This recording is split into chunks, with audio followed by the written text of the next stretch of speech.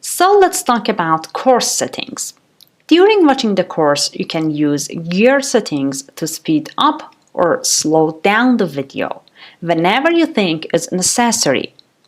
All contents of the course are in HD, and according to the Udemy, you will see the quality that is proper to your internet quality. So if you think you are seeing lower than HD, that's maybe because there's a problem with your internet quality. And all videos have English subtitles. And if you have any problems seeing the subtitles, please contact the Udemy support. Problem solving. As I was learning to code like you long time ago, I know that during the process of learning Android development, you will face problems and sometimes you need help. First of all, I really encourage you to try to solve the problem on your own by searching in Google or Stack Overflow, as there are a lot of people like you out there who had the same problem like you. You will most probably find the answer to your question. Another option is the QA forum. There you will find questions and discussions that might have the answer to your problem. And at last, if you can't find any solution, easily just ask your question and I and also a lot of students will be there to help. And at last, rating the course. During watching this course, you will see Udemy asks you to rate the course. If you think you're still not ready, please just skip it and rate later, because every star that you give me will have a great impact on the course. And whenever you think that you are ready, I will be really thankful to have your stars and review to make the course better. Thanks a lot. So let's have a review of course structure. The course consists of several sections, and in each section we will have several videos. We will start each section by talking about what we're going to learn and what we're going to create by the end of that section. If there is any skeleton project or resources that you need for that project, all will be provided for you. And at last, the completed project will be provided for you in a file, or you can get it from the GitHub. You also will have several challenges to improve your learning process. We will start each challenge by telling you that what I want you to create. I will tell that in details for you. And then if any resources you need for creating that application or project, all will be provided for you too. And if I think some hints will help you, I will give you some hints. And at last, you will have the solution to the challenge. I strongly encourage you to do these challenges on your own. Try to solve the problems, and they really help you to improve your programming skills. And at last, if you think that you need some help in your process of creating that application, then take a look at the solution. So, Android Studio. It is a tool for developing Android apps. You can think of it as a special workshop with tools you can use to design, build, run, and test apps. It could be installed on Mac, Windows, and Linux. And during this section, you will understand how to check that your computer configuration meets the minimum requirements for running the Android Studio tool, and then how to download and install the Android Studio tool. Android Studio is the official IDE, short for Integrated Development Environment, for Android app development. It includes everything you need to create Android apps, including tools that help you write better apps faster. So let's get a little deeper in installation of Android Studio. For using Android Studio and writing apps, we need to have JDK, Java Development Kit. This kit helps us to convert our Kotlin code to something that is understandable to the device. But from Android Studio 2.2, this JDK is included in the installation of Android Studio, and there is no need to install it manually and separately from the installation of Android Studio. And because we are going to install Android Studio 4.0 or above, there is no need for this JDK installation. So the installation flow will be first checking the system requirements and then installing Android Studio. You can choose your next episode depending on your operating system, whether it is Mac OS or Windows. See you soon in the next episode. So let's start installing Android Studio on Windows. We start by checking the system requirements and then download and install Android Studio. System requirements includes if we have the right Windows version, if we have the minimum RAM, available disk space, and at last minimum screen resolution.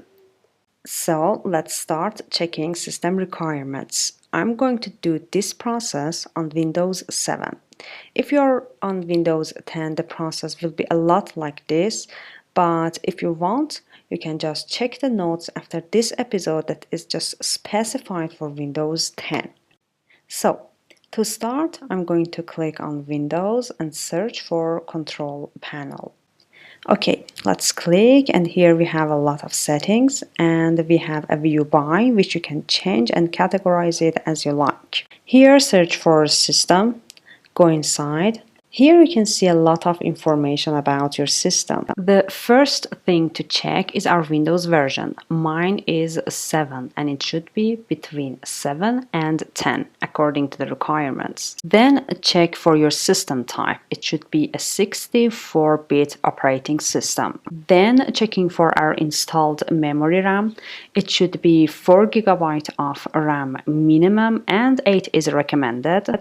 And at last, we should check for screen resolution. For this, click on Back and search for Display.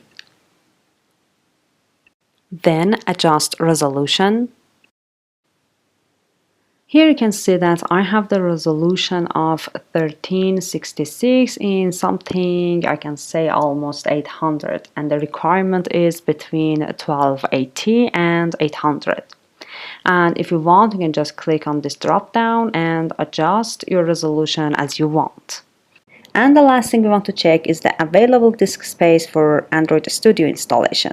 For this, easily click on Windows, then on your computer to see your local disk. And here, as you see, I have 2 local disks, and if I want to install Android Studio on drive C, I have 76 GB of available disk space. And it seems that I'm ready to go install Android Studio. Now that system requirements is verified, all we have to do is download Android Studio and install it. So let's get started. So, to download Android Studio, easily open a browser, and here I'm going to search for Download Android Studio. Okay, I have Android Studio, the official Android IDE. Let's click on this, and don't worry, all these links are provided for you in the notes after this episode. Here I have Android Studio version 4. This version may be varied depending on the time you're downloading it. Just make sure that it's 4 or above 4. Now let's click on Download Android Studio, read Terms and Conditions, and at last click on I have, read and agree, and then download Android Studio for Windows. Here you can see that it's about 1 GB and may take a while, and it's a good time to enjoy some tea. After Android Studio is downloaded, easily double-click on the file, click Run. During the installation, if you see a warning about allowing the installation to make changes to your computer, just confirm the installation.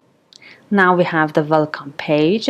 Click on Next to start the installation. And I'm going to accept the default installation settings for all steps. So click on Next again. Here is the path to where I want Android Studio to be installed. If you want to change it, or just click on Next. And click on Install to start the installation.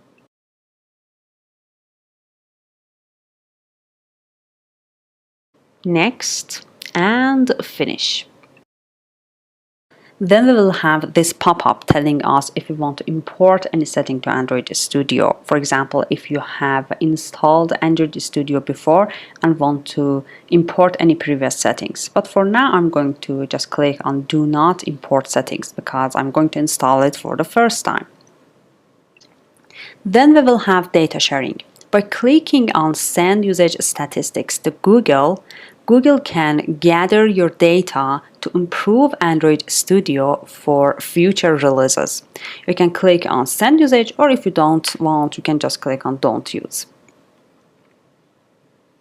Then Android Studio is downloading some needed files.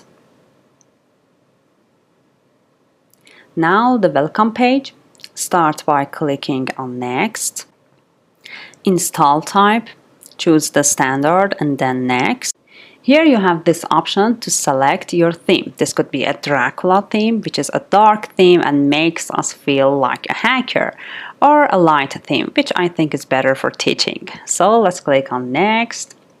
Here Android Studio gives us information about the files that is going to be downloaded.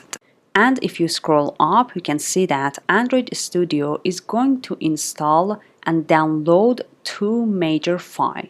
One is SDK and the other is JDK. SDK stands for Software Development Kit, a kit that helps us Android developers to create Android apps.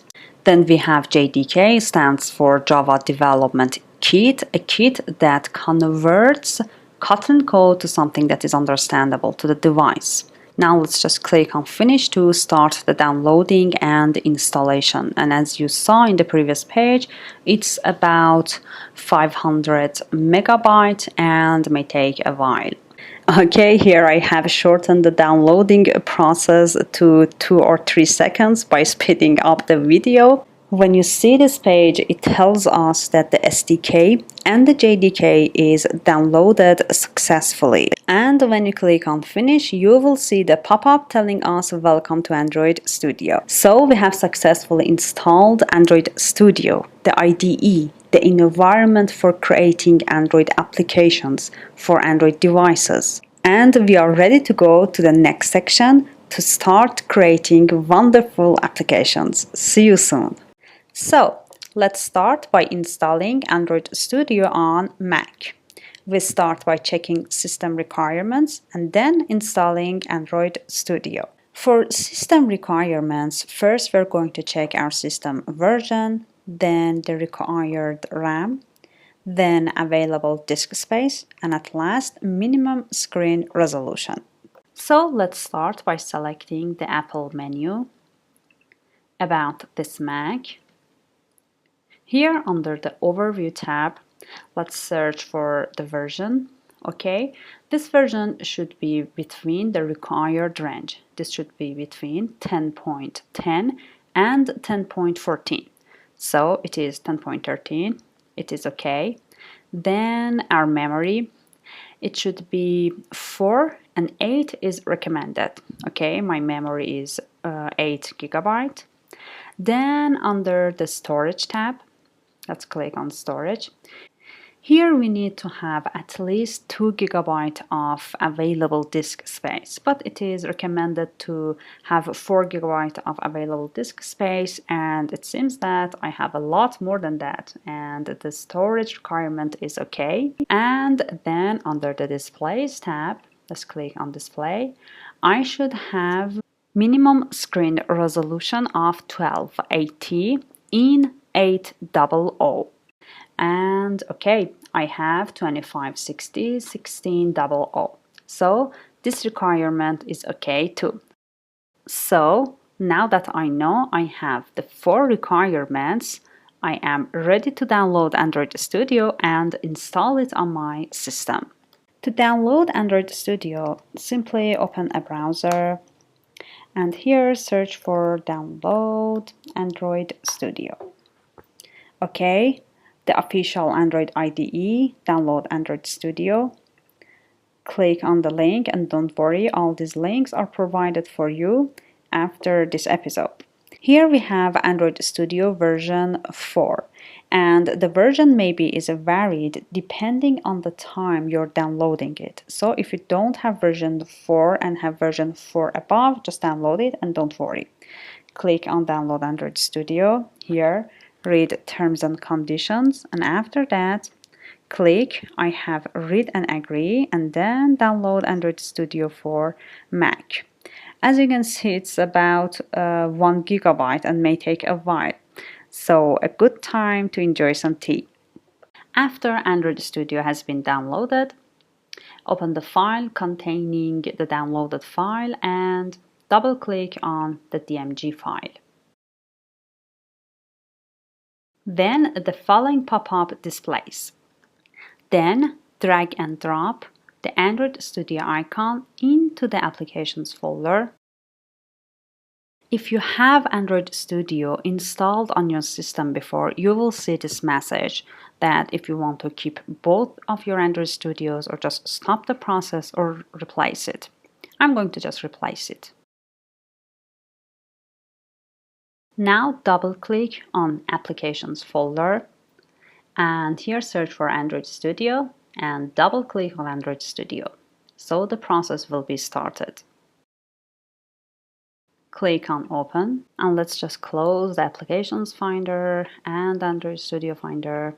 Here we have a pop-up telling us if you had Android Studio installed on your computer before, you can just import the settings to the newer version that is installing on your computer by just clicking on previous version.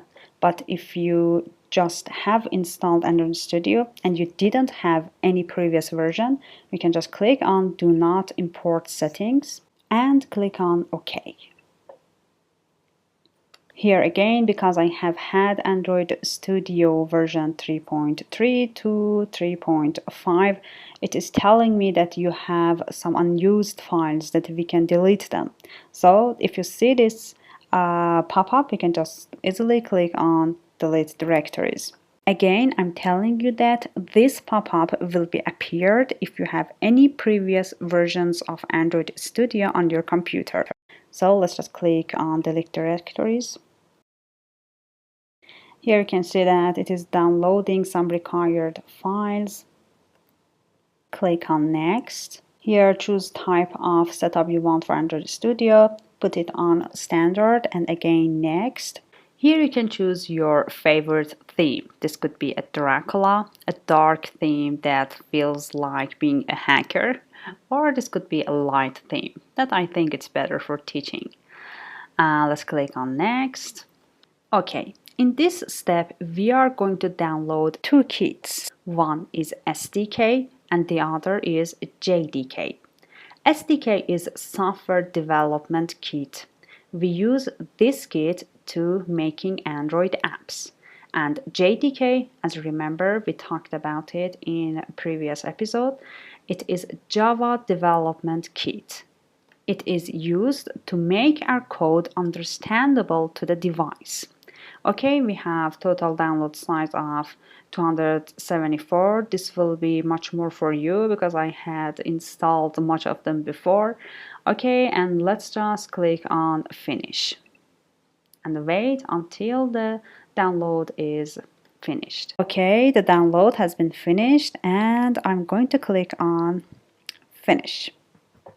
Okay, as the pop-up said, welcome to Android Studio. You have successfully installed Android Studio on your system. And if you are curious about the contents that we have talked about in this section, you can easily refer to Learn More note at the end of this section to actually learn more. So let's start to see what we're going to learn in this section. We are going to create an application called Hello World. And as its name says, it is saying hello to the world. And we are going to saying hello to the world of Android application development. For creating this Hello World application, we will start by learning how to create a new project in Android Studio. For creating a new project, you need to configure some setting for that application that you are going to create. For example, what name that application should have, or settings like how many devices can run that application. Then we will have a quick introduction to Android Studio. And at last, we will learn how we can run our application on an emulator or a real device. And this will be the Hello World application that we are going to create. A Hello World message in the center of our screen. And we are going to learn a lot by creating this simple app. So let's move on to the next episode and start our journey. So let's start creating an Android Studio project. For this, simply open Android Studio and we will have the Welcome to Android Studio pop-up. Click on the first option, Start a new Android Studio project. Select a project template. As you see here, we have several tabs telling us we can create applications for different devices. This could be phone and tablet, Wear OS, TV, automotive, or Android things. Click the tabs at the top and scroll through the templates to get an idea of what you can do. Here, for example, at phone and tablet, you can see we have a fancy navigation template or a template for a map view.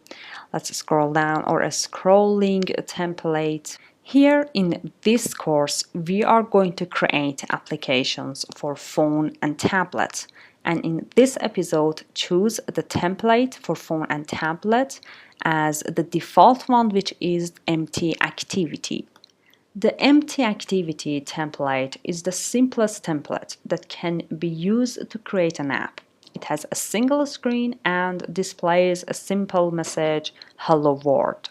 Now let's click on Next to configure our project. First, our application needs a name. You can see that by default it is my application. My space application, 2 words, separated by a space, and each one is started with an uppercase letter. So if I want to change it, for example, to Hello World, I will use the convention, a word hello, started with a uppercase letter, word space word, and the second word you can see that has been started with an uppercase letter W. Next, we have the package name. Package name is the name used by the Android system to uniquely identify your app. And this package name usually defaults to the reverse of the name of your organization followed by the name of the app. For example, here I am having the organization example.com. I reverse it and then I followed it by Hello World, which is the name of my app. And you can see that all the package name is in lowercase. And for example, if I'm working at the organization beta.com, I can easily change the example.com to beta.com, reverse it, and concatenate it with a dot with the name of my project, which is now Hello World. This package name, as I said, is an identifier, is a unique identifier, and every app on Play Store has their own unique identifier, which is their package name, their own unique ID. Then we have the save location, where all the files related to your project are saved here. For example, here my Hello World project is saved in Android Studio Projects folder in Users Beta Mir Shafi'i. If you want to change it, you can just easily click on this folder And here easily browse for where you want to save your files. I just click on cancel and leave it as it is. Next part is the language, which defines which programming language you want to use for your project. If you click on this drop down, you can see that we have two options, Kotlin or Java, and you should make sure that the language is Kotlin. Then we have minimum SDK. Here we can choose that on how many devices our app can run on. Before continuing to this part, let's take a look at this page on Android documentation, talking about code names, tags, and build numbers. When Google releases a new Android version, each version has their own code name, version, and API level. Maybe the code name and the version of each Android release is familiar to you. For example, Android Pie, Oreo, Nougat, and the version 9, 8, 7. But API levels is something that we as Android developers should know about. And you don't have to memorize them all. You will work with them a lot and you will memorize them before you know it. Don't worry. Now let's go back to our work, minimum SDK. Here it is selected on Jelly Bean, Android 4.1, API level 16. And it says that by choosing this API level, your app will run on approximately 99.8% of devices. But if you want to know more about other API levels, how many devices they support, we can easily click on Help Me Choose. Here we have a colorful page, gives us a list of different versions of Android and telling us how many devices they can support. For example, if you choose API level 16, here we have 99.8, 17, 99.2, 18, 98, and so on. Here by default it is chosen on 16. You can choose whatever you want. This 1% difference is not that much.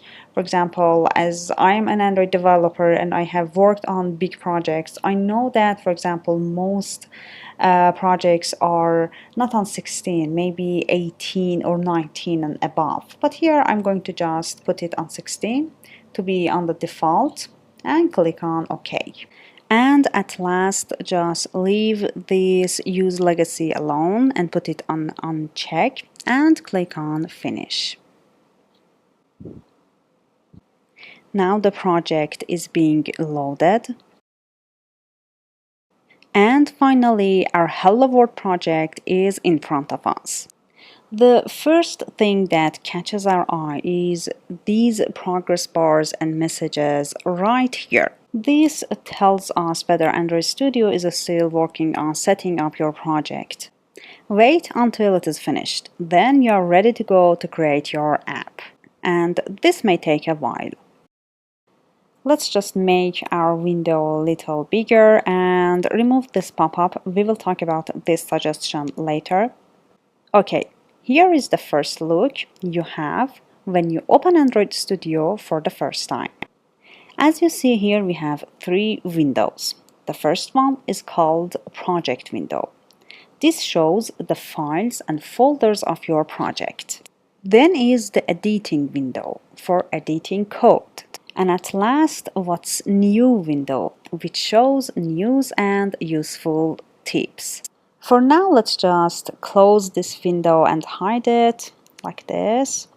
And if you remember, in the creation of this project, we said that this is a template project, contains a hello world message. Here we have a main activity file and a file called activity_main. Let's just take a look at this activity_main file. Here you can see that we have a template design containing a hello world message in the center.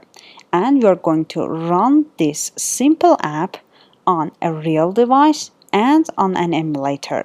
But before moving on to the next episode, let's see what we've learned. So, to summarize, we learned how to create an Android Studio project from scratch. And this step contains selecting a template, and this template could be for mobile or tablet, a verb for watch, TV, or automotive. Then we configure our project, and in this configuration, we select a name for our project, then a package name, which was a unique ID, how and where our application is going to be saved, whether it is in Java or Kotlin, and the minimum SDK. And at last, we have a quick introduction to Android Studio. So that's it about this episode, and let's go to the next episode to see how we can run our application on a virtual device, on an emulator. See you soon. So, in this episode, we are going to use Android Virtual Device, or AVD, to create a software version or an emulator of a mobile device and run it on our computer. A virtual device or an emulator simulates the configuration for a particular type of Android device, such as a phone. This could be any phone or tablet running your choice of Android system version.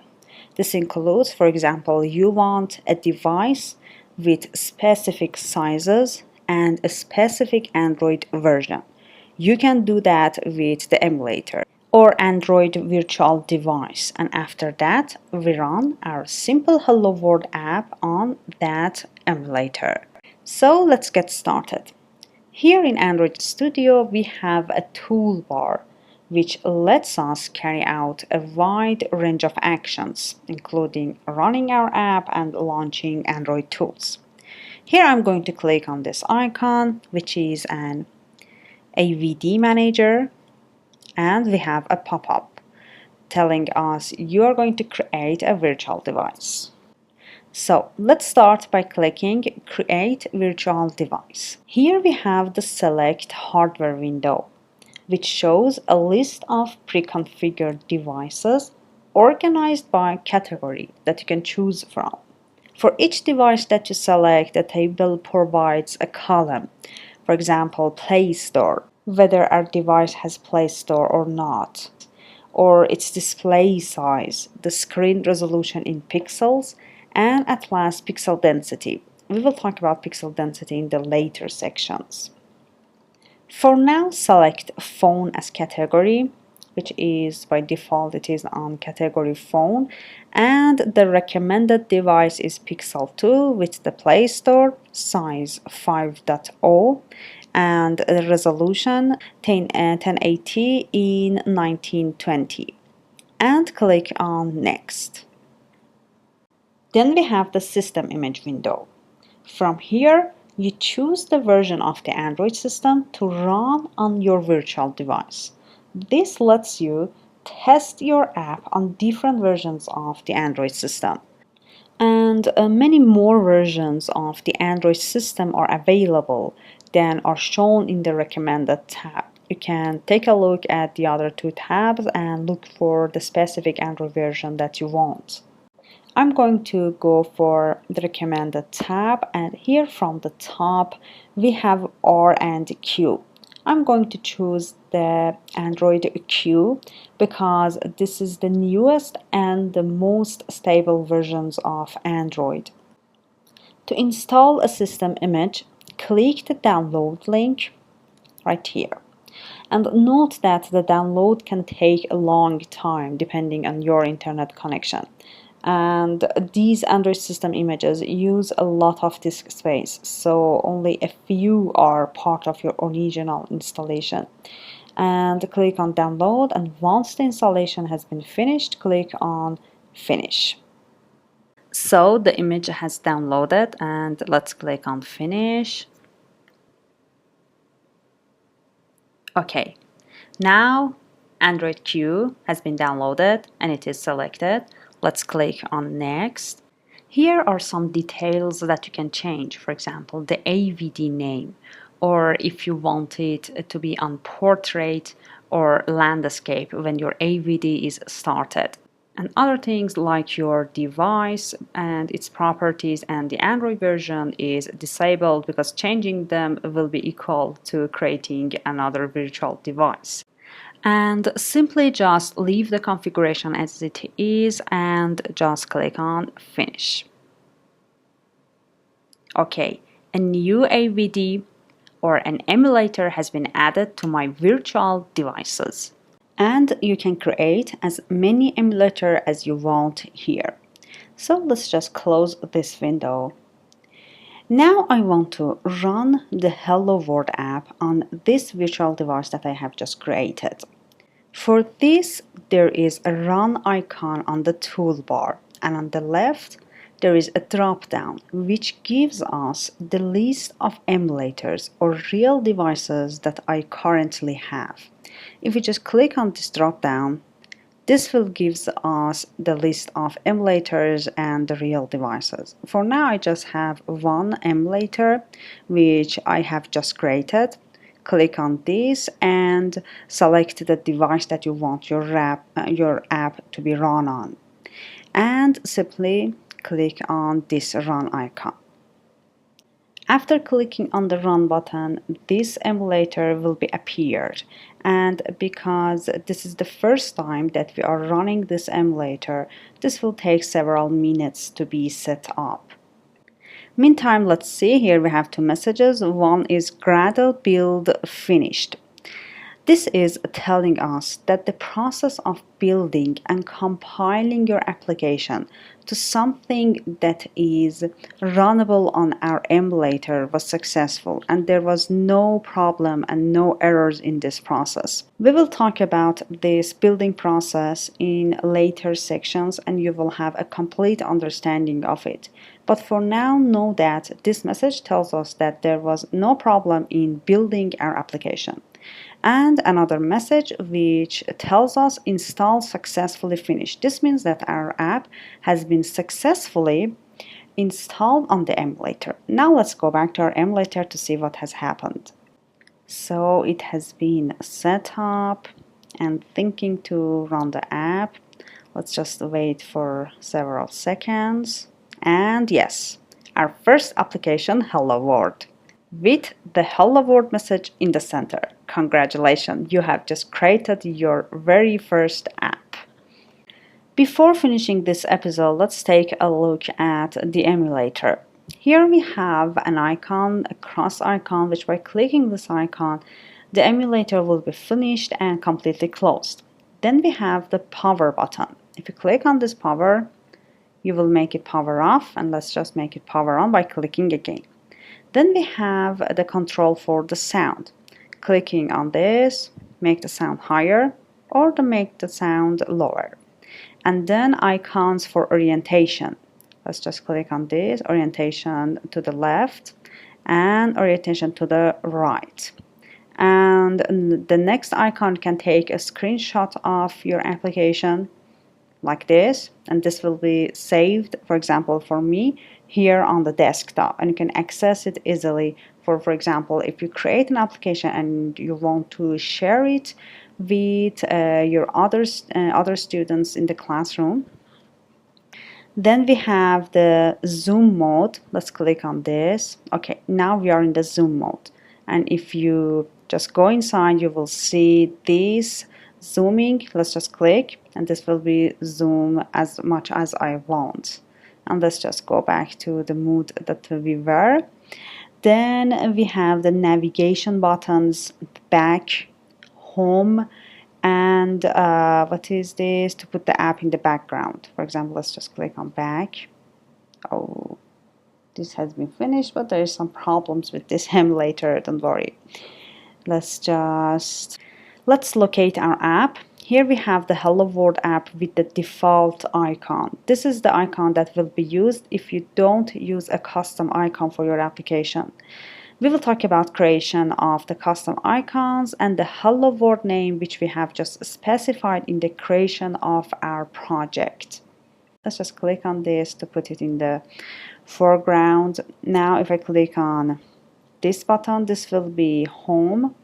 And if I click on this button, this will gives us the applications that we have in the background. Let's just put it in the foreground.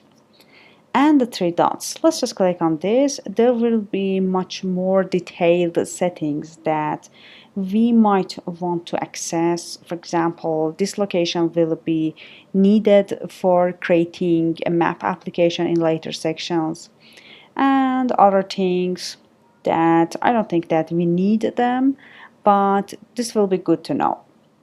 So that's it about the emulator, and we are going to see how we can run our application in the real device in the next episode. See you soon.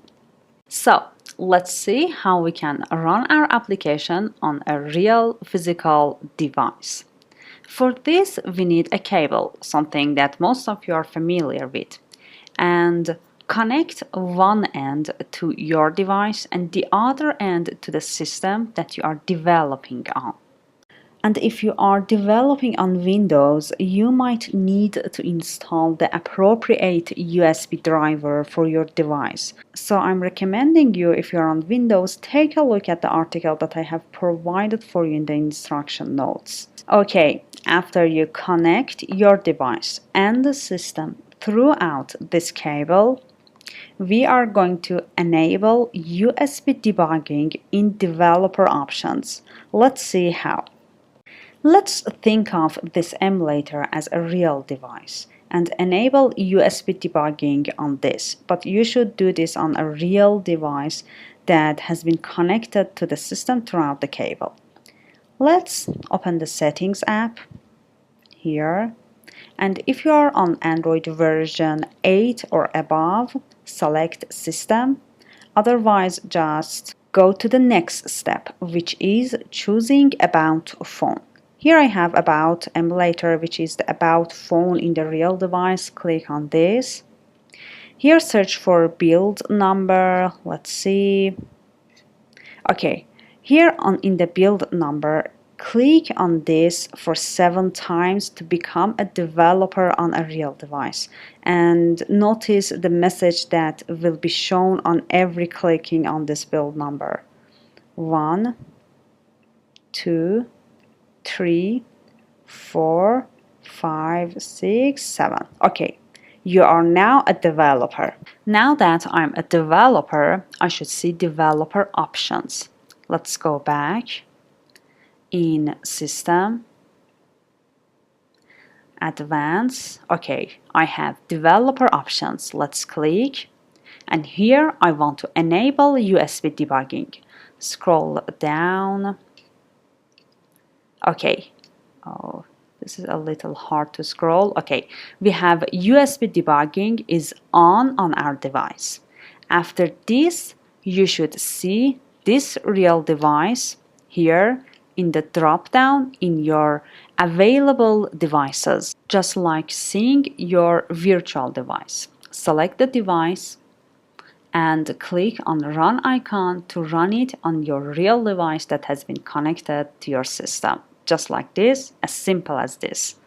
In our everyday life, we interact with several applications. For example, we can use an application to buy some stuff from the supermarket, or there's an application that we can take a taxi by it. But when you first touch the icon of that application, the first thing that you will see is the design of that application. It is the screen that contains the user interface or the UI, and that screen contains several views like images or text or somewhere that you can put some text or number in that. That is user interface. And in 80% of the time, if you don't have a good user interface and if you don't have a good user experience or UX, that means that the user couldn't have a good experience with your application. In that case, the user will leave your application and won't go back, or even in the very, very worst case, the user will uninstall your application. But if you don't want that be happened, you can use a great UI and a great UX for your application. And that's what we want to talk about in the first several sections of this course. Here, we want to create an application called Happy New Year card, as on the title says. This Happy New Year card contains an image like this and a text like this, which says from whom the card is. This could be from Beta, my name, or from your name. By the end of this section, after creating the Happy New Year card app, you have learned what are user interface elements such as views and view groups, how to display text in a text view in an app, which this text view is a user interface element, and how to set attributes such as text, font, and margin on a text view, or how to set an image to an image view. Again, an image view is a user interface element, and how to use the attributes of that image view. And at last, we will see how we can test our design on other devices with other screen sizes so that our application will go well on all the devices in the world. So that's it. Now let's go to the next episode and start our journey of creating a Happy New Year card. See you soon. So let's open Android Studio to create a new project. Okay, here you can see that in this windows we have the recent projects that we have worked on. For example, for us this will be Hello World. Now let's click on Start a new Android Studio project, and like before, on mobile and tablet, on empty activity, next. Now let's call it Happy New Year card.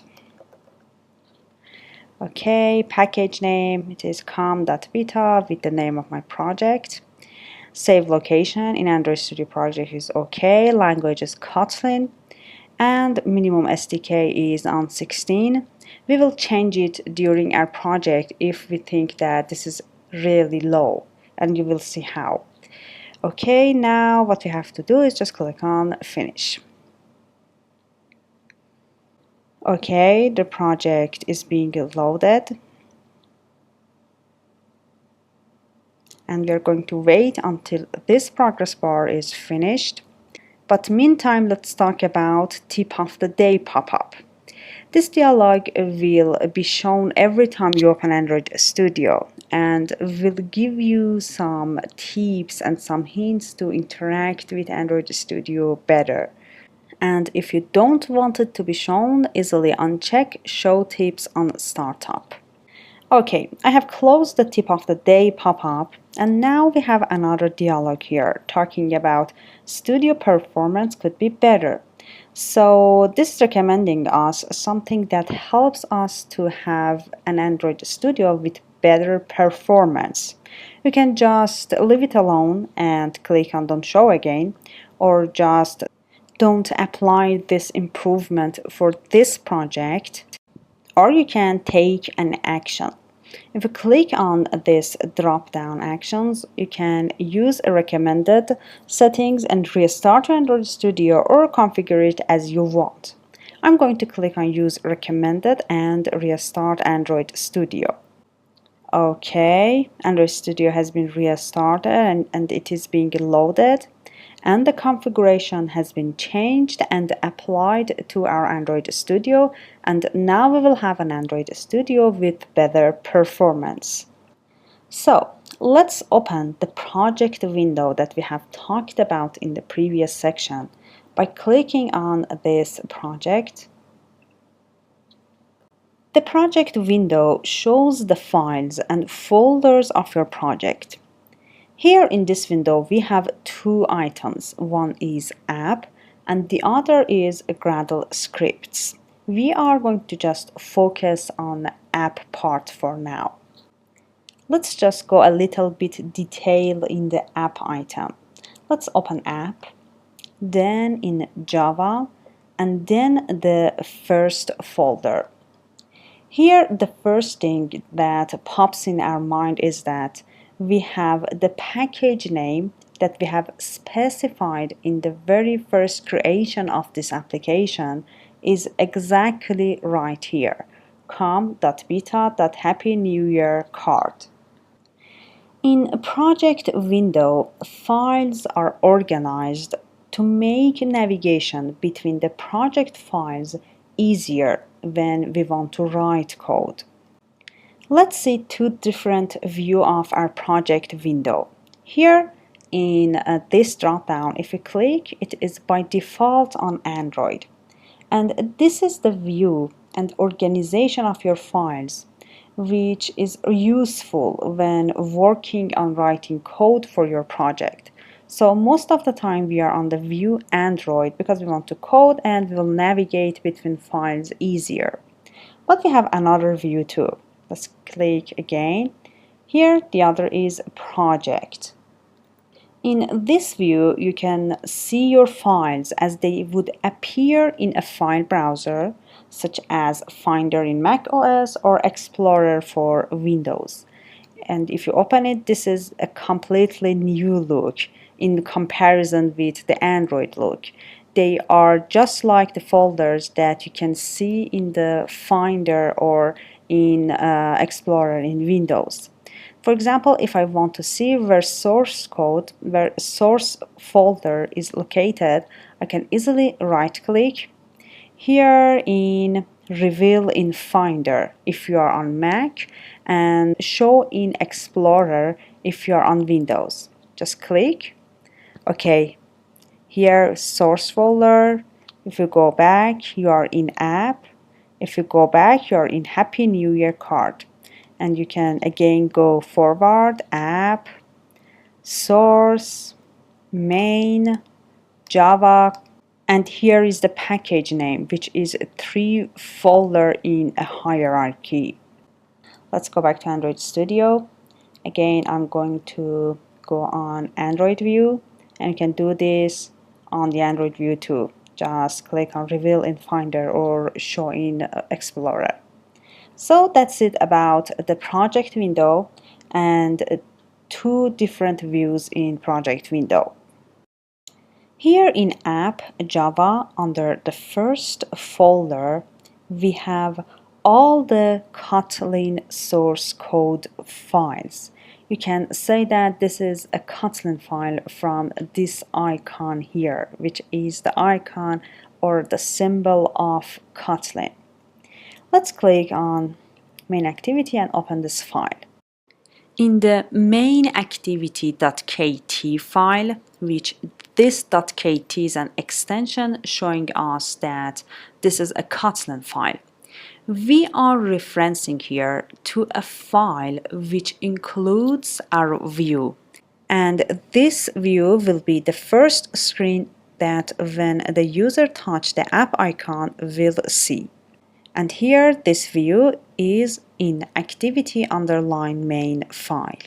And let's talk about naming. Here the main activity file includes two words which concatenates to each other without any space or any other symbols, and they are started with an uppercase.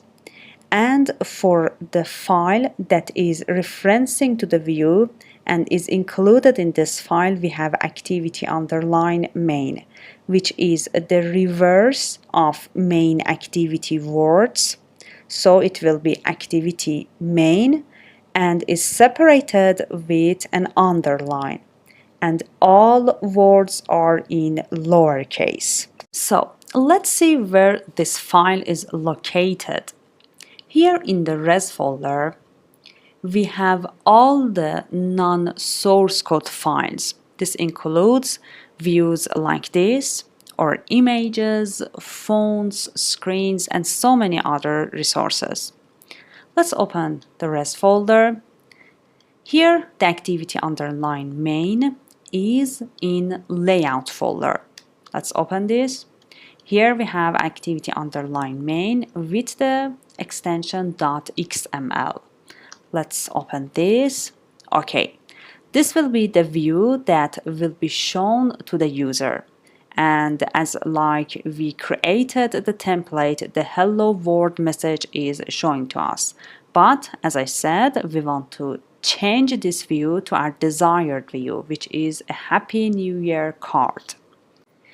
In Android, we call activity underline main file, which is an XML file, and which includes our view, which user can see during the interaction with the app, a layout.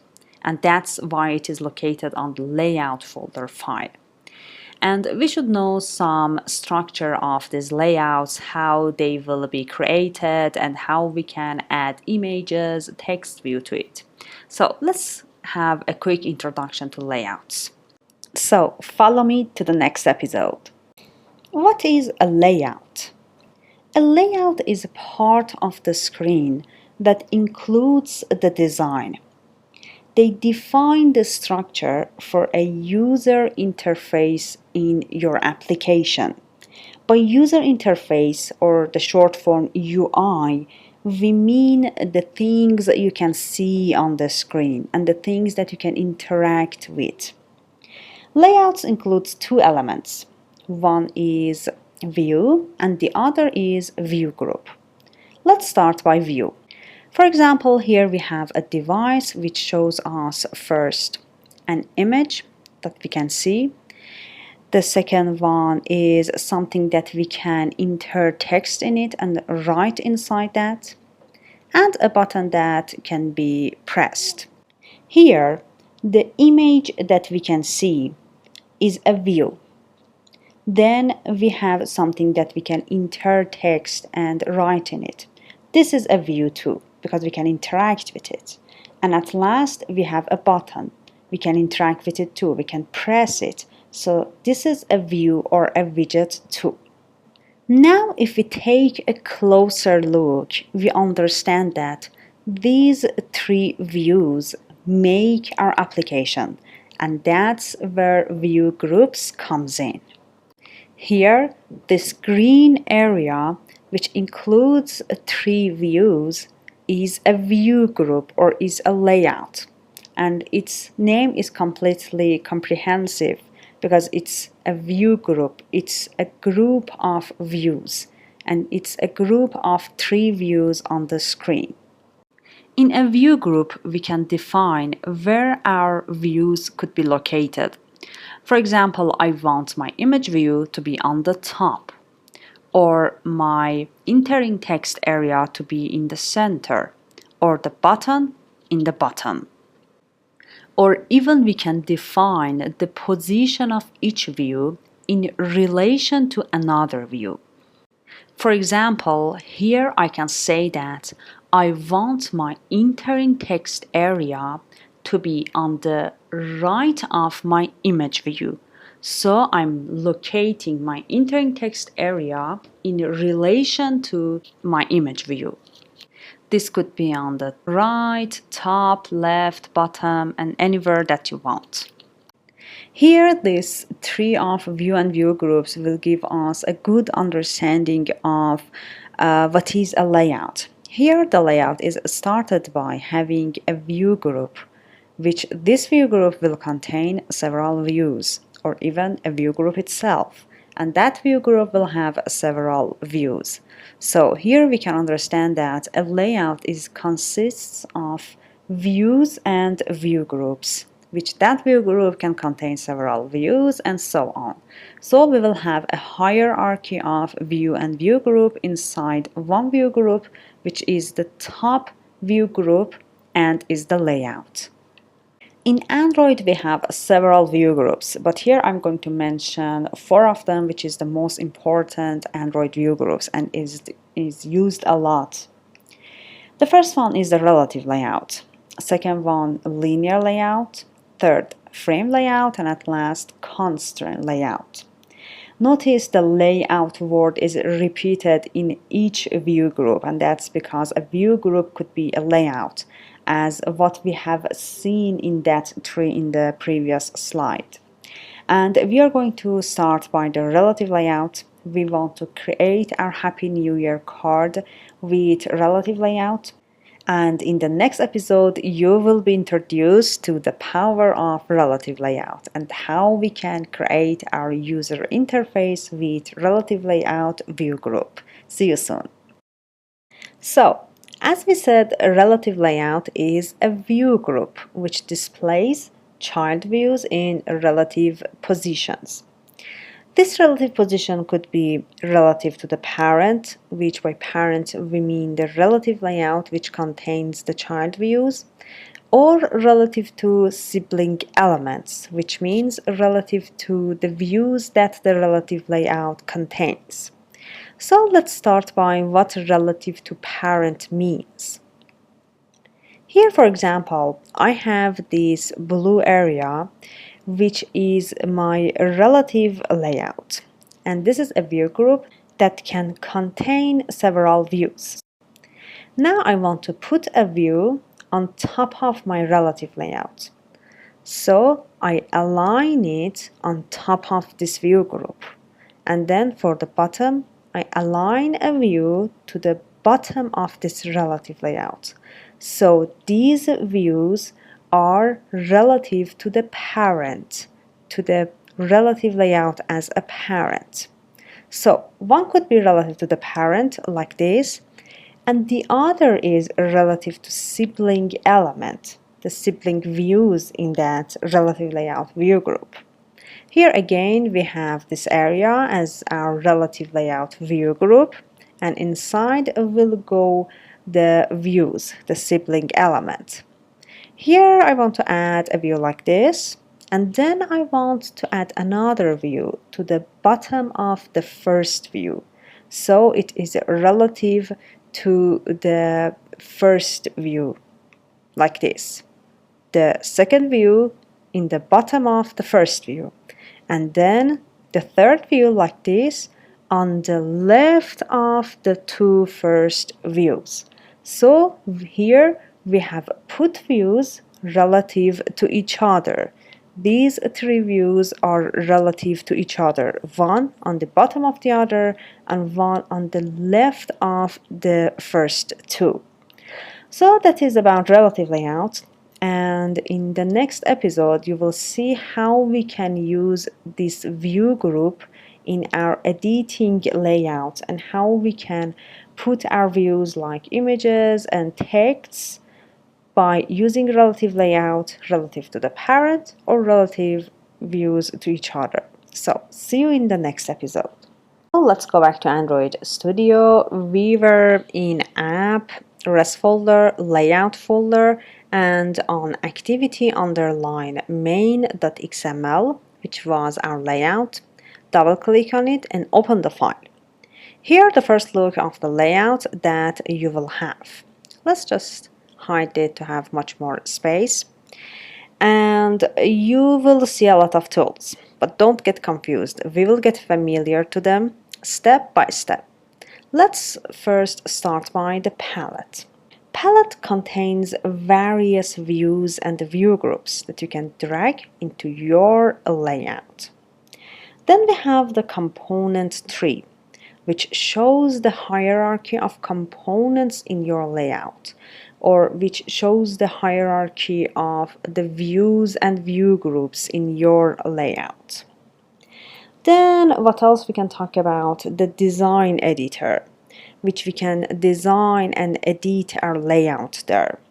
And at last, the attribute window, which talks about the attributes of the view that you have selected. For example, here I have the hello world text. If I click on this, I should see the attributes of this view in the attributes window. And at last, before starting designing the layout, make sure that on the toolbar we have selected the design icon here. Okay, so now let's start creating our Happy New Year card layout.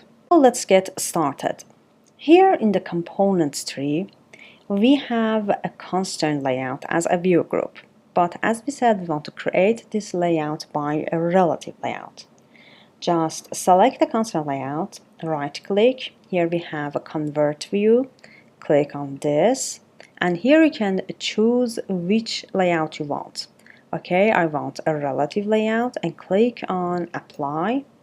And now we can see that in the components tree, the constant layout is changed to relative layout. And let's just click on this to detect it and remove this text view.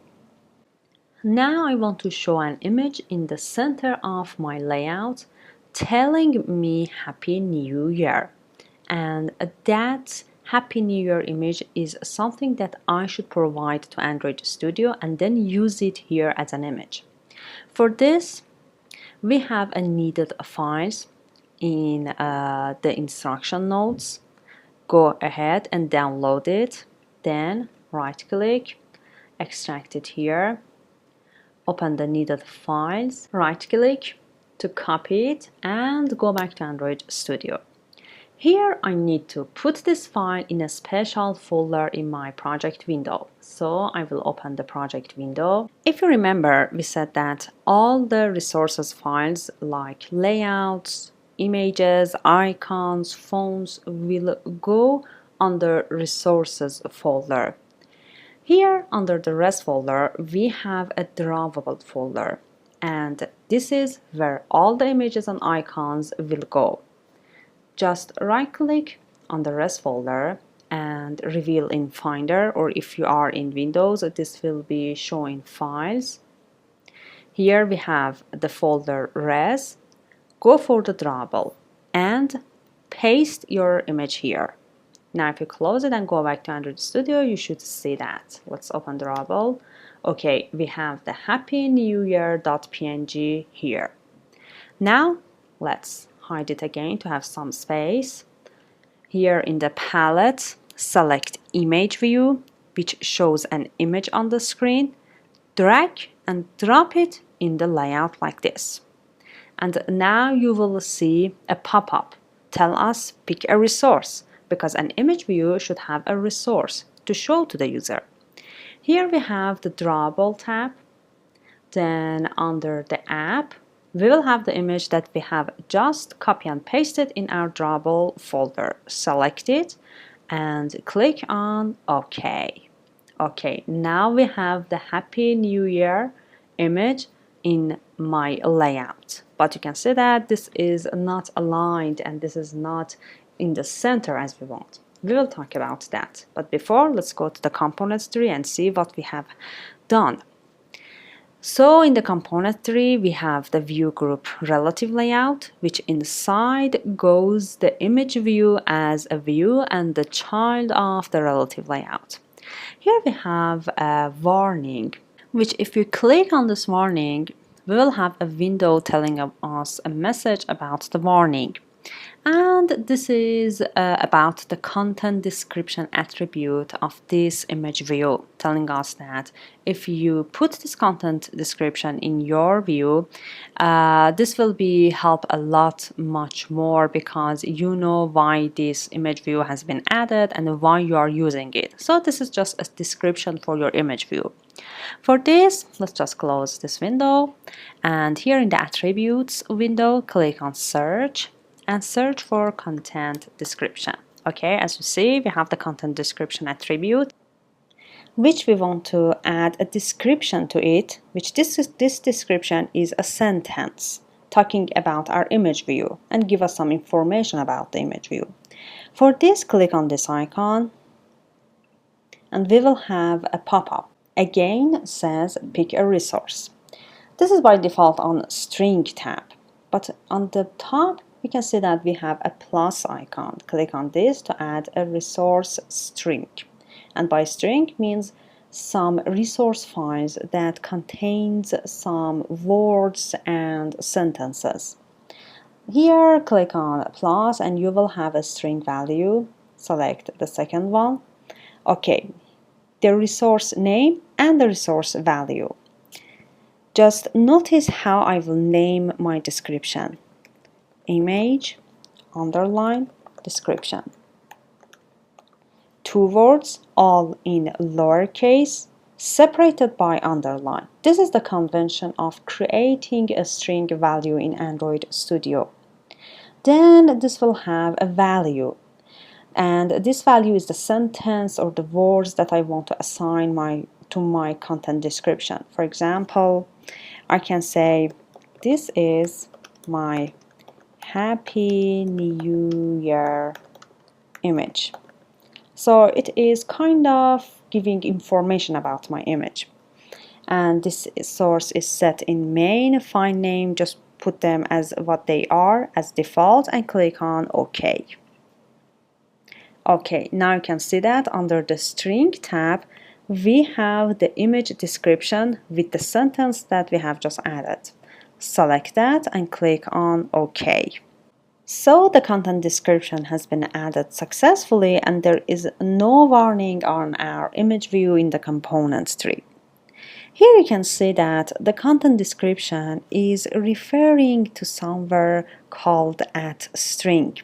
This is where the string file that we have just created is located, and if you're curious, just follow me to see where it is. Again, click on Project. Open the project window. Under the res folder, we have a folder called this time values. Open the values. Inside the strings file, I know as you guess, open this, and here you can see that we have some variables, some strings, as you can see here, that contains, for example, my image underline description, which contains this is my Happy New Year image, or for example the app name, which this is a string and this is the name of our app, and this has been used somewhere in the app that we will talk about. So all the strings file that you are creating are located here, and if you just notice and take a look at this content description, you can see that here we have @string says that go to the string files and refer to the image description. So we understand how to create a string and refer to that string here. Now we need to put this image view in the center of our parent. Let's just hide this. Okay, I want it to be in the center of the relative layout or center of the parent. For this, again, in the search areas, this time search for center. Here we have 3 center. Let's just make it a little bigger. Horizontal, parent, and vertical. What we need is center in parent. And just check this. Okay, you can see that. Now the image is in the center of the parent, which the parent is our relative layout. Just make it a little. Okay, now that we have changed the location of this image view, maybe this question pops up and you say, what's the difference between these two design views? As you see on the left design, we have the exact view that the user can see on the screen. And on the right, we have the blueprint or the exact border, the exact location of the view. I myself prefer to always have 2 views on the screen, and I can see the blueprint and the design on the screen right at the same time. But if you want just to have one of them, you can easily go on the toolbar and click on this icon to select just have the design or the blueprint or both of them. And here you can just zoom in or easily zoom out. And here you can see that we just check our constructed view on the portrait mode. But if you want to check it on the landscape mode, you can easily click on this icon. And we will have on portrait, you can see that it is by default on portrait, and you can click on landscape and see how it will be looked like if it was on landscape. And you can see that still our image view is located in the center of our parent. Let's go back to portrait. Let's check another great option that we have in layout editor. On the toolbar we have a device for preview, and as its name says, it is previewing your design on other devices. This could be phone or tablet. We don't use Wear TV or other things because we selected our application just to be run on phone or tablet. By default, we check our view on 5.0, which is a pixel. We can even check the density 420 or check for size in pixels. Now I want to, for example, change it to pixel 3 XL 6.3. You can see that still our design is the same as we have see it on, what was it, 5.0. And even you can check it on tablet, for example, 7.0, still the same. Let's see something bigger, 10.1, still the same, but it's in the, I think, landscape mode. If I put it on portrait, okay, still the same, but you can see that the image view is in the center, and you can sense the big size of the tablet here. Okay, let's go back to 5.0, but don't forget to check your design on other devices with different sizes, because as we all know, there are millions of Android devices out there in the world, and we don't have this chance to run our application on all of them and test it if the design goes well on all of those devices with different sizes. But what we can do is to use this option of layout editor and test our design of our application on different sizes by using device for preview. Now all we have to do is to add a text here and tell the user of our application who has sent this card to them. For example, from beta or from someone. So follow me to the next episode. So I want to add a text here and tell the user from, for example, beta or from someone's name. For this, we need a view called text view. In the palette, search for the text view. Here I have the text view in my common category, or if you don't find the view that you want, you can just click search and say text view. Here. Now easily drag and drop it in the design. Okay, we can see that by default it is added to the left top of the design. But what we want here is to add this text view to the right bottom because we want it here. For this, make sure that the text view is selected. Now in the attributes window, here I'm going to search for right. Okay. Now I want to align it to the right of the parent, right of the relative layout. So here I have align parent right. Check for this. Okay, you can see that the view has been located on the right of the parent. Now I want it to be on at the bottom too. So now this time I will search for bottom. And now I want align parent bottom, this one. Check for this. Okay. Now the text view is located where I wanted.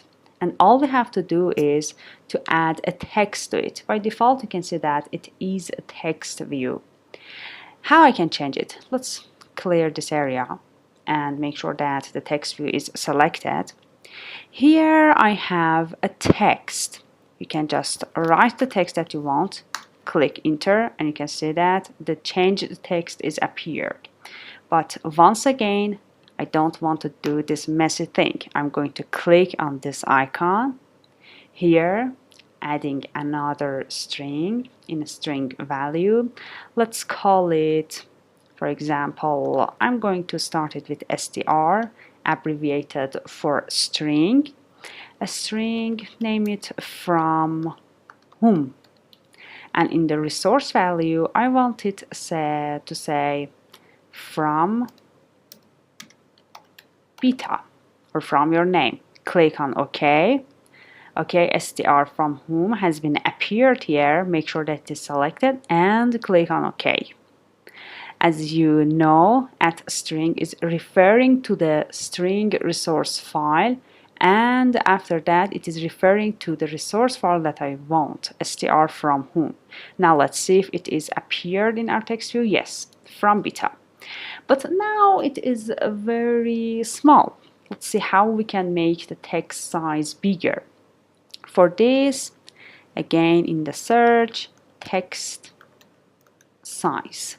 Here we have the text size. By default it is on 14. Click on this drop down. Let's, for example, put it to 24. Let's see. Good, but let's just make it a bigger. This time 36. Great. Now let's just make the font color, the text color, black. This time search for color. We have text color. You can see that by default it is on some color. Let's click on this icon again. Okay, this is a new window, but this is referring to pick a resource file or a resource to. Here we have in our application, we have color accent, color primary, and primary dark, which we're going to talk about them later, but for now just know that they are three fundamental colors of your application. Now in Android, which is something that is provided for you by Android, colors that has been provided for you by Android. Here we have black, and you can easily just click OK.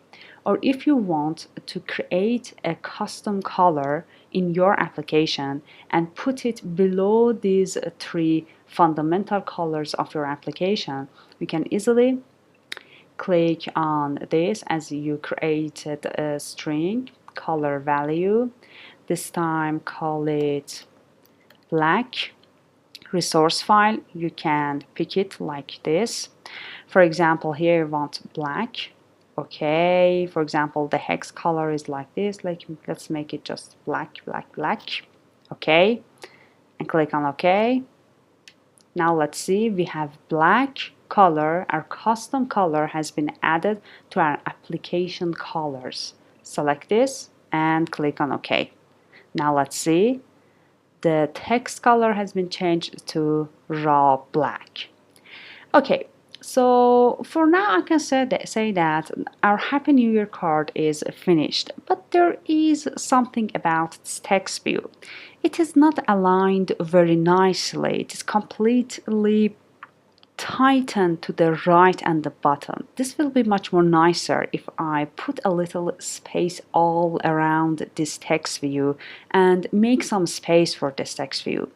Let's click on this again, and in the attribute folder I am going to search for an attribute called margin. Here we have layout margin. Let's open this and see what is below this layout margin. We can add space or margin to the left, top, right, or bottom. So this margin or space could be just for one side of our view, left, top, right, bottom, or we can just put it in layout margin and add it to all four sides of our view. For example, here I want my text view to have margin or space on the right and bottom. So I will add a margin to right and the bottom. For this, I can easily click on this icon, for example, for margin right. And now I am going to add a new value, dimension value, and let's name our value, for example, margin underline 8, and that's because I'm going to add the value as 8. In Android, margins and paddings has the unit of dp, and you should add this unit in creation of this value. So I have a margin 8 as 8 dp value. Now let's click on OK.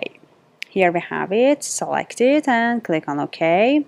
Now let's take a look. Here you can see that this text view has been lifted to the left for the margin right, and its value is 8.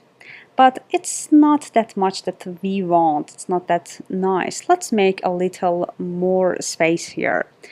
Let's again select here in margin right. Let's create another value for our dimension. This time call it margin 16 and the resource value 16 dp. And maybe so far you notice that I am creating my value of margins as coefficient of 8. The first one was 8.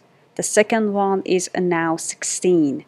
And if I want to create another one, for example, this could be 24 dp. Let's click on OK. So I have 8 dp and 16 dp.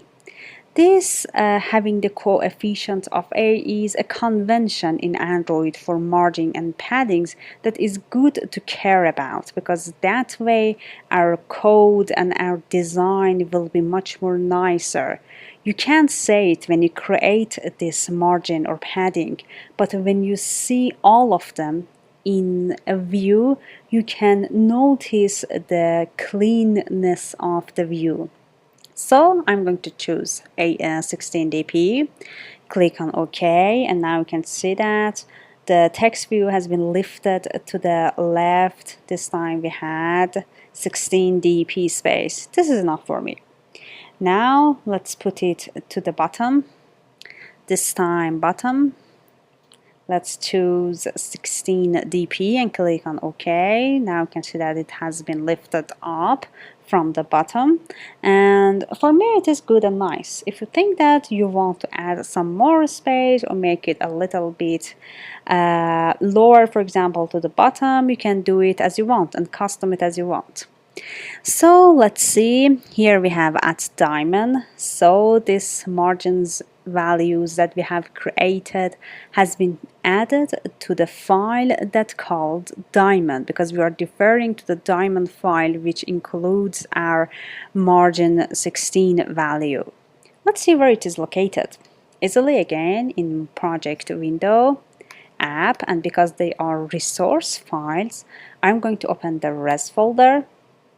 And again in values, here we have diamonds. Okay, now you can see that we have margin 8 and margin 16 is defined here, and you can notice that this is the only file that contains values as numbers. And let's go to colors. Here you can see our black color is added in our colors.xml. We have the three main color of our application: primary, dark, and accent. We will talk about where they are used, and we have black that we have created and used in our project. And again in strings, as you remember, we have the str from whom with the value from my name. Now let's just close these and go back to our business. And that is taking a look at this component tree to see what's going on in our tree. We have the relative layout as the parent, image view is okay, but there is something wrong about our text view because we have a warning. Let's see what's the warning. Click and now. Okay, using left, right instead of start and attributes. Okay, in Android, when you're adding, let's just close this and talk about. When you're adding views to your layout, we have somewhere which is the start of our view and somewhere which is the end of our view. In very lower versions of Android, we just use margin, for example here margin right and margin left. But here, when newer versions of Android has been appeared, we had something called start of the view and end of the view, which end is equal to right and start is equal to left. So now that we have an understanding of what is the start of the layout and the end of the layout, let's go back to our warning and see what it says. It is telling us consider adding this align parent end through to better support right to left layout. The warning is completely explained here, and it is saying that maybe in the future you have a layout that is, instead of putting the views from the start, it is putting the views from the end. And maybe in the future, because of that, some problems will be happened to your view. This is something that is related to the location of the view, and when you want, for example, change the language of your app. We will talk about these locale things that may be familiar to you, but for now we have the suggested fix and click on fix, and this will be added to your file, don't worry. So the warning has been removed and the component tree has been checked. And by this warning, we should understand that just the left side of the parent is the start of the parent, and the right side of the parent is the end of the parent. Just knowing this concept will be enough. Maybe you didn't understand about the locale thing, how views will be located, for example, right to left or left to right. Don't worry if you didn't understand about them. Just for now, you should understand that this side is the left side or the start side, and this side is the right side or the end side. Knowing this concept, these concepts will be enough. And for now, let's just take a look at what is margin and padding and run our application on the emulator and see the great result. So let's see what is margin, what is padding, and how they will be different. Let's start by margin. For example, I have this blue area as a text view with the text inside. If I want to add a margin to this, this will be equal to adding a space to all around this view. Or, for example, as we just did, this will be just a space to one side of this view. So there will be no effect on the view. But now let's see the padding. Again, I have this text view with this text inside. When I want to add padding to this padding is again a space, but this time goes inside this view.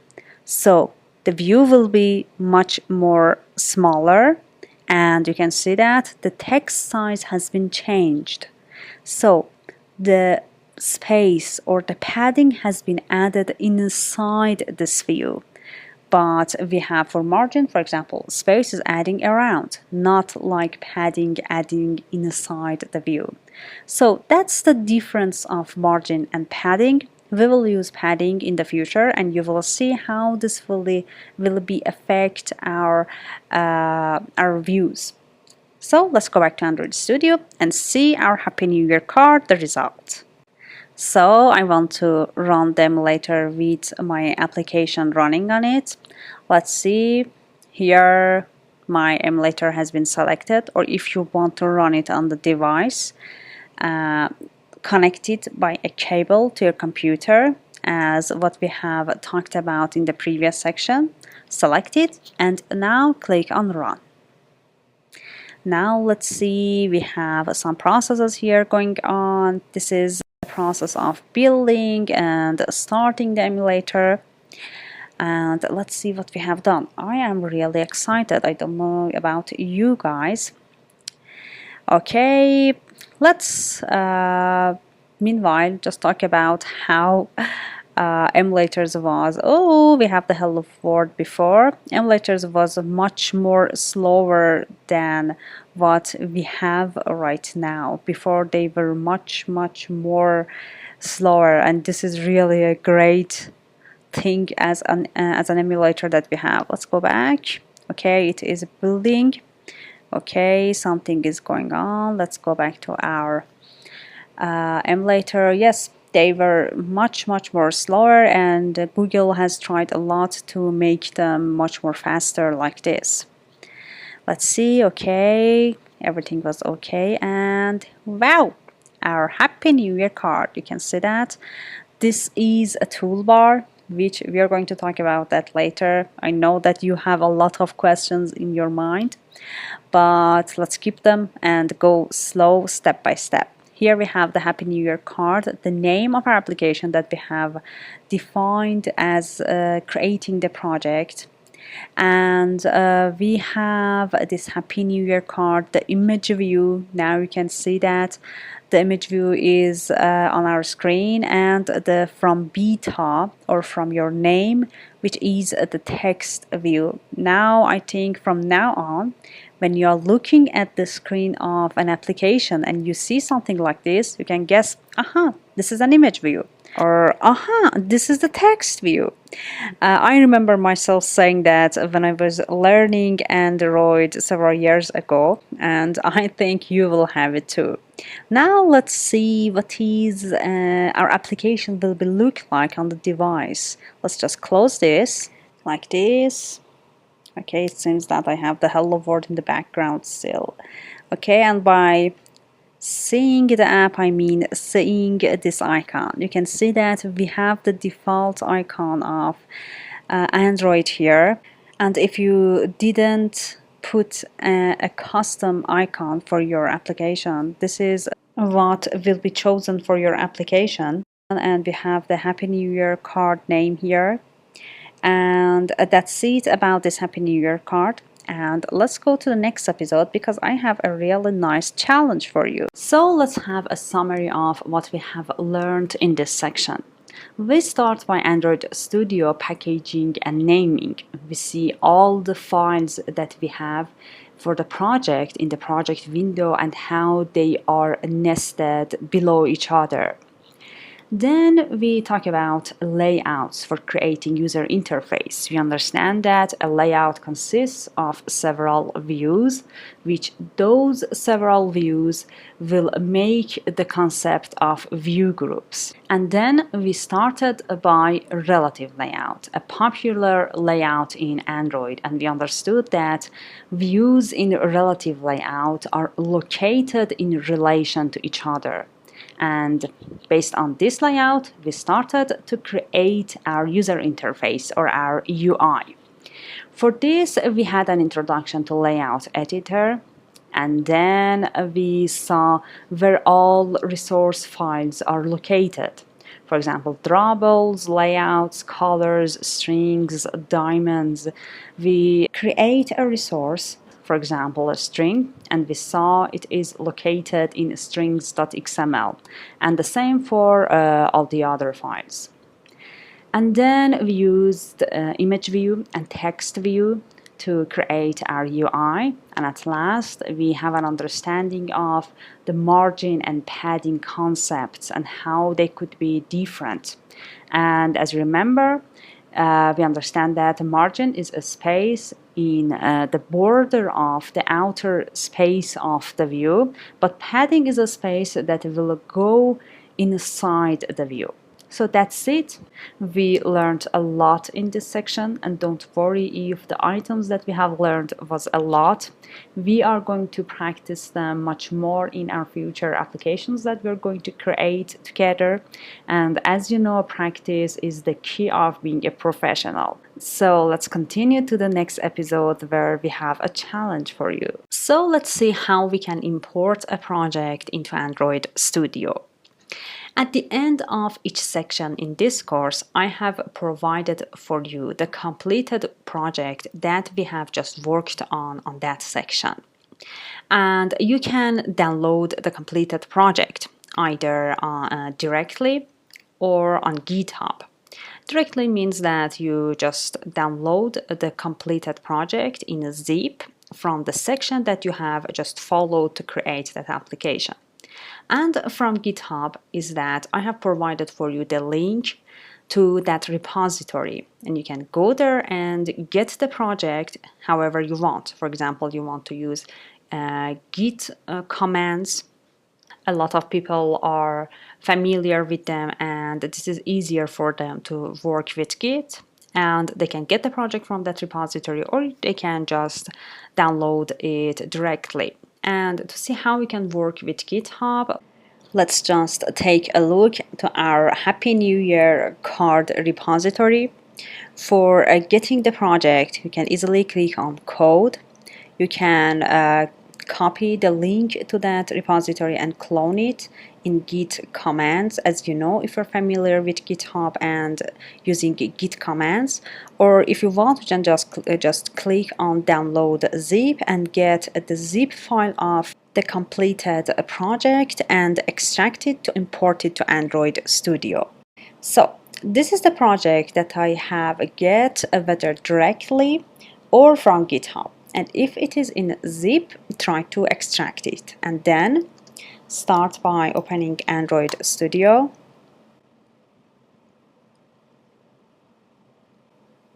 Here, opening an existing Android Studio project. Let's click. And now I want to select this file. It is located on my desktop. And here, Happy New Year card. And now click on Open. Now, like creating a new project, it is loading it and you can see the progress bar. It is trying to sync and build the project. Just take several minutes to this process to be ended, and after that you have the completed project in your Android Studio, and you can go ahead and see the details of the project and how I have coded this project during our section. And maybe this dialog has been added, and this is talking about invalid VCS route mapping, and that is because it doesn't understand some files that is related to Git. Just ignore it and close this. And if you want, you can just add this project to your Git if you're familiar with it, and if not, just go ahead and search for all the files and see what's going on in the project, like what we have talked about. For example, here we have the main activity, and inside we have the activity main, the layout of the project and how it is created. Go ahead and search for it, explore the project if you have any problem during the creation of this Happy New Year card. And if there's any problem, I'm ready in the Q&A to answer your questions. So we have a challenge. During this course, you will see several challenges to practice what you have learned so far and to know a little more and learn a little more about what you have created so far. And I think after these challenges, everything will be much more clear to you, or even crystal clear to you. And I will give you what I want from you. For example, I want you to create a view, or I want you to create a functionality for something. For example, here in this challenge, I want you to create this layout, which contains an image view in the center of our layout and a text view in the bottom right. So the challenge is to create this happy birthday card. And the files you need to create this application is provided for you. Go ahead, download it, and start the challenge. And what I want from you is to try to do all these challenges on your own. That's because, for example, you face a problem in your challenge and you try to ask others about that problem. You try to search it in the Google or try to search it in Stack Overflow. And finally, you find a solution to that problem. And in that moment, I know that you will have a great feeling of being proud. So I want you to have that feeling. So try to do it on your own. And at last, if you think you really have little problems that you need a solution, take a look at the solution part. So let's start creating a happy birthday card by first opening Android Studio. I want to create a new project, so I will click on Start a new Android Studio. Phone and tablet, empty activity, next. The application name is a Happy Birthday Card. Now let's see, we have Vitamin Shafi Happy Birthday Card. I like this package name, okay. Save location is okay. Language Kotlin. minimum SDK 16. Okay, now let's click on finish. I know that you're all a pro in creating a new project, but this is just a practice. The project is loading, syncing, building, as you know, and now we're waiting. So the project will be loaded.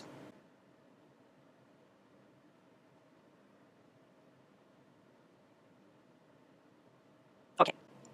So let's jump into the layout. Here in the main activity, we have the activity underline main. Now let's go to the layout and let's make just some space. Okay. Here in the component tree, we have a view group called concern layout, but we want it to be a relative layout. So easily right click, convert a view and choose a relative layout and apply. Okay.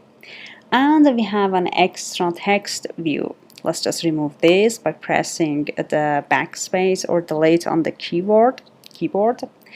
And now, from the palette, I want to drag and drop image view to this layout. But before, we need an image for this image view.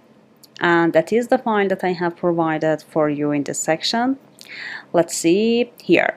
Download this file, extract it, and here is the image. Let's just close this. We have the extracted image here. So now let's go back to Android Studio. In the project, if you remember, I said that all these files are in res drawable.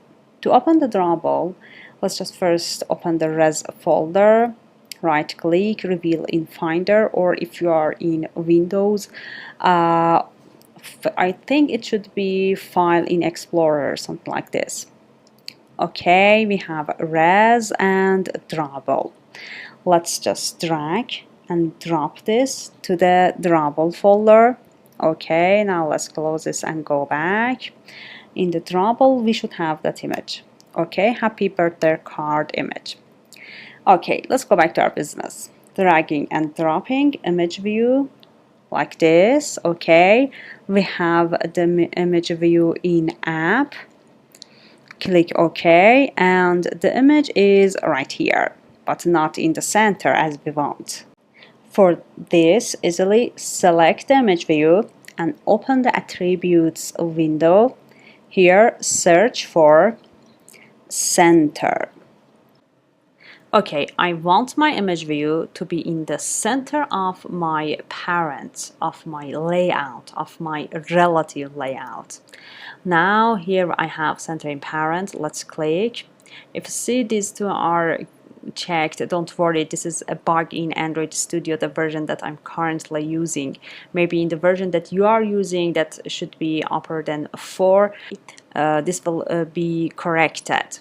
Now, if you want to make sure that the layout center in parent is checked, you can just go to the XML file like this and take a look at this huge file, and don't get scared, and just see here that in the image view we have this attribute which is center in parent equal to true. So we have checked the center in parent, so don't worry about that attribute here. Now let's go back. Here we have the image view in the center, and everything is fine about our image view. But if we go to the component tree, we have the relative layout, and inside the image view is something has happened here, and that is our warning talking about missing content description. Let me see. Okay, content description. And as you remember, here in the search, I will search for the content description, and now I want a description for my image, so others will know a lot about my image view and what it is doing here. Now let's create a string value. Let's call it str on the line, for example, happy birthday underline description. the resource name contains the description, because I think the resource name is about the description, is about the content description. So it's good it's good that it refers to something about the description. And the description that it is an image view description, just like this. Click OK. Make sure it is selected, and now like this. Now the warning has been removed. Now what else we want? If you maybe you see this difference that we have the image view 2, and that is because, let's just remove this. And here, if you have selected the image view, you can see that we have an ID for our image view, and this is image view 2, and you can change it to whatever you want. But the convention is something like this: image underline view. Now you can see that in the component tree, the name of the image view has been changed to the ID of that image view. This ID is used in Android for referring to this image view. For example, if I want to change an attribute in code about this image view. Don't worry and don't get scared if I'm going to details about, for example, ID, because we haven't talked about it before.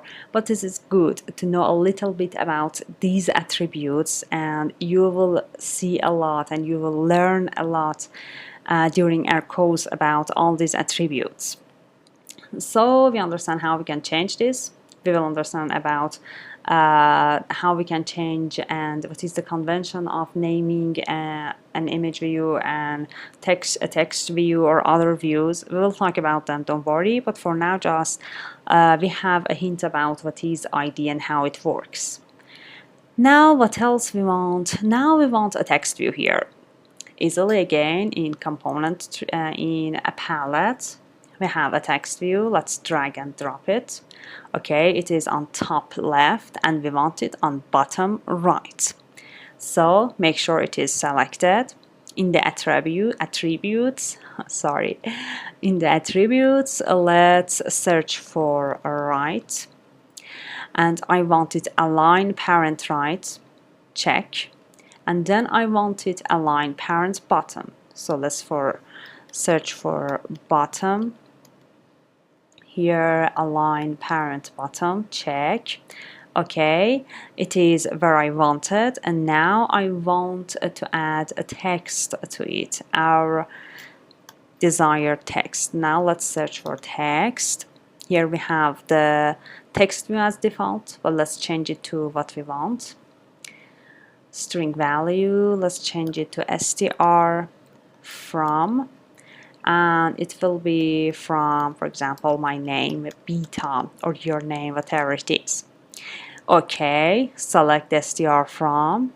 Now you should see it inside the text view. Yes, from Beta. Now what else we need for this text view to be nicer? We want it to be black, font color black, and font size a little bigger. Let's just select and start by font color. Search for color. We have the text color.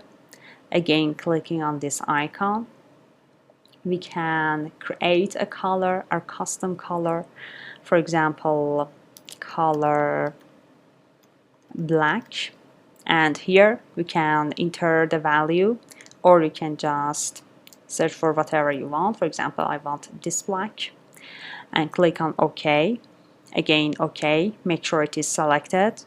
Okay, so it is changed to black. And what else we want now? This time the text size.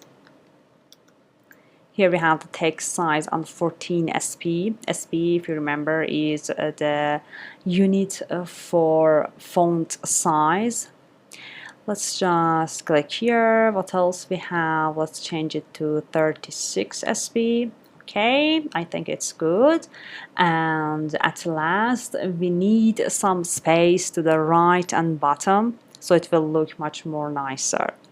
And what was that space we talked about in the previous section? Yes, margin. Let's search for margin.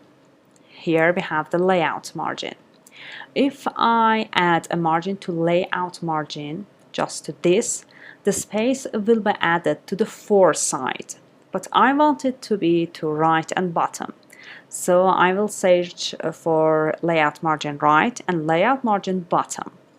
Now let's click on this icon, adding a new value to our dimensions, dimension value. Let's name it margin, I want 16, and in the resource value 16, and the unit was dp. And if you remember, we talked about it, that we increment margins as a coefficient of 8. For example, it starts with 8, then it will be 16, then it will be 3 multiply 8, which will be 24. This is the convention in Android, and this will be good if you try to care about it, because when you care about your code, you will be a professional and senior Android developer. Now let's click OK, make sure it is selected. Okay, we have 16 dp space from right, and now we want this space from bottom too. Now let's click OK. Now great. Now everything is okay about my Happy New Year card, and all I want to do is to take a look at my component tree and see if there is any warning. Okay, we have a warning about our text view, and before I hover my mouse over this warning, you can guess that what it is. If you remember in the previous section about our Happy New Year card, we understand that this site is the start of initialing and adding view to my image, to my layout. If you remember, for example, if I drag and drop something from this palette to my layout, it starts from here. It will be located here. So this side is the start of the layout, and this is the end of the layout. And this warning telling us try to align it not just to right, try to align it to end too. So let's click. Yes, it is about align parent end. Now let's just click on fix. Now if I close it, the warning will be removed. Let's see. No, let's see again. Okay, it is about margin end too. Let's click on fix. I think we didn't correct it in the previous section, but make sure that everything that has a right should have the end too. Just click on the fix and everything will be okay.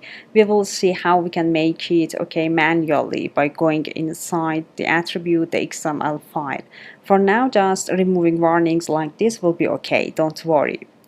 Okay, so it seems that our Happy New Year card is finished, but before I want to check it on every device, and every device with a lot of screen sizes. For example, here it is on Pixel 5. Let's make it on Pixel 5.5. Okay, it is okay. Let's change the screen sizes to 6.3. Okay, let's just make it landscape. It is okay. Let's change it to tablet 7-inch. Okay, let's just make it portrait. You can see that I'm just trying to toggle between these widgets or these icons so I can see my view in different sizes and make sure that in every device with different sizes my view will be right, my views will be located on the screen as I want. So I think everything is okay. Now just take a look at project, app, res folder. Here we have the activity main, and in the values we have the colors, color black, what we have just created. In diamonds, margin 16, again what we have just created. In strings, str from, and what we have str happy birthday description for our image view. Then what else we have? That's it. Now let's just run our app. Here the emulator is selected and click on run. Great, our happy birthday card as we wanted. The image view in the center And the text view from beta or from your name is here, and we have the name of our application on the toolbar. So this is about the challenge, and this was kind of practice of what we have learned in the previous section. And as you know, practice makes us a pro in our job, in our programming, and everything else. So that's it. Now let's go to the next section and learn much more. See you soon. Android devices come in different screen sizes, like TVs, tablets, and so on. But their screens also have different pixel sizes. That is, while one device has 160 pixels per square inch, another device fits 480 pixels in the same space. If you don't consider these variations in pixel density, the system might scale your images, resulting in blurry images, or the images might appear at the completely wrong size. If you remember, in the previous section, we use DP unit as the unit of margins, and it is also used for paddings and image sizes. And also we used SP for defining text sizes. These are the units that we are going to use in our application development, so we don't have this problem that we have one size of an image in one device and we have another size of an image in another device. We want all sizes to be the same in all devices in the world. And in this section, we are going to see how we can design our applications to support different pixel densities by using resolution independent units.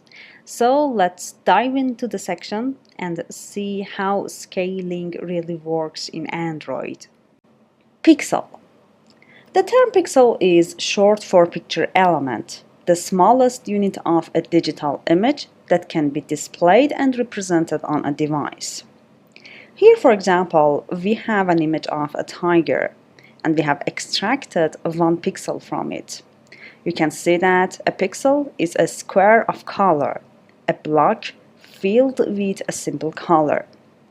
And when we have a bunch of these square of color, block of color, we will have this image. So an image consists of a bunch of pixels. And when all the pixels on the screen are filled in with different colors, they create images we see every day on our devices. Every screen on any device is made of, I can say, 100, 1,000, or even millions of pixels. And the crispiness of images depends on the number of pixels they have.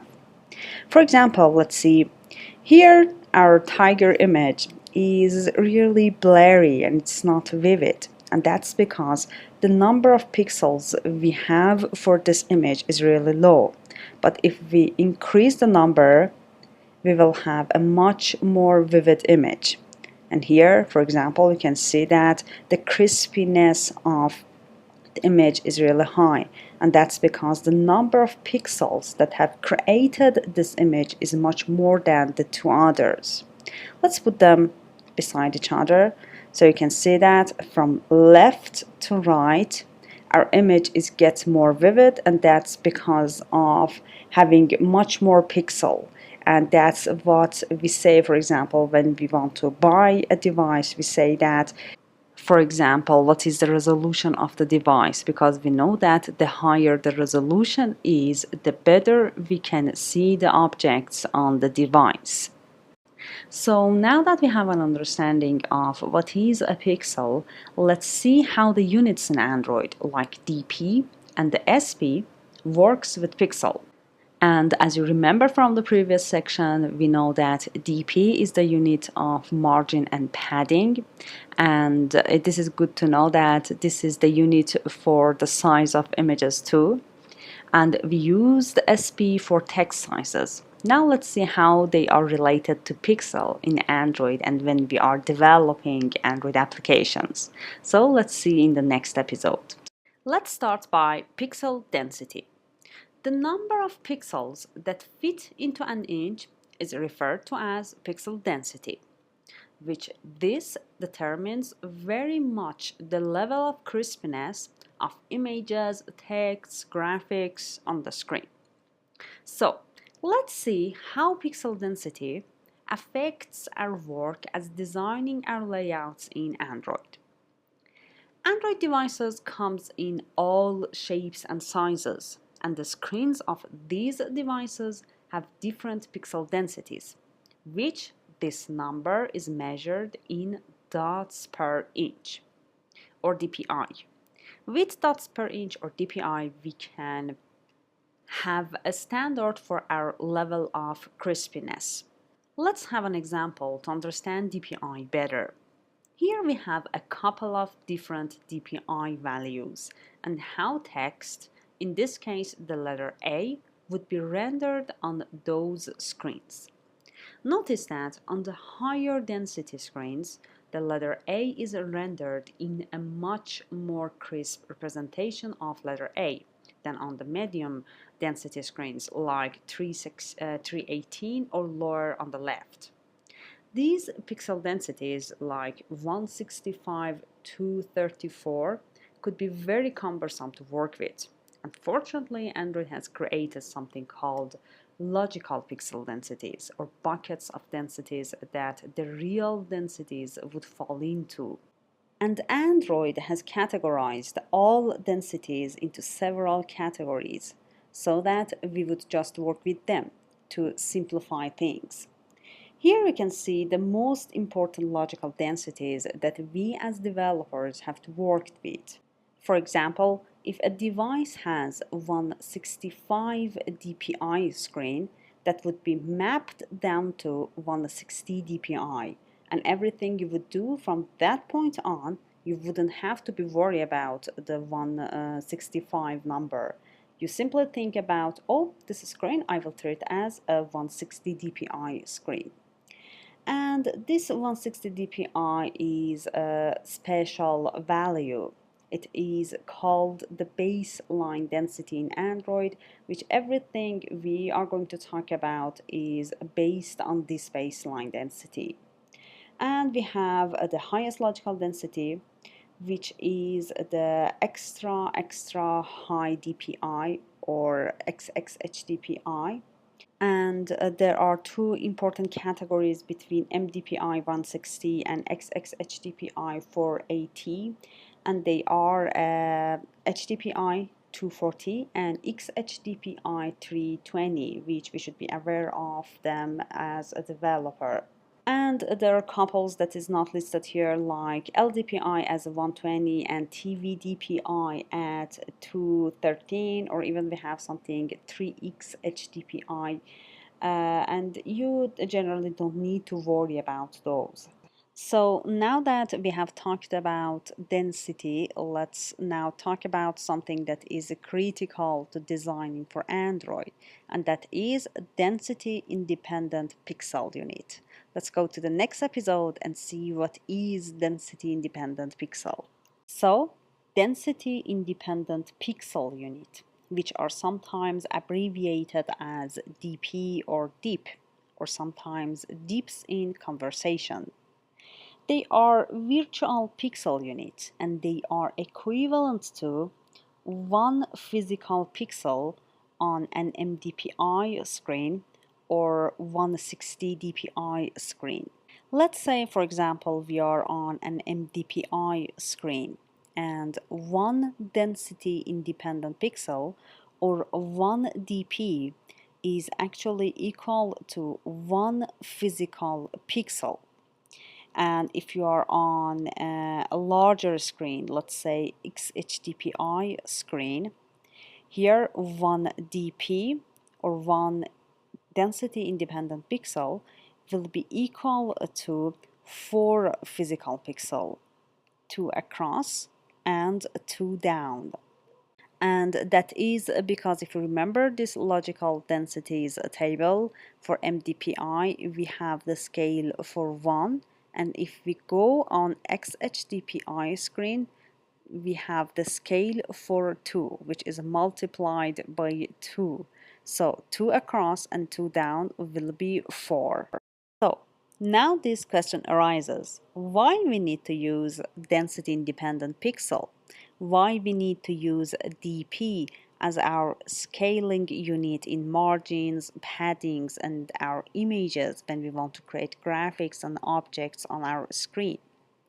That is because we want to make sure that when we create layouts and overall kind of defining the user interface for our applications, we want to make sure that UI elements remain the same physical size, approximately across devices with different densities.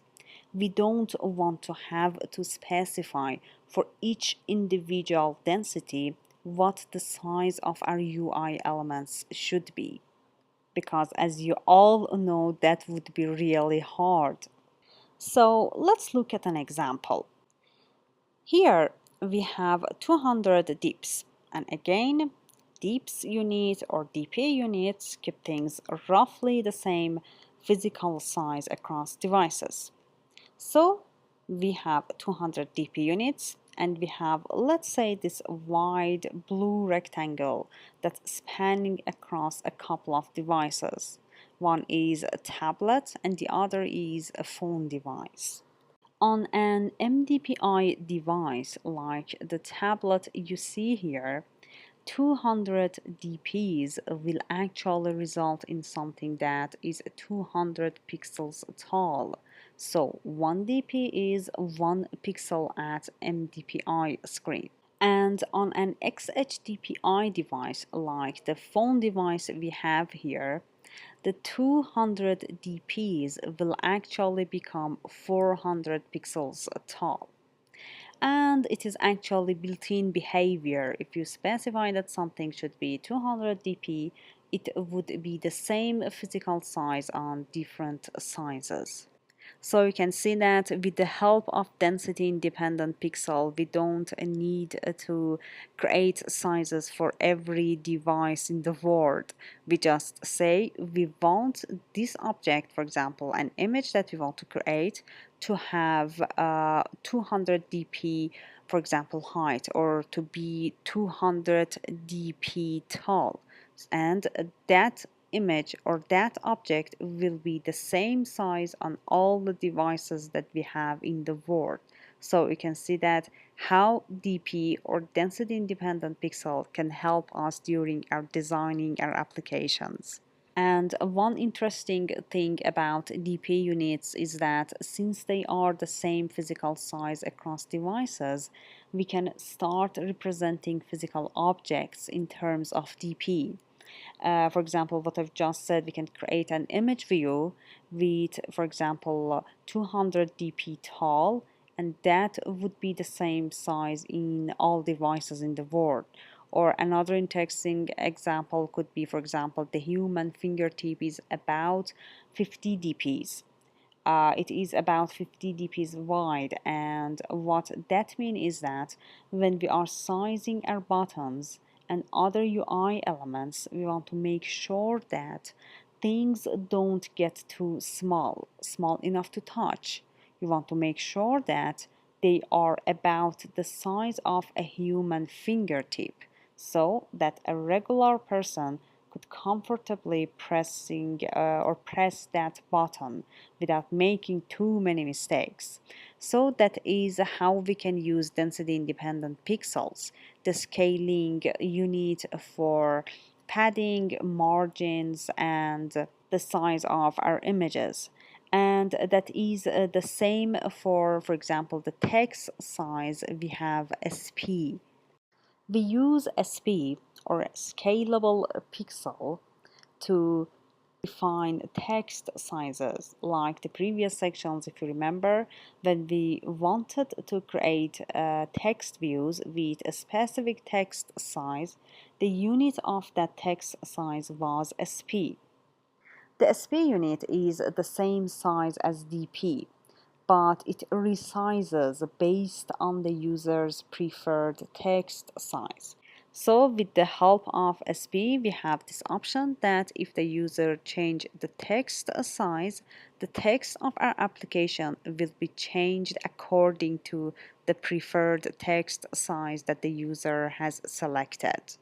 So that was about scaling in Android. I know that was a lot, but don't be afraid. We are going to practice them a lot in our applications that you will be master of them. So, dear students, let's wrap up what we have learned. We start by the concept of pixel, which is the smallest unit of a digital image. Then we talk about pixel density, the number of pixels that fit into an inch, which this determines very much the level of crispness of our image. Then we talk about dots per inch or DPI. We use DPI to measure pixel density of devices. And we saw that Android has categorized devices based on their pixel density, which is measured in DPI, into several categories, like MDPI, which is the baseline density in Android.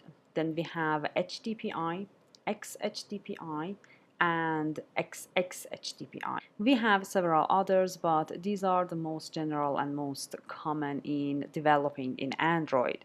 And we use these categories to create resources for our images or our icons based on their pixel density. We're going to talk about it by creating icons in the next application that we're going to talk about in the next section. Then we have density independent pixel or DP, and with the help of DP we can create objects with the same size across all devices. And the same is happening with scalable pixel or SP, and with the help of SP we can define text sizes that can be resized according to the text size preferences that you or the user have selected. So that's it about this section. We learned a lot about scaling in Android, and in the remaining sections we are going to talk about and practice all that we have learned in this section. So get fresh to start the next section. See you soon. So let's have a preview of this section. We are going to create this mail application, which contains 3 areas that the user can enter text as title, the title of the app, 2, the mail that this email will go to, and the description and the text that will be sent to someone else. And at last we have a send button that the user will click and the mail will be sent. But notice that we are going to create the design. The functionality will be something else. Okay, we are going to see in this section how we can create our own custom icon by using Image Asset Studio, which is a really powerful option that Android has, and this gives us this power to create our own icon according to our favorite design. Then we learn about linear layout view group, and with this linear layout view group we will create our mail application design and user interface. And as you can see, we are going to use edit text and a button view in our user interface. So we will have an introduction to these 2 views, and at last we will talk about styles and themes in Android and how they can affect the use or the design of our application. So that's it. Let's go to the next episode and start our journey of creating a mail application. See you soon. Android Studio includes a tool called Image Asset Studio that helps us generate our own app icons from material icons, custom images, and text strings. It generates a set of icons at the appropriate resolution for each pixel density that our application supports. Image Asset Studio places the new generated icons in density-specific folders under the res directory in our project. And when our application is running on the device and at runtime, Android uses the appropriate resource based on the screen density of the device that our application is running on. So to sum up, with the help of Image Asset Studio, we create our own custom icons based on different pixel densities that Android has. Image Asset Studio helps us generate the following icon types: launcher icons, action bar and tab icons, and at last notification icons, which in this section we are going to focus on launcher icons, which are most important. A launcher icon is a graphic that represents your app to users. It can appear in the list of apps installed on a device and on the home screen, or it can represent shortcuts into your app. For example, a contact shortcut icon that opens detailed information for a contact. Or, for example, it can be used for launcher apps where you can customize the home screen. And what else? For example, for Google Play, it helps users find your app on Google Play. Image Asset Studio can create two types of launcher icons for us. One is adaptive and the other is legacy. Adaptive launcher icons can display as a variety of shapes across different device models and are available in Android 8, API level 26, and higher. Android Studio 3 introduces support for creating adaptive icons using Image Asset Studio. Image Asset Studio generates previews of an adaptive icon in circle, squircle, rounded square, and square shapes, as well as a full bleed preview of the icon. Image Asset Studio also generates legacy, round, and Google Play Store previews of the icon. A legacy launcher icon is a graphic that represents your app on a device's home screen and in the launcher window. Legacy launcher icons are intended for use on devices running Android 7.1 or API level 25 or lower, which don't support adaptive icons and don't display as varying shapes across device models. So that is about Image Asset Studio that helps us create our custom icons and especially launcher icons. And launcher icons has two types, adaptive and legacy. You understand the difference between them. And now let's jump into Android Studio and see how we can create our own custom launcher icons. Okay, here I have created a new project for our mail app application.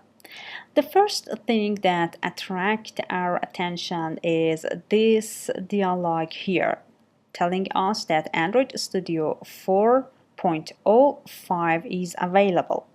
Go ahead and don't hesitate. Update your Android Studio by clicking on Install. And because this will take a while, we have this option to put it in the background by clicking on this button, Background. Now let's go to our business. Here in project window, the first thing is that you can see here Com, Vitamir Shafi'i and Mail app are concatenated together.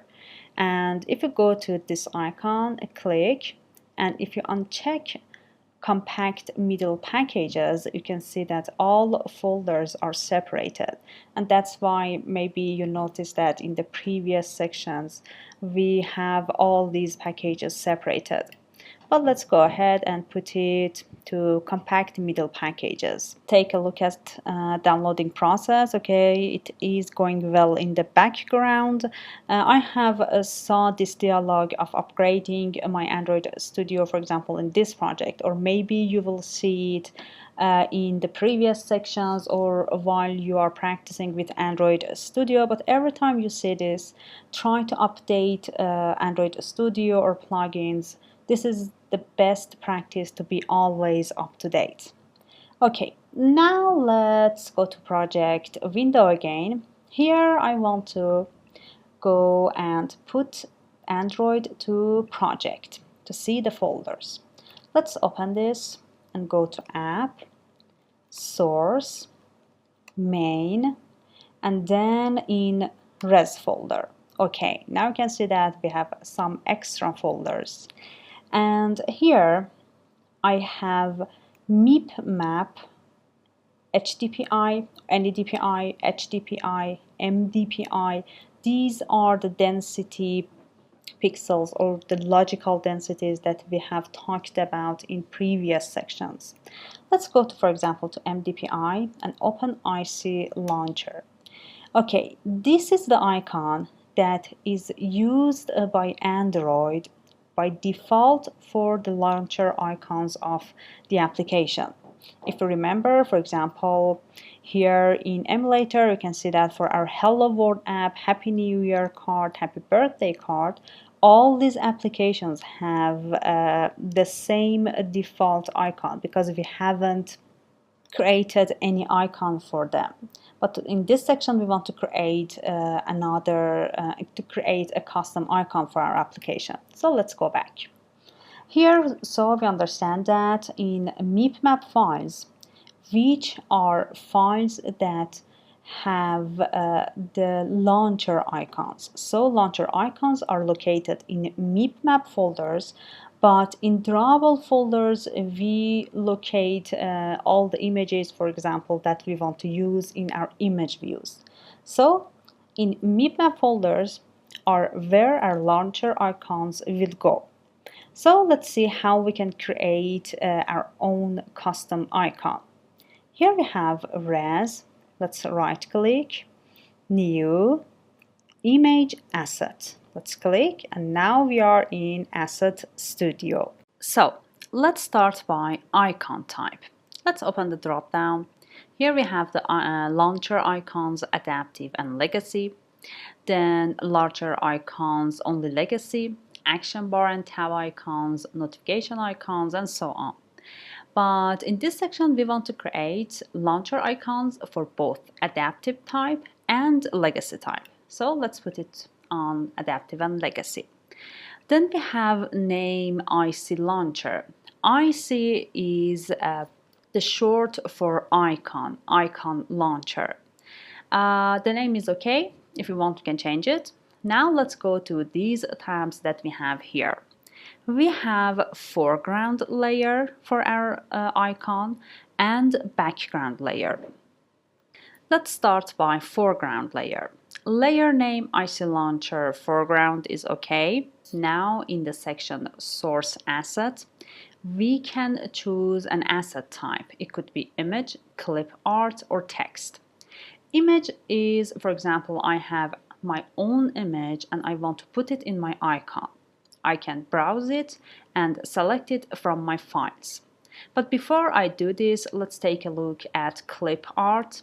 Here you can see that if you click on this clip art, you will have all these material icons.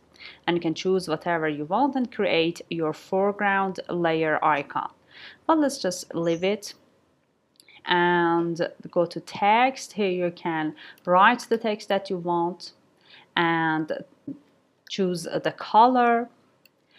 And for example, the type of the font that you can choose.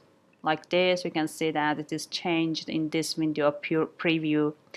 That was about the text type, but I'm going to go for image and here select my image. Here I have it on my desktop. This image is provided for you in the resources. Download the resource, unzip it and select the mail icon and open. Okay, it seems that it is not very good fitted in the icon, so I can easily trim this. Let's click yes, trim it, and we can resize it to customize it as we desired. Let's just make it a little bit smaller. 66 is okay. Okay, that's about foreground layer. Now let's go for the background layer, the background of our icon.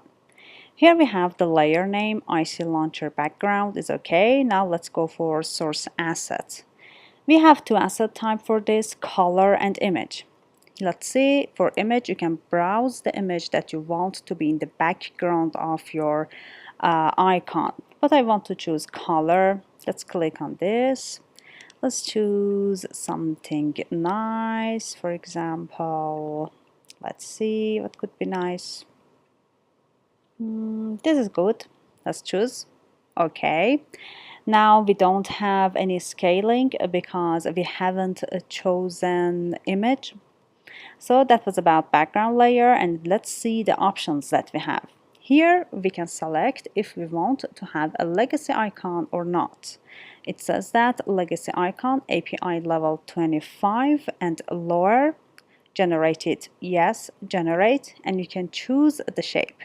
Here take a look at the legacy icon and see as I change the shape, for example, none will be something like this, circle, something like this, square, vertical, and horizontal. I want to go with circle. Okay.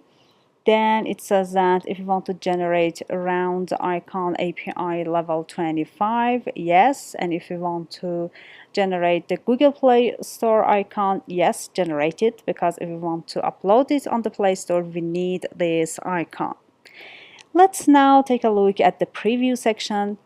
Here you can see that the adaptive icon has circle, squircle, rounded square, square, and even we have the Google Play Store icon. You can change the logical density. It is on XHDPI. You can change it to MDPI, then HDPI, and see all these icons in different logical densities. So that's it. Here, just let's take a look at this. We have this warning. It says that you have these names IC launcher in your MIP map folders. Do you want to override them or not? Yes, I want. Let's click next. And here, yes, override them, and click on finish. So now let's take a look at our MIPMAP folders to see our generated icons. Let's start by MIPMAP NADPI version 26, which means the adaptive icon is located here. Okay, IC Launcher round, and IC Launcher. Don't worry if they are square, and that's because Android will recognize these bitmap NDPI version 26 and will adapt itself to the device. So now we have MIPMAP HDPI, MDPI. Let's go here, MDPI foreground, IC Launcher round. Okay, so you can see that we have created our IC launcher, our icon launcher, and the icons has been located in MIP map folders. That's because where the launcher icons will be located. And we understand that in drawables we have images that will be used in image views, and some other files will be located here that we will talk about them later. Now let's just run our application on the emulator and see how our icon will be look like in our device. Okay, let's see. Okay, by default our application will have this template of Hello World app, but we know that this is a mail application, our application. Let's just close this. You can see that when it is in the overview window, we have our icon that we have generated. Let's close this and let's open the home. Okay, here the mail app. The icon that we have generated is now the icon of our mail application. You can see that in other applications that we have created, we have the default Android IC launcher, the launcher icon, but for the mail app that we have custom our icon, we have the icon that we have just created. So that's about how we can create our own custom icons. And from now on, you can just go to sites, for example, icons 8, and there will be some and a lot of files and images that you can choose for your app icons and create your own creative icons. So that's it about IC Launcher icon. Now let's go to the next episode and see how we can create the user interface of our mail application. See you soon. For creating the user interface of our mail application, we need to know about another view group, which is linear layout. With linear layout, you can align all children or all views in a single direction, vertically or horizontally. For example, here for a vertical linear layout, we have this blue area, which is a view group linear layout, and I want to put views inside this. Because the orientation is set to vertical, all the views will be in one row below each other, and they are aligned in a vertical manner. And the same will be for the horizontal linear layout. Again, we have this blue area as a linear layout view group, and if I put views inside this linear layout with horizontal orientation, we will have all of them beside each other in one row in a horizontal manner. So that's it about how linear layout view groups could work.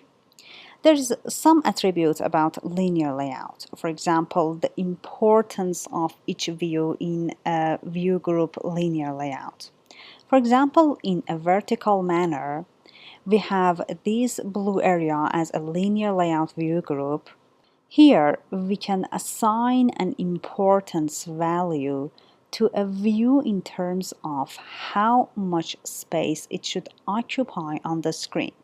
For example, here we have the first view, which is a double of these two views. So I give importance to the first view to be double of two others. And even for horizontal, again we have this linear layout in blue, and here I want these three views to be double of the last one. And that could be happen by giving importance to the views in linear layout, whether it is vertical or horizontal. We are going to use this linear layout view group in creation of our user interface of the mail application. So let's go to the next episode and starting creating the user interface. See you soon. So in this episode, we want to create the user interface of this mail application by using the linear layout view group. Let's jump into Android Studio and start our journey. So let's start by going to the activity underline main layout here. Let's just click OK.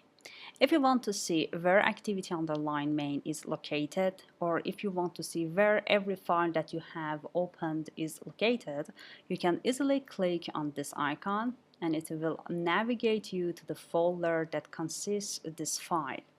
So let's just minimize this project window. Here we are on Design tab, and in Components tree we have a constraint layout as a view group as the parent.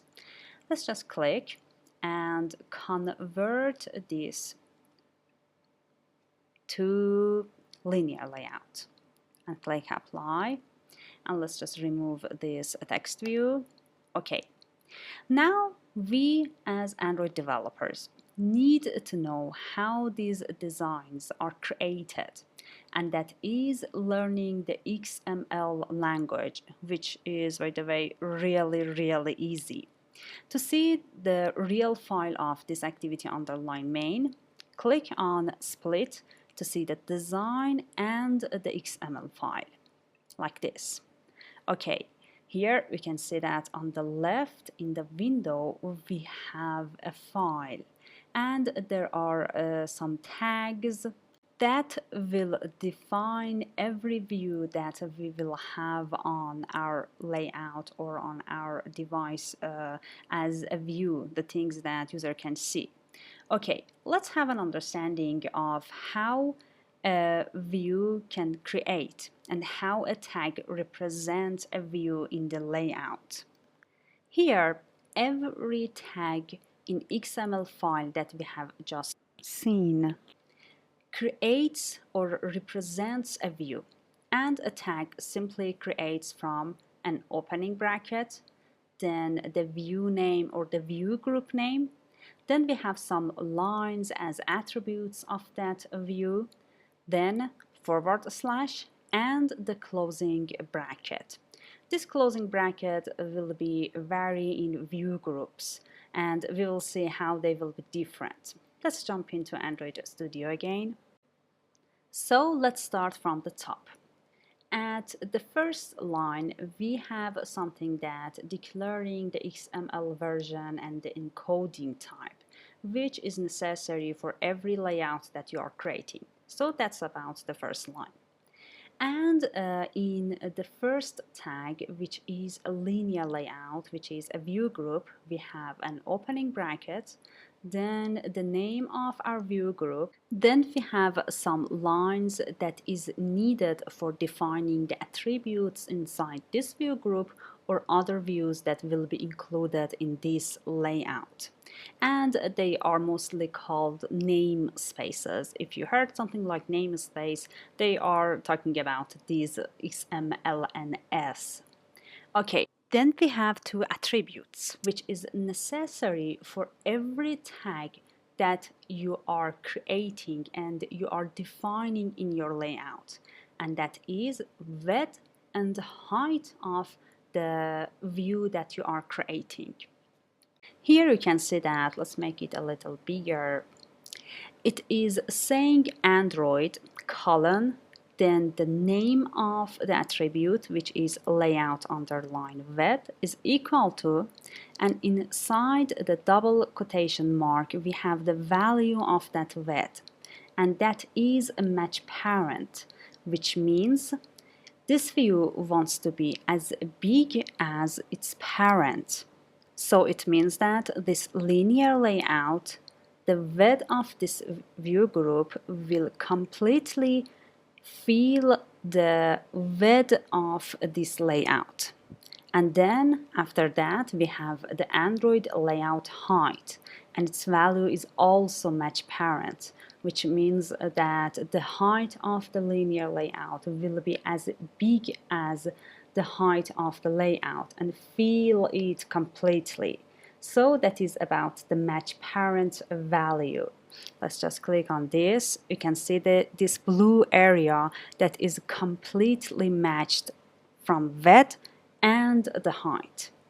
And at last we have this line, which is the context, and it is talking about which file this layout is belong to, and that is the main activity. Here you can see that in the main activity we have the r.layout activity that is referencing to this layout. So let's go back. Here we have the forward slash and the closing bracket. But if you remember, I said that about view groups, this will be a little bit vary. Here I'm going to remove this backslash. Okay, you can see that now we have a problem. Let's see what is the error. Unexpected end of the file. We need to have an appropriate end of the file. Let's see how. I'm going to open another bracket, forward slash, and you can see that the linear layout appeared after the forward slash automatically. Now let's just make some space here. Okay, now I am going to put my views inside this opening linear layout tag and the closing linear layout tag, because views will be inside this view group as we have learned so far. Before starting putting views inside this opening and closing tag of linear layout, we need to define that this linear layout is horizontal or vertical, as we have learned about linear layout, and this is necessary for this view group. Let's just hit enter, and here I'm going to write orientation. You can see that Android Studio has this power that by writing some letters it will suggest you and recommend you what you want to choose. As it recommends me at the first line, I want orientation. And you can see that all the words that I needed have been written, and it even suggests me what you want to choose, whether it is vertical or horizontal. And as we know, in our mail application, we want 3 edit texts to be below each other in one row. So this will be a vertical orientation like this. So now let's go inside, and here start by creating our edit text. Maybe you wonder what is an edit text. Edit text is a view that you can write text inside that.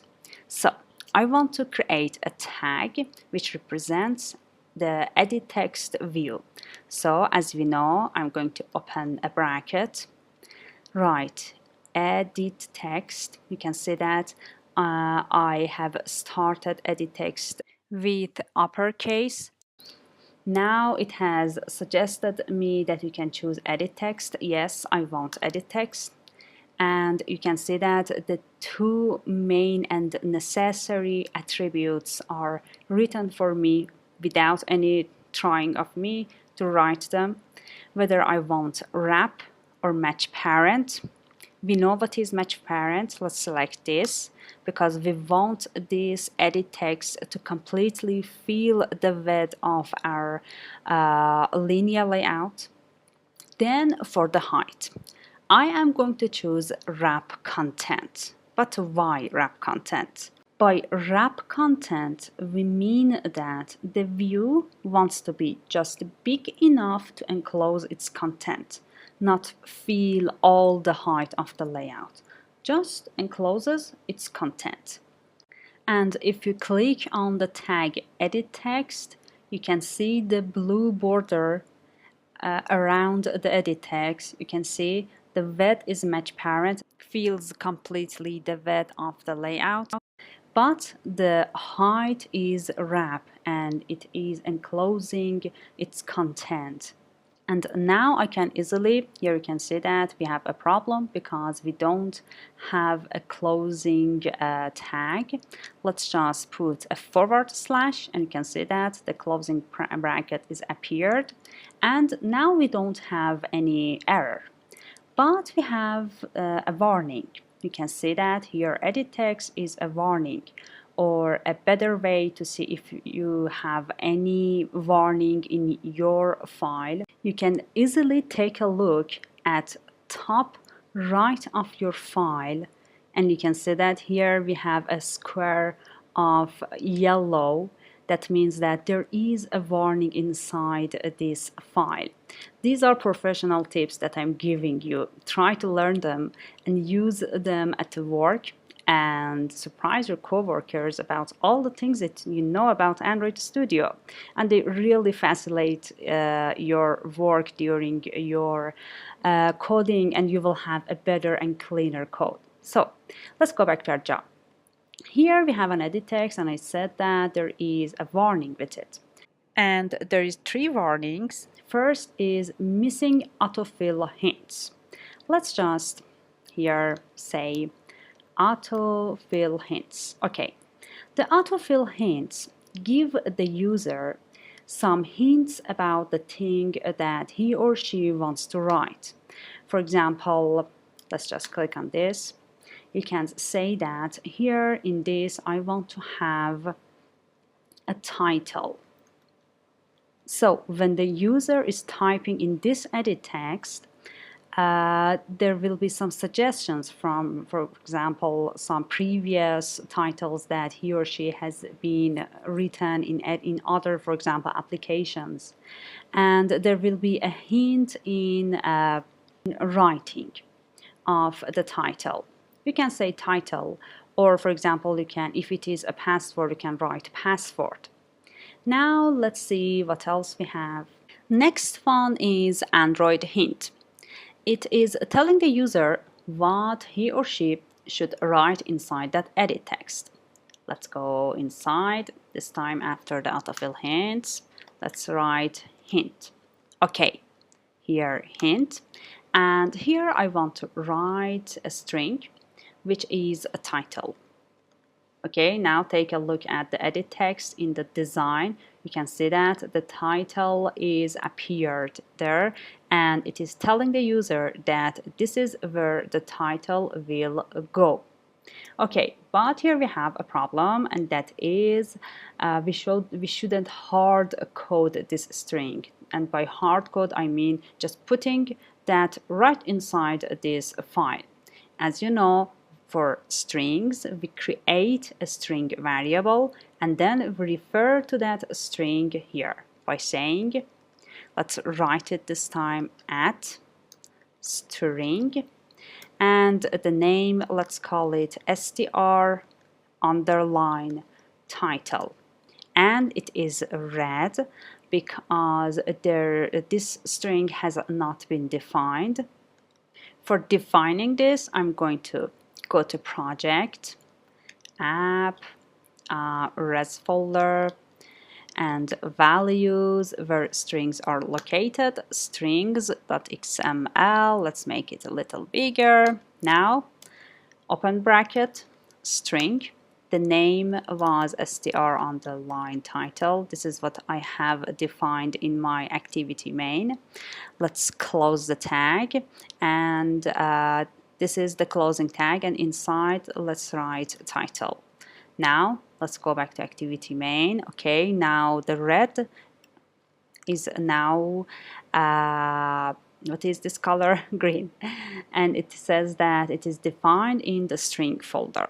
Okay, now let's see one last warning, which is that we haven't defined an input type.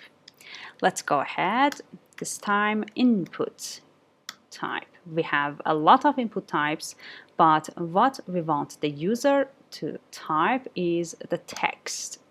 And when you write text, or for example, if you write password, number password, or for example, what else we have, just number, the keyboard will be opened according to this input type. For example, if you write number, the keyboard will be opened with the numbers on it, not the text.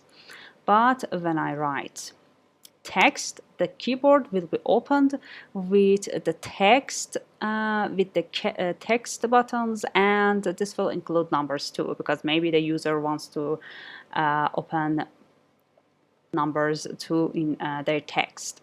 So that's it. We remove all the warnings.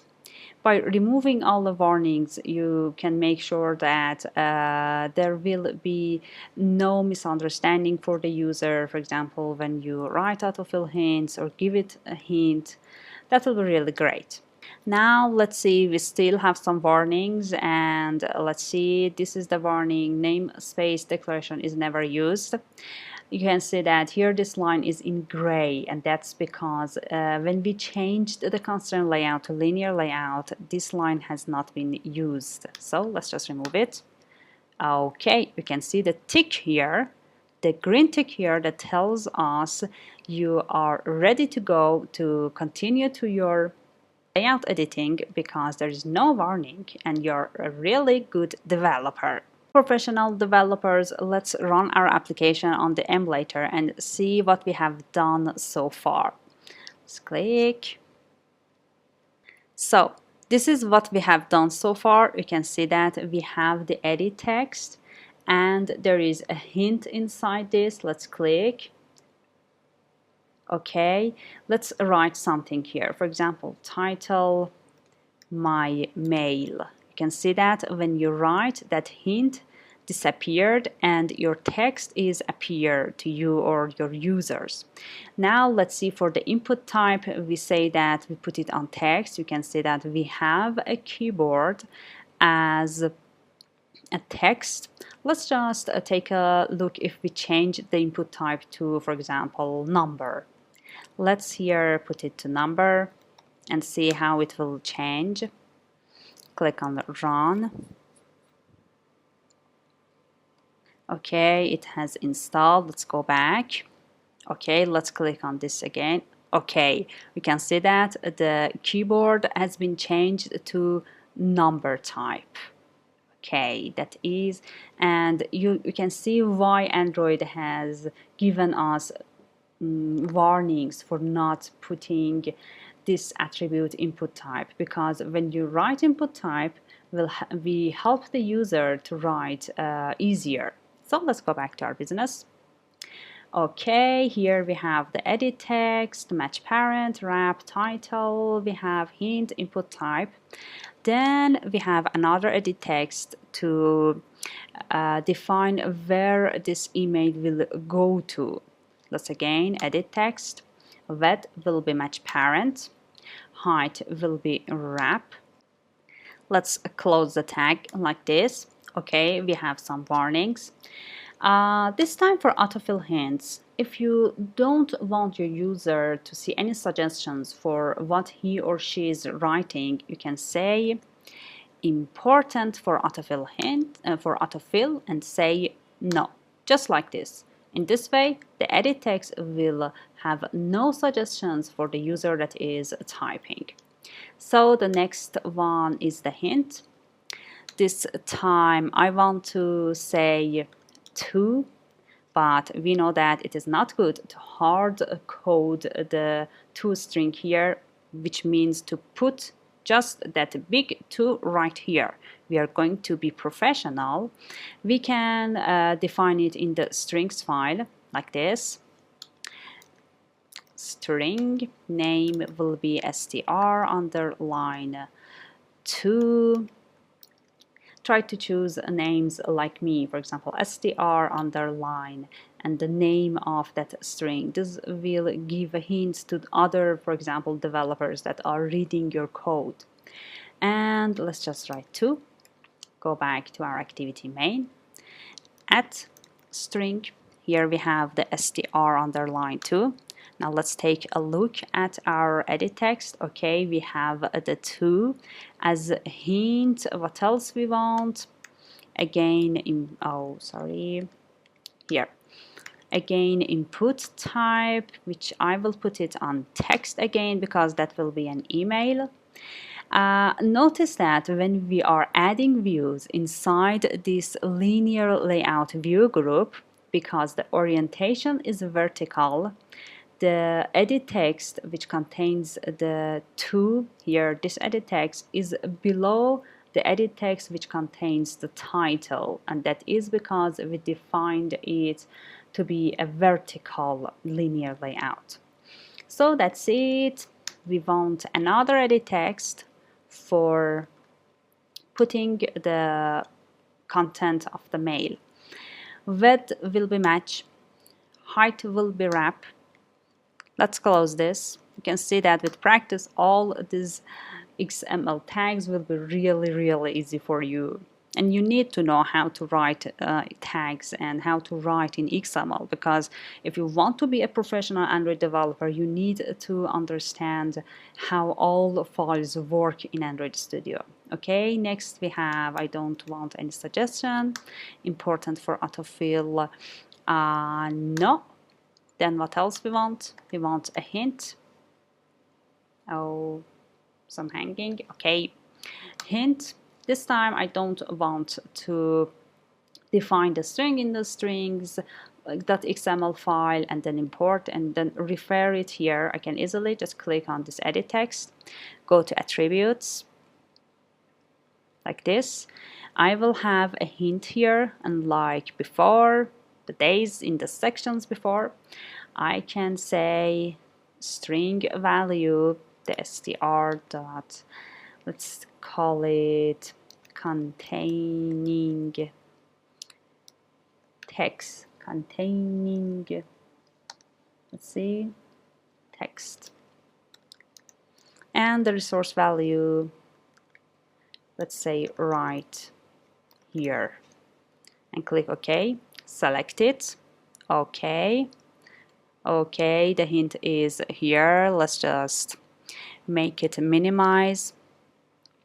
This is, I'm trying to show you the ways that you can ease your working and the flow of coding in XML. Okay, what happens here? Let's just put it, okay, it's okay. Now what else we need? Input type, which is text. Okay, now you can see that the third edit text is below the others and they are in a vertical manner. And if you want, you can add other attributes. For example, for the title, I can say that I want my text size. That's right, text size here. By default, it is 12 SP, but for example, I want it to be 14 SP. Or as we know, we can just go here in attributes. We have a text size. Let's see if I can find it here. No, let's just search for it. Text size. Okay, it is 14 SP, what we have just defined. Let's just define it so it will be in diamonds. Diamond value, font, underline 14, and it will be 14 SP. Let's click OK. Now you can see that it is in diamond value and it is refreshing to that. Okay, it seems that I have some problems, some typo in this 14. Let's see how we can refactor it. Like this. Okay, now let's put it to the right way, 14. Now refactor.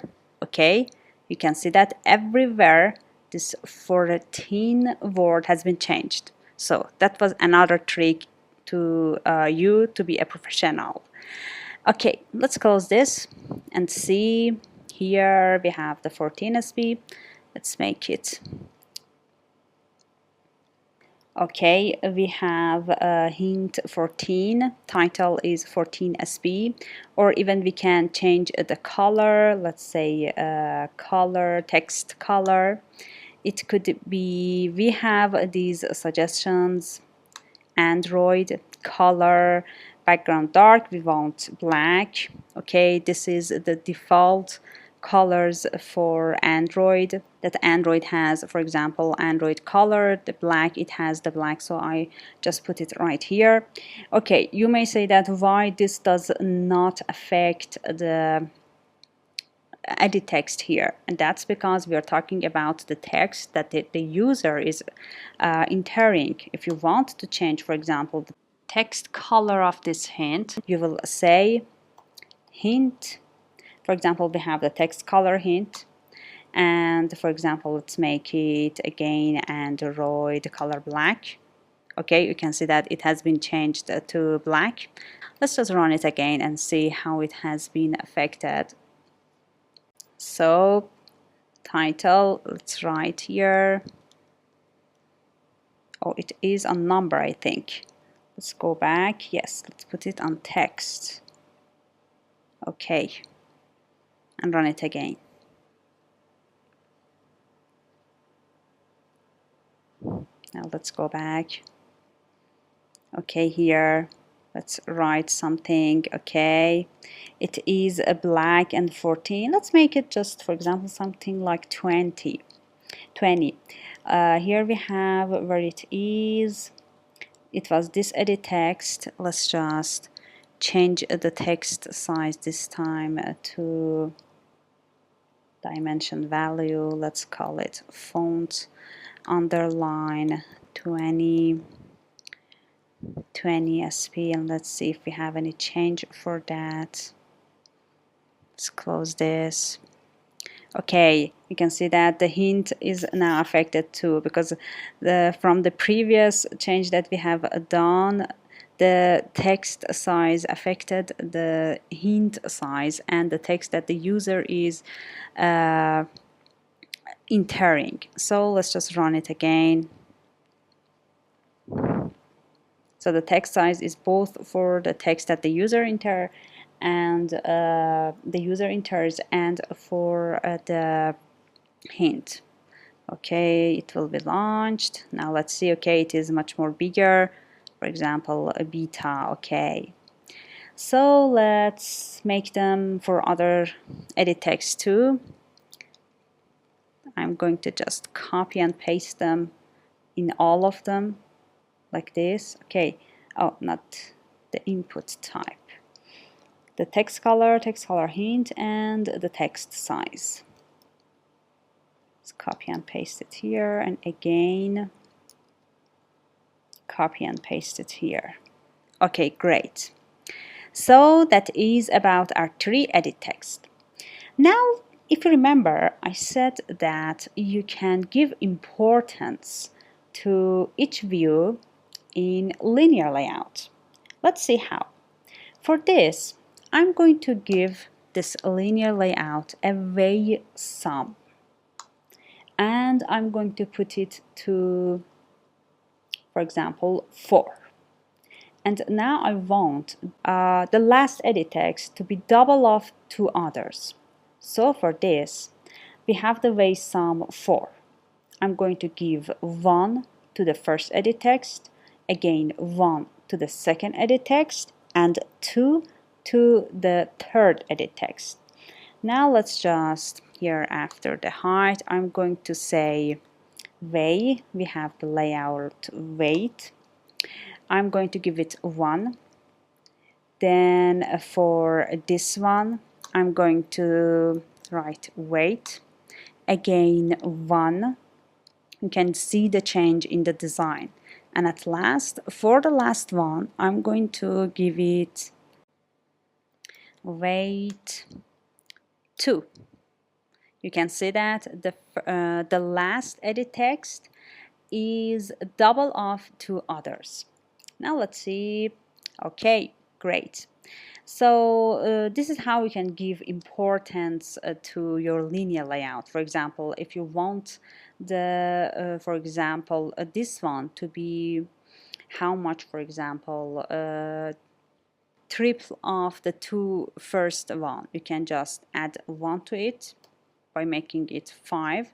This is 1, 1, and this time make it 3.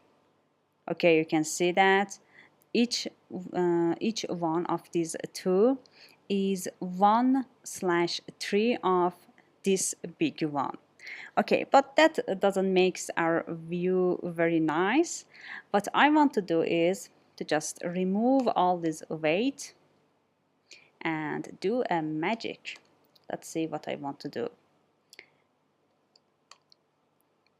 And the weight sum, let's just remove this too. Okay, I want to put these 2 first edit texts as they are, but make the last edit text, here this one, to fill all the space that has been remained. Let's see how. I am going to just write weight and put it to 1, and then we will have a warning, and that is use a layout height of 0 dp instead of wrap content for better performance. So I will make it 0. So you can see that the 2 first, 0 dp, sorry. So you can see that the 2 first is as big as what they were before, and the last one, which is right here, has completely filled the free space. So that is the magic of linear layout. And what else we can do to make it a little bit nicer? We can make this right here to be at the top. Let's see how. For this, we have something called gravity. Let's see. Gravity, not layout gravity, just gravity. You can see we have suggestions for where we want to put the hint or where we want the text the user is typing to start. From bottom, center. I want it to be from the top. Okay, now you can see that the right here is at the top of the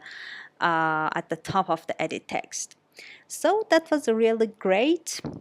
And let's just add a button here. That will be nice, for example, for sending this email. Let's put it inside this linear layout to be aligned in just one row in a vertical manner. And a button will be like this button. I want it to match parent and be a wrap. Let's close this. Okay, we haven't any warning, but I want this button to have a title for what action the user can after clicking this button. So I will put a text on it like this. Let's just put the text from the attributes. Let's click on this. Okay, here I want, let's remove this. I want the text. Click on this icon, string value, str, for example, a click, and click or send. Send will be much more nicer. Send. And below send. Okay. Okay. Close this. Okay, you can see that we have the at string str send here, and we have the send on our button. So it seems that our application user interface has been finished. Let's just run it and see if it is looking as what we want and if it is nice enough. Let's wait and see what we will have here. Okay, we have the title. Let's say, for example, Happy New Year. Then we have the to for example, someone at gmail.com. Then right here, wish you the best. And if the user clicks, the mail should be sent. Okay, what I want to add to this mail application to be much more nicer is to add some margins to these edit tags so they will not really this much glue to everywhere, to every left and right of the layout. And that will be this. Let's just go back. Here, for example, for the edit text, let's add a margin. If I say a margin, just this margin, the size of that margin will be added to 4 sides. Let's just say margin and go to attributes. Oh, Android Studio is somewhat crazy sometimes. Okay, we have the margin. Let's see. Search for margin. Okay. I want this margin.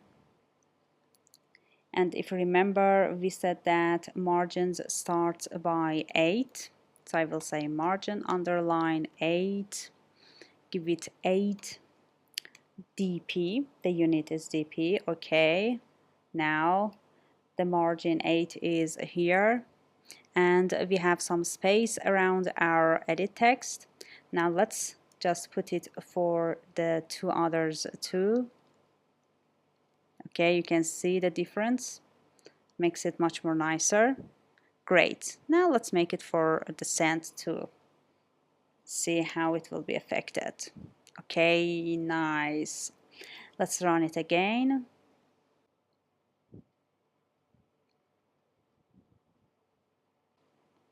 Great.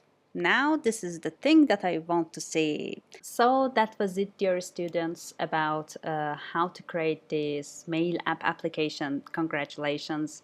I know that you learned a lot in this section, in this episode, about XML, tags, the attributes, how to removing warnings, and maybe you are a little confused, but I know that you are not, because all people who choose to learn Android, they are intelligent, because if they weren't, they didn't choose to learn Android. Okay, we are going to practice these things a lot during these sections, and we know that the motto for being a professional in developing and encoding, whether it is in Android, iOS, or anything, is to be keen and be curious about learning and practicing a lot. So that was about this mail application. I really congratulate you for finishing this, and we are going to learn a little bit about how to extracting the styles, how themes will be worked, and that will be this section. So let's go to the next episode to learn a little bit about colors, styling, and theming. See you soon in the next episode. So let's talk about styling in Android. A style is a collection of attributes that specify the appearance for a single view. A style can specify attributes such as font color, font size, background color, text size, margins, and much more. Let's see how we can use styles in the user interface that we have just created, and how this styling concept can make our code much more nicer and cleaner. Let's jump into Android Studio. Here in the user interface that we have just created, we have three edit text. This is the first one, this is the second, and this is the third. Here we have some attributes in these edit tags that are common between these three edit tags. But we have a concept in Android called styling, that we can put all these common attributes in that style and just use it in each edit text. So in this way, all the lines that has been repeated in edit text will be reduced just to one line. And that is a concept in object-oriented programming. If you are familiar with object-oriented programming, it is talking about reusability, and tell the programmers to try to reuse something and not to repeat it. Let's see how this reusability really make our code much more cleaner and nicer. For this, for example, let's first see what are commons between these three edit tags. For example, we have what input type text for all these three. We have text color black for all these three edit text, text color hint black for all these three, and the text size 20, I think. Okay, for this I'm going to go to the design tab, and here for the first edit text, right click, and we will have an option called refactor, which extract style. This will, you can see, here we have all the attributes, and you can choose what, for example, what attribute you want to put in that style and reuse it in other edit text too. This is not common to use width and height, so let's just uncheck them. Margin is good. Autofill hints, and this is not, because we have put for some edit text that doesn't need autofill hint. Input text, input type is nice.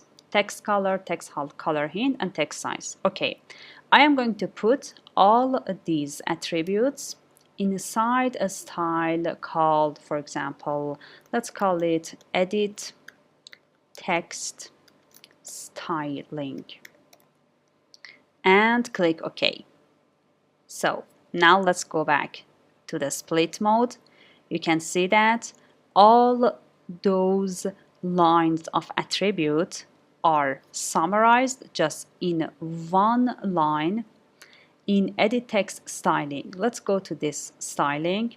Okay, let's make it a little bigger. Okay, you can see that all these lines are here in edit text styling in styles.xml file, and we have just reused it inside our activity underline main edit text view. So this is a little bit nicer and cleaner because there is no boilerplate code. And if you do this, you are really a professional Android developer. Let's make the same for the second edit text. Let's move the lines that are not necessary like this. And again, say like before, style at style referencing to the style file and edit text styling. Okay, you can see that this second edit text is just like what it was before. And for the last edit text, these are the common attributes. Okay, yes, and the margin. Let's remove the margin too and replace all these lines with again style at style edit text styling. Okay, now it is just like before too. So you can see that we have just removed a lot of lines by just extracting one style and spread it inside other edit texts. So this is the power of Android Studio, and this is your power to make your code cleaner. Let's see where this styles.xml file is located. Let's open the project window. We say that with this icon we can see where it is located. Okay, it is in values, styles. So we understand that with styles we can create attributes, or we can create some styling that can be reused in all of the app, so we don't have to write all these lines again and again and repeat ourselves. And if you do this, you are caring about a very big and very important pillar of object-oriented, which we will talk about it later. And so that's it about styling and how to extract a style from a view. This could be an edit text, this could be a text view, whatever you want. And try to use it in your code, because if you practice with this type of coding, with this manner of coding, this will be your style. Funny, no? This will be your style, a good style that you will use throughout your coding. So that's it. Now let's go to the next episode to talk a little bit about colors, the main colors of Android. So let's talk about themes in Android and how they are different from styles. A theme is a type of style that's applied to an entire app, activity, or view hierarchy, not just an individual view, something that we had in styles. When you apply your style as a theme, every view in the app or activity applies each style attribute that it supports. Themes can also apply styles to non-view elements such as status bar and window background. Maybe you heard words that were unfamiliar to you, but don't worry, we're going to see what they are and how they will be affected by themes. So let's go to our mail app application and see where themes will be defined. This is the same file as styles.xml because a theme is a type of style. And as we know, it is in the rest folder, values, and here styles. Let's see, make it bigger. Okay, let's see the default base application theme that we have when we create a project, and that is the app theme. You can see that we have a name parent that this app theme is inherited from. For now, let's just take a look inside this app theme. You can see we have some attributes like color primary dark, and color accent. These are the main colors of your application when you are creating it, and you can customize it as you want. For example, by default here, we have these colors, blue and a dark blue and a green. Let's see where these main colors will be used. Here we have the design of our mail application that we have just created. On the top of this mail application, there is a narrow line, a narrow dark line like this, which is called status bar. And we have another one which is called app bar below the status bar. These main colors are used here. For the status bar, we have the color primary dark, so we can customize this color by changing the color primary dark in our app theme. And for the app bar, we have color primary.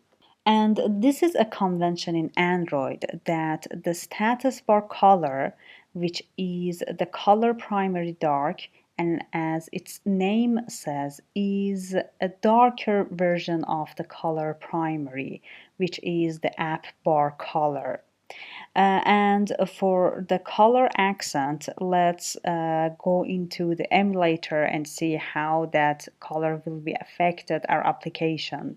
Here, the color accent is a secondary color for controls like, for example, edit text or checkbox.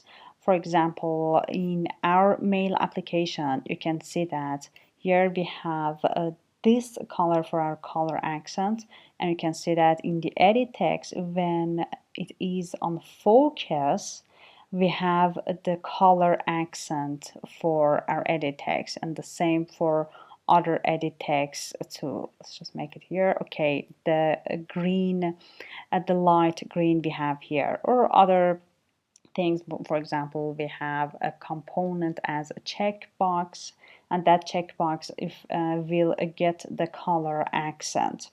That is how these colors will affect our application, the entire application, not just one single view. For example, like the style that we have just created and used just in one or several views as we wanted. Now to see where this app theme is used, let's go to project window. Here under the app, we have a file called manifest. Let's double click on it. Okay. And we have an XML file again. Here in the manifest, we have essential information about our application. Under the application tag, we have some attributes that, for example, here we have an attribute icon, which refers to the icon that we want our app to have and to show. Then we have another attribute called theme, and you can see that it is referring to the base app theme at style and the app theme, which is the base app theme of our application. So everything that will go inside the app theme will affect the entire application. So that was about manifest and how these attributes used, for example, like theme, like icon. We will understand about other attributes too in other sections. And that's about app theme. So we finish this section by understanding of styles and how the base application theme works in our application. Now let's go to the next section and see how we can create a nice application. See you soon. So to summarize, we learn about Image Asset Studio in Android Studio, which is a really powerful studio that helps us creating custom icons. the desired icons that we want. Then we understand about linear layout and we create our mail application according to this linear layout. And we learn about edit text and button view and how to use them in this application. Then we understand how to extract a style of one view, for example, the edit text, and use it in several places. So we remove the boilerplate and repeating ourselves. And we understand about app theme. We talk about main colors of application and how they affect our application. For example, the status bar, the app bar, or for example, the color accent that affects things like, for example, edit text when it is in focus, or for example checkbox that we will talk about it later. For example, the tick in the checkbox will be according to the color accent. And at last we talk about manifest.xml file, which is a really important file in application because it contains the essential information about your app, like for example the base theme of your application or the icon or other things that we will talk about in the future. So that's it about this section, and let's jump into the next section. See you soon. So let's have an overview of what we are going to create in this section. And as you see from the name of the section, we are going to create a dice application. Here is our dice application, which by default we will see two empty dices, but after clicking on the roll, the images will show us different dices like this, roll, like rolling the dice. Let's click, you will see different dice images according to what we have done behind this clicking, and that is we are going to generate a random number, and according to that random number we are going to choose an appropriate image to show to the user. So in this section we are first going to create the user interface of the app, but we are going to generate the random number and show that random number in a text view in our layout. And then after we see how we can generate a random number and show that to a user in a text view, we will add two images of the dices and change the dices according to the random number that has been generated. So let's see what we will learn by creating this dice application. We first get familiar with coding and programming in Kotlin language. We will see some concepts in Kotlin and talk about them and get familiar with them. Then you will see how you can update an image view and text view while the app is running, and that is when you clicking on the roll button you will change the dice images. Or for example, first we are going to generate a random number and update our text view according to the generated number, and then we are going to add the images and update the images according to the generated random number. Then we'll see how we can customize our application behavior according to the conditions that we have based on different conditions. We are going to talk about a statement which is called when statement. We will see how we can choose a dice image according to the generated number with this when statement. Then we'll see how we can add images that has several logical densities to the drawable folder and how we can use it in our image view.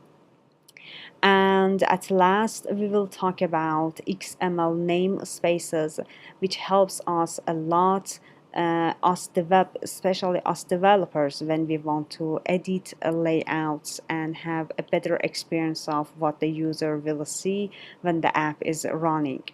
So that's it about what we're going to learn. I hope that you're now so intrigued to continue the section and go to the next episode and start this interesting dice application. So see you soon in the next episode. As we said in the introduction, we are going to create the user interface of the dice app with the text view instead of the image of the dice. So every time we click on the roll button, the random number that has been generated will be printed in the center of our view in the text view.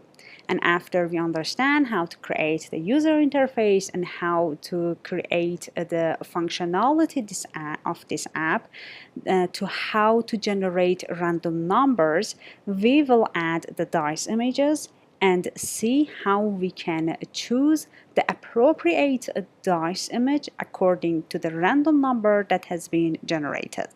So let's go to the project that we have created. Here is the dice app project that I have just created, and as you know, for creating the user interface we should jump into the layout activity underline main. Let's see. Okay, here, before starting creating the user interface, I want you to pause this video for several seconds or minutes, as long as it will takes you to think about what view group we should use to create this user interface. I know that you're a master, but I want you to guess. Remember, here we want a layout with a text view in the center and a button in the bottom of our layout. Think about it and start again. So I know that you guessed it right, and that is using a relative layout. So let's just make some space, and here instead of constant layout I'm going to convert this view to a relative layout and click on apply. I know that you're master at this, but let's just practice to see it much more. And I'm going to go to the split tab to see either both the view and the XML file. Okay, as we know, this is in gray. We won't need to use it. Let's remove it. And here we have the relative layout tag, but we want some views to be inside this relative layout. So let's just make the close tag by saying opening bracket and forward slash. Okay, now in between the opening and closing relative layout tags, we are going to put our views. You can see that when I want to put views inside this relative layout, I make some space, and that is because the readability of the code, the cleanness of the code will be much more. So here, if this will be like this, I will say enter and another enter, so I will have one line space, and I will start to create, for example, our view. Here we want a text view. I want the width to be wrap, to just contain the containing text. Again, the height wrap. Let's close the tag. And where we want it to be, we want this text view to be in the center of the parent. So I will say center in parent, yes, true. And let's just make a text for it, for example, at string str underline 1. And give it the number 1. Okay, it is in red because it has not been defined. I'm going to go to project res in values strings. Let's create a string, and here I will say string. The name is str1, and inside I will have the number 1. Let's close it and go back. Okay, the red line is now okay, and we have one in center of our relative layout parent. Let's make the text size a little more because it's not that much obvious. Let's click on the text view. This time I want to do it from the attributes. Let's see if we have text size. We should have, but let's just search for it. Text size. Okay, here we have the text size, which by default is on 14 sp. Let's change it to, for example, 13 sp. And let's see what we will have. Okay, now it is much more bigger. What else we have? Let's give it a text color. Again, in the attribute, this time searching for text color. I'm going to, here we have color, and in app we have 3 colors, and that are the main colors of our application that we have talked about. And we have some colors in the Android, which are built-in colors in Android. Let's search for black and choose it from Android. Instead of just creating it, you can choose this. Click on OK. Now let's see again. Good. It is now much more clearer and much more visible to the user. And the last view that we want is a button. I'm going to open a bracket and here button. Inside I want it to contain all the width of the parent, so I will use match parent, and I can use wrap content. But if you remember, when we talked about scaling in Android, in that section we said that buttons or views that the user is touching should be as much as the normal fingertip. For example, the normal fingertip of a human is 50 dp. So let's see, I will put the height like this, 50 dp. Now let's close the tag. And we have the button, but we want it to be in the bottom of our layout. So I will say bottom, align parent bottom, true. Okay, now it is in the bottom. Now what else we want for this? We need a text for our button saying, get it from the strings file, saying str, the name, for example, role, and it is in red. Let's jump into our strings file in project window. Again, I'm going to say string str role and say role. Now let's close the strings, go back. Okay, str role is now okay, and we have the role on our button.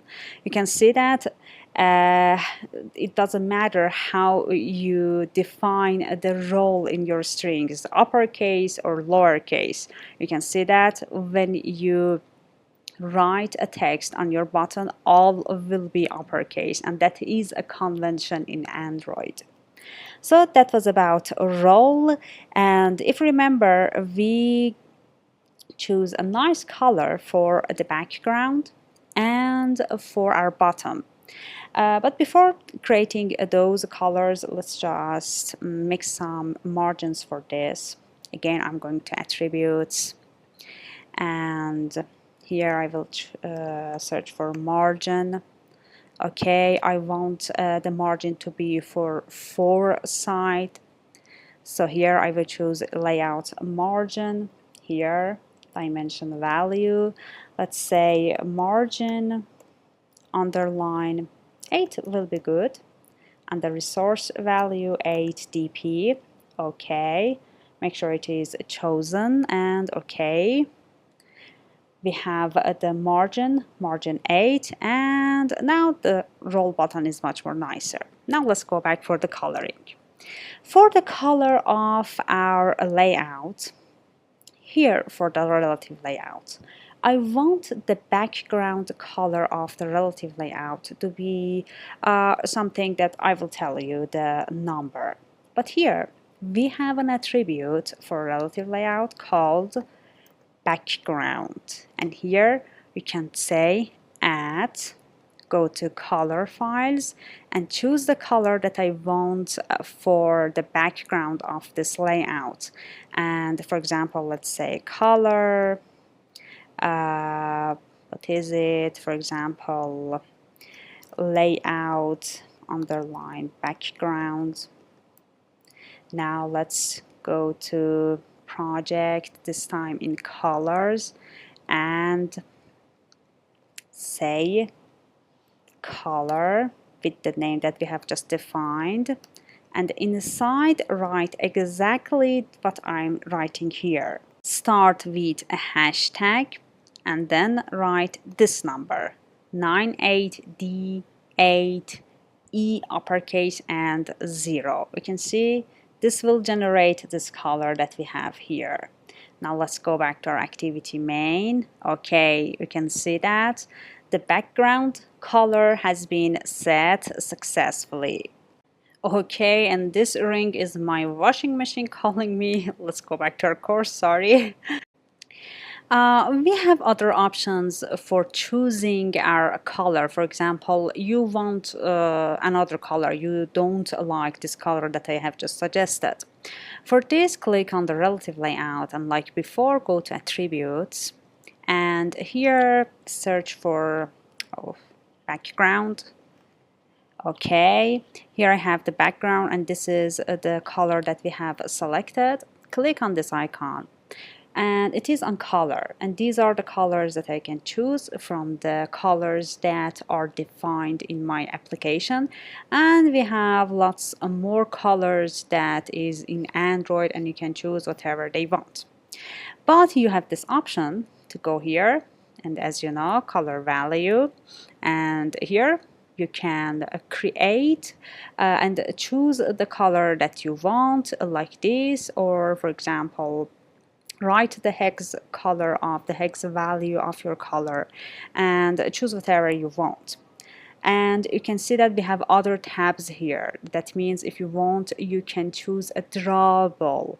For example, you want an image to be in the background of your layout. You can add the image and here choose that and put it in the background of your layout. For MIP map, it doesn't include here because MIP maps, as you know, are for IC launchers, for launchers icon, like icons when you click and the app will be opened. So colors or drawables, and here we choose color, and this is my favorite color, so I put it in my layout background. And if you want, you can choose whatever you want by clicking here and create your own custom color. So that's it. Let's go back. Here we have another color for button. Let's again, here I will say again the background color, the background attribute with the color at color, and this time I will choose a color underline button, and I'm going to create it in colors like before. Color, the name is color underline button, and inside again hashtag and this value 2196F3. Again, if you want, you can choose your custom color in the way that I have just showed you. So let's go back to our activity main. Here the interface is completely finished, and all we need to do is to run the app and see if the interface is as we want on the emulator. Before it gets started, let's see it on other devices. 5.5 good, or for example on a tablet. Again, it's good, so everything is good. Let's go back to 5, or let's try a landscape too. Great, on the landscape it works well. Now let's go back to our 5-inch phone. Okay, now let's go back here. This is the image of and the interface that we have just created. We have a text view in the center and a button that which when it is clicked, we want a random number to be shown here. By default, it is 1. But in the next section, we want to see how to create this functionality for this app, which is the first time we are going to talk about in this course, to how to create functionality and how to code in Kotlin to generate a random number and print that random number here every time we click on this button. So let's jump into the next episode and see how we can code magically in Kotlin. See you soon. So let's start by creating the functionality of our app by going to the main activity. Let's close these colors. Okay, main activity is the first screen that the user will see when he or she clicks on the icon of your app. How we know that this will be the first screen on the application when the user opens the app? Here in the manifest, if you remember, we had a manifest file where all the information of the app is gathered here. Here we have an application tag which opens here and closed here. And in between we have some tags. You can see that the first tag, let's make some space here. Okay, the first tag is an activity tag with the name of our activity that we said is the first screen of our application, and it refers to that activity. It says main activity, and inside we have some intent filter tags that tell the application that this activity will be the first screen of the app when the user clicks the icon and the application is opened. Here you can see that we defined we or the application itself defined it when you create the application. By default, the main activity is the first activity of the application.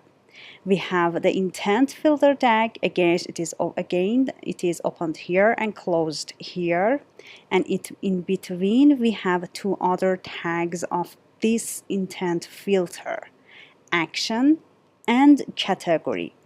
Action tells that this is the main activity by saying Android intent action main, and category declares the category of this intent, and that is launcher. It is a launcher activity.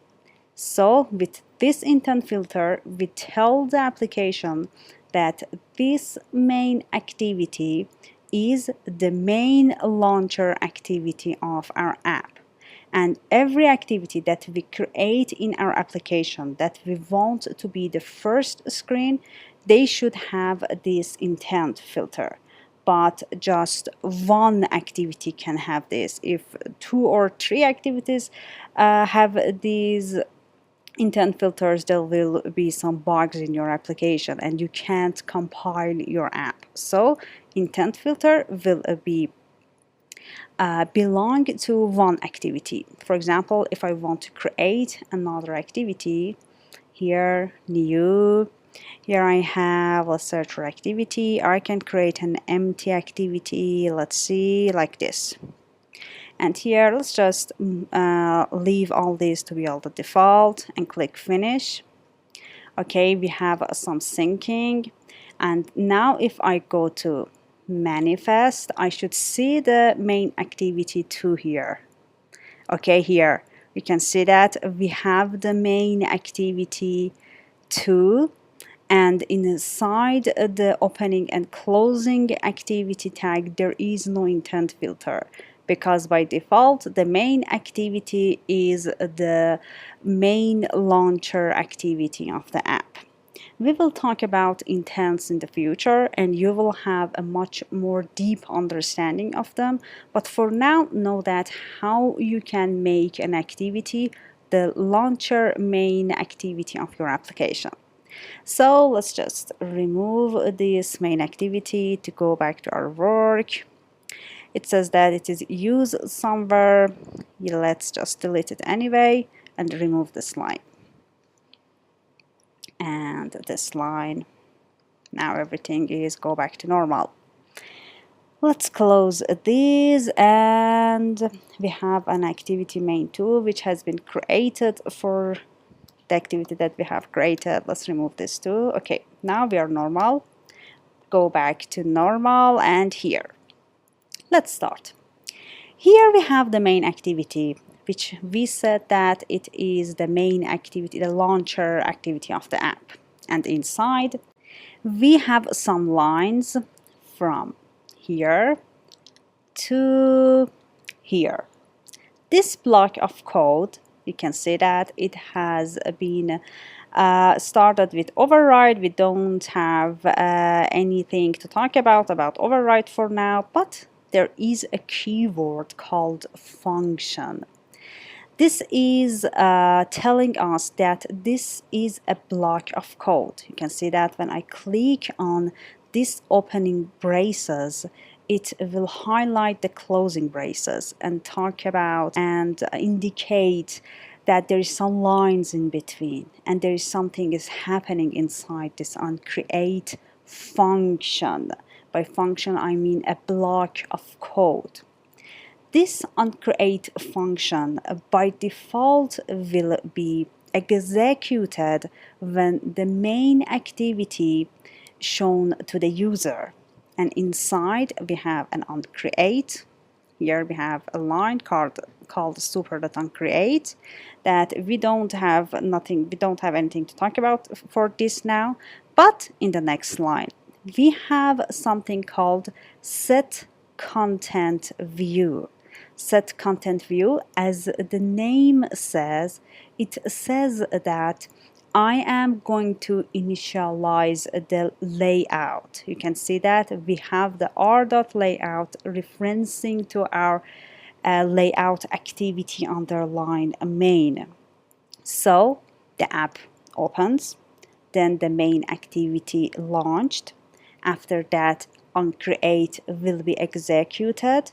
And inside this onCreate function, we have a line which execute and initialize the view. And then after this line will go all the functionality that needs a reference to the view. So after the view has been initialized, we can access to the views in our activity underline main layout. So that's it, and now let's see how we can access them. In Android, every view that we create in our layout has an ID. That with that ID we can access them. Let's go to our activity underline main and see how. For example, here I want to, in my main activity, access the button so I can detect the click on that button. How? I'm going to here and in the button I will say an ID, enter again the first one, at plus ID / hit enter. And now define an ID for this button so we can access it in the main activity. A convention for creating IDs for views is to be in a way that is readable and comprehensible to the developer that is reading it. For example, here I will say BTN, abbreviated for example for button, underline roll underline dice.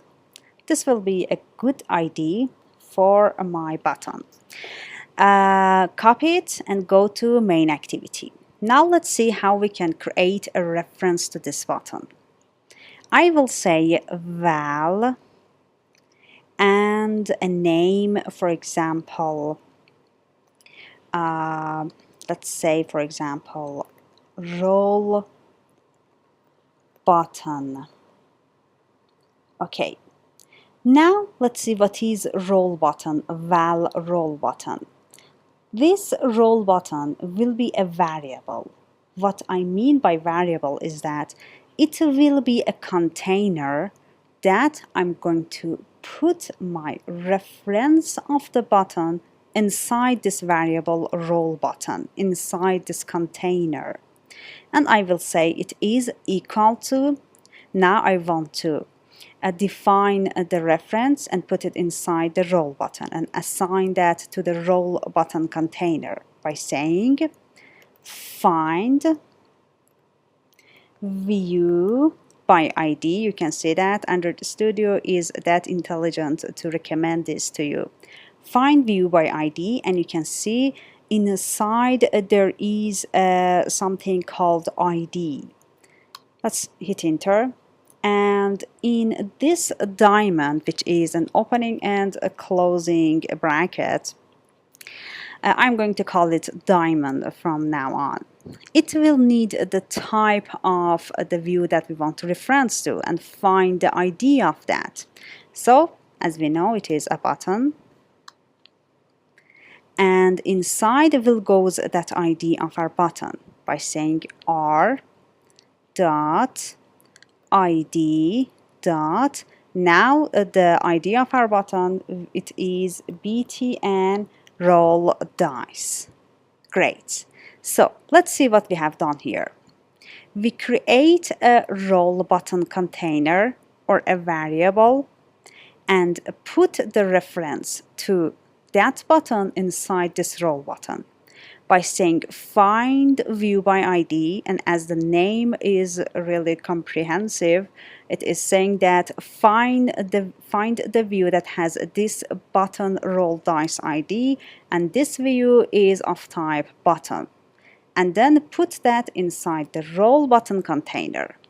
Now every time I want to access the roll button, that button that we want to click, I will just say like this, roll button. Now I want to detect the click on that button. So I will say dot set on click listener. Choose the first one and hit enter. And then inside will go all the functionalities of creating a random number and set it to the text view that we have. So let's see what we can do. Here I'm going to create a random number. Again, I need to create a container to put that random number in. So I will say val. Then I will name my container random number is equal to, I will open and close round braces, and inside I want it to be, this random number to be chosen between 1 to 6. So I will say 1 and then 2 dot to 6. This will show the range that we want our random number to be. And then I will say dot and search for random. Okay, now I will put the random number between 1 and 6 inside the random number container. Now I want to set the chosen random number on the text view. So now we need to access that text view. So we need to go to activity underline main and define an ID for text view 2. Again, ID. And here let's call it, for example, txt underlined. This is abbreviated, for example, for text view. Or you can, if you think this is better, you can say text underline view. And say, for example, what is this text view? Random underline number. try to use these conventions because they are really comprehensive. So when you go back after a month to your code, you will understand what's going on in this code, because every developer will have this experience that they don't remember what they have done, for example, the day before. Just God knows if they remember what they have done a month ago. I myself don't remember. So let's go back to main activity, and inside I am again going to create a container by saying val. This time, what is this? For example, random number txt is equal to, now I want to put the reference to this random number txt by saying again find view by id, which is of type text view. This is really cool that Android Studio recommends us these completion of our text view, find view by id. And then inside r dot id dot, what was the name of that view? Text view random number. Now I can use the random number txt everywhere that I want to have a reference to it and use that text view. So I want to put the random number that we have just created here in the text view. I want this text view to show the random number. Let's see how. Here I will use this random number txt, which has the reference to the text view, like this.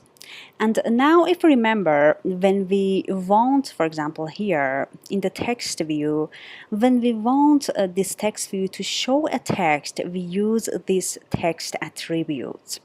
Now the same is for when we want to programmatically want this random number text to show a text to us. So I will say dot and use that attribute, which you can see, the first one, text. This is the exact attribute that we had in the layout here when we wanted to show a text like this. So now it is equal to, we want to assign that random number, which is here, copy, paste it here.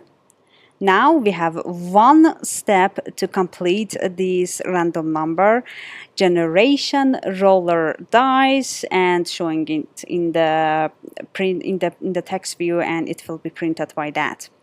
And that is, let's see what is the problem here. If you hover your mouse over here, it says that it required char sequence, but it is an integer. To say it in a way, in a normal way that we as a beginner understand, it is that the random number is a number. Yes, because we have chosen it between 1 and 6. 1 and 6 is a number, so everything that has been chosen between 1 and 6 will be a number. But a text is something that contains characters, something that contains strings, words. So there should be a conversion here. You can't assign a number to something that should be a word, that should be a string. So I can easily say dot, convert it to string by saying to string. And that's it. Now all we have to do is to run the application and see the result. I know that we learned a lot in this functionality, and I don't want you to be worried, because in the next section we are going to completely introduce the basics of Kotlin, the variables, the type of each variable, like numbers, strings, integers, and all of this. Don't worry, this is just an introduction to see how we can write Kotlin.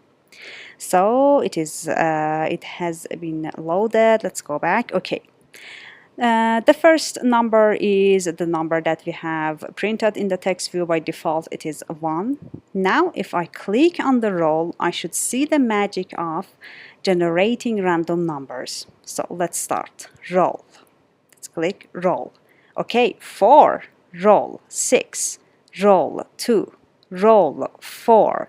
So it seems that we did the great job of generating random numbers, assign it to the text view to show it and print it. I think that was really great and we have done a great job. Let's go back to see how we can make this code much more cleaner. As I said, we have a concept called function. Like here we had a function on create. We can put all these lines inside a function and just call that function. So let's see, but where I can define that function? Here. Let's see, we have main activity, some lines. Let's click here to see where these opening braces will be closed. We can see the highlighted closing braces. The function that we want to create should be inside these opening and closing braces. And I prefer to put it here, right before these closing braces. You can put this function here too, but if you want to have a clean code, this will be much more nicer to write code like you are reading a newspaper from top to bottom. Let's see, and I will tell you the newspaper story too. For creating a function, I will say function, a keyword function, then the name of the function that we can choose. For example, I will call it roll dice. See, when I want to create the name of the function, I start with a lowercase, and then the next word will be uppercase. And it is not in the activity. Here you can see that the main activity, the both words are started with uppercase. So this is the difference between creating names, and this is the convention for creating names for a class like main activity and a function like roll dice. Classes or activities, all the words will be in uppercase, starts with uppercase, but functions, the first word in lowercase, and the following words will be in uppercase. Then we have an opening and closing rounded braces. Then we want to write some code. We want to write a block of code, so we need to open and close braces like this. Now inside will go all these lines. Let's just cut it and put all inside this. Now let's just make some line in between. You can see that I try to make lines, blank lines between my lines. For example, here, if I put it like this, will be okay. But if I put it like this, I don't think this could be really readable for a developer. So this is nice. And now you can see that it is in gray because it has not been used anywhere. So I will copy the row lines, and here I will just paste it. And don't forget the opening and closing rounded braces like this. So now let's see what has happened. When I click on the roll button, the roll dice function will be called. And that roll dice function contains these lines that will be executed. You can see that now we have a cleaner code. And why I said that it is better to put it after the create function, the roll dice, because you can see that, for example, if you are reading this class, this main activity from up down like a newspaper, this will be like this. Okay, the roll button has been created, then we have an on-click listener, then we have the roll dice. So what is the roll dice? Then we go down and see the roll dice. Now let's see if it was on the top and I want to read it. Now let's see, for example, okay, I'm in main activity. Okay, we have a function roll dice. Where this roll dice is used? Why the developer of this dice app has created this roll dice function where it is being used. So you can see that some questions will be appeared in the mind of the developer. So put it after where it has been used. So it will be like a newspaper. So this was about this version of Dice app that shows the random number in the text view.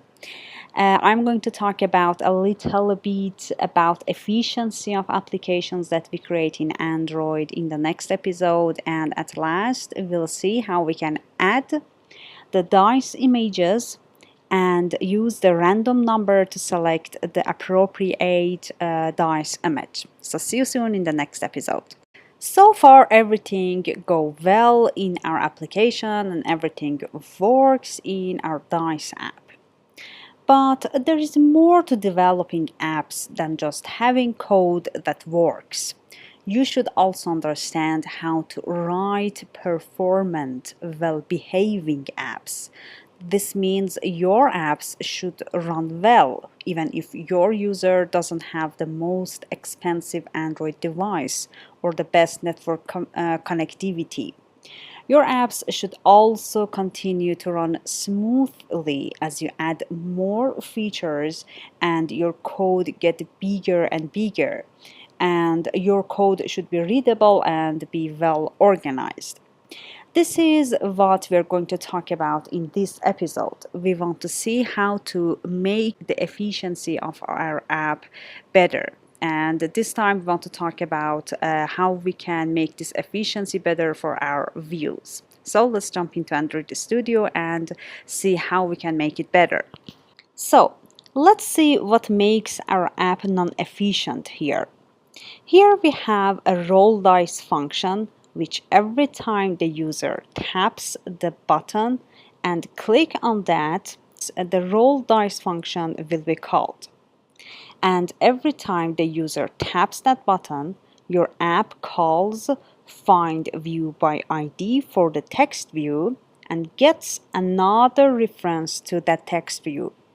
Ideally, we should minimize the number of calls to find view by ID because the Android system is searching the entire view hierarchy of the layout each time, and that's an expensive operation in Android.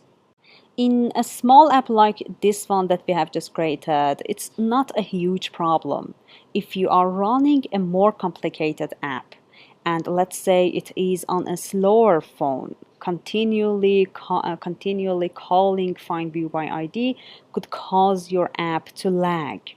Instead, it is a best practice to just call find view by ID once and store the view object or that reference to that text view, to that view, in something that we called a field.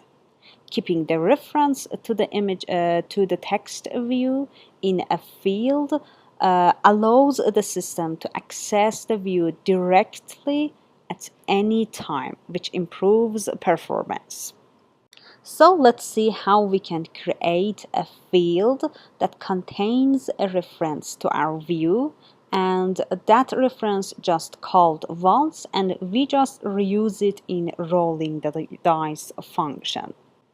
A field is just another type of a variable that we called it a container that contains the reference to the view that, for example, here the text view.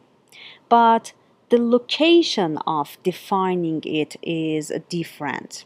For example, here random number is a variable, random number txt is still a variable, but if we want to create a field, we define the variable, but this time exactly after the definition of the activity, just here.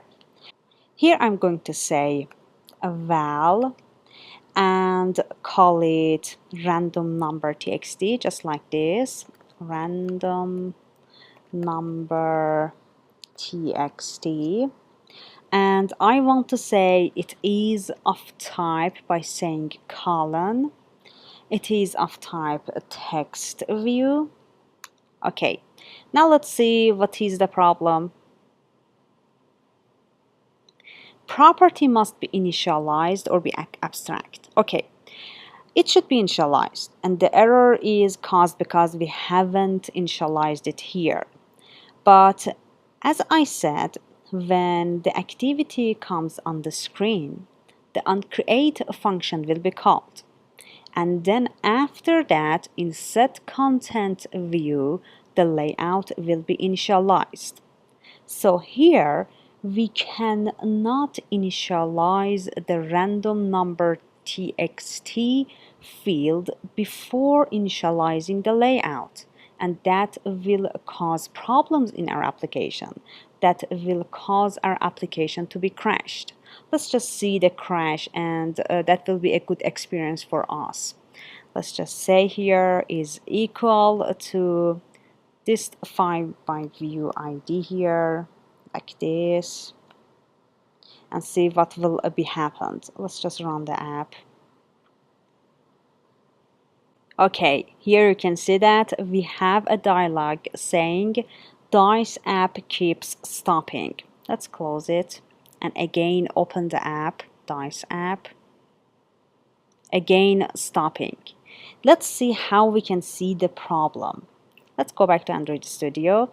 Here in this bar, we have something called log cat, and as the name says, it gives us log.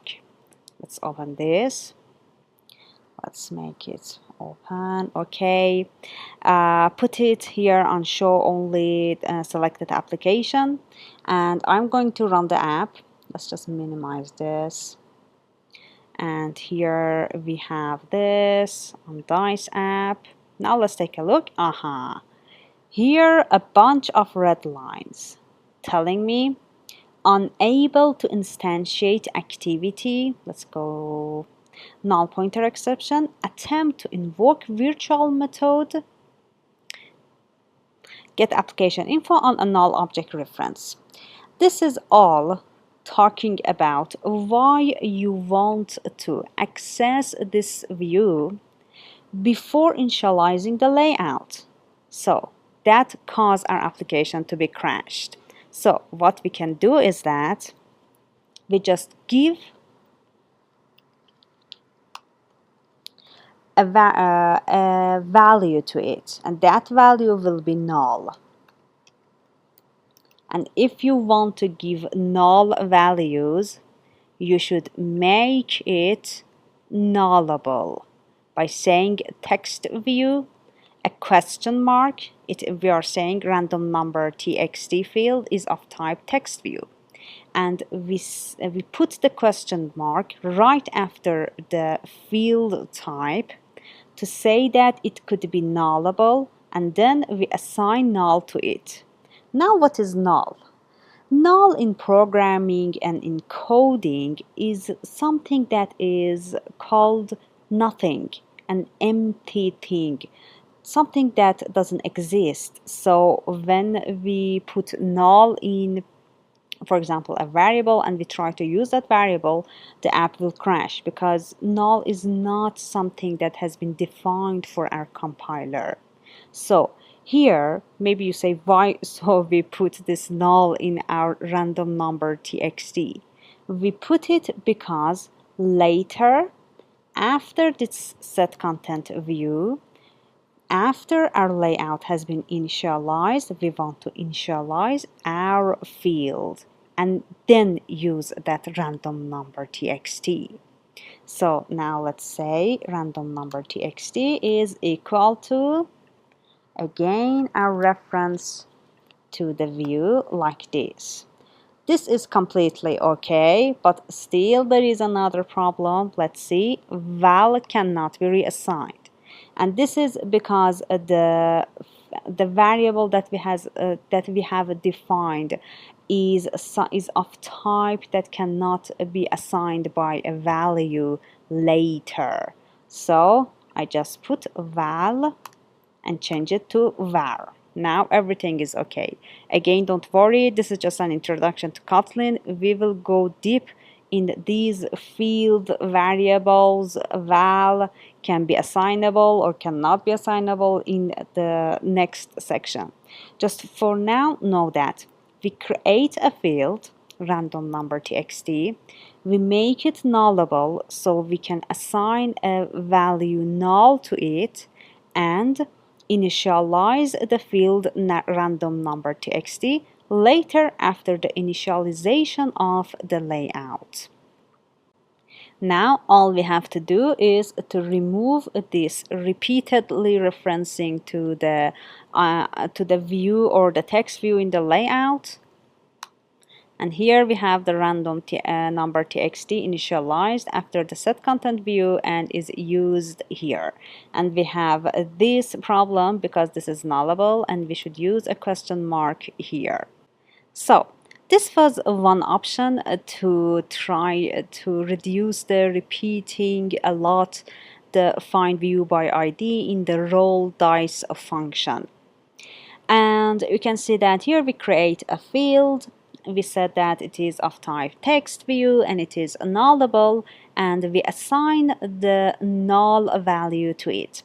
In Android, it is not that much favorable to do this, to give null values to views, because something bad maybe in the future happens, maybe it is not initialized, or for example like here we have to check for the nullability of the field, because if it is null we will of course, and we will 100% sure have a crash in our application. So initializing variables and fields with null is not so favorable in Android. So Kotlin comes and rescue us. How?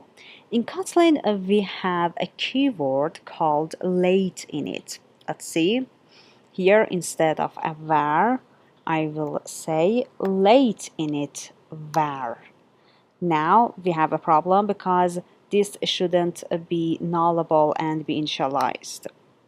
By late init keyword, here the late init keyword promises the Kotlin compiler that the variable random number txt will be initialized before the code calls any operations on this field random number txt.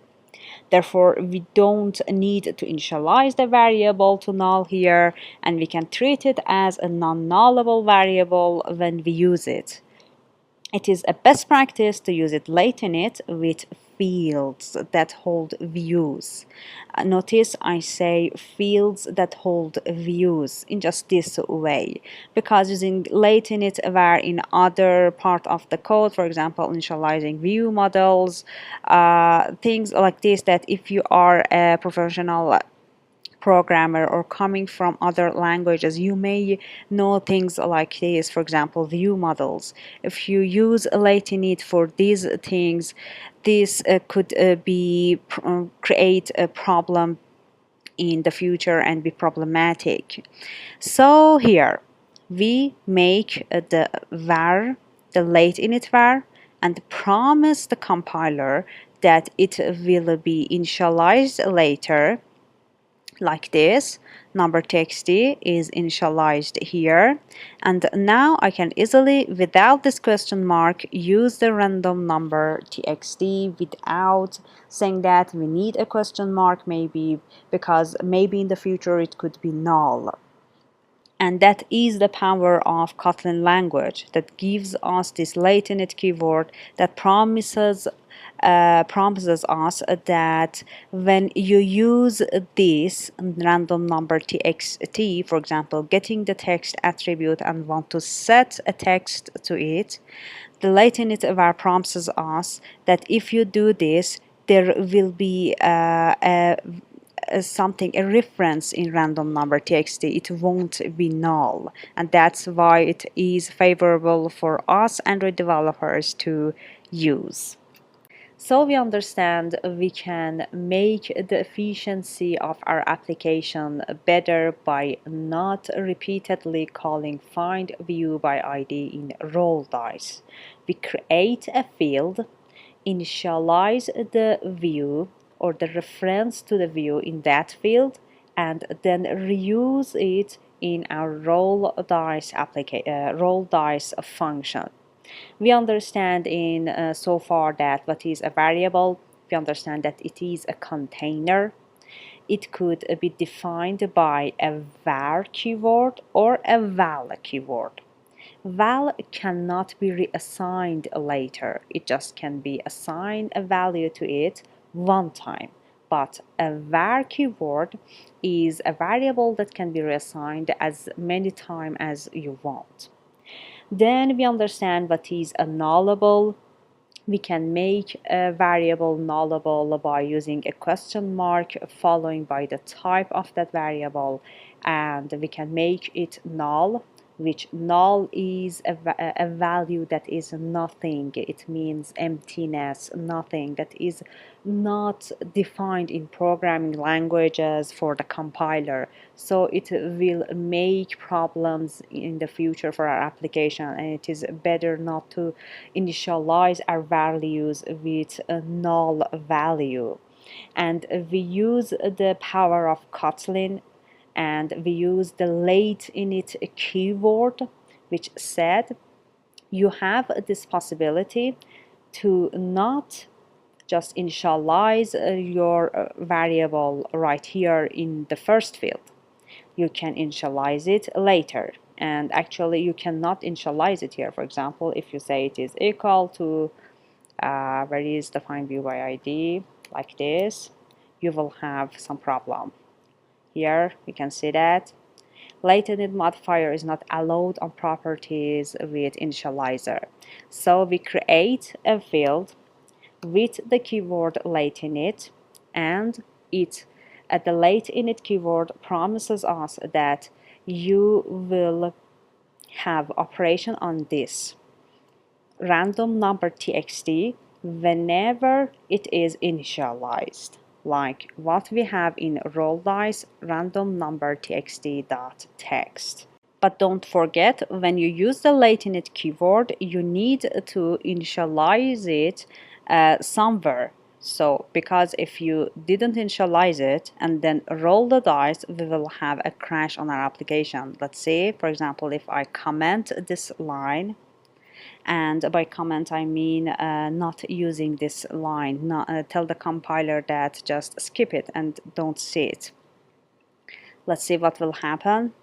So late init gives us this promise that the random number txt will be initialized later, but we should make this promise too, that we will initialize it later too, not just the promise from the side of the late init var keyword. Let's see here, if I click on roll, we will have a crash. And let's see in the logcat, again, late init property random number txt has not been initialized. And that's because of not using this line. Okay, now if I run it, everything will be okay. So until it is being run, it's run. Let's see. Roll, roll, roll, and everything is okay. Now that we have a good efficient app, let's go to the next episode, add the images to our application, the dice images, and roll the dice according to the random number that we have generated. See you soon. So in this episode, we want to complete our dice application by adding the dice images. And here we want that after clicking on this roll button and generating a new random number, the appropriate dice image will be chosen according to the generated number. Okay. For the dice images, I have provided for you a resource folder. Download that, and inside this folder we have from dice 1 to dice 6 and a folder called dice empty. Inside each folder for each dice, we have several folders, and you can guess the logical densities that we have here. HDPI, MDPI, XHDPI, 2XHDPI, and 3XHDPI. I have provided for you all logical densities that can be on a screen of a device, the resolution of a device. I have provided 3x HDPI too, because nowadays devices are really in high resolution, so I prefer to have a 3x HDPI too. So we have several folders in each. The appropriate image with, I mean by appropriate, the appropriate density sizes, the appropriate logical density according to the logical densities that we have talked about in Android scaling section has been provided for you, and we want to see how we can import these images into Android Studio and use them in our application and set them here in the center of our application after each roll of the dice. Let's go back to Android Studio. Okay, in the project window, let's change the type from Android to project to see all folders. Let's just collapse all and start from start. Okay, I'm going to go to app, src, source folder, main, and in res. If you remember, for creating launcher icons of our application, we saw that we have several folders, and according to the density or the logical density of the device, the icon that has been created will be located in the appropriate folder. For example, for HDPI, MDPI 2, 3x HDPI. That was about MIP map files, which are folders that have icons or IC launcher icons. But for images or image views that we have created in Android, we put all our resources in drawables. But this time we have, let's say, we have images with different logical densities. Let's see how we can handle this. For this, one way is to, here in res folder, right click, new Android resource directory, values, let's put it on drawable, and in available qualifiers, let's search for density. Click on this icon. You can choose the density that you want, for example, medium density as for MDPI, and click OK.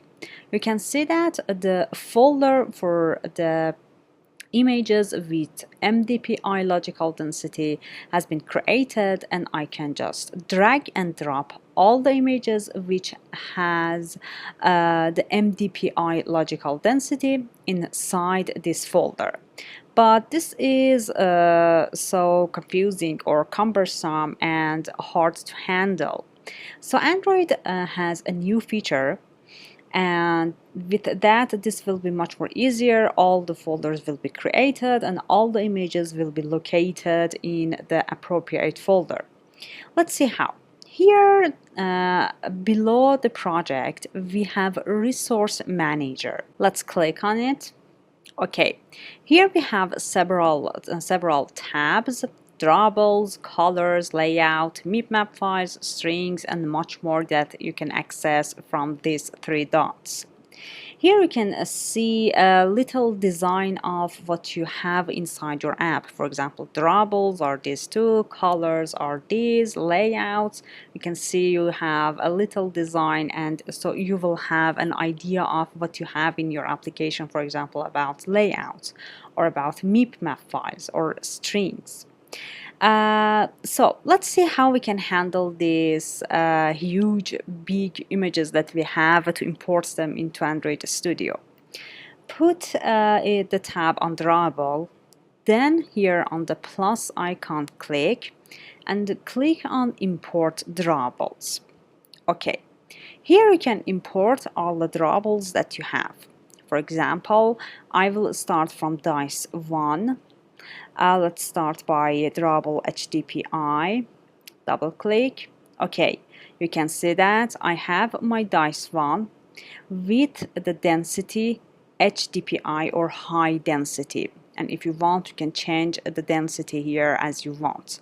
But you can see that Android Studio, after the import of the image, has detected automatically the density of that image. And that's because I myself create these images in several densities, so Android Studio can detect this. So we have a dice 1 high density. Let's go back here, dice 1 MDPI. Okay, we have the MDPI. This time XHDPI. Let's go back 2x HDPI. And at last 3x HDPI. Okay, we have all the densities from MDPI to 3x HDPI. Let's click next. Here you can see that Android Studio has created all the folders according to the density of that image. So there is no need for us developers to create all these folders and drag and drop them all here. So let's click import. Okay, now you can see that we have dice 1 and we have a little image of it, and it says that we have 5 versions from this dice 1, and those are the logical densities and the categories that we have added for dice, for one dice, which is dice 1. Let's do it again. Import drawables. This one for dice 2. We can even do like this. Select all of them and just click on open. You can see that all has been detected by the density and all has been imported. Next, again, they have been put in the appropriate folder. Import. Now we have dice 2. Let's go back to project window to see it in the real project window in the folders. For example, in HDPI I should have 2 images. One is dice 1 and the other should be dice 2. Let's see. Yes, it's okay. In MDPI should be the same. Yes, let's XHDPI, 2XHDPI. Yes. Okay, now let's import all other dices too. So I have added all dices from dice 1 to dice 6 and dice MT2. If you double click on each of them like this, you can see all 5 versions of it. You can see that the MDPI is much more blurry than, for example, the 3x HDPI, and that's because it will be on a lower density, but 3x HDPI will be on a very high density resolution of a device. Okay, so that's it. Let's go back to the project window, change it to Android, and go back to our activity underline main layout. And now we want to remove this text view completely and add an image. We are going to start by one image view in the center, and that will be your challenge to create the second dice and roll it according to the generated random number. So let's start image view. We want it to contain as much as the image has. Wrap. The height will be 2. Wrap. Let's close this. Now we want it to be in the center of our layout. So I will say center in parent is true, and the content description will be at. I have a content description created before, like this, str image description. Let's see what's in it. I said dice 1. Okay, I don't want to waste so much time on things that you are already a master on it, so I have provided it before. What else we want? Now we want to add the source file. So I will say the attribute src Android. With src attribute or the source attribute, we tell the image what to show. I want the user, when he or she opens the app, by default see the empty dice. So I will say add drawable dice empty, like this. So you can see that now we have the empty dice here. So that was about how we can add a source file to our image view. Now we want to learn another concept in layout editing which helps us developers a lot during our addition of layout. And that is talking about namespaces. Here, before starting each attribute in each view, for example, in image view, layout width, layout height, src attribute, content description, or the same for button, layout width, height, align parent button, before starting each of this attribute, we have a word Android. We said Android colon and then the name of that attribute. This Android word is an XML namespace. And you can see that on the top we had XLMNS, which is defining the namespace Android, and then we have a line that is defining this namespace. And here I want to just in image view copy this line with the Android namespace and paste it here. Okay, it is in red because it is duplicated, but this time I want to change the Android namespace to tools. Okay, you can see that on the top we have the tools namespace too. The tools namespace is used when we developers want to define placeholder content that is only used in the preview or the design editor in Android Studio. Attributes using the tools namespace are removed when we compile the app. So we use this tools namespace to have a preview of what will be shown in the future to the for example here in this image. For example, I want to see what will happen if I programmatically set dice 1 to this image. So I will say dice, for example, 1. Let's see. Okay, we will have this image like this.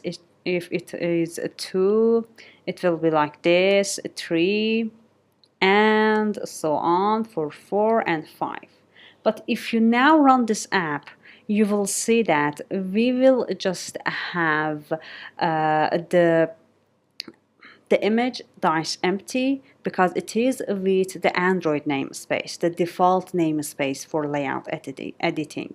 With tools namespace, we will have just a preview of what will happen in the future in our layout editor. And when you compile the app, they all will be removed and you will have what you have in the src attribute. This will be the same for example, text or other things, other attributes that you have in layout editing that we will practice them a lot in future. So that was about the tools namespace, and now we have one dice in the center, and like the text view that we have programmatically set the generated random number in that, we want to programmatically set the image according to that generated random number. So now I will navigate to main activity. Here we should have some problems, okay, because we have removed this text view, and this time instead of a text view I'm going to replace it with an image view. Let's just remove this line, and here I am going to remove this line too and say let init var, which is going to be initialized later. This time call it dice1 image, CIMG as abbreviated for image view. You can abbreviate it or just saying image view, whatever that will be comprehensible for you and other developers in your group. It is of type image view. Okay, what else we need? Now we need to initialize it right after the set content view, right after the initialization of our layout. So I will say dice1 image is equal to find view by ID, and it is r dot ID dot we didn't specify any ID for this, so I will say ID, for example, dice underline 1. Dice1 is good. Let's go back and say dice1. Here you may notice that we didn't use something like this diamond to specify the type of this ID or this view, and that's because here when you defined the dice1 image, you have defined the image view type. But if you say, for example, here in the diamond it is of type image view, this will be okay too, but you can see that it is in gray. That is because it is not necessary for us to add it because it has been defined before. So let's just remove this like this. So now we have dice1 image and we can access it in our roll dice function. Here after the random number that has been generated, I am going to use a statement which is a when statement, and as in Word I say, it will say when the random number is 1, select dice 1. When the random number is 2, select dice 2. But let's see how it will be in code. I will say when, then what I want to compare it, I want to compare random number with the generated number. For example, here I will say when random number is 1, then space, just to be much more clear for reading, dash, a closing bracket. It is like an arrow. So when it is 1, use this r dot double dot dice 1. When it is 2, space, dash, closing bracket, so it will be an arrow, r dot double dot dice 2. So you can see that I am comparing this random number that will be generated on each rolling the dice with the number that will be replaced here for the random number. When it is 1, dice 1. When it is 2, dice 2. And let's repeat it till dice 6. So I have done it to till dice 6. And you can see that I said when random number, and these lines are a block inside opening and closing braces.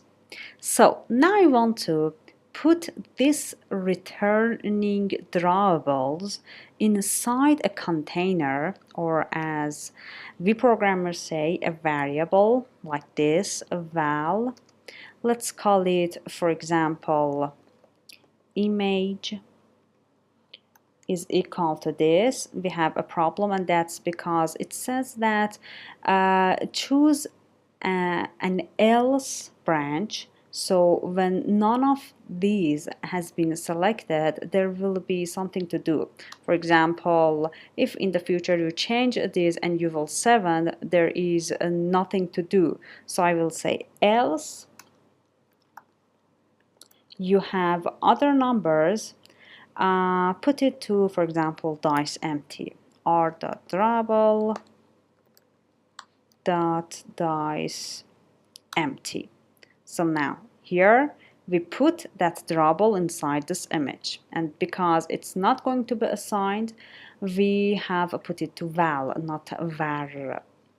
Now let's just remove this line because we don't have any random number txt, and here I am going to set the dice image to the selected random number that is mapped to these doubles. So I will say, what is it? A dice 1 image. Let's just copy this and say dot set image resource, because I want to set a resource to this image. And now I will say the image that has been selected, just like this. So now every time we click on the roll button, the roll dice function will be called, a random number will be generated, and according to that random number, a dice image will be selected that will be put inside image val or the container image, and then the returning image will be put as a resource for our dice 1 image. Now let's run the app, and here, if you remember, we have a source or resource for the dice, it's dice empty. So now the user should see the dice empty, not dice 5, because the namespace is tools, and that is just something for us to see. And after that, we are going to click on the button to see what will happen, if the dice will change or not. So let's see. Okay, as you see, we have the dice empty image, not here the dice 5, because it has the tools namespace. Now let's go back. Now I want to roll the dice and see the dices that is randomly selected. Let's roll. Okay, 3, roll 6, roll 3. Let's roll it again. 1, 3, 1. Okay, 6. Just give us a 2, 5. I want a 2. 2.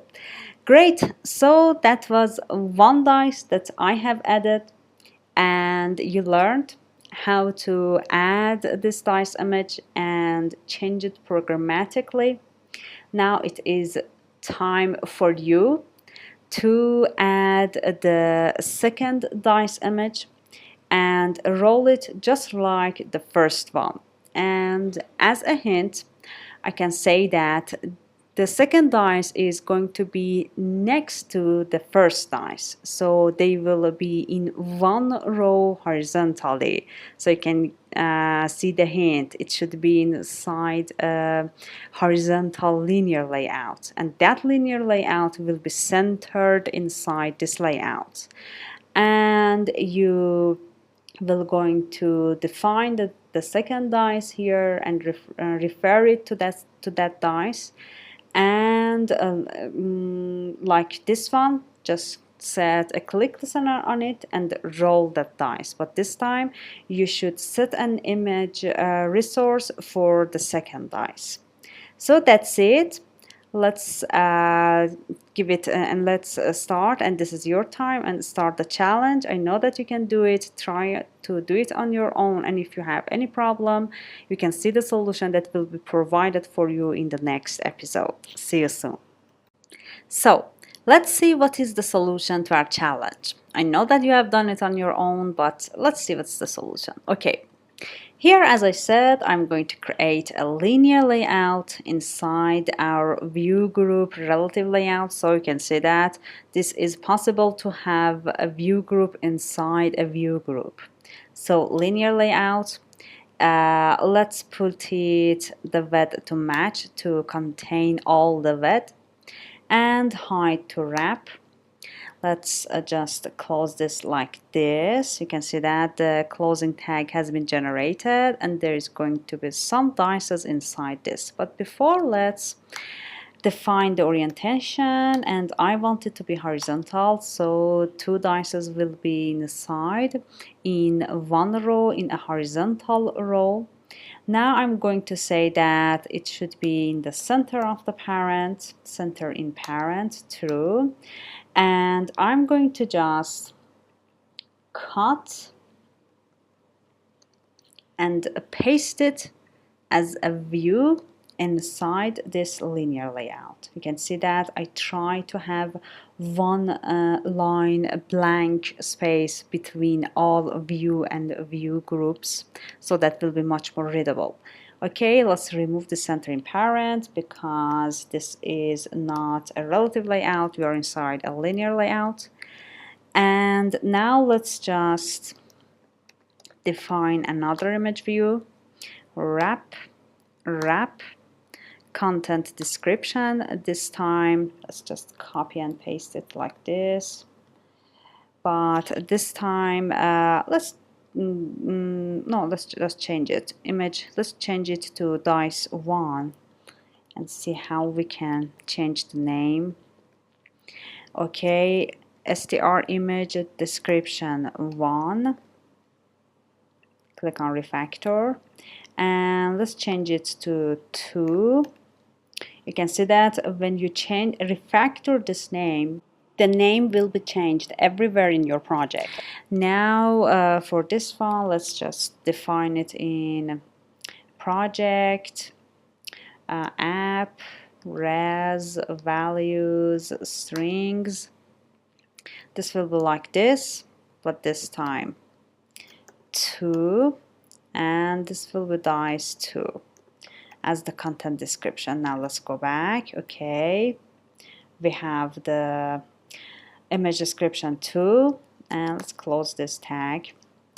And what else we need? We need the resource file or source file, dice empty, and you can choose let's just copy and paste it and then change it to namespace tools like this.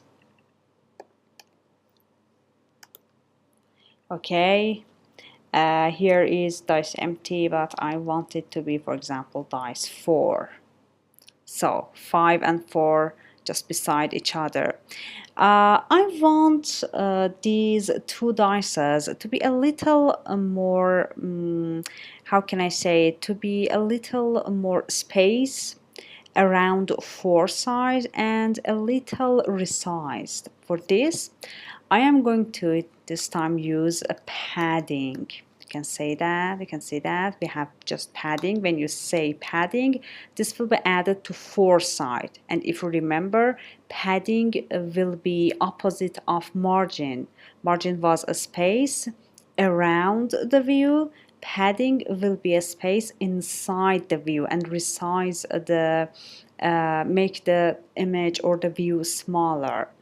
And for padding, let's just here click on image view, on attributes, search for padding here, and I am going to choose margin 8 will be good, but let's change it to, let's create another one because 8 dp, this time setting say padding underline 8. Margin 8 and padding 8 will have the same value, but I prefer to create another dimension for that because that will be much more comprehensible. And let's say 8 dp. Okay, choose it. We have padding as 8 dp. Let's see. Okay, you can see that now it is a little more nicer space around, and it is a little smaller and nicer in the view.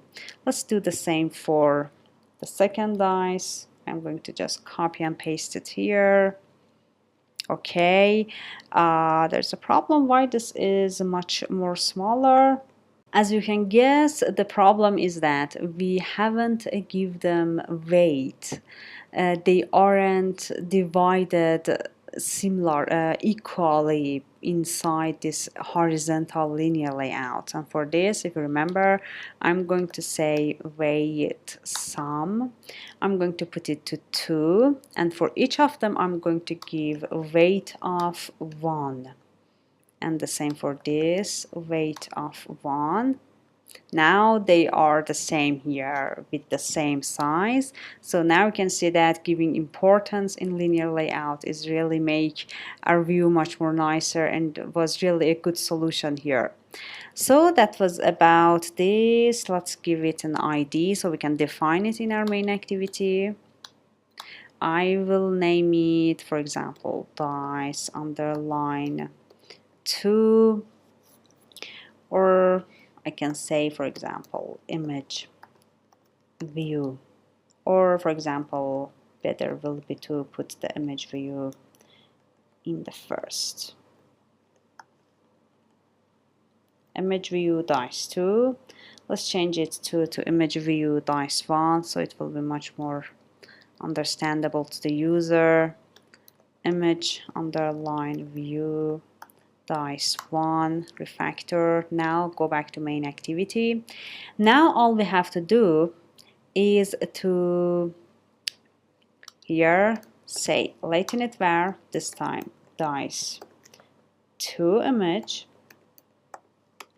of type image view, and we need a reference to that ID, so I will say dice to image, and we need to initialize it. Find view by ID r dot id dot image view dice 2. Now we have the reference to dice 2, and all we have to do is to add, we have the roll button, and the click listener will change, will call the roll dice, and inside roll dice just we need to set dice to image dot set image resource and img. So now there will be a image. Now there will be a problem. You can guess it right now, or you can run it. But if you can guess it right now that what will happen, that will be really nice, because I will understand that you are a really intelligent developer. You can pause the video and guess it, or maybe you have done it and see the result. But the result will be that you will see the same dice, the same image dice on the 2 image dices that we have, and that's because we are setting the same resource on them. Because, for example, if it is random number 1, dice 1 will be selected, and it will be set for both of the dice images. Let's see what I mean, and then see how we can change this solution. Let's see. I'm going to click on roll. You can see that all is 4, all is 5, 6, but I want both of them not to have the same image dice. I want this one, for example, to be 1, and the other to be, for example, 4, 5, or something else, not 1. For this, let's go back. For this, we need to generate another random number. So I'm going to copy and paste it here. And let's change this to random number 1. So it will be random number 1. And this one random number 2. And here we need the same when expression for mapping random number 2 to the appropriate drawable, like this.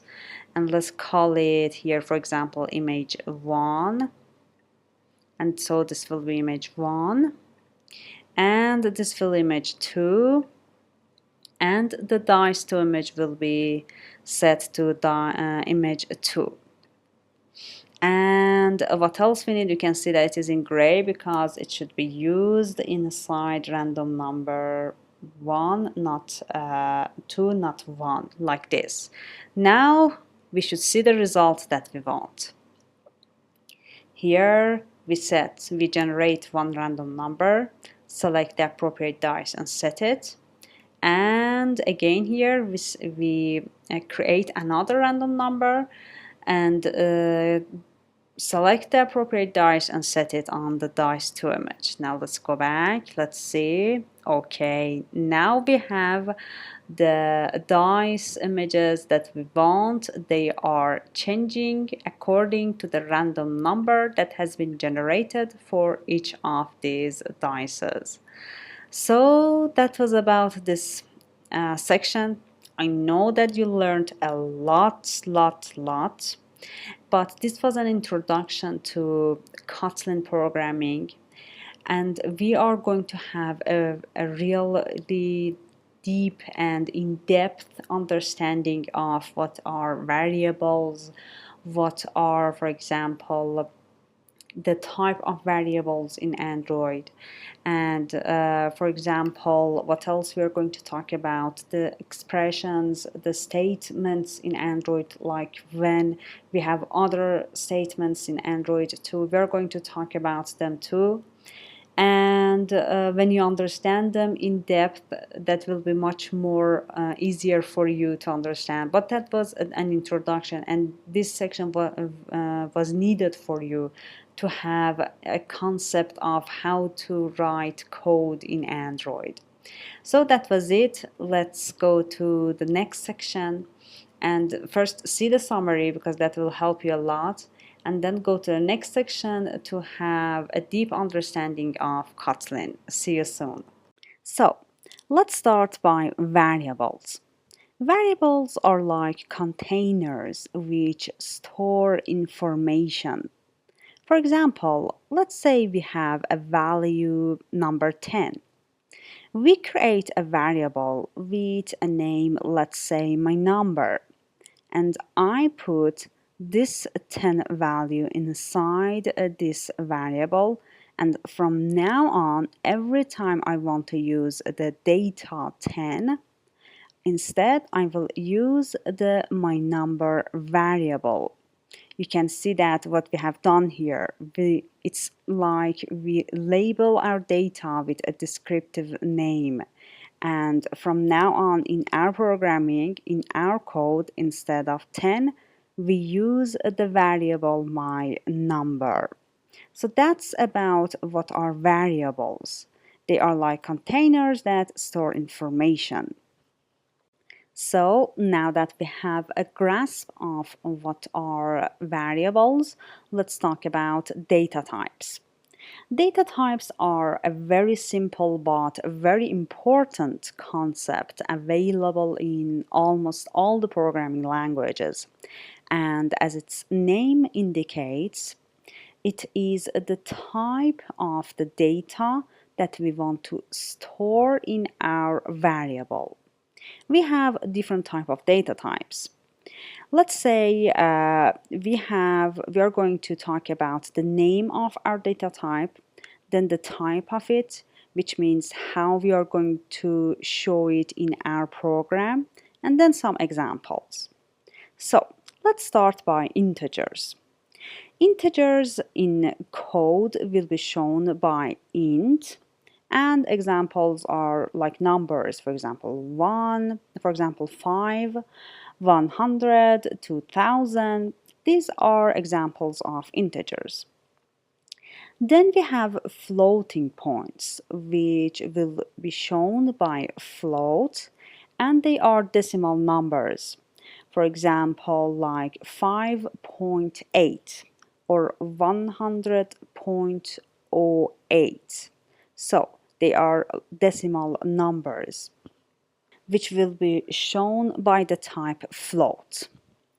Then we have characters, shown by char, and they are a data inside a single quotation. You can see that we have the data 1, which is an integer, but because it is inside single quotations, we will call it a character. Or for example, A is a data, but because it is inside single quotation, it will be a character.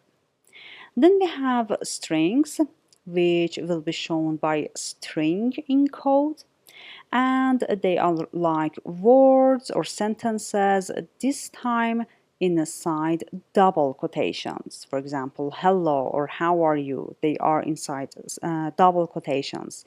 They could be even other datas, for example, an integer like 1000, but because it is inside double quotation, we will take it as a string.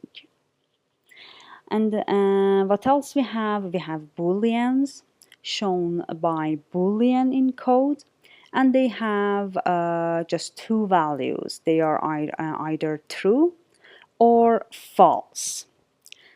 Then at last we have arrays, which will be shown by array in code, and they are a data structure consisting of a collection of elements. For example, it could be a collection of numbers, collection of strings, and in Kotlin we even can define arrays that are collection of mixing of all the types. For example, this could be a collection of integers, floats, characters. So by arrays, we mean a collection of elements. So that's about data types that we have in Kotlin.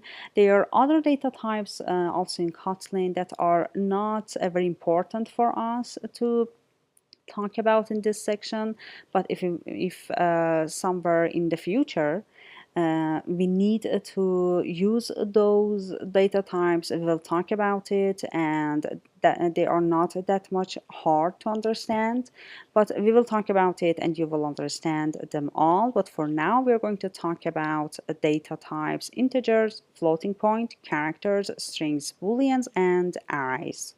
Now let's see how we're going to talk about these data types in the following episodes. We first going to create variables of type numbers or integers, and integers or even floating point are numbers too. And we will see how we should name our variables and what is a convention in programming. Then we will talk about variable types. If you remember in the previous section, we said that we have two types, val and var, which one is changeable and assignable, but the other is not. Then we talk about string and characters, booleans, and at last arrays. This will be the steps that we're going to talk about: data types, variables, how to name them, and how many type of variables we have. So let's go to the next episode and start by numbers and variable naming. So let's start by numbers. As we said, they could be integers like 5, 100, 2000, or floating points, which are decimal numbers like 5.8, 100.08. Let's see how we can define a variable of type integer or floating point. So let's jump into Android Studio. So I have created this brand new project, and in a main activity, in the function on create, I am going to start to create my variables of type integers and floating points. Let's start by creating a variable of type integer. For creating a variable, we start by using a keyword var, like this.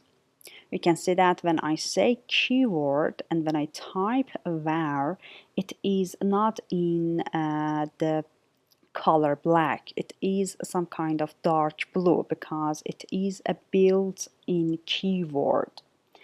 Let's call our variable, for example, a. And for better understanding and better seeing what we are writing, I'm going to make a space and then say colon, which means this a variable will be of type. And as we said, the type is integer, which will be shown by int. And then let's just give it a value. because A is container and we want to put a value inside A. It is an integer, so let's put, for example, 10 inside variable A. So now let's create another var. Let's just, they should be compact together because they are have affinity. They have same concepts. This time I call it B space colon, and now this will be of type integer again, and let's this time, for example, put value 5 inside container or variable B. Okay, so we understand how to create a variable, how to define the type, for example, integer, and put a value inside that variable, like 10 and 5. Now we can do operations on these variables. For example, I want to see what will be the result of A plus B. And I want to put the result inside a variable, for example, called sum. Sum will be of type integer 2 and will be equal to, you can see that I put a space between integer, a colon, and my variable, because in this way it will be much more readable. Now it will be A space plus space B. So I put the result of A plus B inside sum. Now I want to see what is inside this sum variable which contains the result. For this we have in Android something called log dot d as debugging. And you can see that by log it means that this will be logged somewhere, and I will tell you where. You can see the parameters is tag and a message. Tag will be something that we can search this log in our log cat. Let's call it, for example, Kotlin, for example, beginners, like this. Now I will say comma, and now I will need to create the message. For the message, I will put double quotations, and inside will be the message, and this will be typing printing the value of sum. But for printing the value of sum, before the sum variable, put a dollar sign. So now you are saying that print the message with the value of sum. And how we say that? By putting a dollar sign just before our variable sum. Now I'm going to run this. You can see that this is a typical Hello World template project, but this application is not important for us. But is important is to see the log that we have just created with the value or the variable sum. Let's see how we can see where it is being printed. Here again in the log cat, let's open this. You can see that there is a lot going on here, but don't just notice them. What we want to do is to here make sure that your emulator has been selected here. We have a Pixel 2 API 29, and we should also have this here. Okay, then we have our project selected here. Make sure it is selected, and then here, I am going to just copy the tag that we have provided for our log and paste it right here. Okay, now you can see that the message with the variable sum has been printed here, and the value is 15 as we wanted, because here we have the sum of A and B, which is the sum of 10 and 5, and it is what? 15. Now let's do some other operations. For example, this time say sum is equal to, you can see that I haven't created another variable for assigning something to it. I can use the sum variable too, but because I'm going to reuse it a lot, I'm going to just change the sum to, for example, a result, because it's going to show the result. You can see that it has been changed in all the places. So result of this time, for example, a minus 5. A minus 5 we can say, but we want to use the descriptive name of 5, which is b. So a minus b. Now let's just copy this, paste it here, and again we want the value of result, and you will see that this result will be changed, because here it has been assigned for the first time, but after this line it has been assigned again. So we should have the last assignment, which is a minus b. For just separating the messages that we have here, you can even create a message before you print the result. For example, you can see that you can say that result a plus b colon is this, and for our minus we can again say that result a minus b is this. So here you can see that we assign a plus b first to the result and then we print it. But again, we have this power to assign another value, a minus b, to result, and see what is inside the result variable.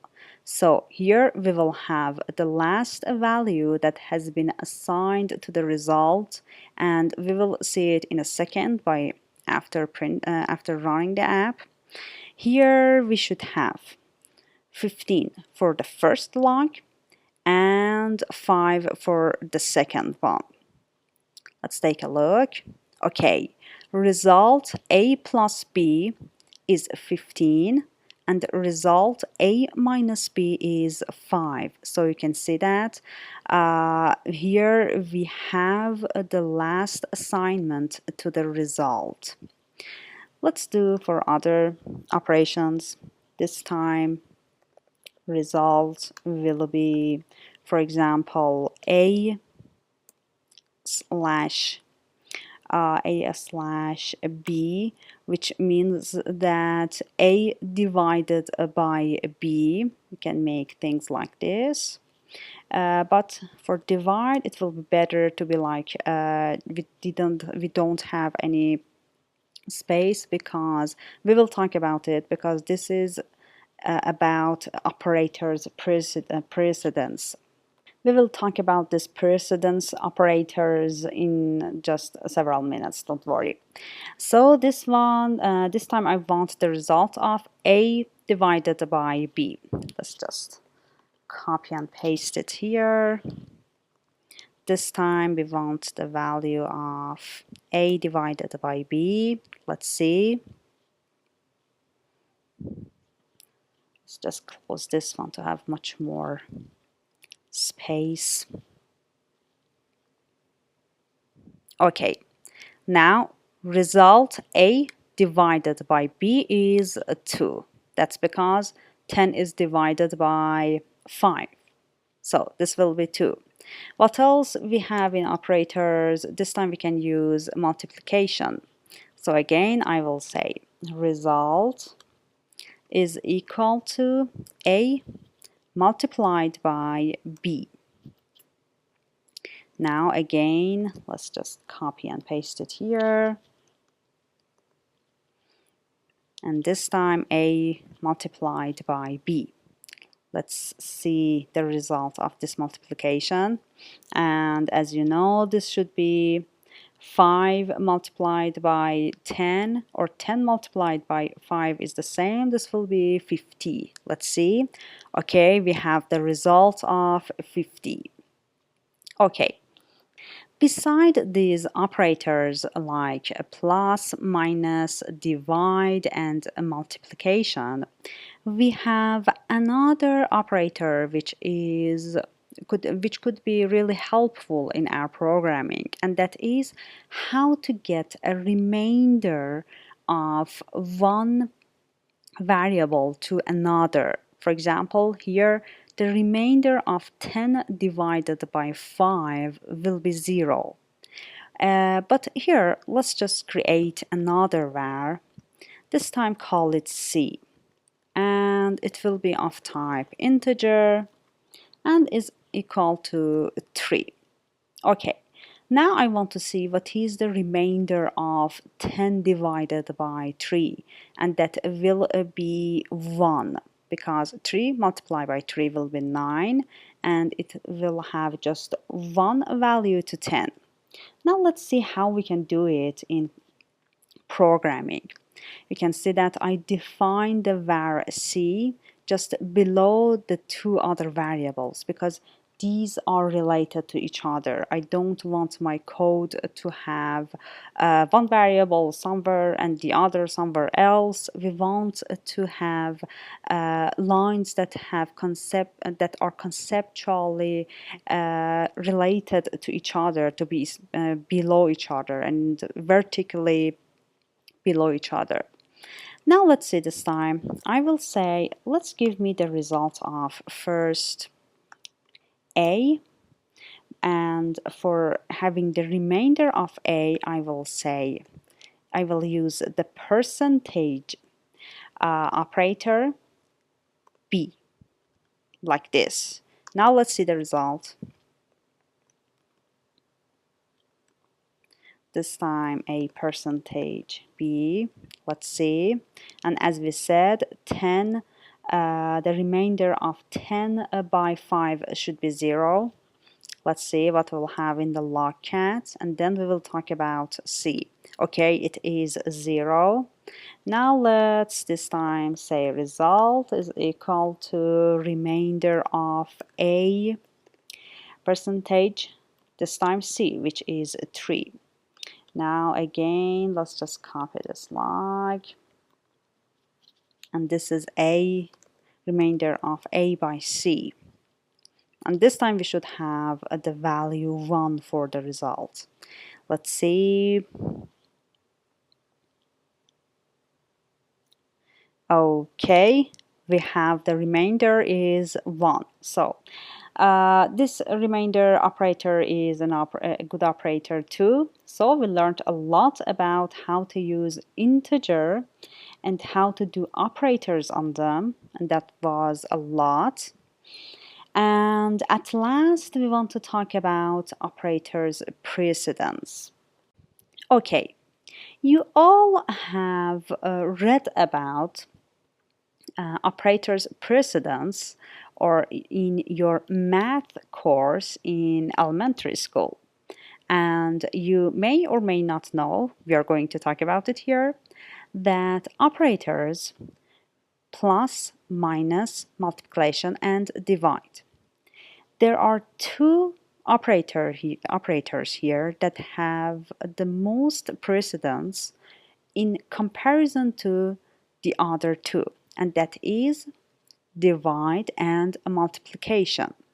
Let's see, for example, here, if I say result is equal to A multiplied by B, then minus, for example, C divided by, or for example, again, because I want the division to have a good result. So I will create, let's just another variable, this time d, var d of type integer. It will be 9. Now let's go down. Here, d divided by c. Here, you can understand that, as I said, multiplication and the division have the most priority in comparison to the minus. So the result of this will be first a multiplied by b, then d divided by c, and then the result will be minus. That will be the result of this one, will be minus the result of this one. So let's see how I am going to use spaces to show the operator's precedence here. We can see by this space, the reader will much more understand that a plus b and d divided by c will be go first, and then the operator minus will go. Now let's see the result. Here, let's just copy and paste it here.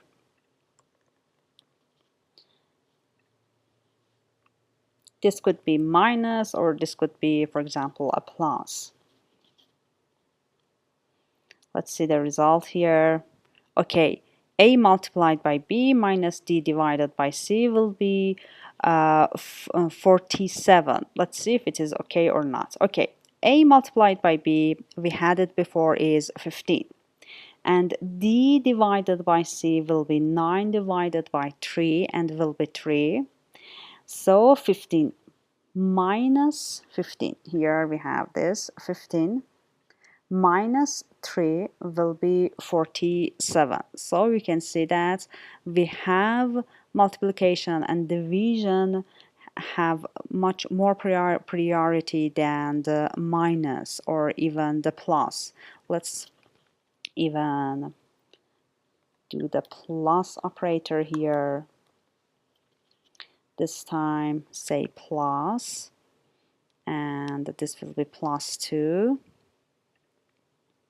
And this time see the result. If it is plus, so we should have 53 here.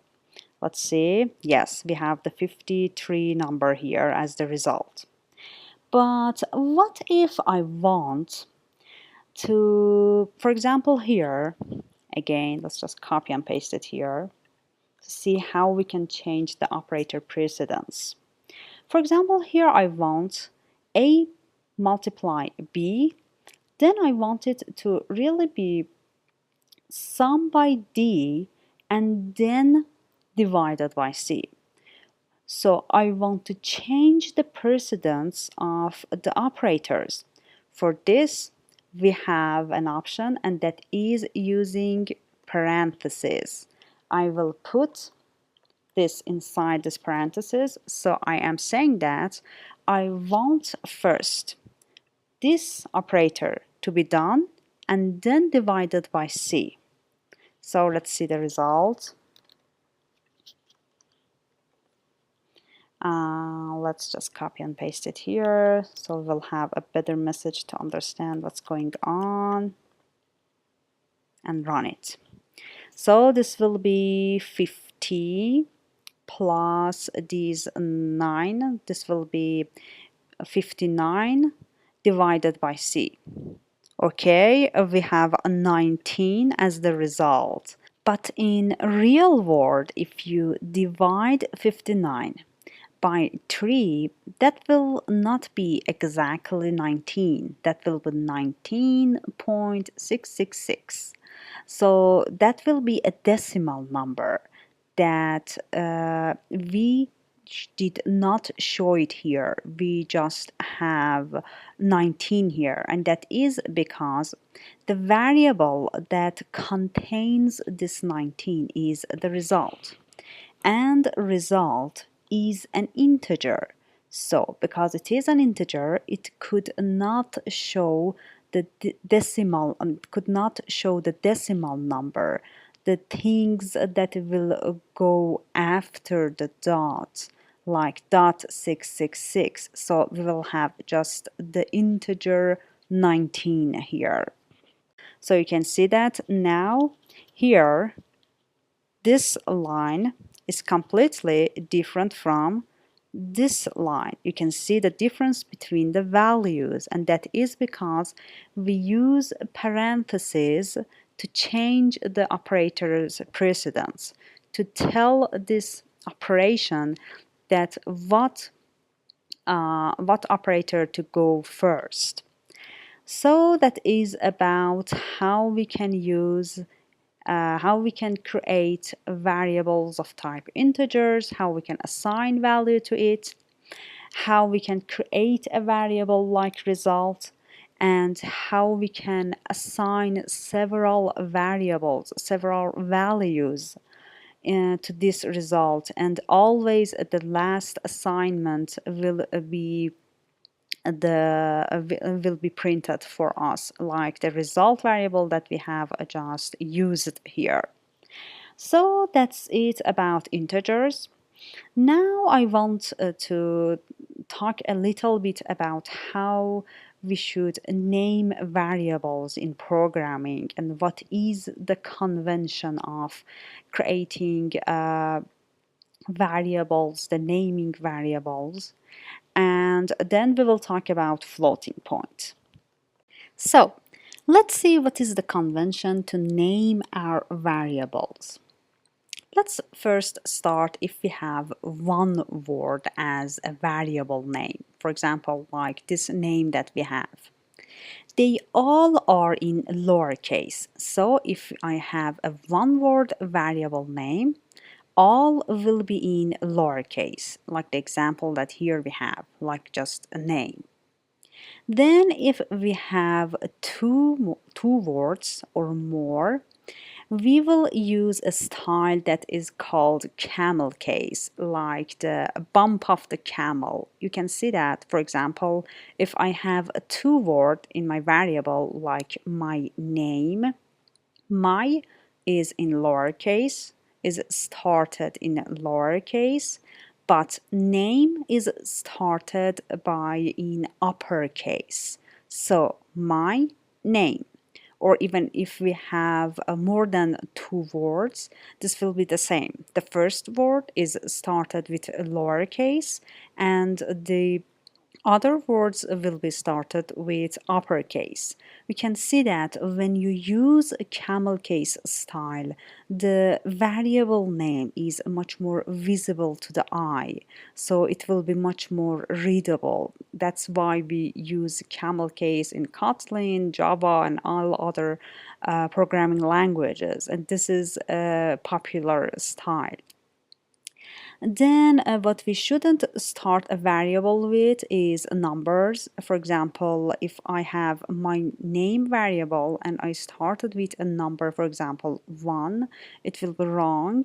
Android Studio won't understand this, but if it ends with a number, for example, my name 1, this will be okay. And then we have some characters that a variable name shouldn't include them, like these that I have provided for you. And what else we have? There should be any name space between two words in a variable name. For example, my name, the first my name in green is okay, but if you provide and create a space between these two words, this couldn't be a variable name. And at last, we shouldn't use some built-in keywords in our variable names. For example, var, val, class are names that are used inside the compiler. So if you use them as a variable name, there will be some errors and you couldn't compile and run your application. So that's about naming, and let's use them in Android Studio to see how we can create good names for our variables. So let's practice this variable naming thing here. Okay, let's scroll down, and in the end, I am going to create a variable. Call it my age. My age. So the word my has been started with a lowercase, and the word age has been started with an uppercase. And it is of type integer, and it is equal to, mine is 30. Now I want to see what will be my age in 2030, the year 2030. So I will create another variable, call it, for example, years later. Again, years started by lowercase and later started by uppercase. This will be an integer. And if now we are in 2020, 2030 will be 10 years later. So I will say 10. And I will create a variable. This will be, for example, I want to name it my age in 2030. My age in 2030. So we can see that I have added a number at the end of my variable my age in, and this will be okay. It will be of type integer and is equal to my age plus years later, like this. You can see if I put this, this to the first, there will be some problems. So let's revert it back to what it was before. And let's see, for example, in my age, if I create a space between my and age, there will be a problem. Or for example, if I use a character, those characters that we shouldn't use in variables, for example, like buts, like for example, something like this, there will be a problem, or something like this, there will be a problem. Those are the characters that we shouldn't use in our variable names.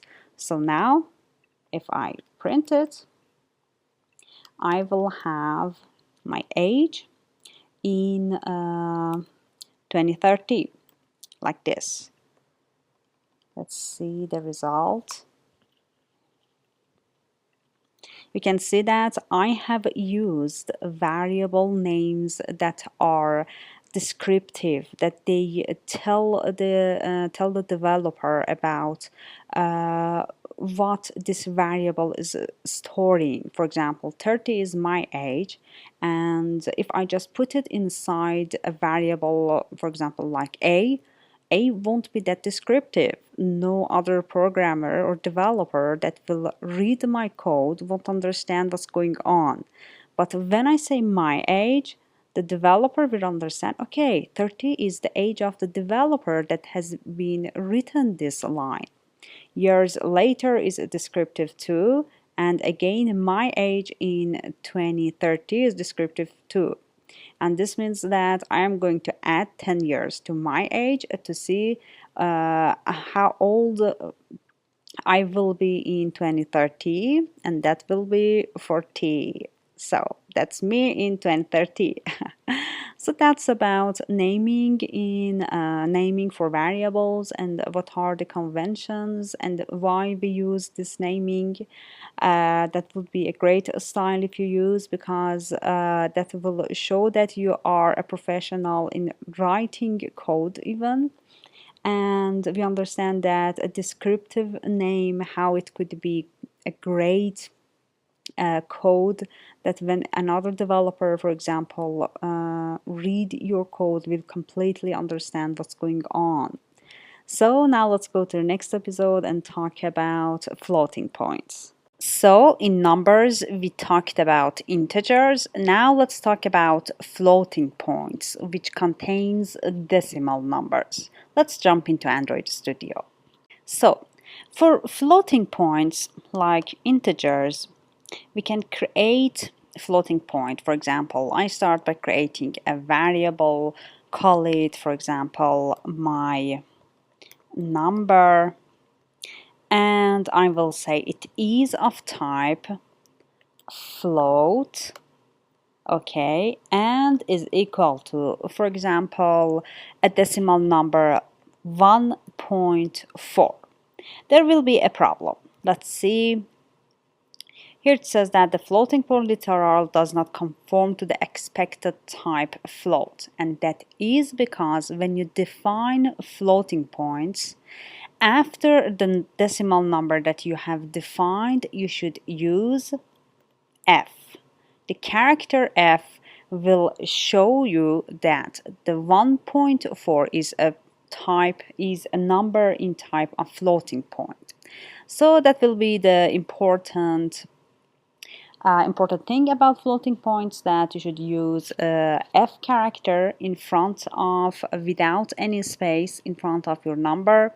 And let's, for example, create another number. Let's name it my number 1, and the other one my number 2. Notice that I use the camel case here. It will be of type float, and it is equal to, for example, 4.5. And don't forget the F character. And let's say, for example, var, or let's reuse the result that we have defined before. Result is equal to my number 1 plus my number 2. Okay, there will be a problem. You can pause the video and think about it, that what could be a problem here. Hover your mouse here and see what is the problem. Okay, it is completely visible that it says that we required an integer because result is of type integer. If you remember, we have defined it of type integer, but now we are putting the result of the result of summing two floating points. So there will be a need for conversion between my number 1 plus my number 2. The result should be converted to an integer, so it could be assigned to the result. One thing that we can do is that we put it inside parentheses, and now say dot to integer, like this. You can see that now we don't have any problem. And if we, let's just copy and paste it here, like this. Let's say, call it, for example, result for conversion. And yes, let's see what will be the result. So let's open the logcat, and here result for conversion, excuse me for the bad spelling and writing for 4. Result for conversion, here we have the number 5. Okay, maybe you say that 1.4 plus 4.5 will be 5.9. But why we have just 5 here? And that is because you are putting the result of this summation of my number 1 and my number 2, which is a floating point, as we said, 5.9, but it was a floating point and we couldn't put a floating type inside an integer, so we needed to convert it to integer by using this function toInt. So it means that we have convert 5.9 to an integer. So the decimal point will be removed and we will just have 5.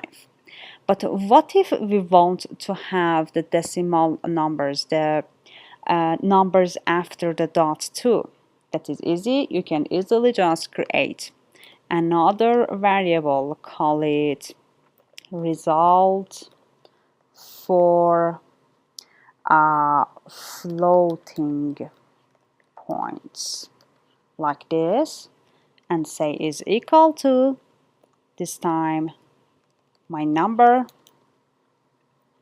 for floating, sorry, and don't forget that is of type float and is equal to my number 1 plus my number 2. You can see that now there will be no problem for assigning this floating point to result for floating points, because this variable is of type float and there will be no problem here. There will be no need for conversion. So now let's see the result here. I want the result for this. Let's change the, okay, now let's see what we will have. Now we want to print the actual floating point, the result of summing my number 1 to my number 2. Now let's see. Oops, we forget that we want to print this one. Okay, now let's run it again. So now let's see, we have 5.9 for our variable result for floating points. And because it is of type float, we have the numbers after the dot. So that is about floating points. We understand that if we want to define a number which is float, we use F character after our number, and this is not necessary to have for example a decimal number as a floating point. For example, we can create just 1 and with F we will have a floating point. This means that we have, for example, 1.0000. So this is not necessary to say that, for example, dot 0000. And okay, that was about floating point. We understand how to define them. We see that if we want to put a floating point inside an integer, we need to convert the floating point to an integer. And what else we did, we see that when we convert it to an integer, we don't have the decimal number, we have an integer, so we won't have dot 9 after 5. And for having this decimal number and what is going on after this dot, you saw that we create another variable of type float, put the summation inside that, and now when we print the result, we have the complete result of the summation. So that was about floating points. Now let's go to the next episode, because we want to talk about variables and types of them. And in the next episode, we will see how we can remove all these warnings here, which is nice for us as professional programmers to have warnings in our code. See you soon in the next episode. So we want to talk about variable types in Kotlin. In Kotlin, we have two types of variables. One is assignable, which is shown with the keyword var, and the other is the one that could not be assigned twice or more than two times, and that will be shown with the keyword val. So with the var, or the assignable variable type, we can assign or put as much as value we want inside that variable or inside that container. But when you create a variable with the val keyword, you can initialize that variable just once. If you want to assign it twice or more than twice, that will not be possible. Let's see it in code in Android Studio. Here in our main activity file, so far you can see that we create a lot of variables with the keyword var, which means that they are assignable. We create a var for our result, and we have some other variables that are located here, and you can see that we have some warnings. And that is because if you hover your mouse over here, you can see that it says that variable is never modified and can be declared immutable using val. And by immutable, Android Studio means that it just initialized once and it will not change after its initialization here. So it is suggesting us, if you don't want to assign another values to this variable a, you can easily put var to val. And you can see that by this change of the change of variable type, the warning has been removed. Let's do this for other two. Val, val, val. So we do this because we have initialized A, B, C, D variables once and we didn't assign other values and another values to it so far here till this code that we have done. But we have another variable, result, which is of type var, and we don't have any warning for this. And as you see, when I click on the result, you can see the usage of the result that has been highlighted. And you can see we have defined it in var, and we have assigned several times, we have assigned values several times to it. So if I change it to val, we will have a problem. You can see in the first usage of the result, if you see, there will be a problem. Val cannot be reassigned. As I say, val can be assigned or initialized once and they cannot be reassigned. So let's change it to what it was before, var. And they will be the same for all these variables, my age, the years later, the variables that has been created but not been reassigned, and that will be great. And you can see that, let's see if we have any problem. No, the warnings has been removed.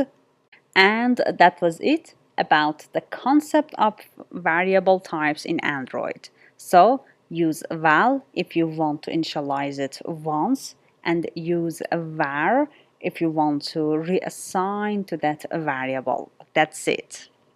The next data type is booleans, and as we talked about, booleans are of type boolean, and they have just two values. They could be either true or false. These Boolean values could be used a lot in the section control flow that we're going to talk about, and especially in our programming and creation of application, you will see how they will help us in seeing, for example, what situation is correct, and according to that situation, for example, we decide to do something. Or for example, if a situation is false, according to that situation, we can decide to do something. This Boolean data type can help us a lot during this decision making, and you will see it in especially in control flow section. But now let's see how we can create Boolean variables and give them the value of true or false. So let's start by creating a variable. I will use val again and call it this time. I want to see if today is raining or not. So I will call my variable is raining, like this. And if and it will be of type boolean, okay, and is equal to, for example, if it is raining today, I will give it the value true. And if it is not, I will give it the value false. Just as simple as this. Let's see how it will be printed. Let's just make a log. For example, this time is raining. Let's say, for example, if it is raining. Raining. and I want the value of is raining. And let's see what we'll have in our logcat. And we even can create another variable, val, call it is sunny, of type boolean, and will be equal to, for example, if it is raining, if it is not raining, possibly it is sunny. So I will say it is true. Or for example, this could be the reverse. I can say if it is raining, so it will not be sunny. So is sunny will be false. Let's see when it was is raining was false. Let's see what we had. We had false. Now it is changed. Let's, for example, here, if we run it again, we will have a true for our raining variable, is raining variable. For example, here I will say if it is raining is this, it is true, and it if it is sunny, dollar sign is sunny. Now let's print this sentence and see.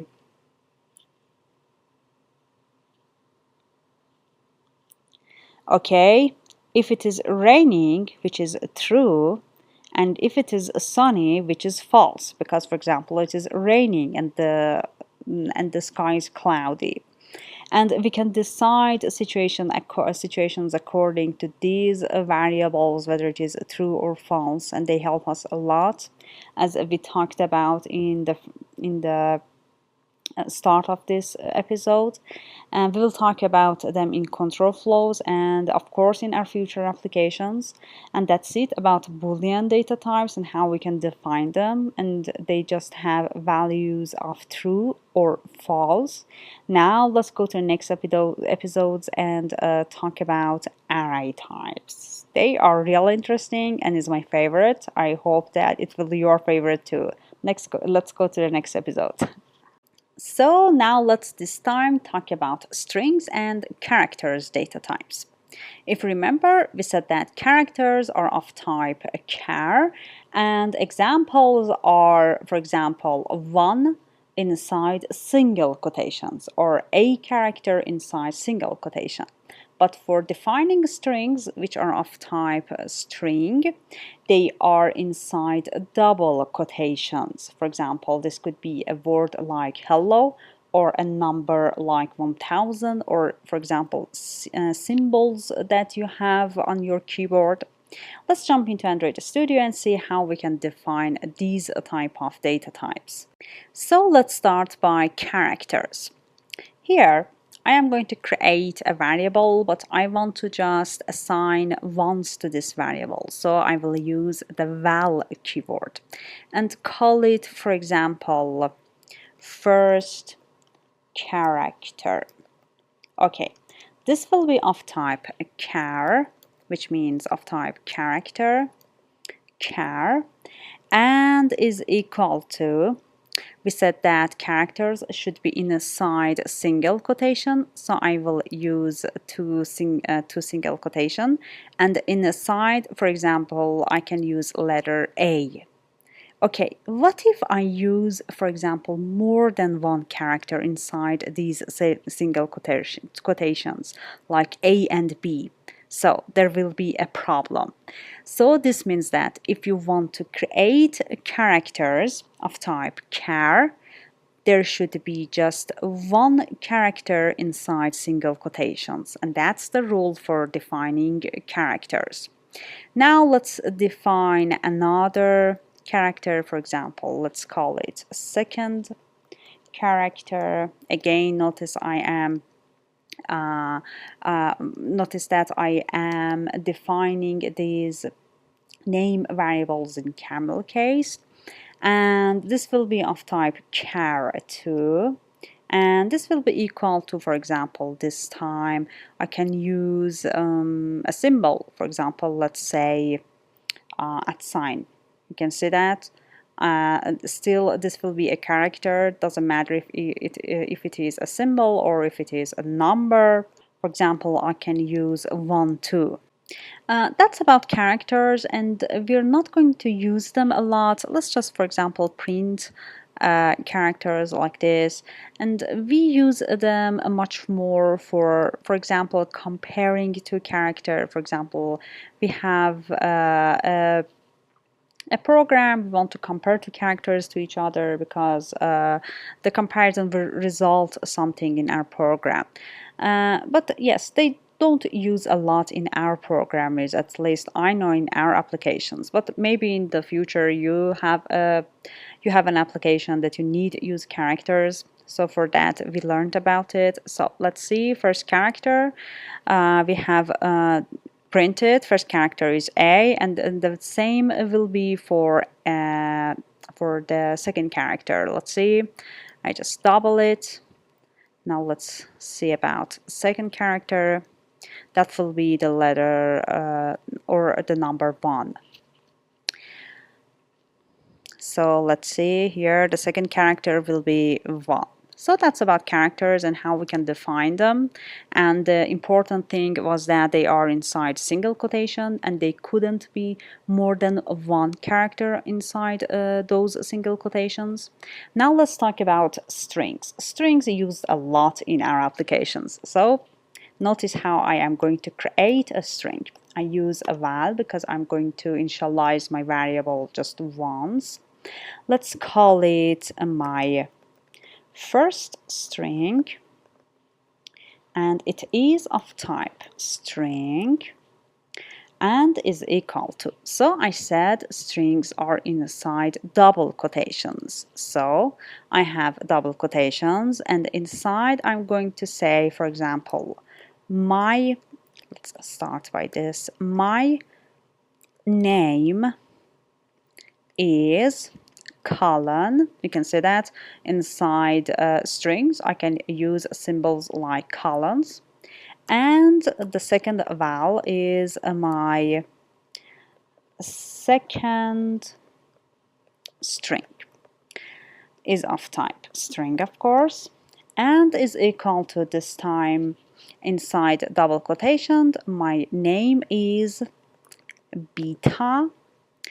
And let's, for example, create another val and say my third string of type string is equal to and my age is 30. So you can see I use numbers in strings too. Everything can goes inside this, inside a string, inside double quotations. Now I want to concat all these 3 variables together. So I will have a sentence. My name is beta and my age is 30. Let's see how I will do this.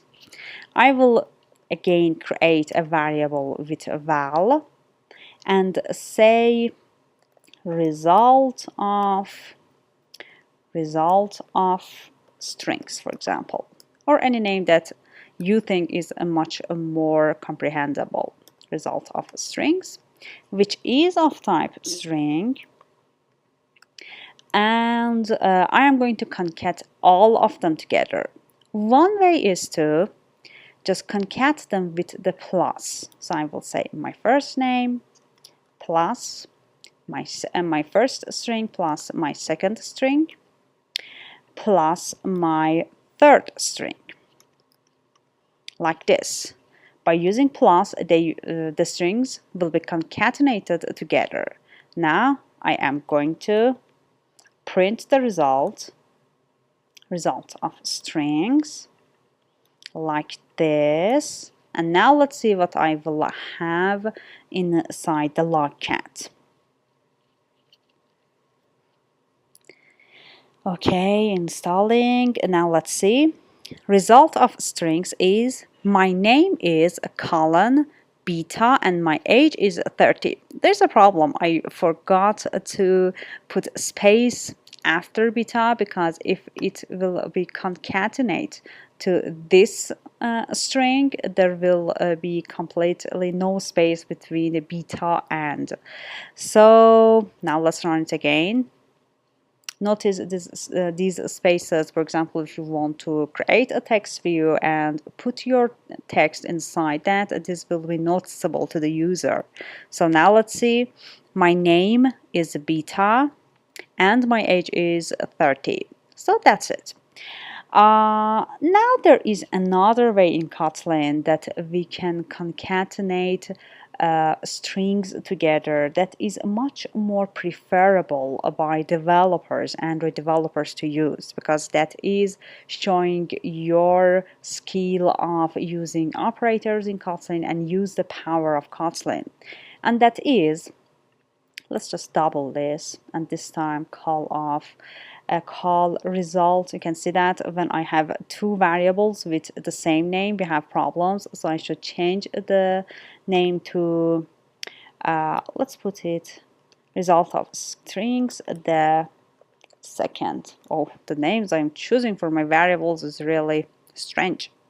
Okay, this time I'm going to use the $sign for getting the value of my string values. If you remember, here for printing this message we have the same thing, and at that time we didn't know that this message is a string. If you see, we have double quotations and we have some words here, and we use the $sign symbol to get the value of this variable, and we can do the same here for our concatenation of our strings. So here I will put this inside double quotations, and then use a $sign just before each value to concatenate them together like this. Now let's print this. Let's just double this too. I want the value of this. Now let's print and see what will happen. You can see that this is a much more cleaner and much more nicer than this just plus plus plus. So now let's see.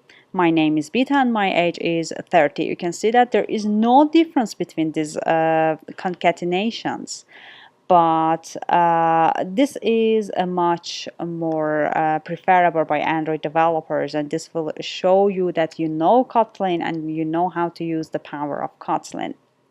So we understand here how to create string variables, and we understand that what else we see that how we can concatenate variables together, once with a plus operator and the other with $sign operator. And we see that what we have done for creating messages and printed in our logcat was creating actually strings and using the $sign to get the value of our variables. So that's it about strings. Now let's go to the next episode and continue about data types.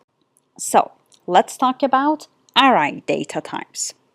With arrays, we can create a group of elements.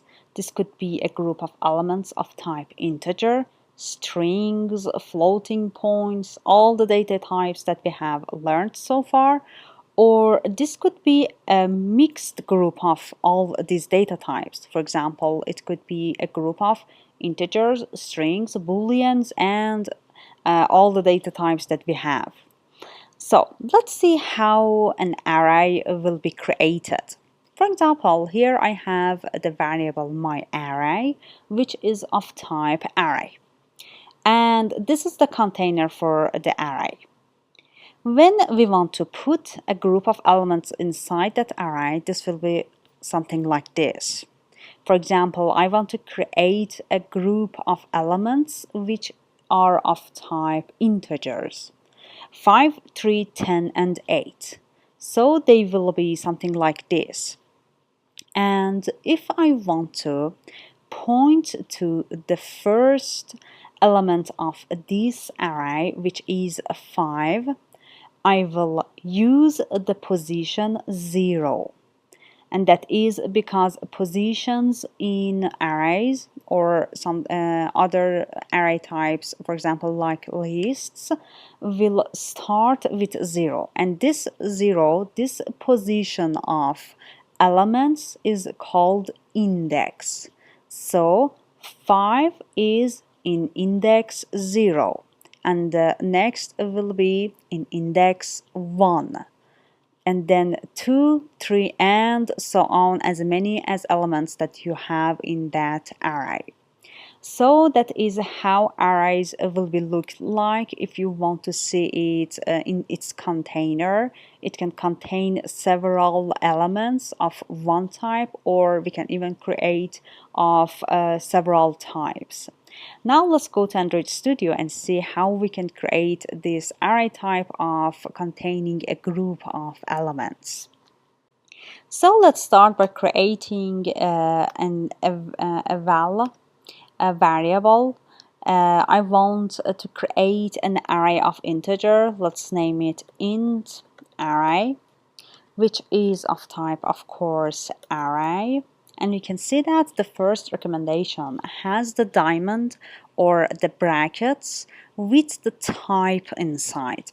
And I said that I want groups of elements which is of type integer and is equal to, for creating an array, you will say array of, and inside will goes all the elements that you want to be inside this array. We can see that it could have no elements. You can see there is no problem with this. Or we can, for example, add the elements which are of type integers, 1, or for example 5, or for example 8, or for example 100. And because you have said that my array type is including just integers, you can't add, for example, a string to this. There will be a problem.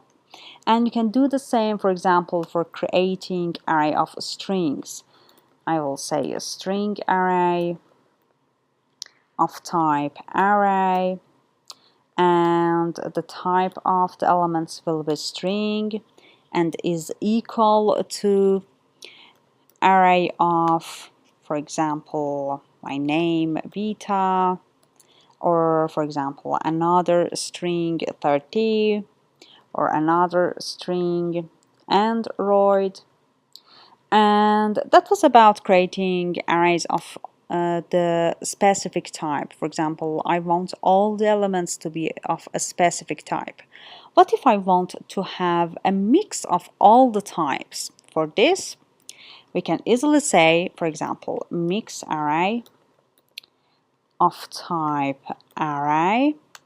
But what we should tell the Android Studio that our array should be of, because it is of type strings, integers, floating points.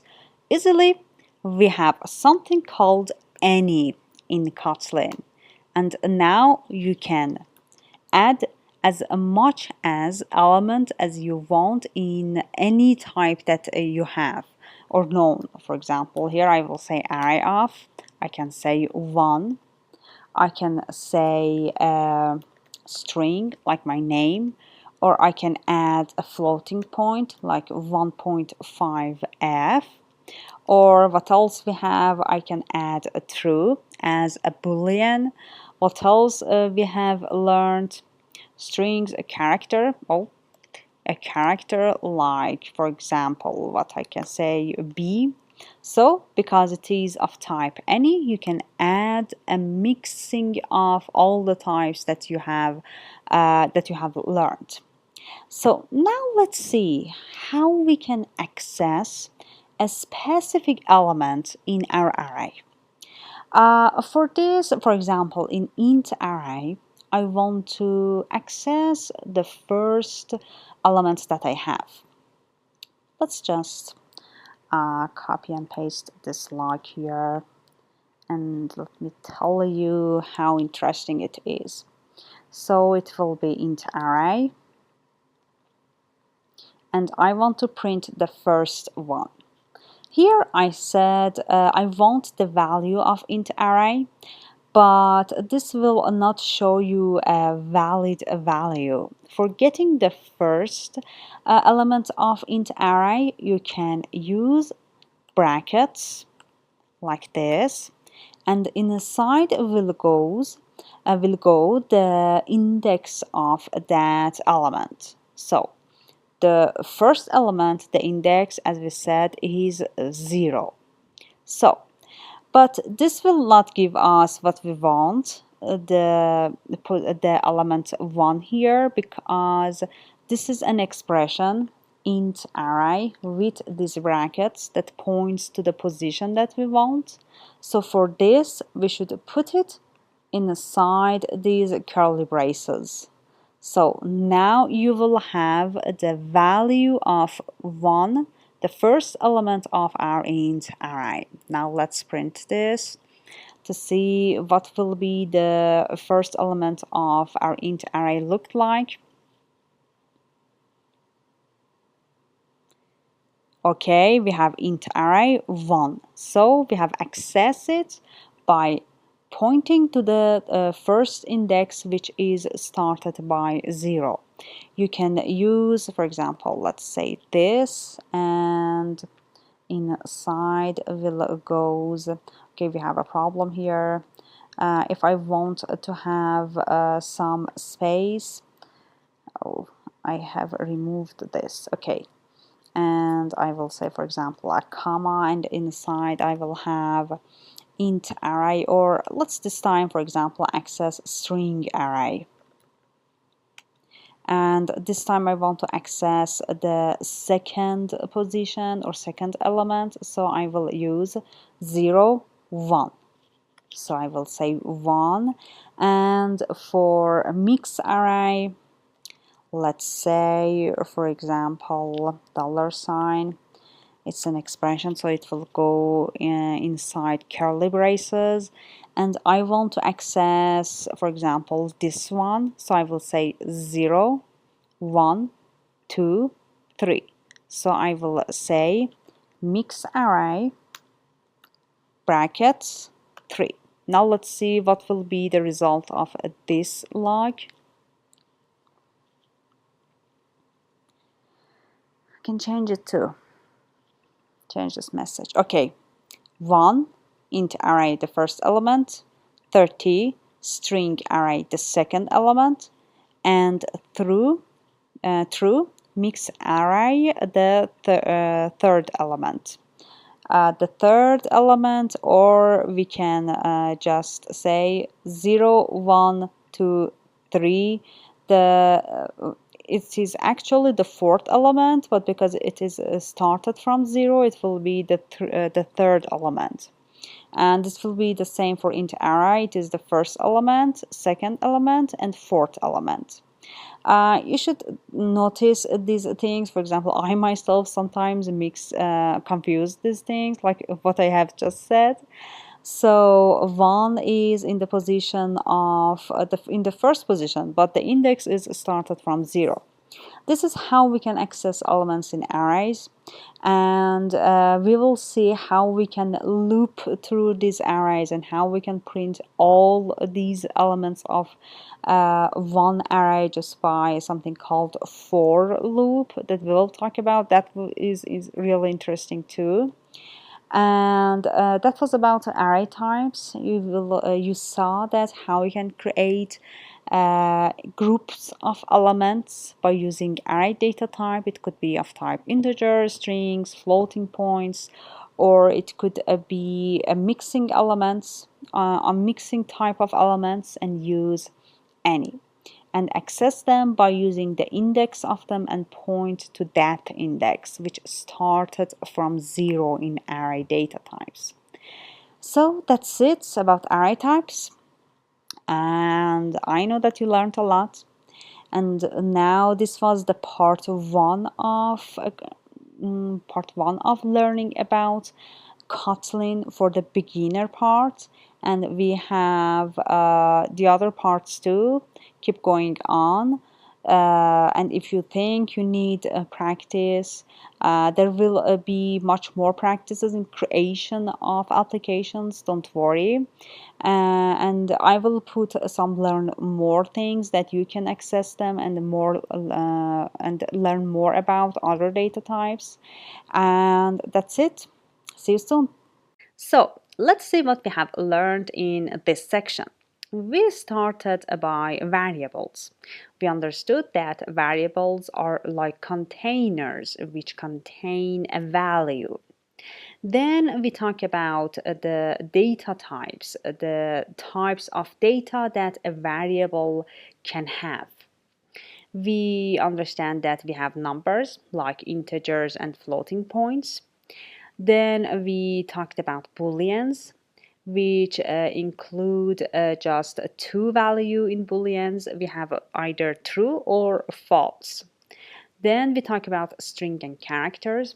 Strings are inside quotation marks, inside double quotation, but characters are just inside single quotation. This could be for example, a number, a floating point, but they are inside double quotation or single quotation. Then we talked about arrays, which with arrays we can have several elements inside just one data type array. And we saw that we can define an array with just one data type, for example, all in integer, all elements in integer, or we can have a mix of all data types. And we talked about variable types, which we have var and val. And with var, we can have a variable which we can assign several values to it. But with val, we can initialize the value just once. The variable is not assignable for the second or any time that you want. And at last, we talked about variables naming convention, which we said that we are going to use a camel case naming convention because that will be much more, the variable's name will be much more visible to eye. And this is a convention that is used by all programmers in all languages. So that was about this section, and we learned a lot. And that's it. Let's go to the next episode and talk about operators. So let's start by comparison operators. In comparison operators, as the name says, we compare values, and as the result, we return either true or false. So let's start with what comparison operators we have. One is less than. For example, variable A is less than variable B. And here, the value inside variable A will be compared to the value inside variable B. Then we have greater than, then less than or equal to. See how we show it for comparing the less than or equal to. We use the bracket and followed by an equal sign for equal to part. Then we have greater than or equal to. And if we want to see if two variables have equal values, we use this operator. You can see that we have two equal sign followed by each other. And if we want to see if they are not equal, if the value inside these variables are not equal to each other, we use the exclamation mark followed by the equal sign. So that's about the operators, the comparison operators that we have in programming. Now let's see how we can use them in code and how we can get the result of these operators. So let's jump into Android Studio. Okay, here I have created a brand new project for Kotlin for Beginners Part 2. And in main activity, I am going to create a log to print the result of our comparisons. D for debug, and let's call the tag, for example, let's call it Kotlin for beginners. Sorry. This time, for example, part 2. Okay. Now for the message, again, because message is a string and it will be inside double quotations, I want to create an expression. An expression, I mean, it has something more than just one variable. So I will say $sign and the curly braces, and inside will goes my comparison operator. For example, I want to say if 1 is less than 5. Okay, let's print this. I will run my application. Okay, it has been run on the emulator. Now let's go to logcat. Here I'm going to search for the tag of my log. How inside this search area? Okay, it says that 1 less than 5 is true. So you can see that we have a value of type Boolean data types. If you remember, Boolean data types were they can have value of either true or false. So here, yes, 1 is less than 5. Let's see how we can, instead of just using a value like 1 or 5, using variables like this. I will create a variable, for example, my number 1, which is of type integer, and is equal to 1. So now I'm going to use my number 1 here instead of 1. And another variable, my number 2 of type integer is equal to 5, and replace this with 5 like this. Now if you run it, you can see that the value inside these variables will be compared to each other. Let's see. Okay, it is true. Now let's use this time, see if my number 1 is bigger than my number 2. Let's see what we have this time. It should be, as you know, false, because 1 is not bigger than 5. So let's see, it is false. So that was about less than and greater than. The other operators that we want to talk about is less than or equal to.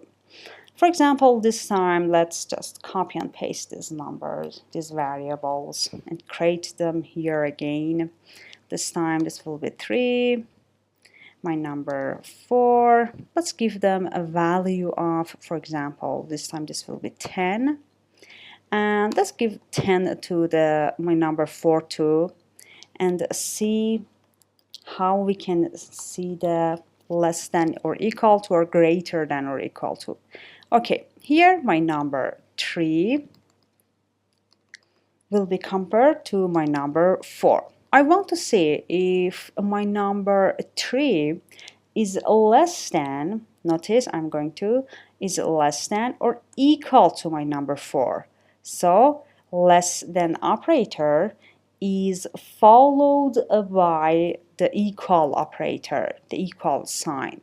Now let's see, and as you guess, it will be true because my number 3 and my number 4 both have the value of 10. So yes, true. It is not equal, it is not less than, but it is equal to my number 4, because we said that less than or equal to. This will be the same for greater than or equal to. Let's see.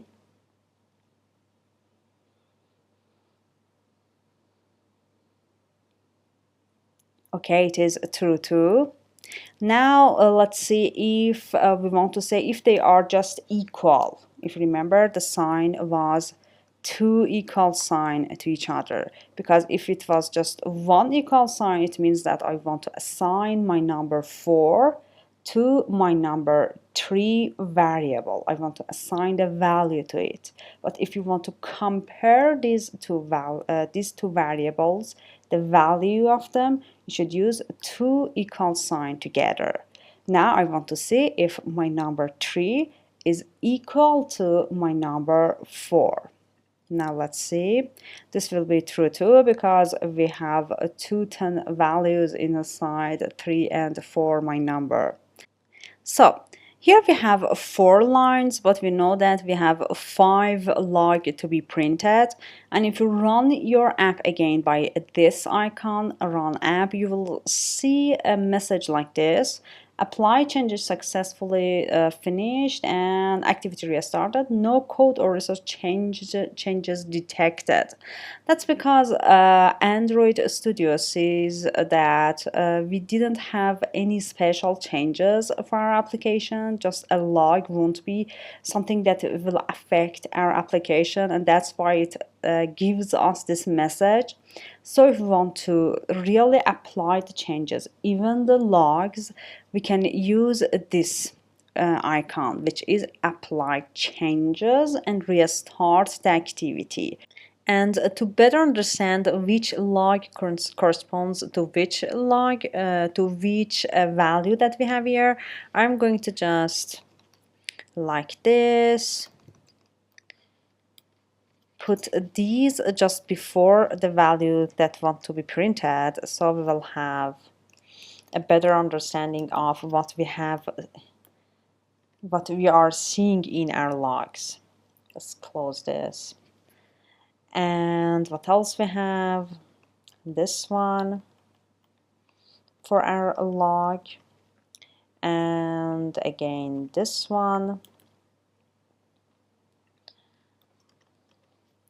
and the last one, which is they are equal or not, like this. Okay, now let's run it by apply changes. Now you have these messages. If you click on this, just running the application, you will have all the logs that you want in your log. But this will be a great option just to click on this apply changes, because the entire project won't be compiled and run on your app again. So let's see, here we have number 3 is equal to number 4. Yes, it is true. Let's use, for example, number 1 here. My number 1, and let's see the result.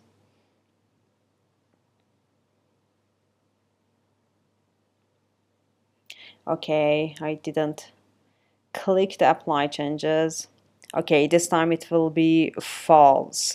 If two variables are equal or not, for example, number 1 and number 4, let's change this accordingly. And this time, let's use another operator which is not equal to. Now let's see what will be the result for this one.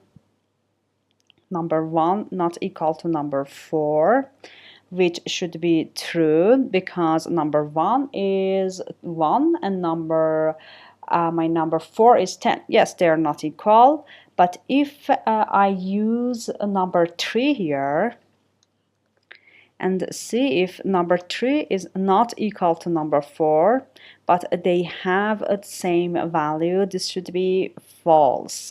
Let's see what will happen. Okay, this is false because number 3 is equal to number 4. So that's about comparison operators. We see how to compare two values to see if they are, for example, one number is less than the other, or one number is greater than the other by using brackets. And if we want to see if one number is less than or equal to, we use the equal sign followed by this bracket less than, or the same for the greater than followed by the equal sign. And if we want to see two variables have equal values, we use a two equal sign beside each other. And to see if they are not equal, we use the exclamation mark, which in programming shows the not word. For example, not equal to. So we use the exclamation mark as a not word, as a not definition in programming, and it is followed by an equal sign to say if it is not equal to number 4. So that's it about comparison operators, and now I want to go to the next episode and see how we can use, what was the next operator, logical operators, to combine comparison operators and have a bigger result by compare. For example, we can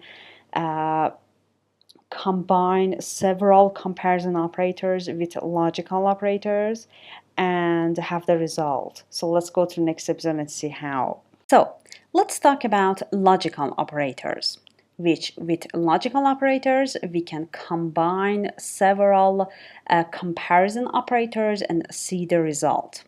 We have two types of logical operators. One is AND. You can see the sign of the operator, and or the sign is two vertical bar, and for the AND logical operator we call one of these ampersand, or in programming we call it AND. So we have two AND for the AND logical operator and two vertical bar for OR logical operator. Now let's jump into Android Studio and see how we can combine comparison operators with logical operators. So let's go to hit enter and go to line after the log. Here I'm going to create another log, and this time let's remove this and have a new message to print. I am going to start with the AND logical operator, and I'm going to combine two comparison operator. For example, this one, which returns true because number 1 is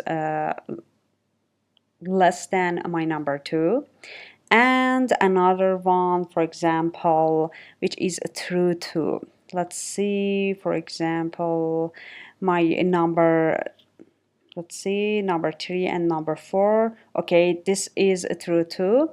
Let's just copy and paste this one. I'm going to open parentheses, and inside we'll go this comparison operator, and don't forget the dollar sign and the curly braces that will need this, because it will be an expression, because we have more than one variable, okay, and they are inside rounded braces, inside parentheses, because I want to define the priority of operators and the logical operator that will go inside the two comparison operator. This is the first comparison operator, and now I will say AND to AND sign, and then again a parenthesis, and inside I'm going to paste for example this one, which is true. Let's put it inside this. Okay, let's see what we are doing here.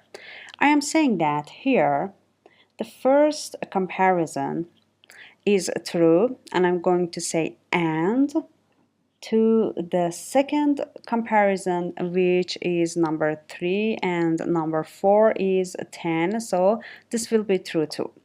When two comparison operator that is on the left and right of the AND operator, when they are both true, we should have the true as the result. So let's just run it again. So here with AND operator, we understand that the two comparison operators should be true, so we will have the result true.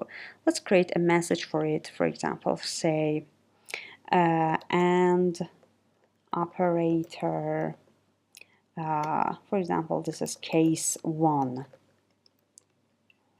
Okay, this is this. Now let's see the log cat.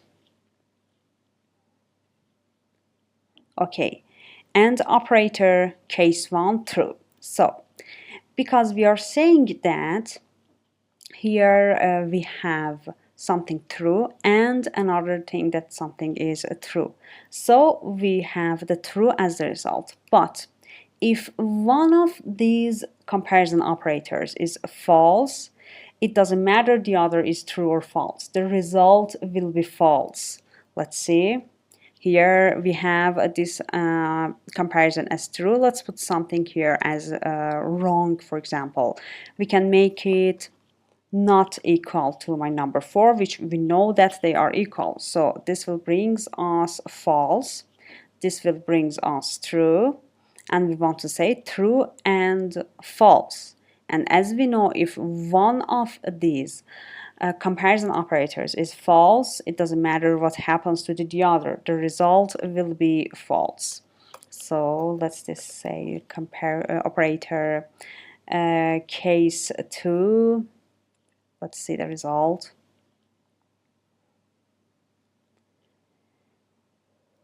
Okay, this will be false. Now let's create another case which both are false.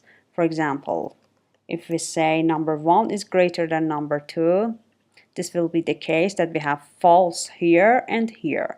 So the AND operator between will result in false. Let's change the message to 3. Yes. Now if you run it again for changing the message. So we understand that with, okay, 3 is false. We understand that with AND logical operator, both side of comparison operators should be true, so we will have the true result. And in other cases, which means one of these comparison operators is false, we will have the false result. And if both of them is false, we will have the false result again. This is like, for example, we can say that if today is rainy this side and if today is sunny. So if it is rainy, it won't be sunny. So we have true in one side and false on the other side, so we will have false as a result. We can compare Boolean values like this, and this will help us a lot during our coding and practice of creating applications. Now let's go for this time AND operator. Or logical operator. Let's call it OR operator case 1. Okay, here we have one side, let's put it to true, and the other side to true again, like this. And don't forget that we need the OR logical operator. Now let's see what will happen. With OR logical operator, we need just one side have the true result. We can see that here we have the true result and here we have the true result. So we will have the true as a result of the whole OR logical operator. And if just one of them is false and the other is true, because we have one case of a true value, the logical operator OR will be true too. So this will compare, and this will be the different part of and or logical operators. Let's make it, for example, this time this is a false part and this will be the true part. Let's see, this will be case 2.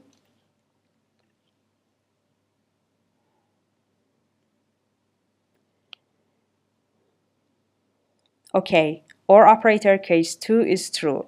You can see that we have one side false, but because we have at least one comparison operator or one value of true, and we can say whether it is here true or whether it is here true or whether it is here true. So if one of them is true, everything will be okay and we have the true result. Now let's see what will happen if we have both false. Okay, number one, this is the false part. Let's make it false too. Okay, this time we don't have any case of true result. So the OR logical operator has no option to have just a true result and it will be false. I'm going to show you the table on which on which occasion or on which conditions you will have true or false as the result of these logical operators in our slides. But let's see another case. For example, as we said, we can combine several comparison operators. Here we have two comparison operators, and it could even be, for example, 3, 4, or even more than 4. Let's see, for example, here, what you can do is to break the line is to hit enter here. Okay, now we'll have much more space. For example, here we have my number 1 is bigger than 2, which is a false. And here my number 3 not equal to my number 4, which is a false. Now let's create another one. For example, again say or, inside this, or parentheses, I'm going to put a comparison operator which results in true. For example, let's say this comparison operator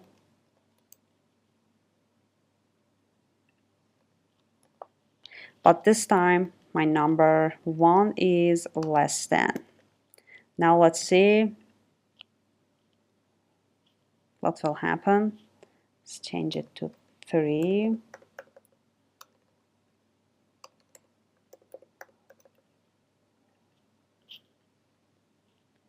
So we have false, false, and 1 true. So we will have the result of true. And this is the same for the AND operator, logical operator too. So that was about operators. Let's jump into slides and see in what situations we will have true or false in logical operators. So let's summarize logical operators in one table.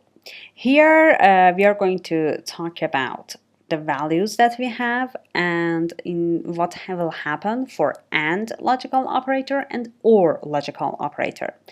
If we have true for all the values that we have, with AND we will have true as a result, and with OR we will have true as a result too. And in this case, this is the only case that AND will be true, because all the values that are compared with AND logical operators should be true to have a true result. But with OR, things are different. For example, if we have a true and a false, we can have for OR a true result because at least one value is true. But with AND logical operator, we will have false because we don't have both values as true. And the same for the reverse, with false and true, we will have false for the AND and true for the OR. And in the last case, which both values are false, we will have false for AND, because here we don't have because here we don't have both values as true. And for OR, we will have false too, because we don't have just one true in our values. You can see that in row 2 and 3, because we have at least one true variable, one true value. We have a true as the result for OR. But in the last row, because we don't have at least one true value, we will have false as the result of OR logical operator. This is the summary of what we have learned for logical operators, and you will see how these basic things will help us in making decisions for creating our applications. For example, we can say in this condition do this, and in the other condition do that, and we can separate the conditions by using these operators. So this will be really helpful and really important part of learning of us for as a beginner for learning Kotlin, because we can decide according to these true and false value results. Now let's go to the next episode, because we want to talk about control flows and see how these operators could be used inside control flows to help us decide better. So let's see what we're going to talk about in this section. We're going to start with control flows, and as its name says, we want to control the flow of our programming, or for example in an application, control the flow of the user that is going from one screen to the another with control flows. Control flows include if statement, when expression, which if you remember we used it in dice application, and a while, do while loop, and at last for loop. Don't worry, we're going to talk about them, and they are really nice concepts. I really like them, and you will see how they can help us in creating the application in other sections that we're going to talk about. And at last, we will talk about null safe operators, which is the new feature, a new feature in Kotlin that has brought by Kotlin, because Java didn't have it. And now with this great operator, we have the power of handling the crashing of app. Because if you remember, we talked about the value null, which means emptiness, which means nothing, and the compiler cannot handle this emptiness. So we will have exception, or we will have crashes in our application. With null safe operators, we can handle these exceptions, we can handle the crash of our application, and this is really good option that has been added in Kotlin. So let's go to control flows and start by if statement. See you in the next episode. So we want to talk about if statement in this episode, and I have created a brand new project for control flows and null safety. So let's start by if statement. Let's have an example. For example, I want to create a variable which is of type integer and see if it is odd or even. And how we can see whether a variable is odd or even? With seeing the remainder of it by 2. So let's start. I'm going to create a variable of type val, because it's not going to be assigned, and call it, for example, just number. It will be of type integer and is equal to, let's put it to 18. Now, if we want to see if number, what is the remainder of number to 2, we'll say that number, the percent sign, and 2. So this will give us the remainder of my number to 2. But and in which conditions number will be even? If the remainder is 0, and if it is not 0, it will be odd. So let's see how I can use if statement. I am going to say if, open a parenthesis, and put this if number %2 inside this if statement. But this number %2 will not return a Boolean value, because inside this parenthesis after if statement we need either true or false. So I will say if the remainder is equal to 0. So now you can see that the red line, the error has been removed. And now I'm going to say that if the remainder is 0, inside this block, so you can see that I have opened a block by using curly braces and closed it here. And inside I want to say return the result of, for example, even. So I'm going to create a variable, this time var, because I'm going to reassign it, call it result, which is of type string. And by default it is an empty string. And here I'm going to say result is equal to even. So you can see that. So if the remainder is 0, we should have the even inside the result. Now let's see. Let's create the log, call it Kotlin for beginners part 3 Kotlin, and the message will be the value inside the result. And you can see that we have a warning here because the result itself is a warning, is a string. So we don't need to use the $sign and the quotation marks around it. So now we have the result value. Let's run the app and see what will be the result for our remainder is 0, whether it goes inside this block or not. Let's open the log chat. Here we have this. Let's see this one. Okay, it says that it is even. Now let's change 18 to 19 and see if it goes inside this block or not, and what will be the result here. Okay, we don't have anything inside our log because the result has no value. It's just an empty string which has no value for Android Studio to show. Now let's here say, what if number is 19, so the remainder is 1, not 0, so this will not be a true result for our if statement.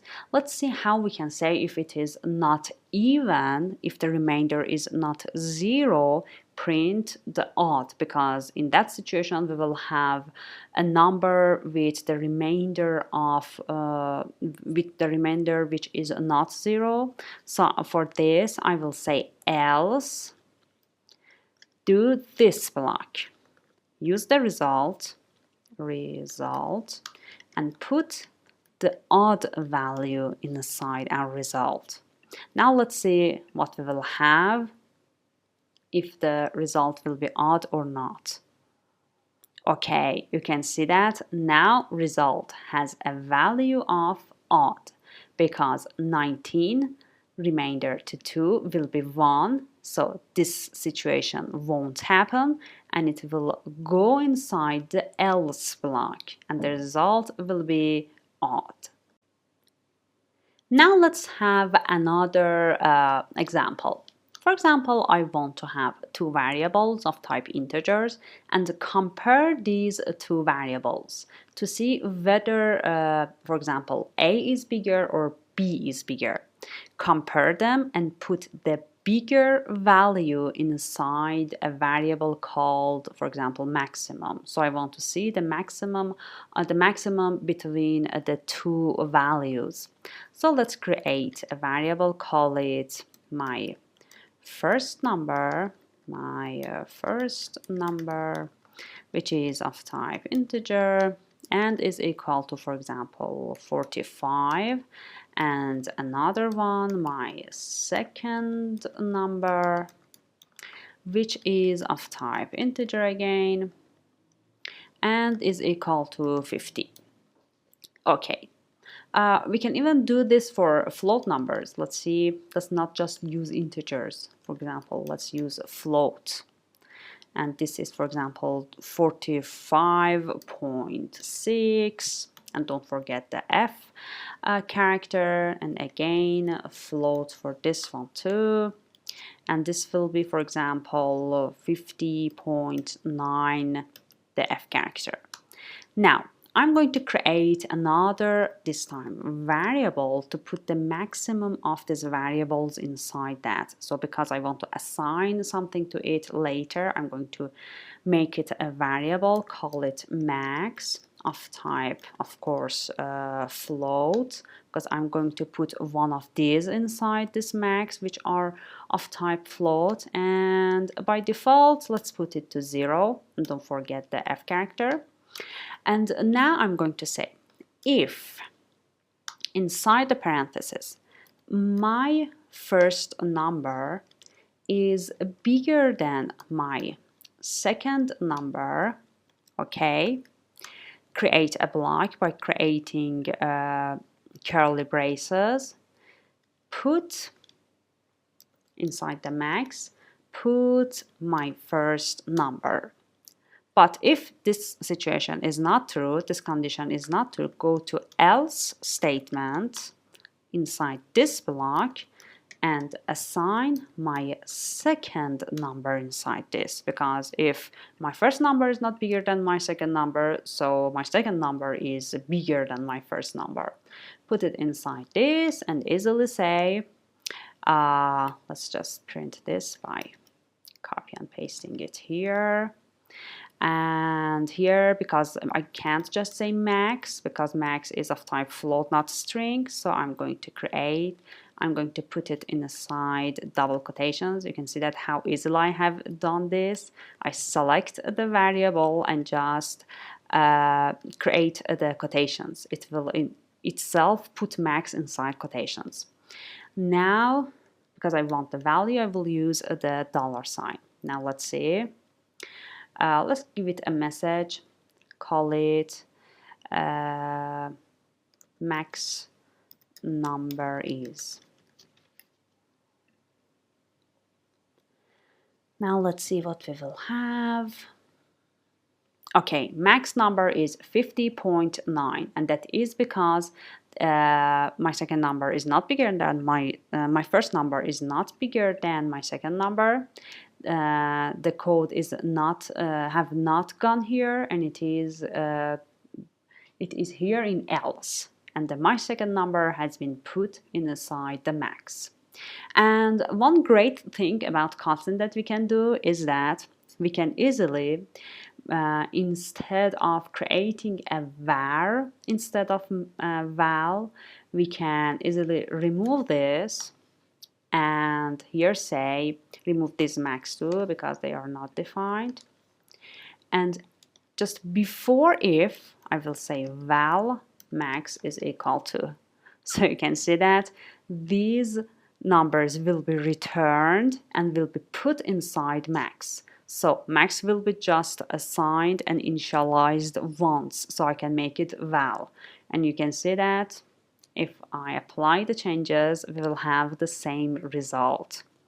Okay, the same result. So these are the things that make your code much more nicer and clearer, and other developers, when want to review your code, will have a better concept of you, and they say, oh, he knows a lot, or she knows a lot. He should be, or she should be, a great developer because he can make things easier to do in code. So keep things in mind, because I want the opinion of others to be great about you.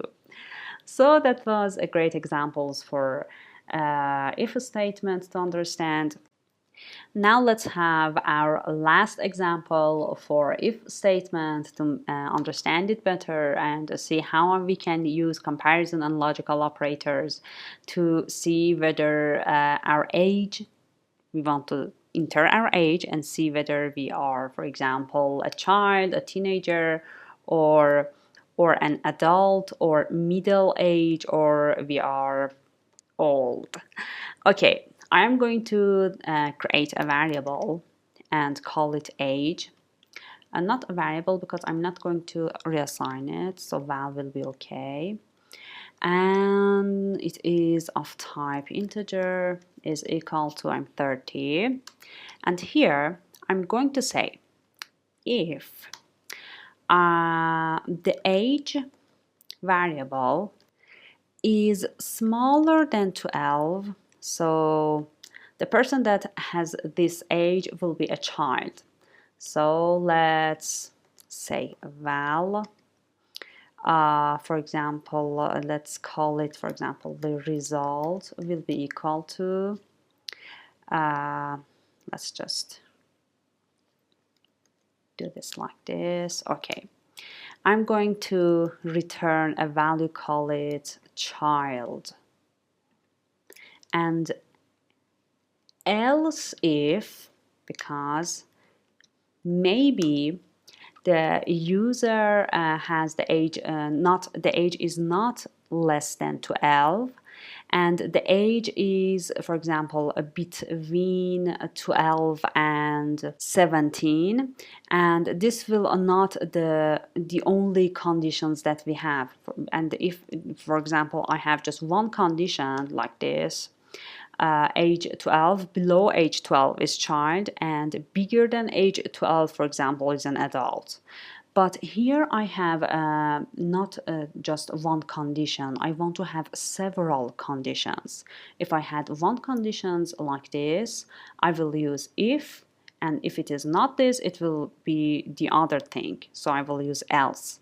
But here I will have several conditions. Let's see how I'm going to handle this. I will say else if the age of the user is, for example, this time is bigger than 12, and the logical operator that we have just learned, age is smaller or less than, for example, 17. I am going to say return teenager like this. And here you can see that age less than 12 and age bigger or larger than 12. And you can see if, for example, my age is 12, it won't be included in none of these. So I'm going to put it to, for example, this one, less than or equal to like this. So if someone has the age of 12, it will be included here.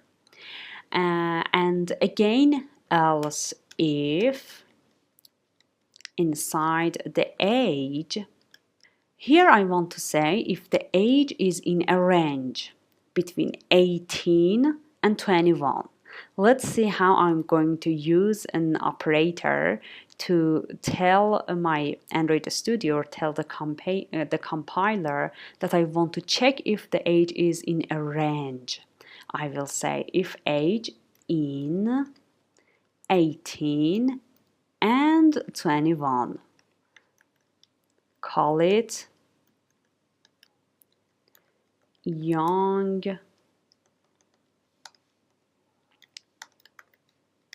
adult. So that is how I tell about ranges. And by ranges, it will include 18 and 21 too. Now let's see another one, else if, another condition.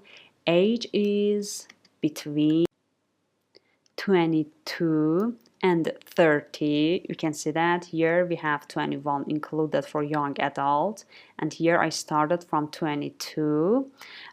This will be an adult. Again, another condition, else if age in 30 to 50. We will be middle age. I'm inside this age. Middle age. I want to be a child.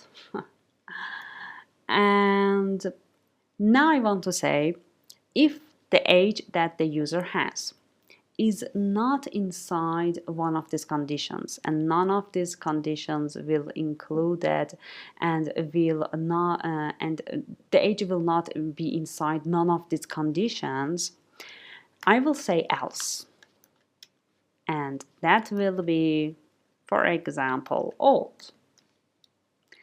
and this will be put inside the result. And here we have something about result. Let's see, conflicting declarations. Oh, I think we have defined a result before. Let's see. Yeah, we have defined it before. Let's make it, for example, age range. Something like this. Okay, now it is okay. And let's print that if my age, to see where my age is, in what range. I'm going to call it age. Oh, I have defined it bad. Age. Oh, age. Age range. Now let's see. Now let's open the logcat and see the changes. With 30 as my age, I am between in what range? Okay, I'm an adult. Really? Oh yes. I think I should be in middle age, but I said that 2030 to 30. Great.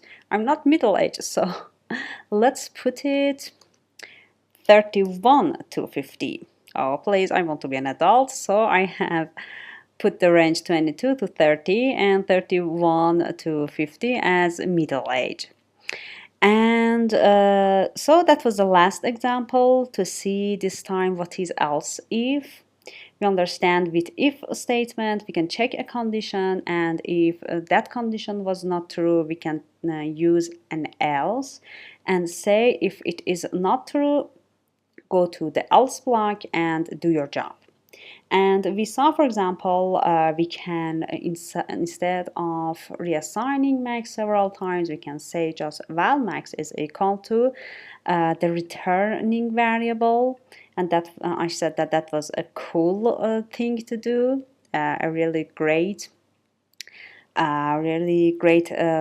coding style for our developers in Kotlin.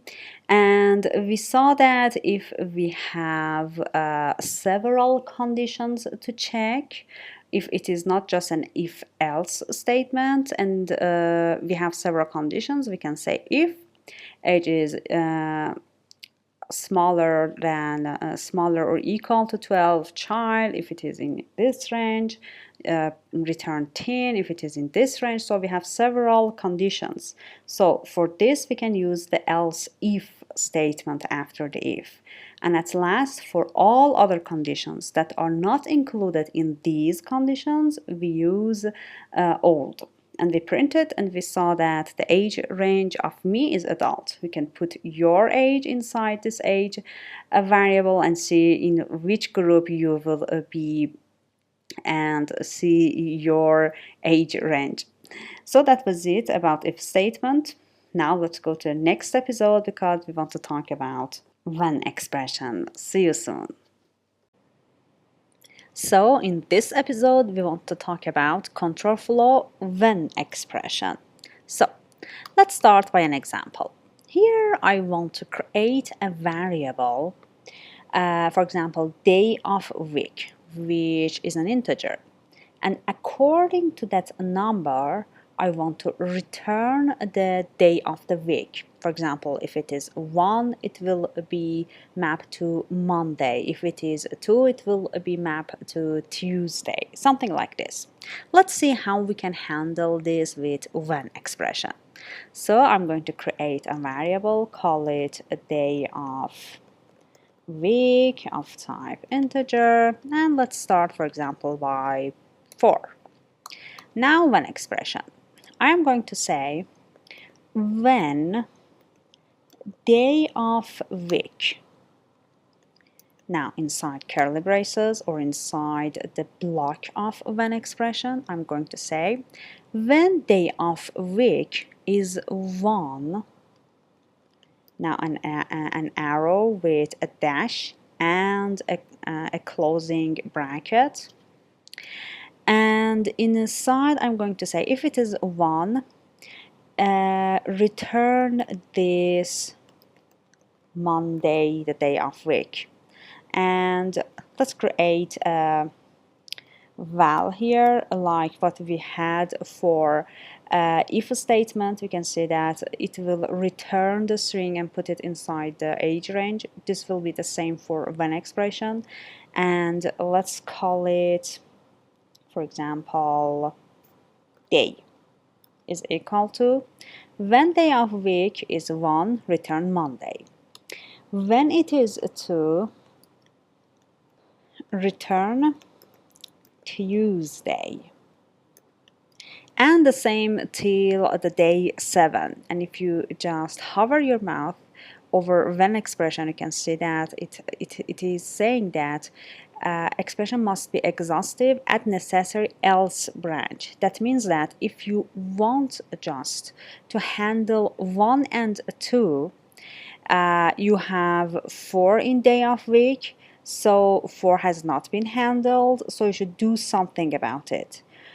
Either complete till 7 and or add the else right here. But I'm going to complete it till 7 like this.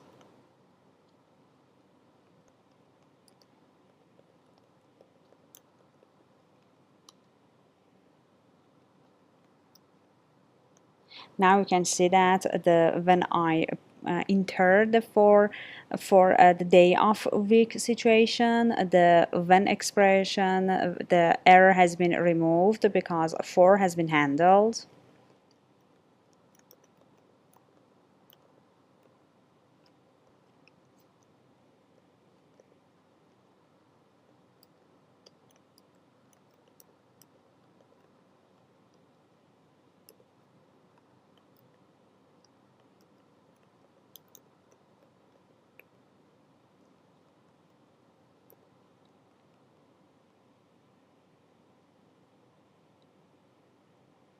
Okay, now we have the when expression with an error saying, let's see, expression must be exhaustive at necessary else branch. And that is because maybe in day of week, the user or us put another integer variable which is not from 1 to 6. Oh, I think we have lost 1, 2, 3, 4, 5, 6. Monday, Tuesday, Wednesday, Thursday, Friday, Saturday. Okay, we lost Sunday. Let's add Sunday too. Okay, we were talking about this. It is saying that maybe you put another integer inside day of week which is not in the range of 1 to 7. So when expression could not handle that, and there will be an exception, there will be a crash in your application. So use an else branch to handle that. For times if the day of week is not between 1 and 7. And for example, we can return a string call, for example, in a valid day, just like this. So now there is no problem, and we can easily print the day like this. And day is an integer, is a string, I can just say day, but I want to have, for example, something, a message, a day of week is, so I should use a $sign because I want the value like this. So now let's apply the changes and see what will be the day of week for when the day of week integer is 4. It should go to this branch 4 and return Thursday for a day. Now you can see day of week is Thursday. Let's change it, for example, to this time to 7. Let's see what will happen. For 7 we should have Sunday. Let's see. Okay, we have Sunday. Now let's enter a number which is not between 1 and 7. This could be, for example, 11. Now let's see in which branch this will go. And as you know, this will go to the else branch, invalid day. It could be even a negative number like this. Let's see the result. It should be an invalid day too. Yes, invalid day. So this is how we could use a when expression. And for example, if you have some numbers, some lines to add inside your branch, for example, one will map to just Monday, but maybe you want to do more than just one line in your branch. In that case, you will use curly braces like this. But for now, this will be nice. But if you have more than one line to handle for one branch or other branches, you can use curly braces, because without curly braces, this will be confused. For example, for one, and then for example, something else, you can see that we have some problems. If we want, we can just use curly braces for this. You can see that the error has been removed. So use curly braces in the case that what you want to do is more than one line in one branch.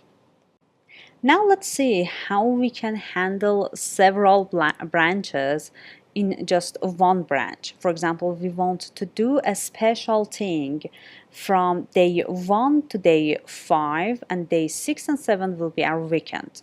For example, we want to say if day of week is 1 to 5, go to school, and if it is 6 or 7, this is weekend, have fun. And else, like here, we have an invalid day. Let's see how we can handle this. This will be really exciting. Let's see. I'm going to say a val. For example, to do is equal to when day of week, like this, is 1 or 2 or 3 or 5 or 4 or 5. Do this. Tell the user that go to school or go to work. And you can see that for a better and having a clear code and a better understanding, I have say 1 comma and I have a space here, so it will be much more readable than, for example, see something like this. Okay, if it is between 1 to 5, if it is 1 or if it is 2, 3, 4, 5, do go to school. If it is 6 or 7, let's say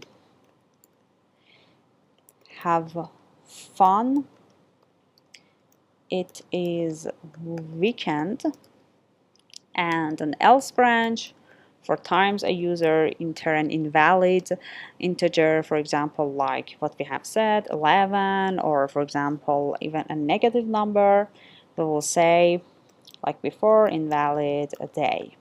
Now let's see what we will have. Let's copy and paste the log here. I'm going to this time print to do, the value of to do, and say what to do today. And great. Day of week. What is day of week? It is a -11. Now let's put it to 5, for example, and apply the changes. 5 will be in this branch, so go to school should be appear here in our log. Let's see what we will have. Apply the changes. Okay, go to school. Now let's choose another thing, for example 7. Let's see what we will have for the integer 7 as our day of week, and it will go to this branch. We should have fun, it is a weekend, have fun, it is a weekend. So this is how we can use several branches in just one branch and decide what to do. That would be a great example for the cases that you won't just gather all branches and decide for that all branches, like 1 to 5 and 6 and 7. Now let's have another good example. Here I want to create a number. It could be any number from 1 to, for example, 100 or a billion.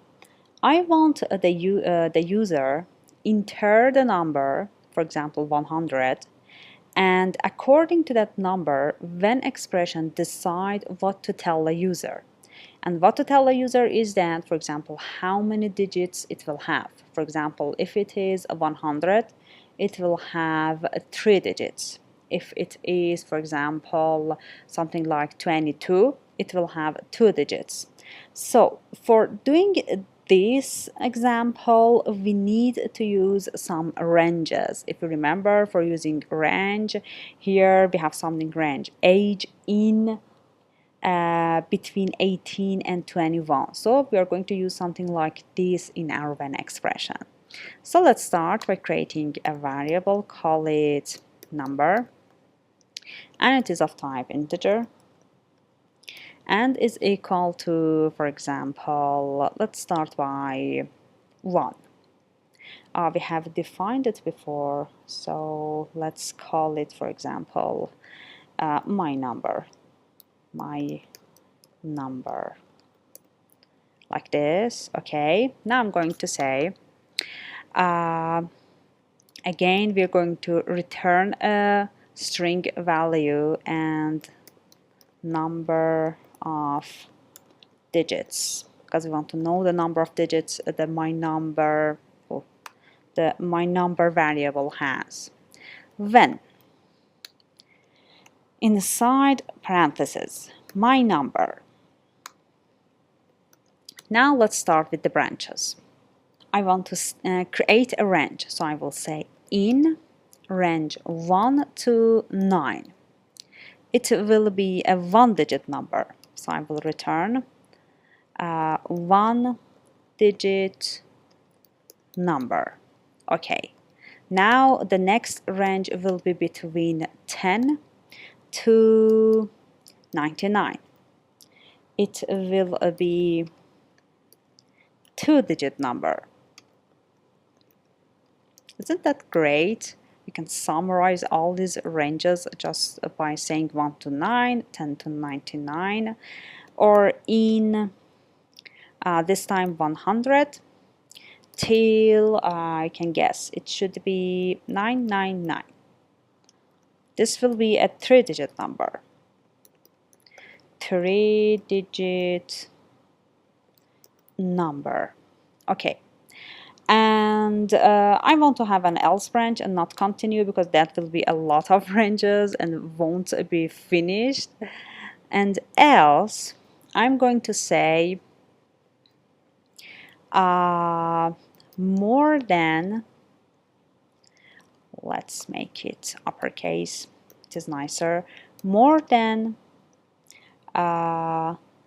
3, or let's say, for example, what could be appropriate for this? Let's say 4 or more than 4 digits. 4 or more than 4 digits. And don't forget the S. Sorry for my grammatical problems. Okay. And all we need to do is to print the number of digits here, and let's change the message to number of digits are. And just notice that if you add negative numbers here, that won't be included here, and it will go right into else, which is not right. So we are going to just enter and put positive numbers in my number variable. And so let's see for 1 in which branch we will go. Let's apply the changes and open the log chat.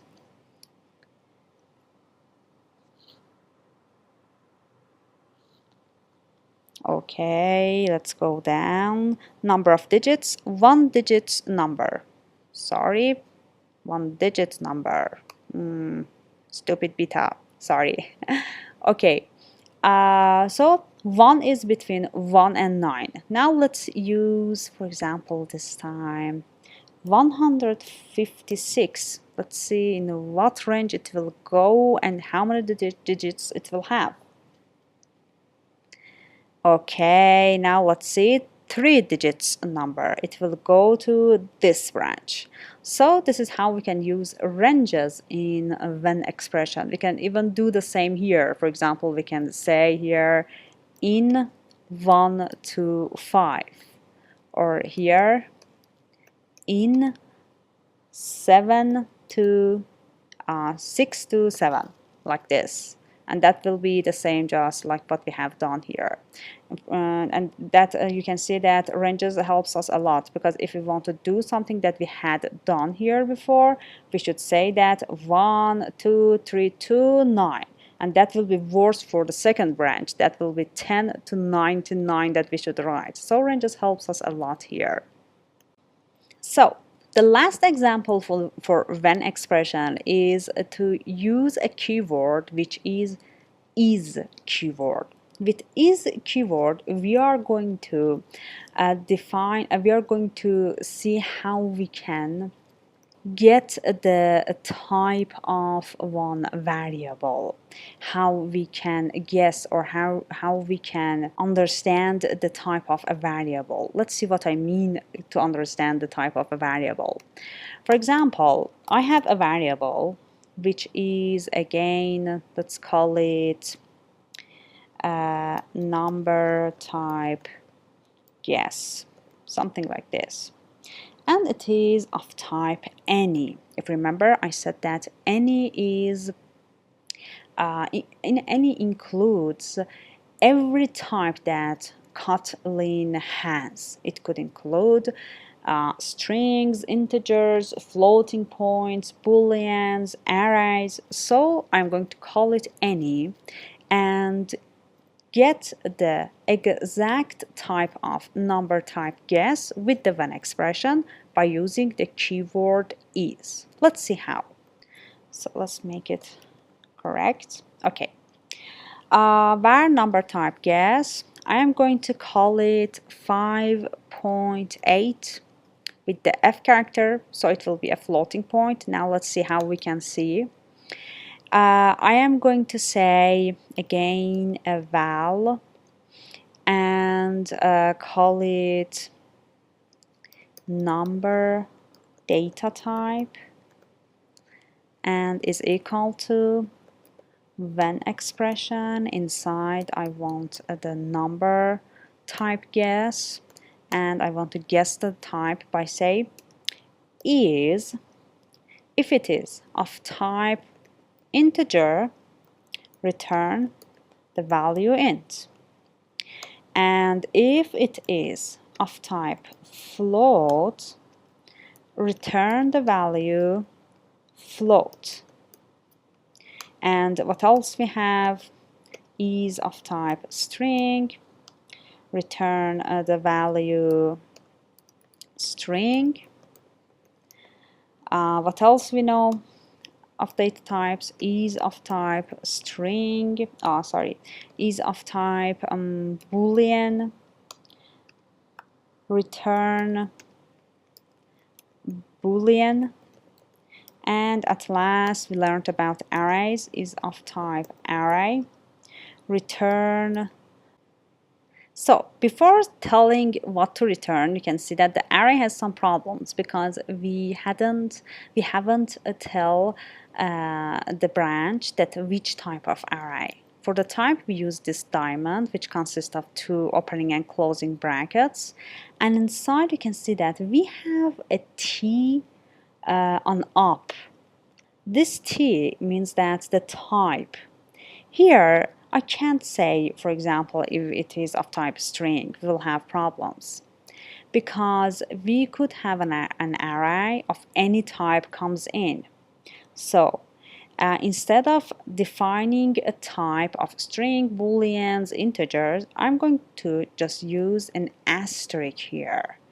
By asterisk, this means that any type of arrays. This asterisk is different from what we had here as any. For arrays, you should use this asterisk if you want to define or to get the type of that. So any is not used here because I want to see if it is a type is array or not. I'm not going to define an array variable. Now let's see, it will be an array.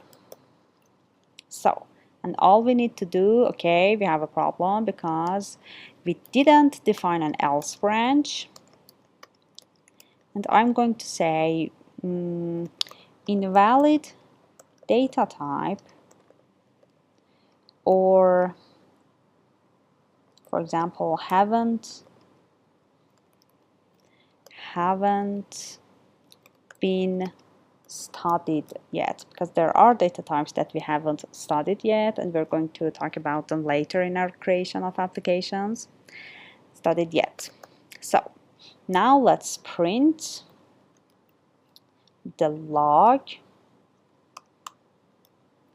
and this will be number type is, and this will be number data type. So now it is a 5.8 floating point. Let's see in what branch it will go. And sure, it will go to this branch because it is of type float and we will have float. Now let's, for example, put it to true. Now let's execute it again. Okay, I think we should done it with val because it is not going to be reassigned. Okay, now let's see, it is of type boolean. Let's do something. For example, I'm going to say 19.0000, and you can see that I'm not going to add the F character, and this will be of type double. That we haven't read about. Doubles are just like floats, but with more more numbers after the dot. This is a big decimal number, so it will say invalid data type or haven't been studied yet. Yes, it hasn't been studied yet. So that's it about when expression and how it can help us to decide according to one variable value. We learned about how to create branches and why we should use the else branch, because the user may for example, give a value which is not inside these branches. We learn how to combine several branches into one branch, because, for example, we want to decide for 1 to 5 to go to school. If it is between 1 to 5, we saw that we said 1, 2, 3, 4, 5, but we shorten it with ranges, and here we used ranges too. And at last we saw the is keyword, which helps us to see what is the type of this number data type which will be used in Kotlin. Sometimes I don't know if we are going to use it in future in our applications, but I'm going to try to use it because practice, as you know, is a great is a good and great treat to do for being a better programmer. So that was about when expression, and let's go to the next episode. So now we want to talk about while loop and do while loop. Let's start by while loop. While loop executes a block of code repeatedly as long as a given condition is true. Let's see what I mean by this sentence. Okay, let's start by creating a variable, call it this time my number increasing, because I want to increase this number, and it is of type integer and is equal to 1. Okay, I want to create a while loop. For this, I'm using the keyword while, and inside the parentheses I will set the condition that I want. For example, I'm going to say while my number increasing is less than 10 while this condition is true, while my number increasing is less than 10, do this block of code. But for example, I want to increase my number increasing by 1, and I should assign this to my number increasing like this. So we have a problem. I have created it by val. It will be var because I want to assign something to it. Okay, so I have said that add 1 to my number increasing and put the result inside my number increasing and assign it to this to have the new value. And after that, easily print it for me like this. Let's call it my increased number is. And now I want to see the data I have in my number increasing. Okay, let's close this. Okay, so I have created a variable and say that if my number increasing is less than 10, increase it by 1, assign it to that, and print the result. So every time my number is plus by 1, the value will be assigned here, so it will be 1 plus 1, 2, then 2 plus 1, 3. It will go until this condition is false. Let's see. I should apply changes. Let's see how many lines of this log we will have my increased number is, because we are inside a while loop and this will be repeated several times. Okay, we have it. So you can see that my number increased is 2, because 2 plus 1 plus 1 is 2. Then we have 3, because then it is 2 plus 1, 3. And it goes until we have 10. And then when we have 10 as my number is increasing, 10 is less than 10, no. So it will not go inside the block, and this will go until my number is increasing is 10. Because if it was go inside this block, then 10 plus 1 will be 11, and we don't have the 11 value here. So it means that it started from 1 and it increased every time in this loop until my number is increasing value is 9, and it is plus by 1, then it is 10, and after that, because this condition is not true anymore, it exists the while loop. So that is how we can use a while loops to do something repeatedly until a condition is false. And one thing that we can do to make our code nicer and shorter is that here, instead of this, you can see that I could replace it plus equal to like this. So this is the same, this will do the same operation that the line before this has been doing. Plus equal to 1. So these are the tips that really makes our code nicer and cleaner. Now let's talk about do-while loop. Do-while loop is like this. It says that do this block until this situation is not true. This situation, let's put the same situation here. Okay, like this. The difference between while and do-while loop is that the do-while loop, the block after the do will be executed at least once, because you can see that it is not checking this condition at first. So let's do the same here. Okay, we said that my number increased +1 and my number increased. Let's differentiate them by saying do while,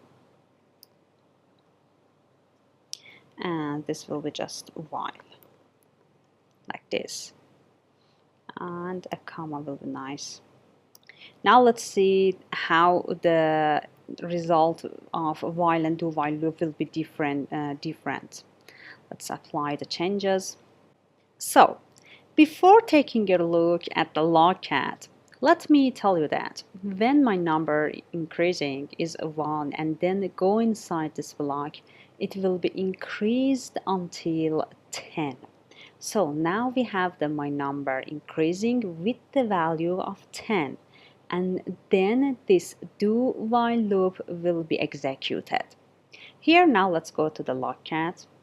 Here you can see that my increased number is 11. So although my number is increasing is 10, this condition has not been checked. It says that do this block and then check this condition. So it says 10 plus 1 is 11, and then says 11 is less than 10, and it is not true, it is false, so I won't go inside the do block again.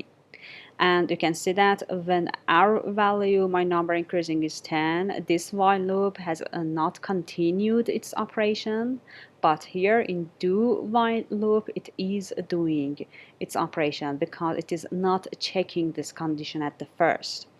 This is the difference between while and do while loop. Do while loop will be executed at least once, but while will always check the condition at first. So that is how we can use a while and do while loop, and what is the concept of these loops and how they can be used and what are the differences between these loops.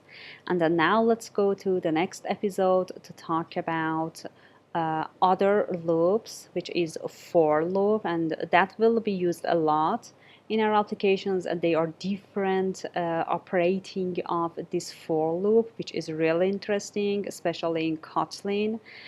We have ranges, how to step, for example, skip 2 by 2. Let's go to the next episode and I will tell you what I mean by 2 by 2, down 2, or things like this. See you in the next episode. So now we want to talk about for loop. We use for loop for iterating through ranges and arrays. So let's start. First, we want to see how we can iterate through ranges. So let's start. Here I'm going to, for creating a for loop, we use the keyword for following by parentheses, and inside for iterating through a range, I will say I or any other word you want. For example, this could be my number or anything that you want. In the range that you want, for example, between 1 to 5. Now, inside the block, I want to print my number, which is iterating through this range from 1 to 5. Let's use the log that we have before. And this time, I'm going to say my number in range is $, my number. Okay, now let's see what we will have as the result of this iteration. This means that my number is going through this range. You can see that we haven't defined it as a variable or anything. This will be just a variable or an element inside this 1 to 5 range. Now let's see. Okay, my number in range is 1 to 3, 4, 5. So it started from 1 to 5. So that's how we can iterate through a range.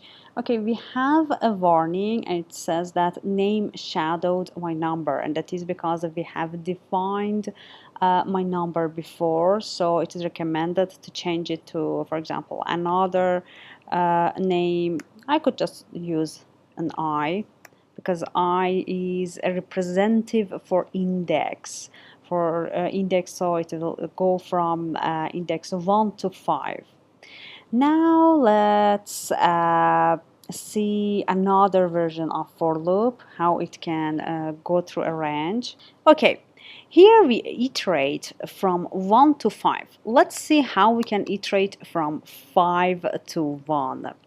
I will say for loop I in 5 down to 1. So it will be reverse of 1 to 5. Now let's print it and see. Inside curly braces. And this will be I, my number in range, say, let's call it reversed range. And see the result. This should print from 5 down to 1.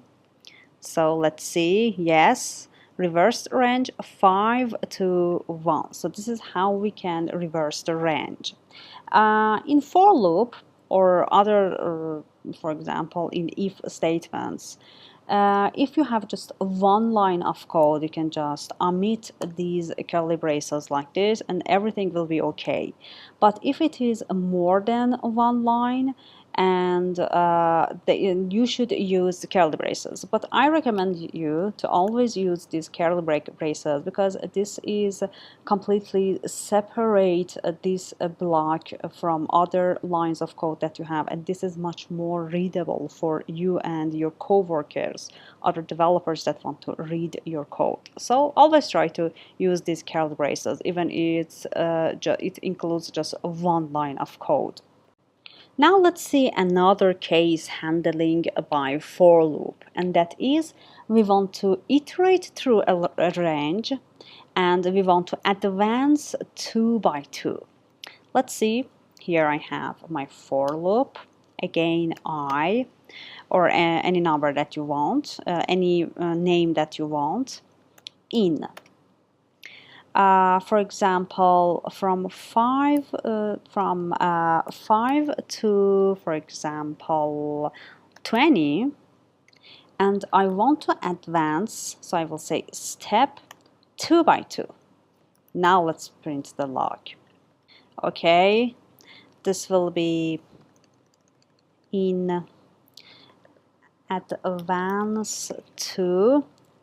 Let's just remove this. We have a shorter message, it will be better. My number is actually I. This will be the same for other messages in for loop. I forgot, sorry. So now let's apply the changes and see how this range I in this range will be printed. Let's see. Okay, it started from 5, then 7, 9, and you can see that it increased by 2 in every iteration till 19. So that's how we can use step keyword in our for loop, iterating through a range. So that was how we can iterate through ranges. And I said at the first of this episode that we can iterate by for loop, we can iterate through ranges and arrays. It helps us a lot to read arrays, the elements of arrays. So I'm going to start by creating a val, call it my array. It is of type array, of course, and for example it will be of type, let's call it string, and is equal to array of, and inside, for example, let's start by Android. Then what else I can say? For example, Android Q. Then what else I can say? Kotlin Then let's see, study as much as you can. Study, no, practice. The key is to practice. And what else? And let's add another thing that is relevant to Android developing and is a developer. Now I have an array of these words and these strings containing words and sentences and all other strings that you want. Now I want to iterate through the elements of these my array. So I will say for, and I will create an element. I will say an element in my array, as easy as this. And now I want to print each element. So I will easily say, let's use this log, and inside I will say elements of array, and I want to see the element value. So, and because they will be printed next to each other, let's just create a space after the element. And now let's run it and apply the changes and see what will happen. It will be just in one line, not beside each other. Sorry, my bad. Okay, I say element in my arrays, that which iterates through my array, and you can see that each element is printed by this line because we are printing one element of the array. So this is how we can iterate through an array and print each element of it. Now let's see how we can iterate through this my array by using index. And if you remember, we said that indexes or indices in arrays start from 0. So Android is in position 0 to 1, 2, 3, 4.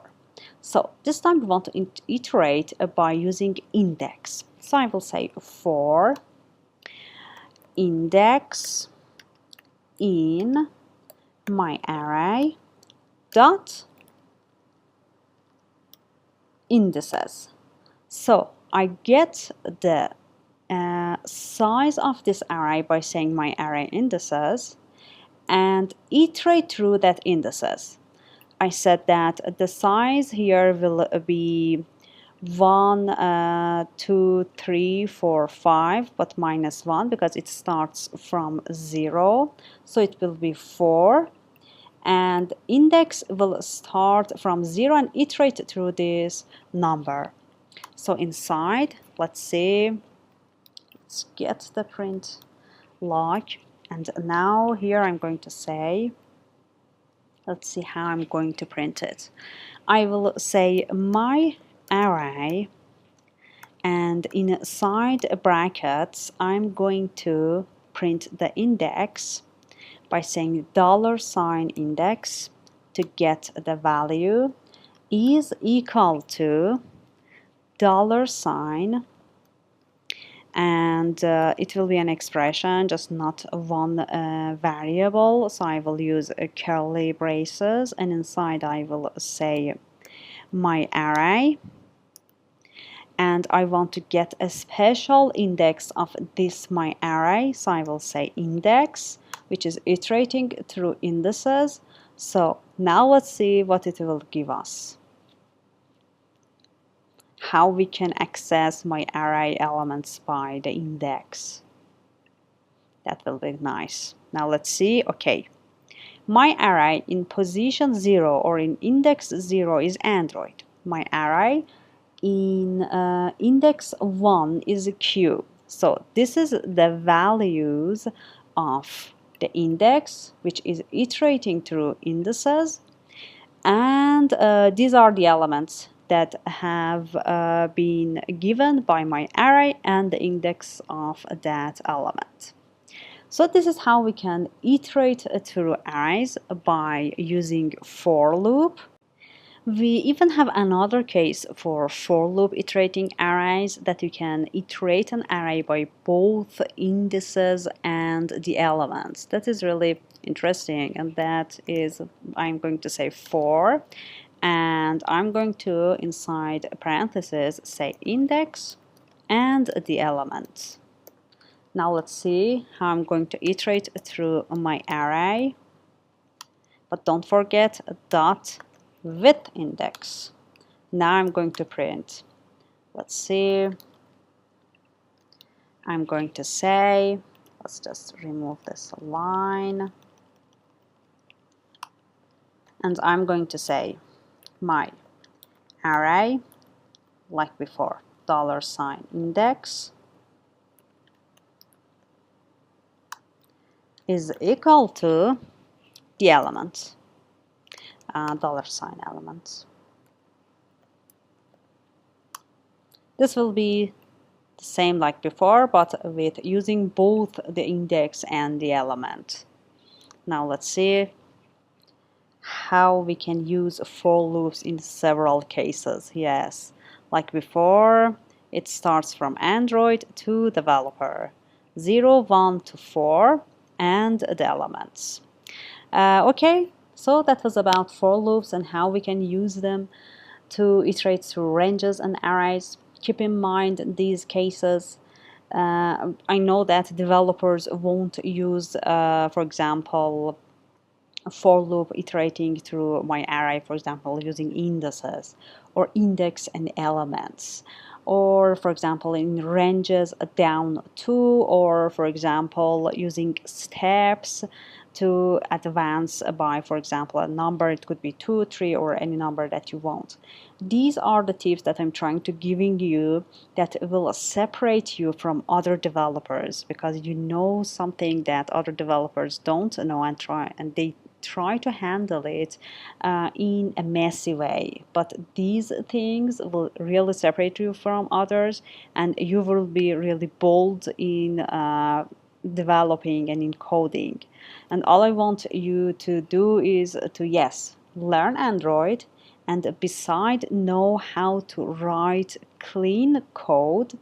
And much more importantly is that I want you to be clever in coding.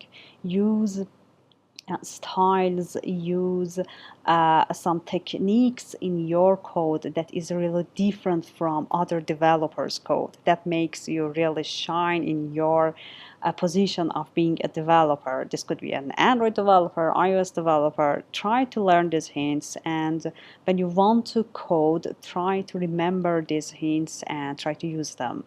So that was about for loops and control flows.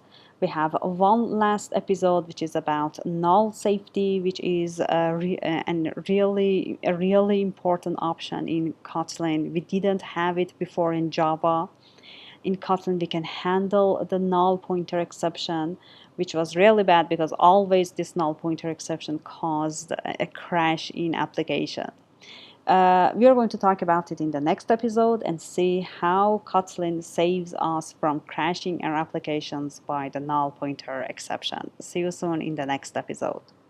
So, in this section, we want to talk about null safety, a great feature of Kotlin. So, let's start by what is null. Actually, null is the state of having no value. So, if we want a variable not having a value, we put null inside this, because null representing emptiness, representing not having a value. But this null value will cause a lot of problems in all programming languages, and that is generating null pointer exception. With null pointer exception, we can see that we have the word exception in this null pointer exception, and that means that it is something strange, something that is not usual. This will cause a problem for our application, and that is causing our application to crash, because this state of having null value, having no value in a variable, is not defined for the compiler. So when the app see a variable with a value of null, the app will be crashed because null is not defined for the compiler. Null is not defined for the application that we have written. So this is a general exception. This is a general crash, a general error that will happen in all languages. And with the null safety power or the null safety feature, we can handle this problem much more easier, and we can handle it in 4 ways. So we have some null safe operators, started by a safe call operator, which is a question mark followed by a dot. Then we have a safe call with let function, again a question mark dot followed by let function. Then the third is the Elvis operator. You can see this operator question mark colon is like Elvis Presley, so Kotlin has called it Elvis operator. And at last we have the not null assertion, and it consists of 2 exclamation marks, and in programming we call exclamation marks bang, so not null assertion will be double bang. In the first third operators, we can handle the null pointer exception, but with the not null assertion, we can actually generate the exception. So with not null assertion, things will be like what it was before, using Java language in Android and all the bad things that could happen with having the value of null. We are going to jump into Android Studio and talk about all 4 types of operators and see how the first third operators can help us a lot during our programs facing the null value, and how not null assertion should be avoided, and how it could generate the null pointer exception and cause our application to be crashed. So let's jump into Android Studio. So let's start by safe call operator. Here I'm going to start by creating a variable, just like before. Let's call it val, for example, my string, and I want it to be of type string. And if you remember, like before, we said that it is equal to, for example, let's initialize it by my name, beta.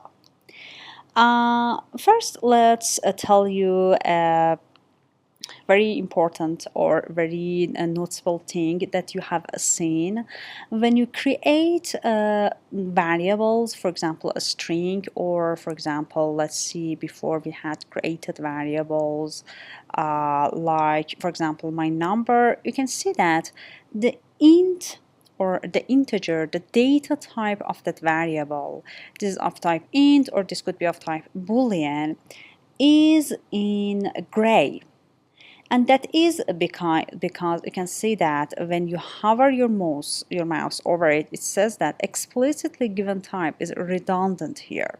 So why defining the type of my number here explicitly is redundant? And that is because in Kotlin, when you initialize my number with 156, Kotlin has this power to infer the type according to the value that has been assigned to it, according to the value that this variable has been initialized by this. So if I remove this type, you can see that nothing has happened.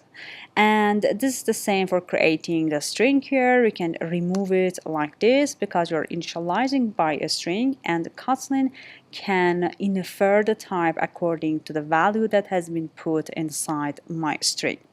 So that was a point that is important to know about creating variables in Kotlin and defining the type explicitly. But now we are talking about null values. When we use null values, when we want to create a variable, but we don't know what its value will be and we want it to be initialized later.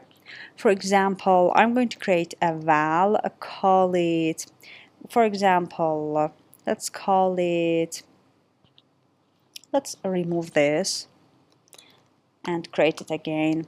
I'm going to call it my string,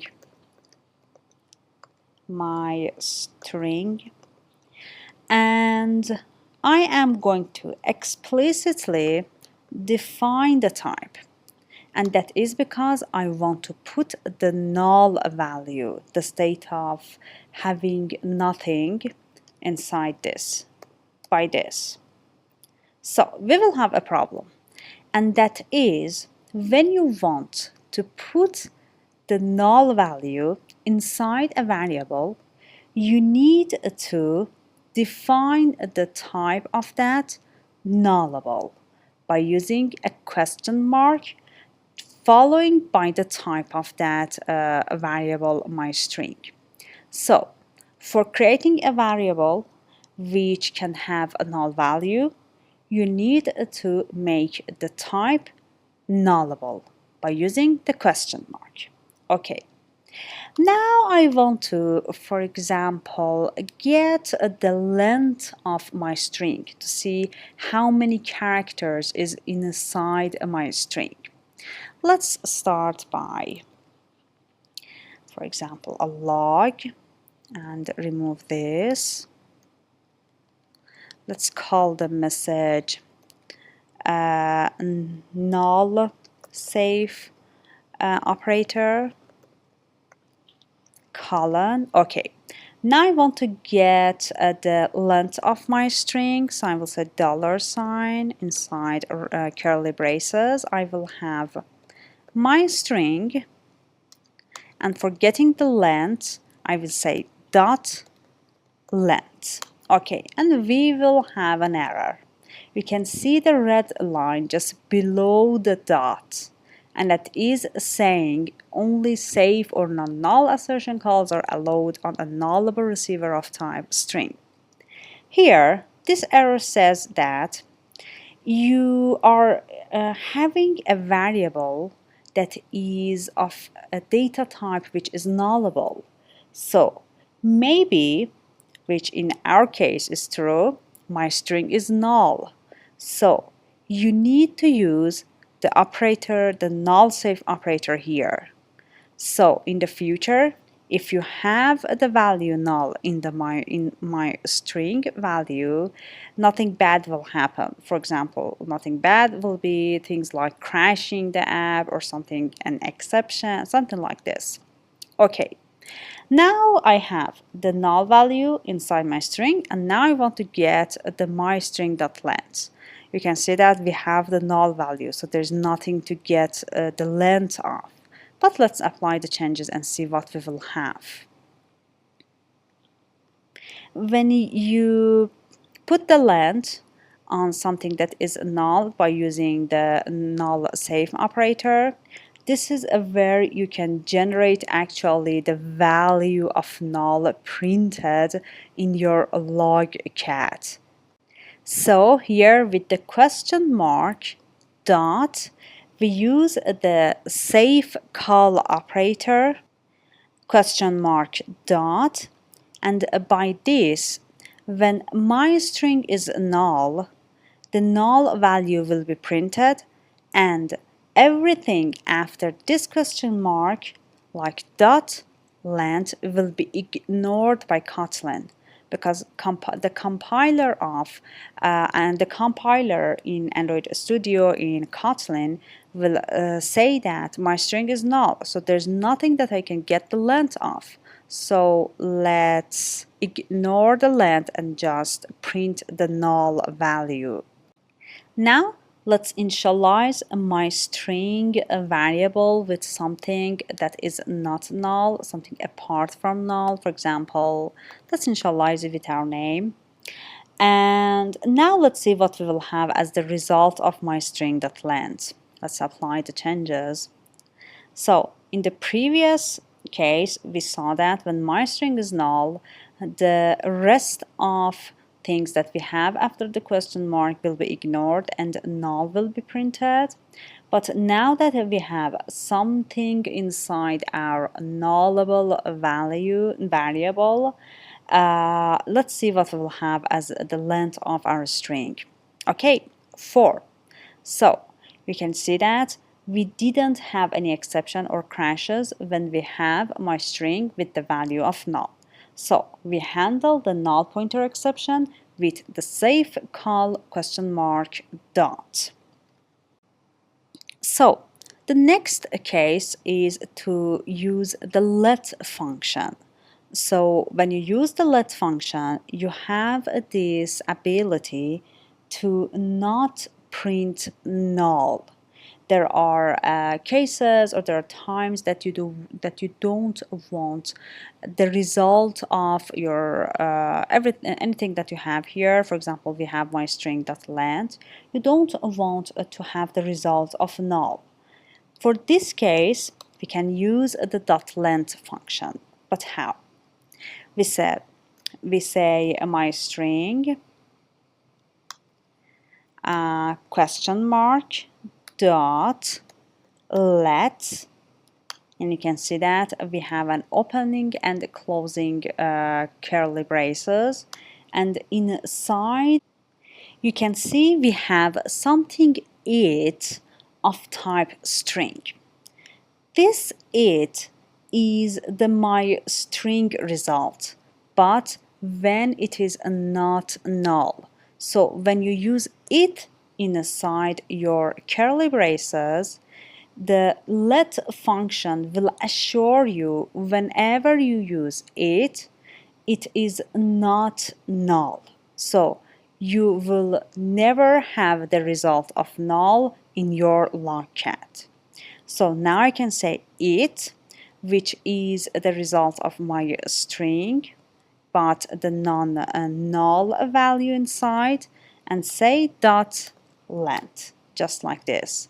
Now let's just copy and paste it here, but this time use it inside without even the question mark, because we know that when we are inside curly braces of the let function, it will not be null.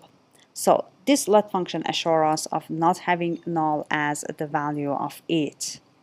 And if I just apply changes, let's call it the message let operator or let function, we will have the value of it.length as 4. You will see it here, and after that we're going to change it to null to see if we have the value of null or not. Okay, let operator 4. Now let's change the value this time to null and see if we are going to print the null or not. And this should not be happened because we said that we don't want null to be printed. This is the case that won't print null. Now let's see. Okay, null safe operator, which was this log, has been printed, but we don't have this log being printed. And that is because when my string is null, you will not go inside this block, inside these curly braces. And that was the case that we want. We don't want to go inside these curly braces to print the it as the value of null. And that is where you can use the let function. Now let's talk about the third null safety operator, which is the else operator.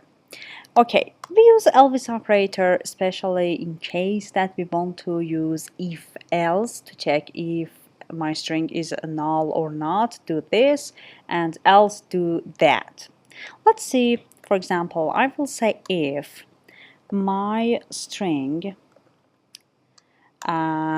is not equal to null, go ahead and return the my string dot length.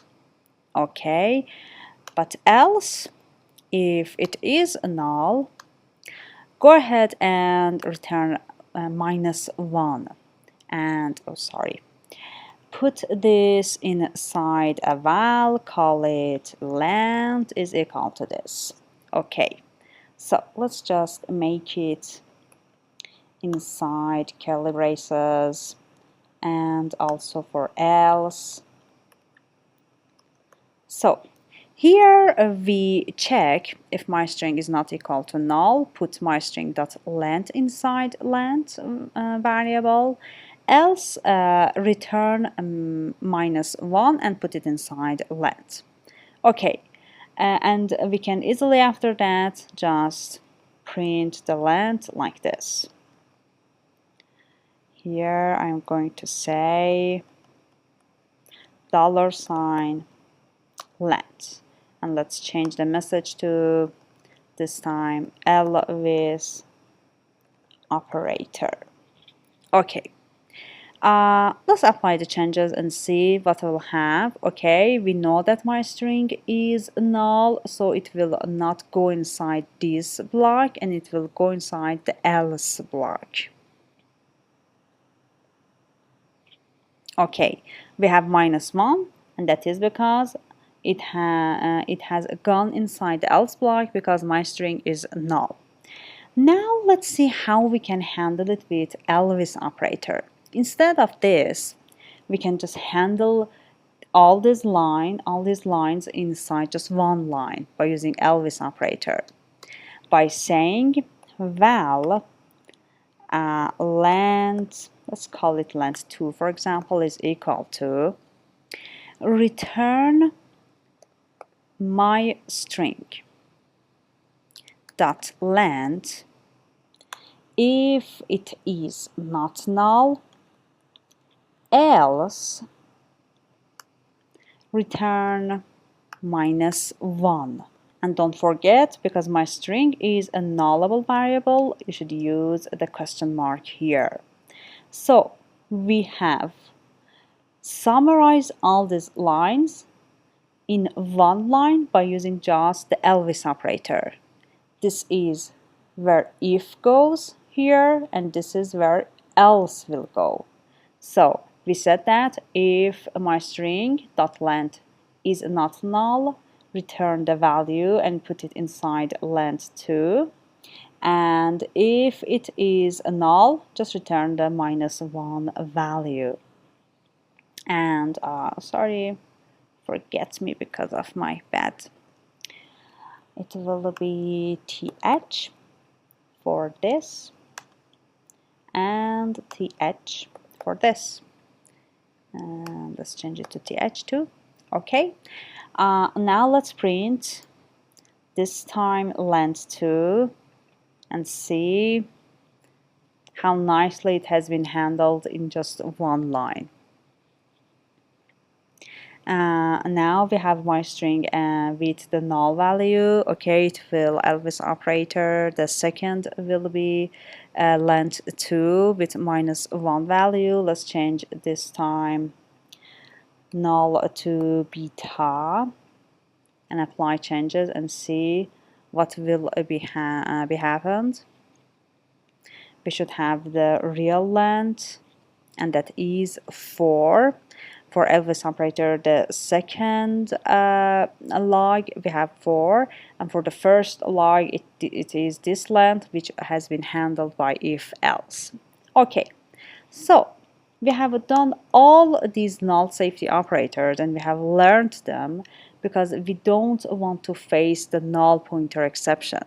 So let's see how we can actually generate the null safety operator, and that is, let's say this time, say length 3 is equal to, just by saying my string dot length and using toBang.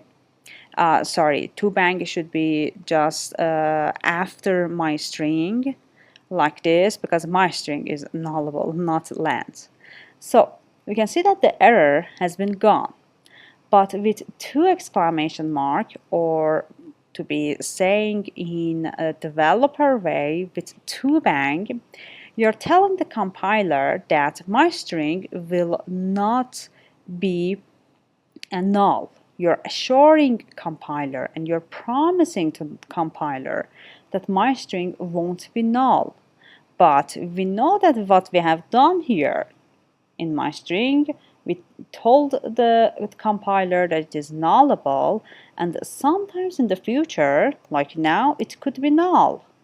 Now let's see if I run this application and print the length 3 value, we will have some problems, and that is because we want to access length of a variable which contains a null value, and that is where null exception will arise.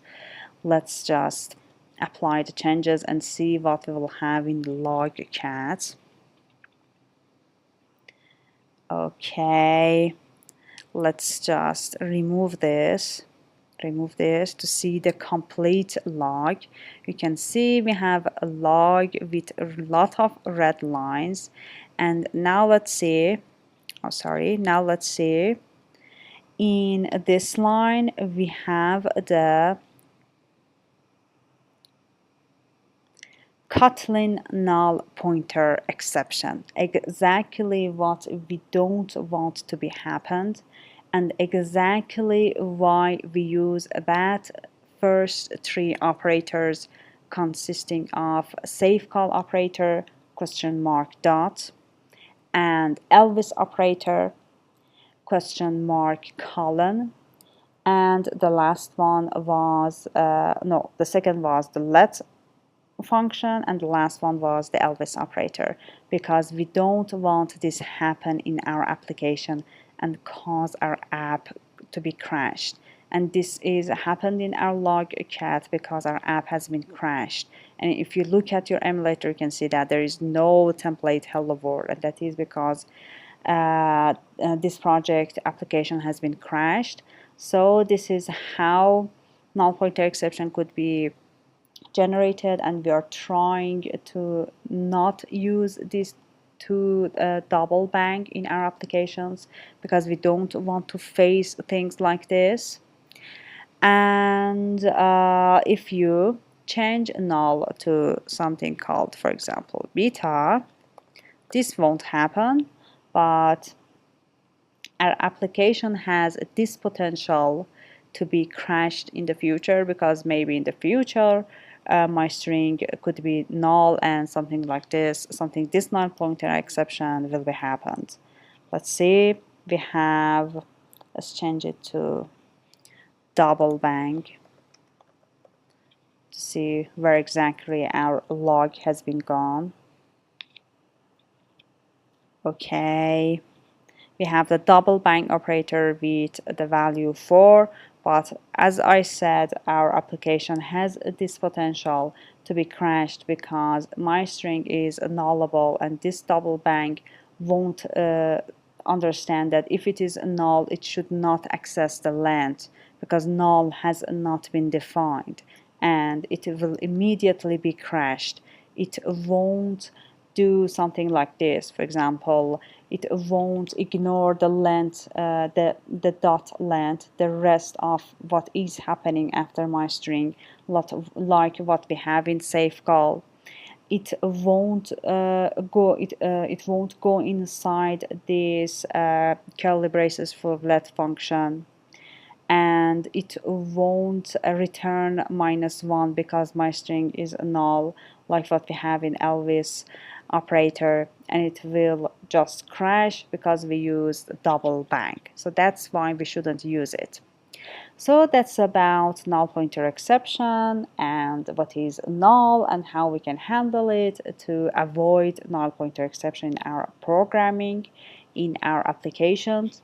That is a really key point in our programming that we should notice about, and we should always be aware of not creating this exception, because that means that we are not good developers because we didn't care about details in our application. So that's it about this section.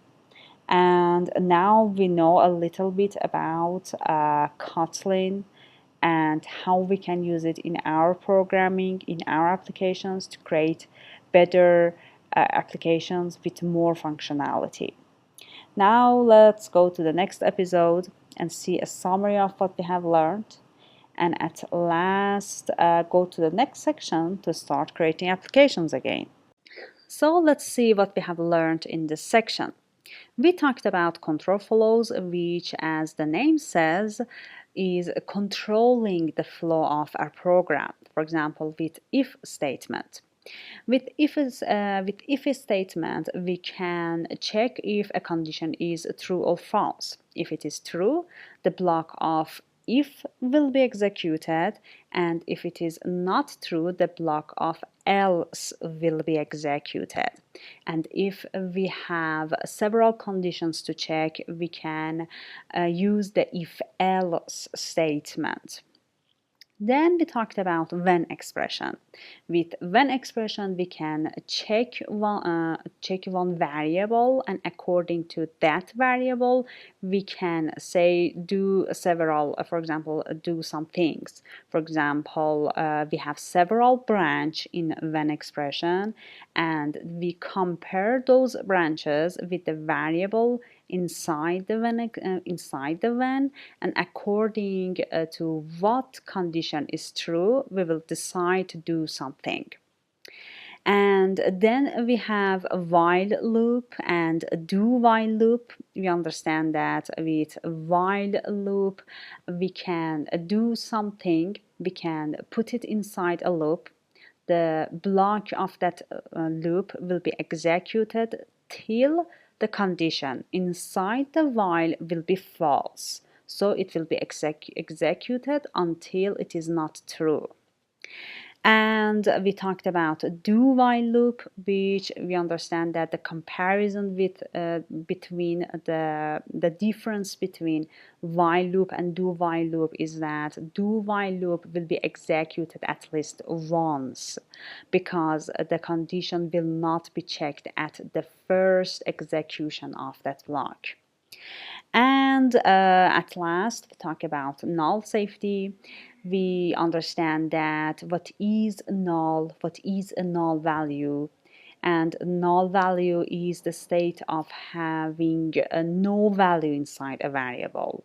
So it is nothing, and this nothing value is not defined for compiler. And so we will have problems if we face this null value. For example, the app will be crashed, and we understand that with several operators, which was a tree operator, the safe call operator, then we have Elvis operator, and what else we have? We have the let function operator. With these three, we can handle this null safety. What we talked about, what are the differences between these three operators, and how we can handle null pointer exception, which will be cause the crash of our app. And we see the two bang operators, which includes two exclamation. We talked about that they will be two bang, because one exclamation will be one bang inside. In programming, in the language of a programmer, and we saw that with those two bang operator, we can generate the null pointer exception, which should be avoided by us Android developers, because we don't want to have null pointer exception and our app to be crashed. So that was about the section. We learned a lot, and yeah, that's it. Now let's create applications in the upcoming sections, and use these things that we have learned in these three sections that is called Kotlin for beginners. And with practice in them in our application, we will have a better understanding of what we have learned. So see you soon. So we want to create a calculator app. And as we all know, a calculator can do operations on numbers like sum, subtraction, division, and some other operations. But in this calculator, we're going to just do these three operations. You can add the others if you want and extend the project. That would be a great challenge for you. But for now, we know that we want to create a calculator with three operations on numbers and at last see the result. Now let's see how the app will be looked like and how it will be interact with the user. This is the calculator app that we want to create. You can see that it has an edit text with a nice border that which will be the numbers that we have clicked here will be entered and will be printed right here. And for example, here we want to add 12 to, for example, 84. And I will say equal to, it will be 96. And we have this clear button, which if we clicked it, the area of our edit text will be cleared.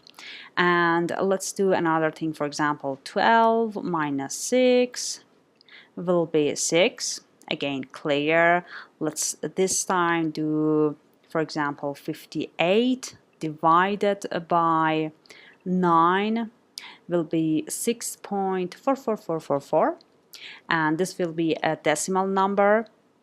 Okay, so you can see that we want to create this simple calculator app, which by clicking on each button, we will have a functionality that this app will be do. For example, printing the numbers or doing some operations on the numbers, or for example, clear the edit text, or even we have a dot which we can generate decimal numbers. Let's clear this. For example, I can say 15.9 plus 8.6, and that will be 24.5. So this will be the app that we want to create. This is a really simple app in comparison with advanced calculators that we have, but this will be a great app for us to learn a lot about the things that we have just learned in previous sections in Kotlin for beginners, and we have a great UI, for example, for creating this border and for creating this keyboard. We will have some challenges that we will see how they will be implemented. So let's see what we are going to learn in this section. So we are going to see how we can create a border for our views. In our calculator app case, it will be a border for an edit text.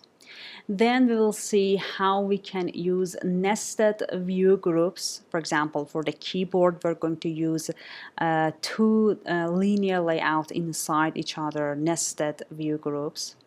Then we are going to talk about logic of our application and how we can interact with the app. And we're going to see how we can do operations on numbers. And then we are going to use control flows. If you remember in previous sections, we talked about when expression and if statements. We are going to use them in our calculator app and practice them.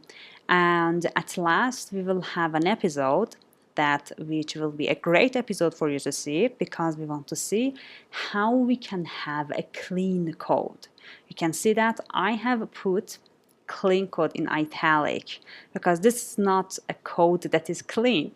It is a code that everything is where they should be. We try to use functions to create a code that is really comprehensible and readable by other users, by other developers, for example, your teammates. So by having a clean code, it means that you have a knowledge of how to create a code that is readable by others, so that when others, like other developers, read your code, you will be judged by others. So that will really give you a prestige, that they look at you as a professional developer because you can write a code which is comprehensible. And when you write a code that is comprehensible, that is readable, it means that you know a lot about what you have done. And that's why you will have a great character in your teammates, because we want to be a professional developer in this course. So these are the episodes that will make us a better developer. So that is it about what we learned, and let's start our application. See you soon in the next episode.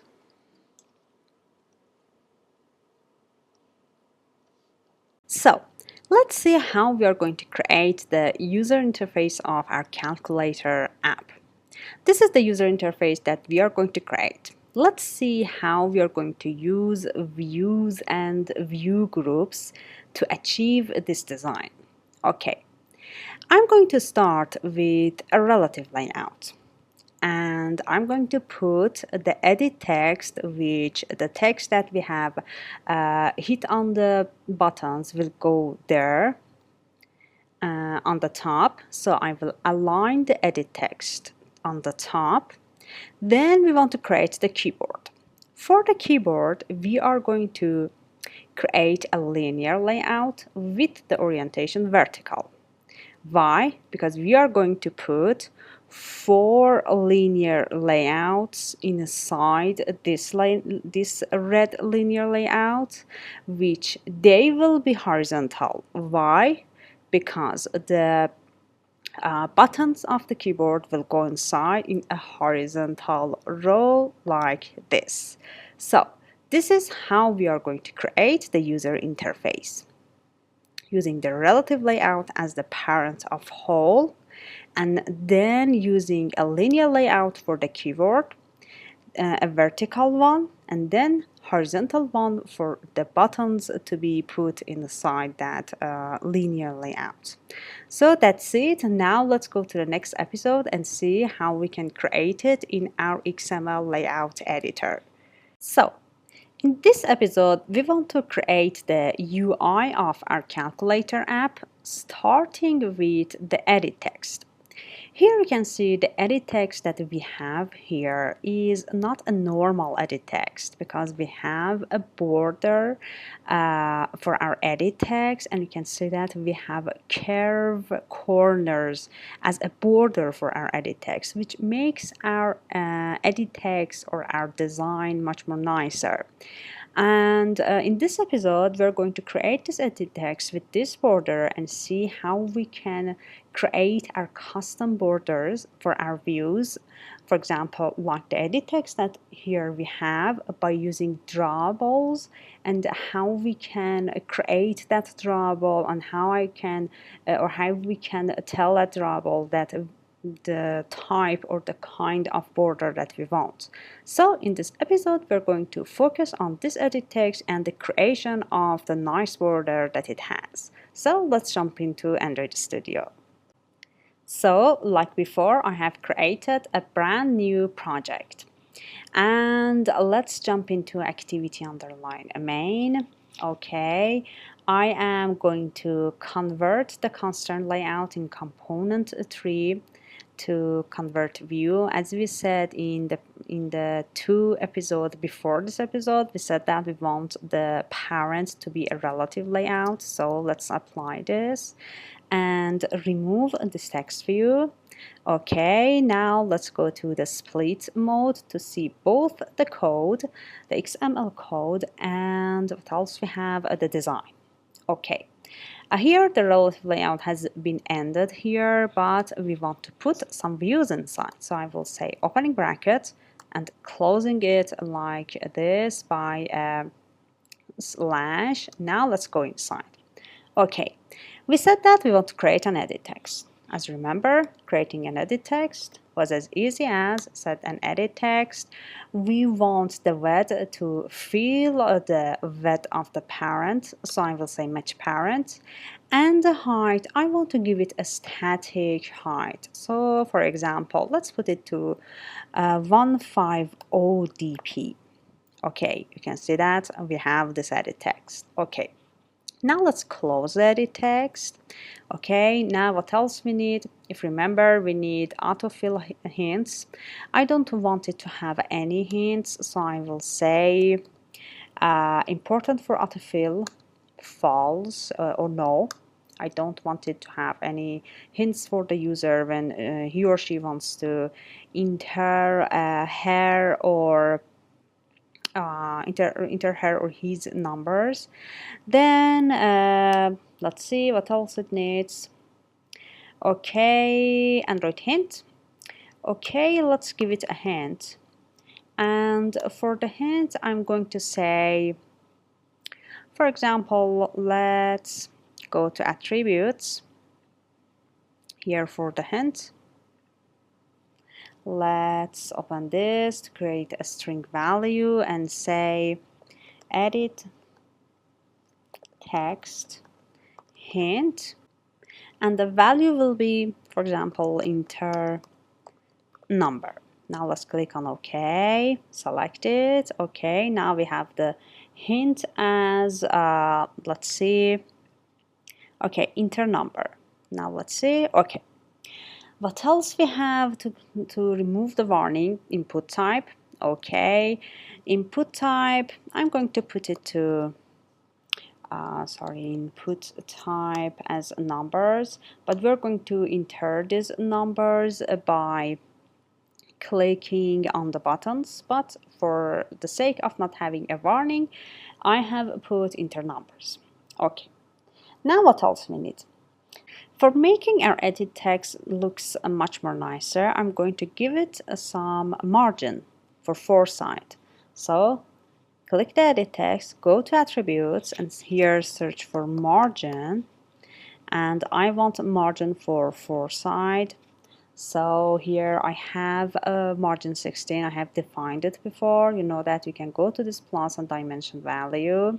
For the sake of not wasting time, I have defined it before, margin 16. Okay, now let's see. Okay, you can see that we have some space for foresight. And what else we need? I think this could be nice if we have some padding inside, which goes inside this space padding, because the enter number will be a little away from this side. This is too much to the left side. So this time let's go to click here on edit text, attributes, this time padding. I want it for foresight. Okay, we have padding 8 here. Let's click on OK. Oh, something bad has happened. These are things that happened with Android Studio, don't worry. Padding for we have the padding, but these are redundant. Let's remove it. We don't have the margin. Let's add the margin like this. We have the margin 16. Okay, now everything is okay, and enter number is a little away from the left side. These things happened with Android Studio, and that's why I want you to use the XML part instead of just dragging and dropping your views inside this, because sometimes some things may happen in XML that you really need to go inside the XML and find out what has happened. Okay, so far everything is okay. We have our edit text, we have our hint, and we have the margin and paddings. Now we want to see how we can create a nice border here. For this, we're going to go to project, app, of course, res, because we want to go to drawables. Now right click on drawable, new, and say drawable resource file and click. Let's name it, for example, what we want to name it, let's call it edit text border, a comprehensible name, and just click on OK. Now, we have an XML file with the tag selector, and you will see all you're going to do here on this panel or on this window. I'm going to change the selector to shape.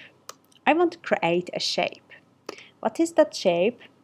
It's a rectangle because the border of our edit text will be looked like as a rectangle. Now let's go inside. Now let's go inside and give it radius for the corners and what else? And colors for the border. For this, open a bracket like this. We can see that we have some suggestions. Let's start by stroke, space. Again, we have some suggestions. It is talking about the width of the border and the color. Let's start by the color. And I am going to give it at color slash, and for example, what will be the color? Let's call it, for example, edit text border color. Copy this and let's create it in colors here, color with this name, and the value, put this value inside. A6, A1, A1, A1. Okay, you can see that this is a light gray. Let's copy this. Oh, no, I think we have it here. Yes, we have it here. Okay, we have the color. Now let's give it a width so it will be visible. 1 dp is okay. Now let's close the tag. Okay, now you can see that we have a rectangle with the width 1 dp. And what else we have with the color that we want. But we wanted to have corners with the radius. I choose radius because I want 4 sides to have a corner of, for example, 5 dp radius. But if you want one side to have a corner, you can choose these. For example, if I want bottom left corner to have radius, I will choose this. But I want 4 sides to have a radius. For example, 5 dp will be nice. Let's close the tag. Okay, we have some nice curves on both, on 4th side. Now let's close our edit text border. Go to our layout editor and see how we can give this edit text, give this border to this edit text. That is so easy. I will use the background and say at drawable edit text border, just what has been suggested to us, like this. Now let's see. Wow, this is really nice, isn't it? Okay, so we have our edit text with the border that we want. And I'm going to just, because we want our edit text to be on the top always, I'm going to say align parent top and make it true like this. Okay, now all we need to do is to create the keyboard. For this, we're going to go to the next episode and see how we can create that. But before, let's give an ID to our edit text, ID, and let's call it, for example, number edit text. Okay, that's it about this episode. Let's jump into the next episode and talk about how we can create this keyboard. See you soon. So now let's start creating the keyboard right in the bottom. As you remember, we said that we are going to create a linear layout for that. So I will say linear layout. I want the width to be as match parent and the height just to wrap and contain the containing views. So I will put it to wrap. And let's close it, and inside we're going to have some views. But our linear layout needs an orientation. As we said, we want it to be vertical, So we can put inside some linear layouts that are horizontal, that has a row of horizontal buttons just beside each other. So I have the linear layout, it is a vertical. Now inside, let's create another linear layout. Width, I want it to be match, and height to be wrap. Okay, now the orientation, I want to be horizontal. Now let's close this, and inside will go the buttons. So let's start by a button. I will say button and wrap. Let's close this, and we need a text for this. Okay, at let's just make it by the attributes. That will be much more easier. We have the text. Oh, it doesn't clickable because we have defined it here. So let's click on the button, click on text, new string value, let's call it button 1, and this will be the value with 1. Okay, select this and okay. Now let's go here. Okay, we have the button wrap, and we have the string 1 inside. Okay, now you can see that it is up here. So let's first put the outer linear layout to the bottom. So I'm going to align it to the bottom, align parent bottom true. Okay, now we are going to start to create 4 linear layouts that we have created 1 till now, and they will be below each other because the outer linear layout is orientation vertical, but the buttons will be beside each other. Let's just copy and paste them just to create one of them, and the 3 other rows will be your responsibility or your challenge. There is something. Okay, I just Control Z or Command Z. Okay, another one will be like this, this, and this. Okay, you can see that all are in one horizontal row, and if you want them to have same weight, as you remember, you can easily say, for example, this will be weight sum of 4, and all of them will have the weight of 1. So let's just copy and paste them inside all. Now let's see, now they are much more nicer because they have the same weight. So now let's start creating our buttons much more visible to the user. Let's do this for one button and extract the style and use that style and reuse that style for other buttons. Let's see how. For example, I want my text size to be, I have defined a text size. You can see at a diamond button text size, and if you just click on this, you can see that I have put it to 24 SP. I've done it just for saving time. Okay, so we have the text size. What else we can add to this? I want it to have a margin left and top and bottom. So I will say margin left, but let's put it to 16. No, I want to have, let's just remove it and add it from here. Let's search for margin. Here I want this button to have margin. Let's just make it a little more visible like this. Okay, I want margin left, margin 8, which will be 8 dp. Okay, so let's use it for top and a bottom too. Margin 8 top, and margin 8 bottom. Oh, sorry, not this one. Just remove it. You can see that I remove it and hit enter. I wanted to have the margin bottom. Okay, let's close this. Make it a little smaller.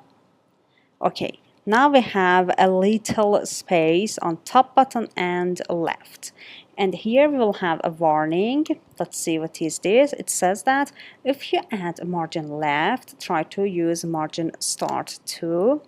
It will be looked better on some other devices. For example, if you use right to left, for example, RTL, I mean.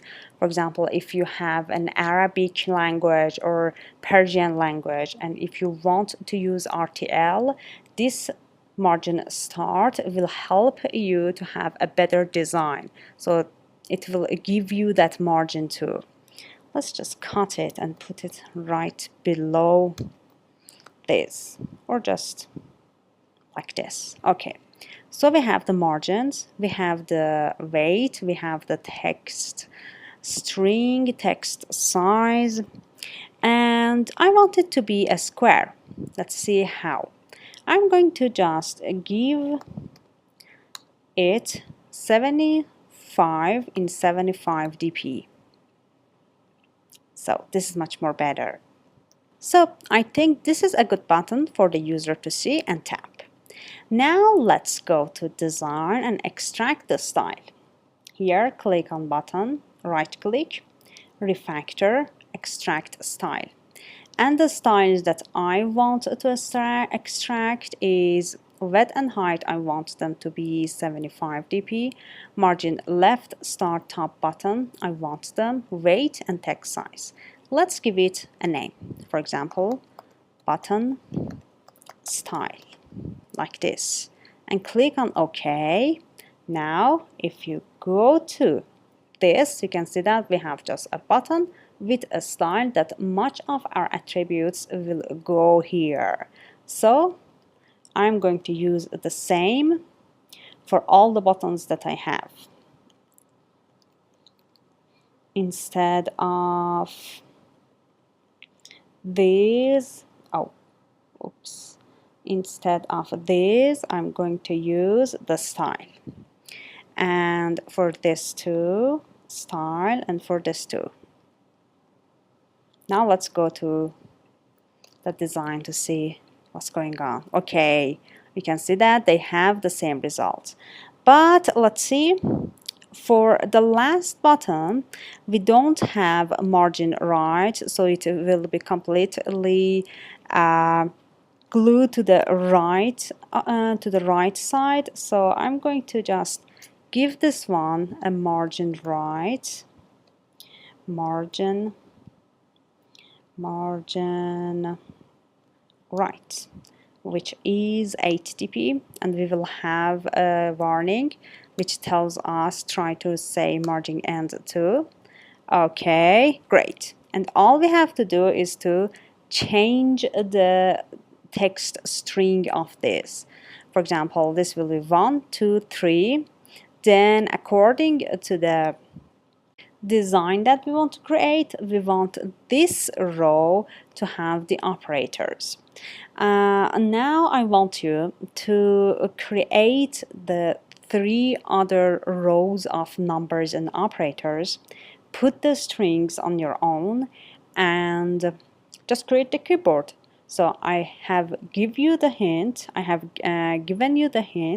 and now I want you to do the rest of the linear layouts with the orientation of horizontal on yourself. And I know that you can do it because this is really easy. You saw that how I did it right here, just for one linear layout, and that will be just a copy and paste. You just need to change the string text that you have.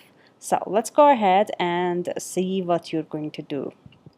So I have did the rest just like what you have done, which I'm sure. And let's see what we should do for creating this keyboard, the rest of it. by creating 3 other linear layouts, and they are horizontal linear layouts.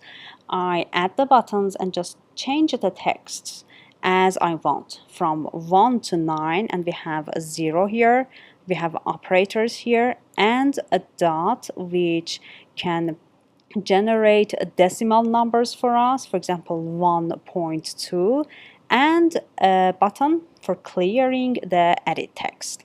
So let's see.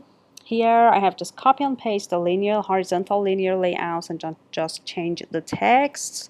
And what else I can tell you, we have an amusing or a very interesting option here. For example, if we have view groups like this, linear layout, we have just here, right here, you can see that if you click on this, this will be collapsed. The linear layout, all the code inside will be collapsed, so you will have a much more clear and nicer code.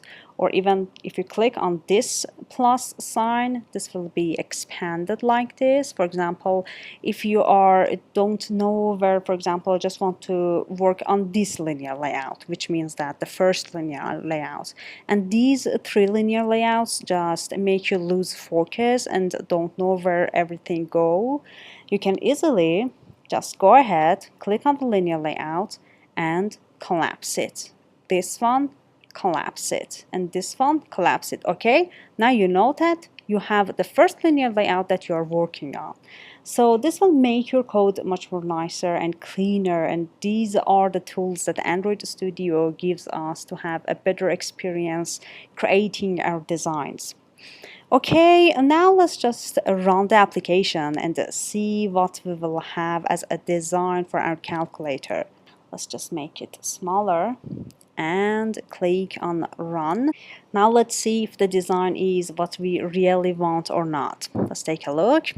Okay, we have the buttons. They are in one row, horizontal row, and each of these rows are in a vertical linear layout. We have the edit text, and okay, we have, as I said, the operations just in this vertical row. We have the dot, the clear button, but maybe I think that if we have a less margin between these rows will be much more nicer, and that is because we have added a margin bottom and top together. If I just remove margin top from the style that we have just created, let's just remove the margin top and see if we have a better style or not. I'm going to click on just apply changes, so I'm not going to just run the whole application and build the whole application again. This apply changes helps us a lot and saves us a lot of time. And now I want to have my view, these rows, to be a little more close together. They are really some part away from each other. Okay, Android Studio, apply the changes. You can see that we have the applied changes because we have clicked on this icon. Now let's see, apply the changes sooner.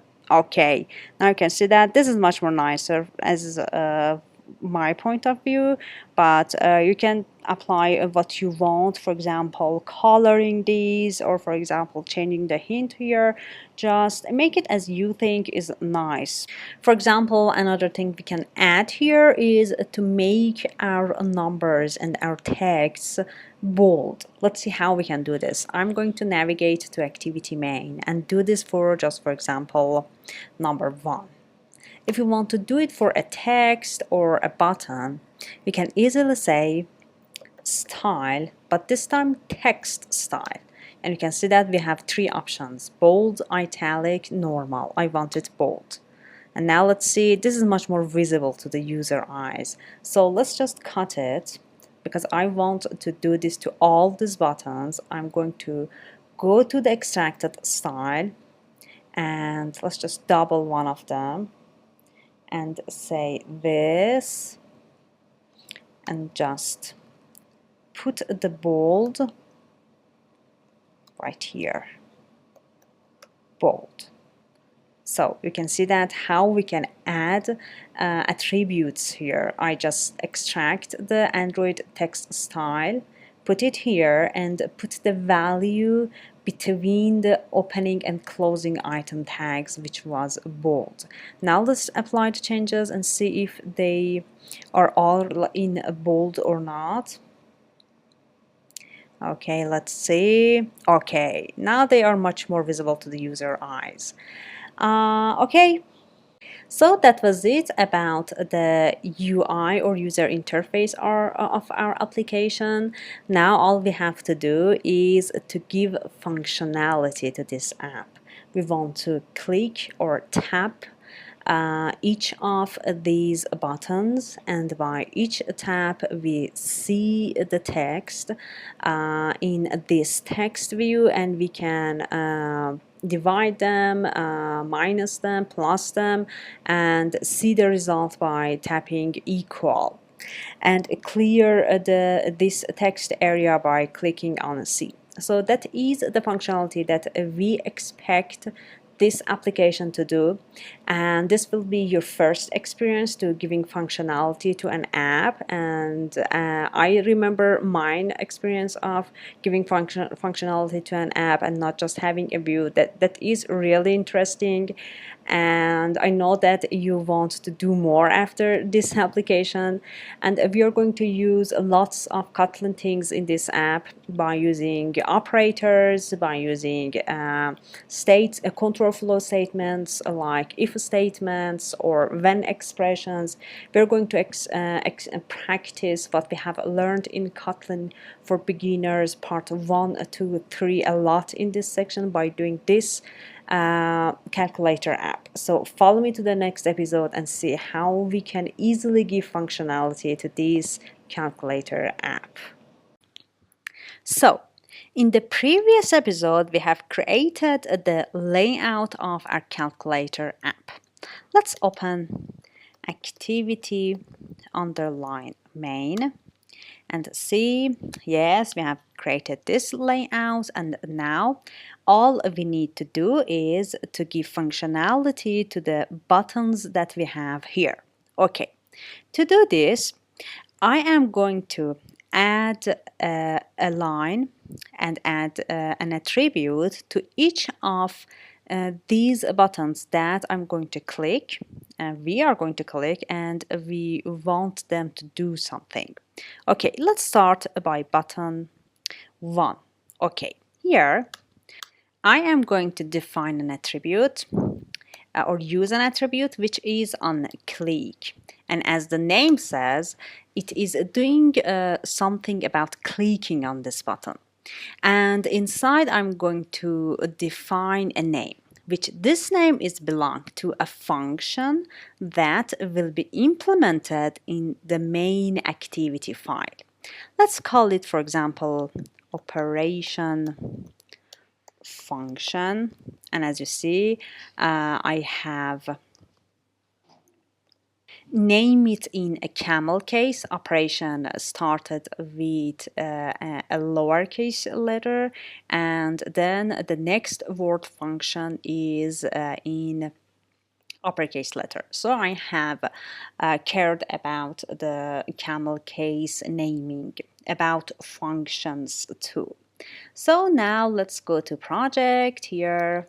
Let's open main activity like this, or you can use the shortcuts, double shift and say, for example, main activity, as simple as this. Okay, now click on this curly brace and you can see that it is end here.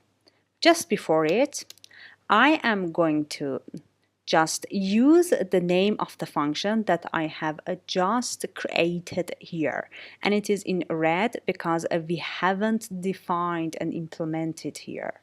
So now let's start. Just before this closing curly brace, I am going to define the function by saying fun, which is the keyword for the function, and then the name of this function that we have just defined, and it is in red because we haven't defined it here. Okay, as we know, for defining functions after the name, we need opening and closing rounded braces, then an opening and closing curly brace, which helps us to have a block of lines that will do something. Okay, now in this case I am going to add something in between these rounded braces, and that is called a function argument. Let's see. I am going to say view. Okay, you can see that I haven't said any, for example, var or val, because this is an argument, which this view will be of type view. You can see that it says it is android.view, which is a file, a built-in file in Android. Let's select this. You can see that as you select that Android.view, something here has been imported. If you don't see this, because this is collapsed like this, just click on this plus button and expand it. Here you can see that we have some lines on the top with the keyword import, which is referring to somewhere where our for example types like view, or for example like bundle, here you can see that it is highlighted too, are located. So these lines containing import keyword referring to where these files are located. So that's it. We have the operation function with an argument view, and we are going to do some operation and some doing and writing some lines of code inside this operation function. But this question will arise that you say that what is this view, what is this argument is doing? This argument is exactly the view that you have just defined the onClick attribute for that. So this button is exactly this view that we have here. Let's go back to the button. Create an ID for this, like what I have just created here. ID, I have called it button 1. So if we now go back and say view, which is that button with the label 1, and say dot ID, you are getting the ID of that button, which is here button 1. Now I want you to just copy and paste this line for all of these buttons. So instead of just one button as the view here, we will have all of these buttons as the view in our operation function, and we will see how we can differentiate which view has been clicked by using when expression and by comparing view ID to the real IDs that we have here. Okay, maybe that is too much. Go ahead and add operation function with the onClick attributes. Give each button that you want to have operation after the clicking on that button an ID. For example, this is button 1. This will be, let's do it together, ID. This will be button 2, and this will have the same onClick function like this, and the same for all others too. Then go back and go ahead and continue this episode. So, as you have done too, we should now have buttons with IDs and an onClick attribute with the name function operation function. We have the same for button 2 onClick, button 3 onClick. And let me tell you some things, some important things that we have in XML. For example, you can't have the same ID for two views. For example, here for this button, we have button 1. Let's just copy and paste it here. You can see that we can't have the same ID for two views. So let's go back to what it was. And I have telling you about the collapsing and expanding thing. And we have a really great shortcut. For example, if you have done something like this, or you haven't arranged the XML code well, and it is not very nice, it is messy, you know what I mean, things are not the lines are not indented well, these coming back, coming forward. For example, we have linear layout a little back, and then we have a button a little forward. These things are called indentation, which helps us to read code better, just like for example, these space blank lines that we have just talked about, that make us to feel better about the code, because we can read the code better. For this, for example, if I have things like this, lines like this that are not arranged well, we can easily use this shortcut and make them rearranged to indent well. You can see that when I indent all these lines, I have blank lines all between these views. Okay, let's see again. You can see that this is much more visible to the eye, and this is much more comprehensible. It is not messy. So these things we have talked about.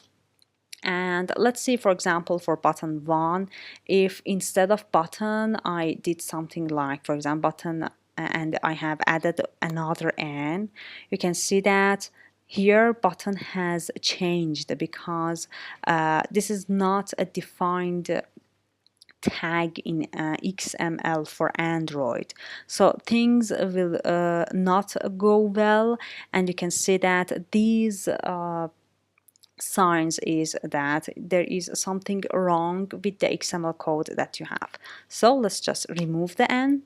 These are the most important things that I can tell you about XML, and as we're going along and I see much more things that may be noticeable for me to tell you, I will tell you all, because all we want to do is to be a professional programmer.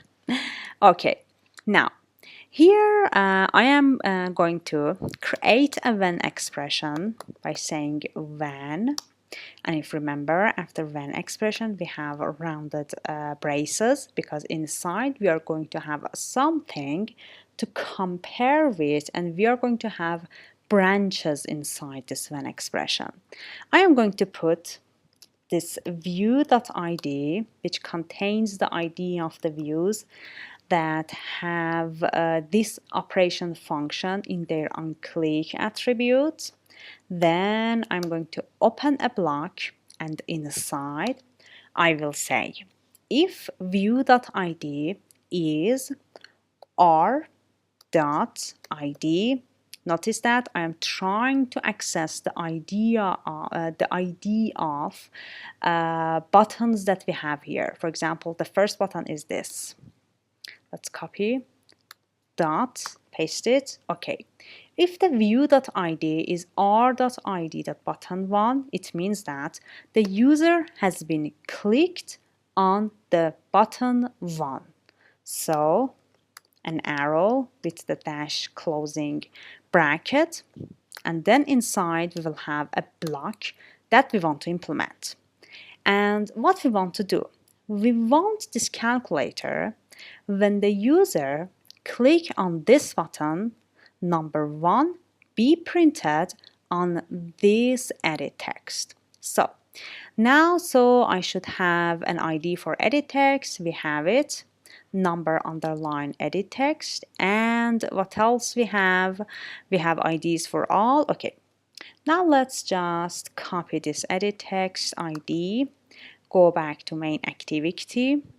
If you remember, we talked about how to have view efficiency in our program, and that was, let's start. I'm going to create a late init var, call it edit text, which is of type edit text, and I'm going to initialize it.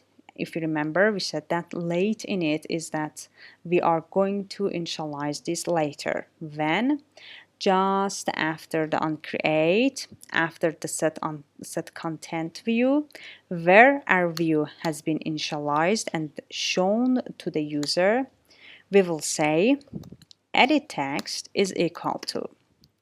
And if you remember from the Dice app section, we are going to use the find view by ID. Then inside will go the ID of that edit text. So it will be r.id dot. This was the ID of our edit text. So now we have a reference to our edit text which has been put inside the edit text variable.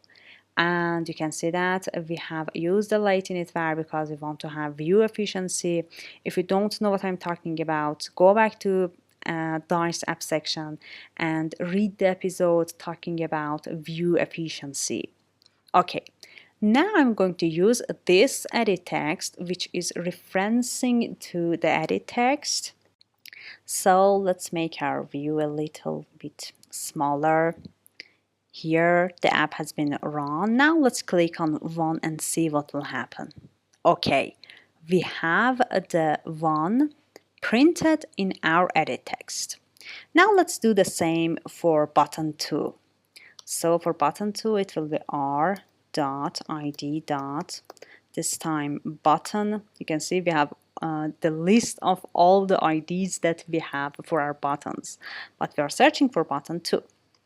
If this happened, go ahead and print inside the edit text, set text, this time number 2. Okay, now let's apply the changes and see what will happen and what is the problem with this and how we should handle that. You can guess what will going on, but let's see it in a real. Okay, now if I click on number 2, we should have number 2 in our edit text. Let's see. Okay, number 2. Now if I click on number 1, we have number 1. Great. We can do some interaction with our app. I think this is really nice. Okay. But the problem is that what else I want to generate number 12? I will click on 1, 2. But you can see that this just print the exact number that we have on our button, just like here, just here. Okay, let's see how we can handle this. For this, I am going to create a variable, and this could be a val because we want to we don't want to assign anything to this, and call it, for example, easily number. This number will include the number that has been printed before. So if I click on 1 and now I want to click on 2, and if I want to have the number 12, it means that when I have 1, I should concatenate 2 to 1.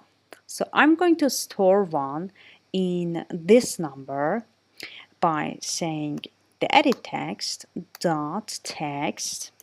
This will get the text that is just written here. So here in this case, this number will get the number 1.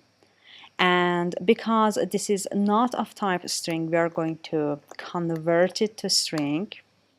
Then we are going to add, we just can say number be printed here. But we want what is inside the edit text plus the number that we have clicked on that. So this will be the number that is inside the edit text plus 1, just like this. Now let's do the same for button 2, this time 2, and let's apply the changes and see what will happen. We get the containing text and add number 1. We get the containing text and add number 2. Oopsie, I haven't added here. Let's just apply the changes again. And you can see that there is no problem with the same name we have here because they are inside different blocks. So we can have number here and number here. There is no conflicts between the same name here. Okay, now let's see. Okay, I have number 1. Now if I click on number 2, number 1 should be concatenated to number 2. So let's see. Okay, it worked. Now if I click on button 1, this containing number should be concatenated to 1. Let's see, now we have 1 to 1. And that is exactly what we have done. Get the containing number and concatenate the number that has just been clicked to the previous number. So this was easy. Now let's do it for what? For all the numbers that we have here with their 0, 1 to 9 and plus 0, because we have something else to do for all these other operations. The dot, you can contain the dot too. So do this from 1 to 9, 0 and dot. And after that, come back and see how it will work. And after that, we are going to go to the next episode and do other functionalities of the buttons. So go to Android Studio and do the same for all other buttons that I have just mentioned. And go back to see the result. Okay, I have done the rest and I hope that you too. We have 1, 2, 3, 2, 9 with 0 and the dot. Okay, now I have run it on the emulator. Now let's see.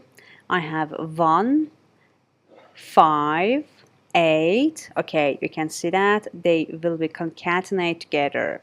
For example, if I want to have 1, 5, 8, 6, 9, you can see that they all will be concatenated together. Let's see, 0, okay, dot 9. Okay, so everything is okay. Now let's go back and tell you a little point here that you can see that when we want to set a text inside an edit text, this should be of type string. So this number if is, for example, 1, we will have an error. And that is because we should always put a string inside the set text. And if it is not a string, we should convert it to a string like this. And for example, 1 is a string too. We have a complete string here, and then we have put this string here in the number. And if you say that why we haven't said something like this, number of type string, and that is because as we have said in the previous sections in Kotlin for beginners, Kotlin can infer the type of the variable by what it has as the value. So it has inferred that because we have string as an assignment, as a value that will be assigned to this number, so number will be a string and everything will be okay. So that is about how to print numbers in the edit text. Now in the next episode, I want to see how we can click on this C button and clear this edit text. And then we will talk about how we can use operations to do operation on our numbers that has been printed here. That will be as easy as this. Don't worry, just follow me to the next episode. So Now let's start by clicking on this clear button and clear the edit text, the whole numbers that it contains. So let's scroll down, and here I will say r.id dot button underline clear. What it will do is so easy. It will say, hey edit text, set the text which is empty. And what is empty? It's just like this, an empty string. Now let's see.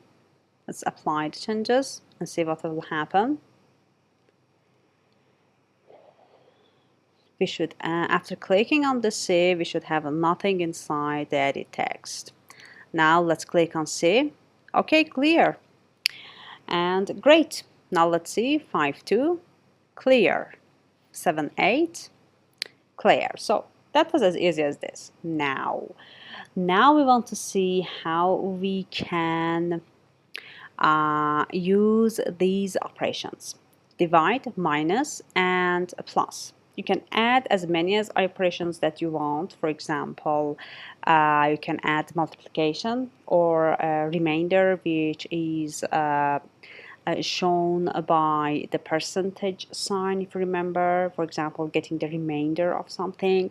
But for now, I think these are enough, but you can add those if you want to and extend this project. Okay, now let's give you this idea. I want to say 1 to, for example, 12 plus, for example, 45. And when I click on plus, I want this edit text to be cleared, and then I want to print 45 inside the edit text. After that, I'm going to click on equal, and then we will have the result. Okay, let's go step by step and see what will happen. So I said I want to click on r.id button plus. Button underline plus. Okay.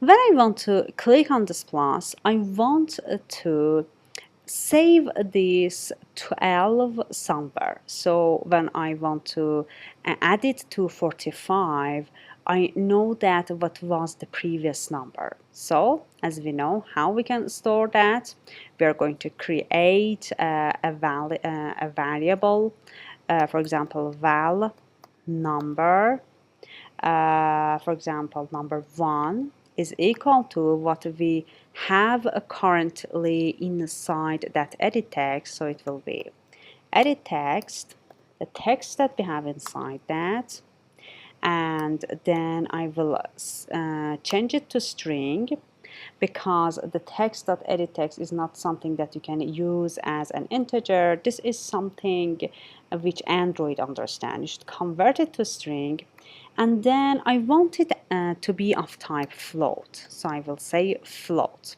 because if we create decimal numbers, we want the result to be in decimal. And we will see what this float will be. Okay, I have stored, for example, number 12 for this example inside number 1. Now I want to clear this by saying what we have here, edit text.set text. Here it has been cleared.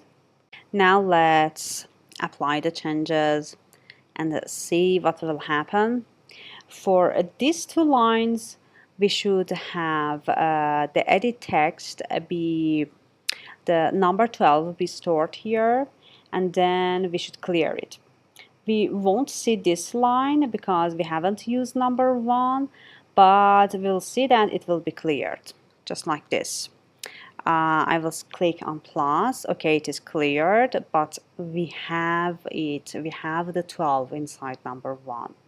Now what we want to add is to add 45, and then click on equal and see what will be the result. So I should create another branch, this time for the equal, r.id.equal.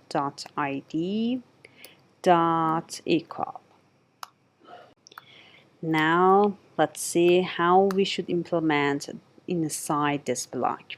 Okay, we have number 1, and now we want to create another val, call it number 2, put the 45 inside that. So get what we have now inside the edit text and put it inside number 2. And now I want to create a result, and that will be number 1 plus number 2. Okay, we have a problem. Number 1 is not recognizable for Android Studio. Let's see what is the problem. It says that unresolved reference to number 1. Here, Android Studio says that I don't understand what is number 1. We haven't defined it here, but we say, hey, it is right here. Can't you see it? But Android Studio will say that, okay, great developer, I just can't understand the variables that is inside this block. Okay, but number 1 is far away. It is in another block, which is this block. So how we can use this number or define this number in a way that it will be recognizable in another block too? That is so easy. We are going to define this number 1 right on the top, just here. Let's see how I am going to define it. I'm going to say var number 1, which is of type, I want it to be float. As I said, I want the results to be in float, so I will make the number 1 and number 2 that will have operation on them in float. And of course I should initialize it. I can make it nullable, but I prefer to initialize it by 0.0 f. So I have the number 1. And let's go to the down. Okay, now you can see that number 1 has been initialized here and used here, and there's no problem because it has been defined on the top. Because now number 1 is a global variable. Notice that I am using the word global, and as the concept of global word, the meaning of word global means it means that it is for the word of the main activity, for the word of opening and closing these braces. So it can use everywhere in this class, which is called main activity, and inside this block. So that's it. And now I have the result, and I am going to easily say edit text. I have the result. Set the text easily by saying result. But we'll have a problem because it is of type float, so I should change it to string, just like this. Now let's run the app from the start, add 2 numbers, and see if we have the behavior that we want from this app, from the scenario that we have just talked about. Okay.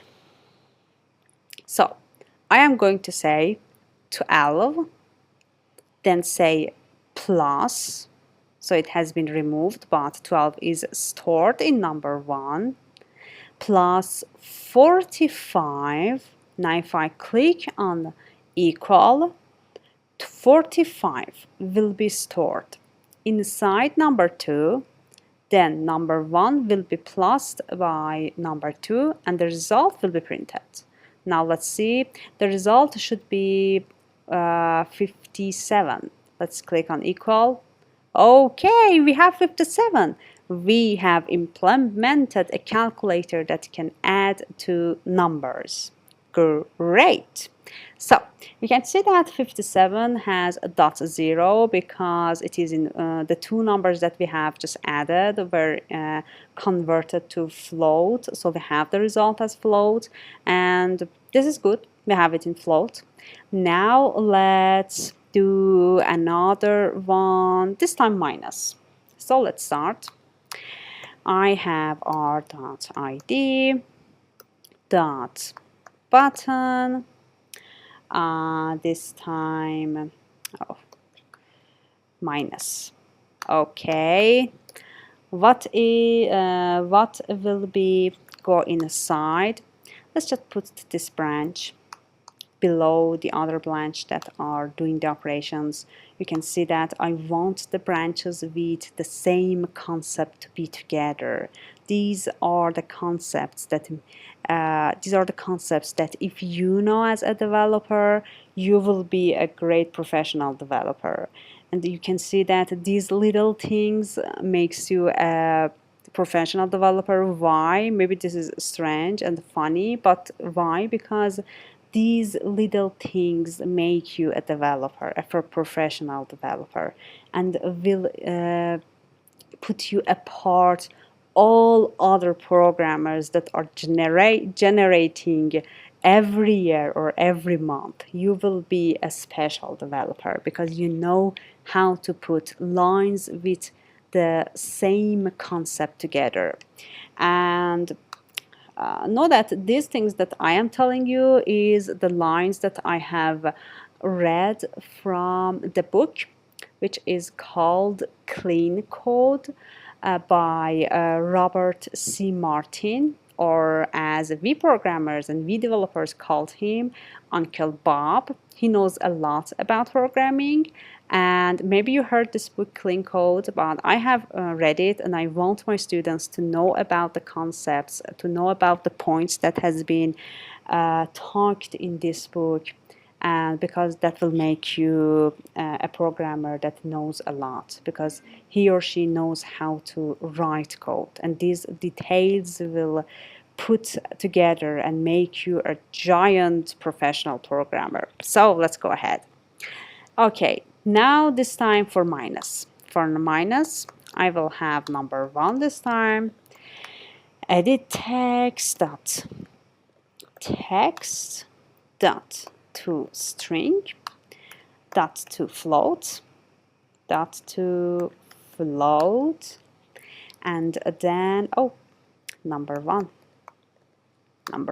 Okay, and then we put the edit text to something called an empty string, and then here now we have a problem. Okay, when we clicked on the equal button, we know that we have known that we just have the plus operation, but this time we have the minus operation too.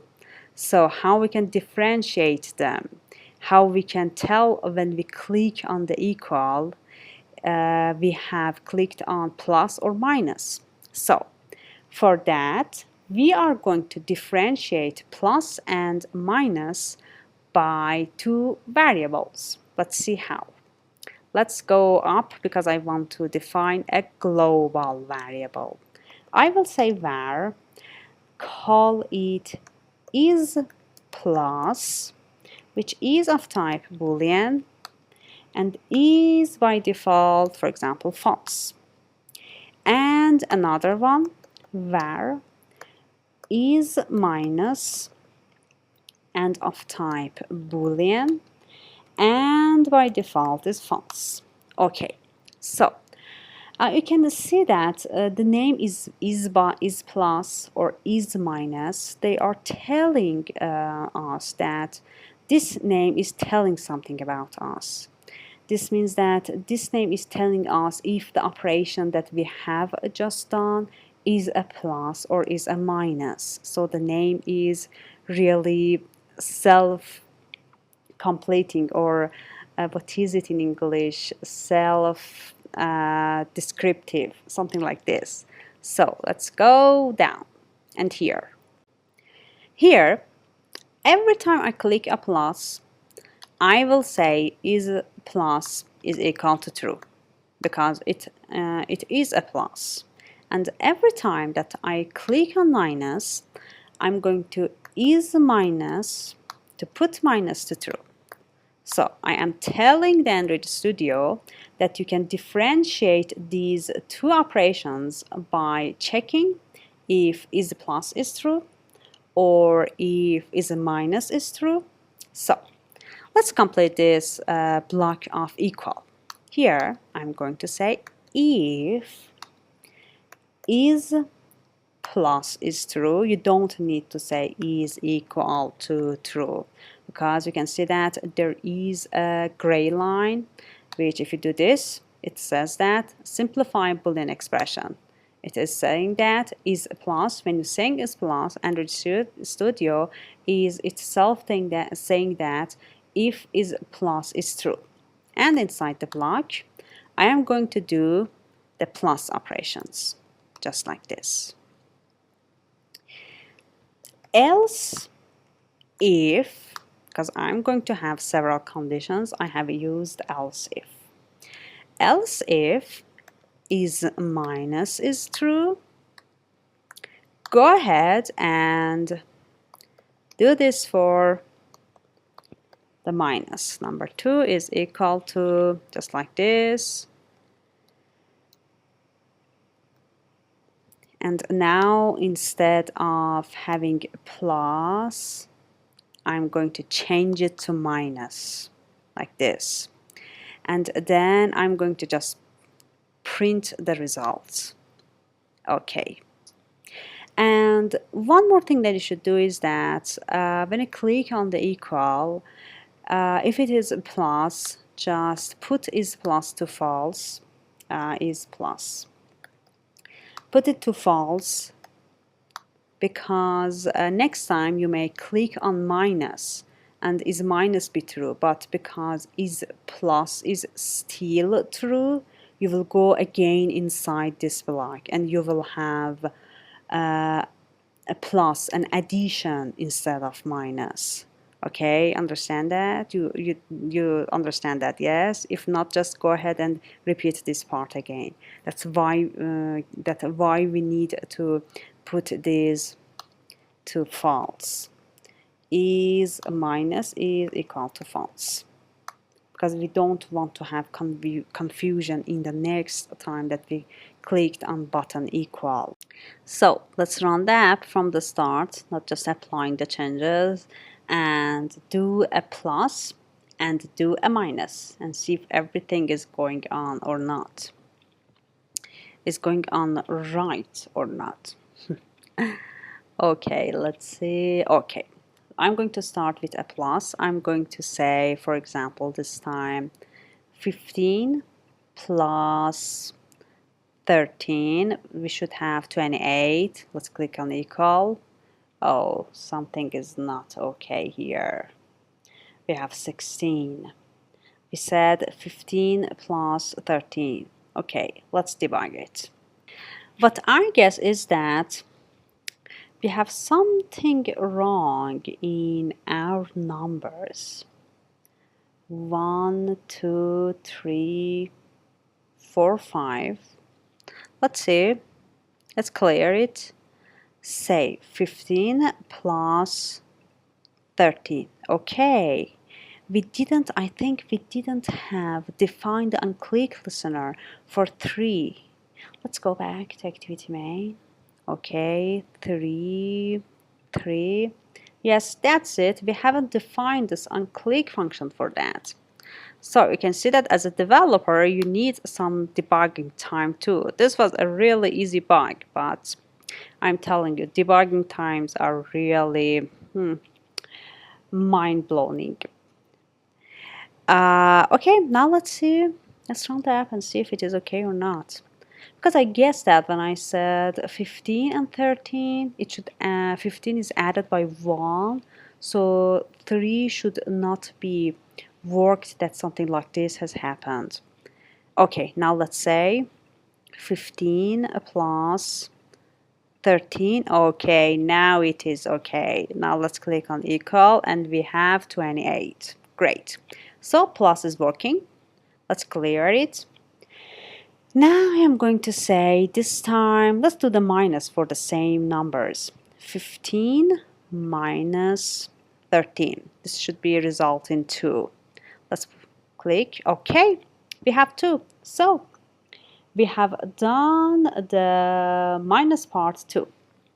Now, because I want to have a clear and arranged code, I'm going to do this. So you can see that some things has been changed.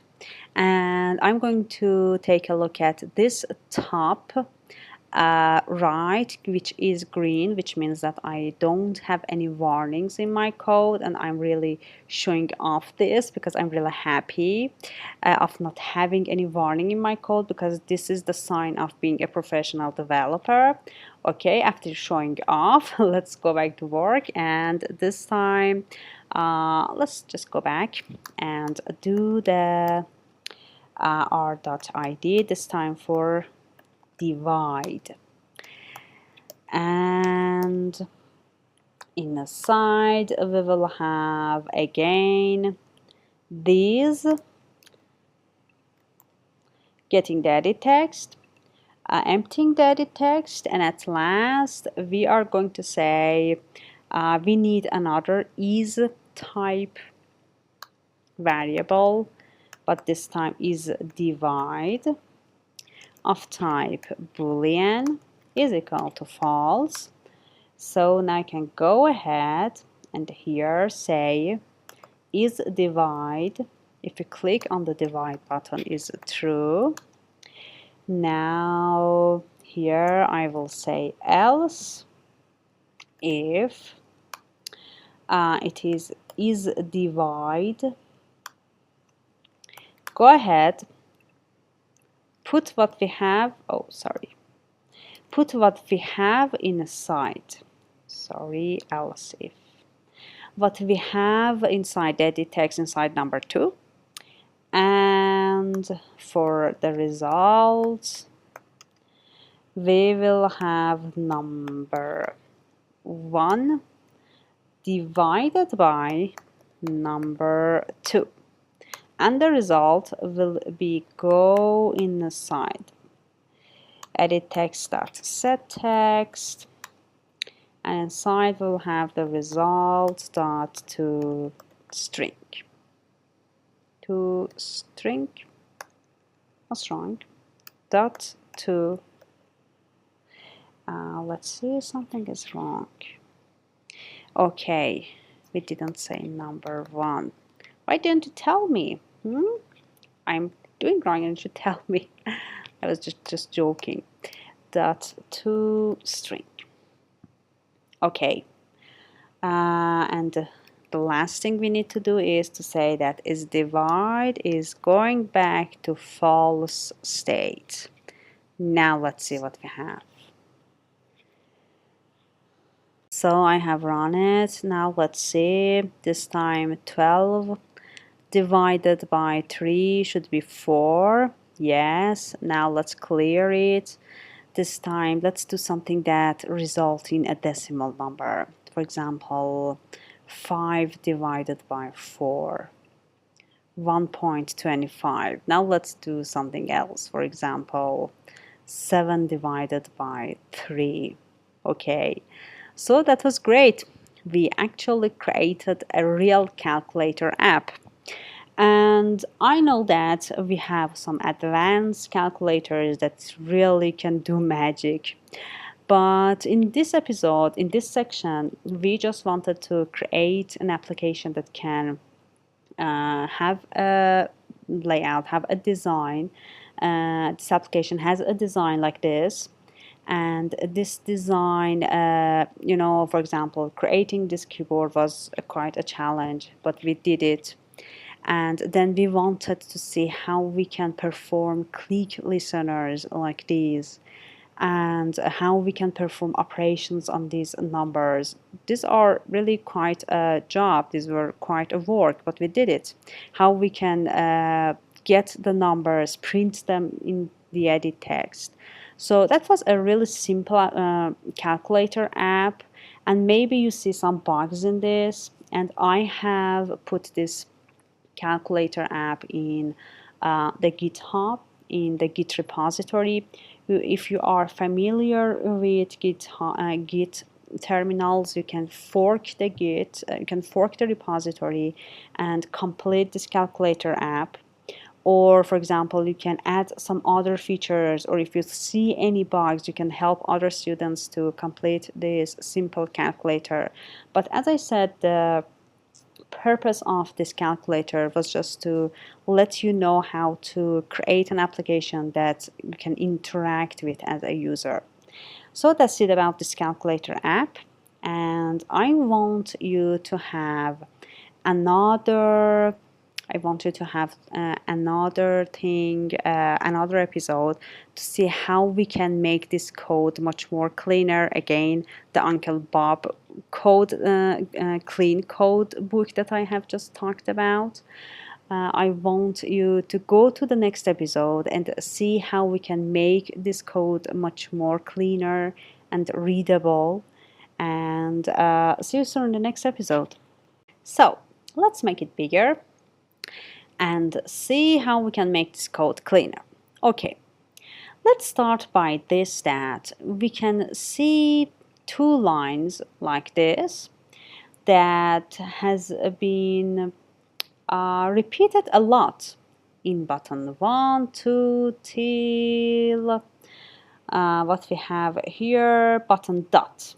So now I want to create a block of code that will just be reused inside these blocks instead of repeating all these lines again and again.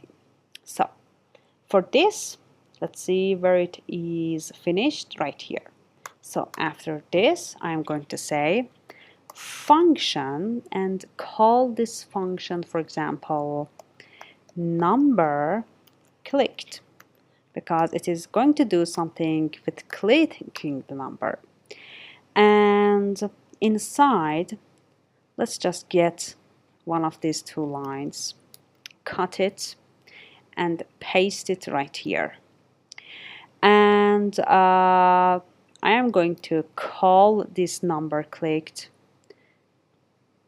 inside here, and as we know, we need the opening and closing braces here, and you can see that it says that we have no parameters. Okay, so this will be worked for number 1, but what if I click on number 2? I want it to change to number 2. We can pause the video and think about that, but if you have paused it, now I'm going to tell you the solution. The solution is that you can pass a parameter to this click number and call it, for example, just number, which is of type, we can say integer, and then convert it to string here. So here, instead of 1, I will say number. Which number? Oh, they will be shadowed because we have two numbers. So let's call it number clicked. Copy and paste it here. Okay, so this will be number that that is the argument or the parameter, and you can see that it will be concatenated to this, but I will say to string. Okay, so one string will be concatenated to this string, which this could be 1, 2, 3, or anything else that you want. And we have something here said that make it private, because this function is going to use just inside this class. We will talk about privates later in the inheritance part, where we are going to talk about object-oriented. But for now, I am going to reuse you. I'm really sorry, I am really tired actually. Number clicked. Let's go up. Here we have a problem because we haven't passed our parameter to see what is the parameter, we can say like this. It says that enter the number clicked parameter, so it will be 1. Now let's do the same for all of this. Number clicked, this time 2. Let's do it till, let's copy and paste them all. Go ahead and do that. I'm going ahead and doing that on my own. So you can see that I have reused that block of code which is called a function in all these branches. So this is much more nicer because they are summarized in just 2 lines, and that 2 lines has been reused. So we have decreased the number of lines of code that we have, and that is something clever that we have done. So let's see if we can do it for others. We can't do it for dot because I can't pass dot as a parameter to number clicked, because number clicked expects an integer as a parameter. So button dot is okay, button clear is just 1 line is okay. Then what else we have? We have button plus. We can do the same for these operations too, because as Uncle Bob says, we prefer to have just 1 line inside our branches in when expression, inside these blocks, or for example inside if else or if or else if or else statements. This is something that is preferred to be done. So I'm going to create a function, call it plus clicked. I have copied that. Now I will say private function plus clicked and put it inside this block like this. We don't need any parameter, so let's just reuse it here. So we have just 1 line for this branch. Let's do the same for -2. And you can see that I am defining my functions right before the upper function, the function that is calling these plus clicked or minus clicked. This is another point that you should know, how to define a function and how to call it. Minus clicked, you can see that I have defined the minus clicked function here just after where I want to call them. So what else we have? The divide function. I will call it private function divide clicked, and inside I will have this, and I'm going to reuse it here. So let's again take a look at them. This is much more nicer too. We can even create a function for these 2 lines, but that will be your challenge. And this is 1 line. You can see that we prefer to have just 1 line inside each branch. And for this, we have a gray line just below if. Let's see what Android Studio is going to suggest us, and that is replace if with when. Let's replace it. Okay, you can see that how it has converted our if else and else if statements to when, because Android Studio prefer to have when instead of if else. Okay, we did a lot of job for that. Thanks Android Studio for changing it, but I like it too. So for this, we can start by extracting this when expression, because we want to have just 1 line here inside this block. So I will say private function, this time equal is clicked, and inside will go this block. Let's call this equal is clicked here. Okay, This is okay, but if we go down, again we have a when expression, which inside each branch we have 4 lines. And even I want to go ahead and you know what I want to do? I want to extract functions from this too. You can see that I am trying to break the code as much as I can to functions, to block of codes. And that is because that will make our code clear. So a code that can be read with anyone. You know, when most of the time, this is not just you that working on a project. This will be a team that working on the project. So when your team or your coworker, when your teammate see that you have write code like this, that he or she can understand it, he first of all you have helped him or her, and second of all, you will have a better perspective because you are being judged by that person. So I want you to be that person that has been judged, but judged well. They know you as a professional programmer if you do these things that I am telling you in episodes like this. So let's extract this, call it private function just plus, and inside will go this, and I'm going to call plus function like this. Let's do the same for minus and divide. Private function divide and divide should be called here, and at last oh sorry, this was, let's change it to what it was minus.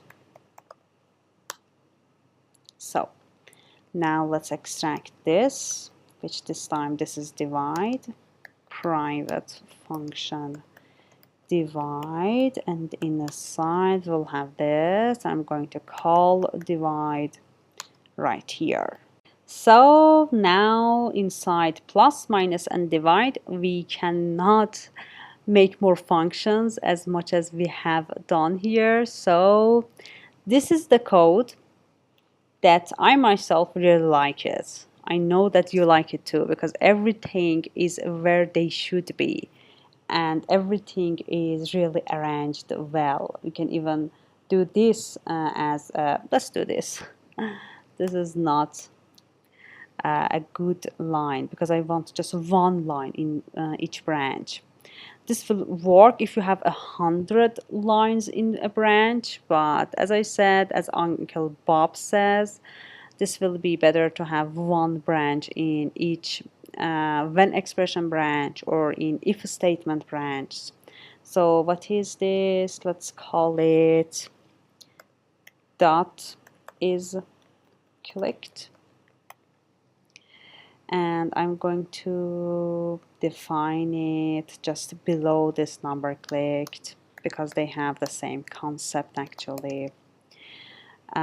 Dot is clicked, inside will go this. Okay, so you know, this is a really nice class of lines of code that I won't be tired of looking at it and scroll it up and down for an hour because this is really a nice code. So that was it about a calculator app. We learned a lot in this section. I know maybe you need to go over all these episodes again to see what's going on. If you have any problem, we have the Q&A, we have the internet, we have the Stack Overflow. You can go there, search. And as a developer, you should have a great ability of search and debugging. And you know, what I want to tell you is that I was tired because in this time of at the time you are listening to this episode, we are in the era of coronavirus thing. So I am working remotely all alone at home, and you guys, my students, my potential students, are the ones that I can talk to. I hope that my voice will be heard soon by you, because I want my course to be up on the Udemy soon. So that was it, and I have talked a little bit about myself, but don't lose hope, even in this coronavirus thing, that maybe a lot of people have lost their job, but don't worry, we always have lines of code to do. So let's go to the next section and see what will be the next app that we want to create. See you soon.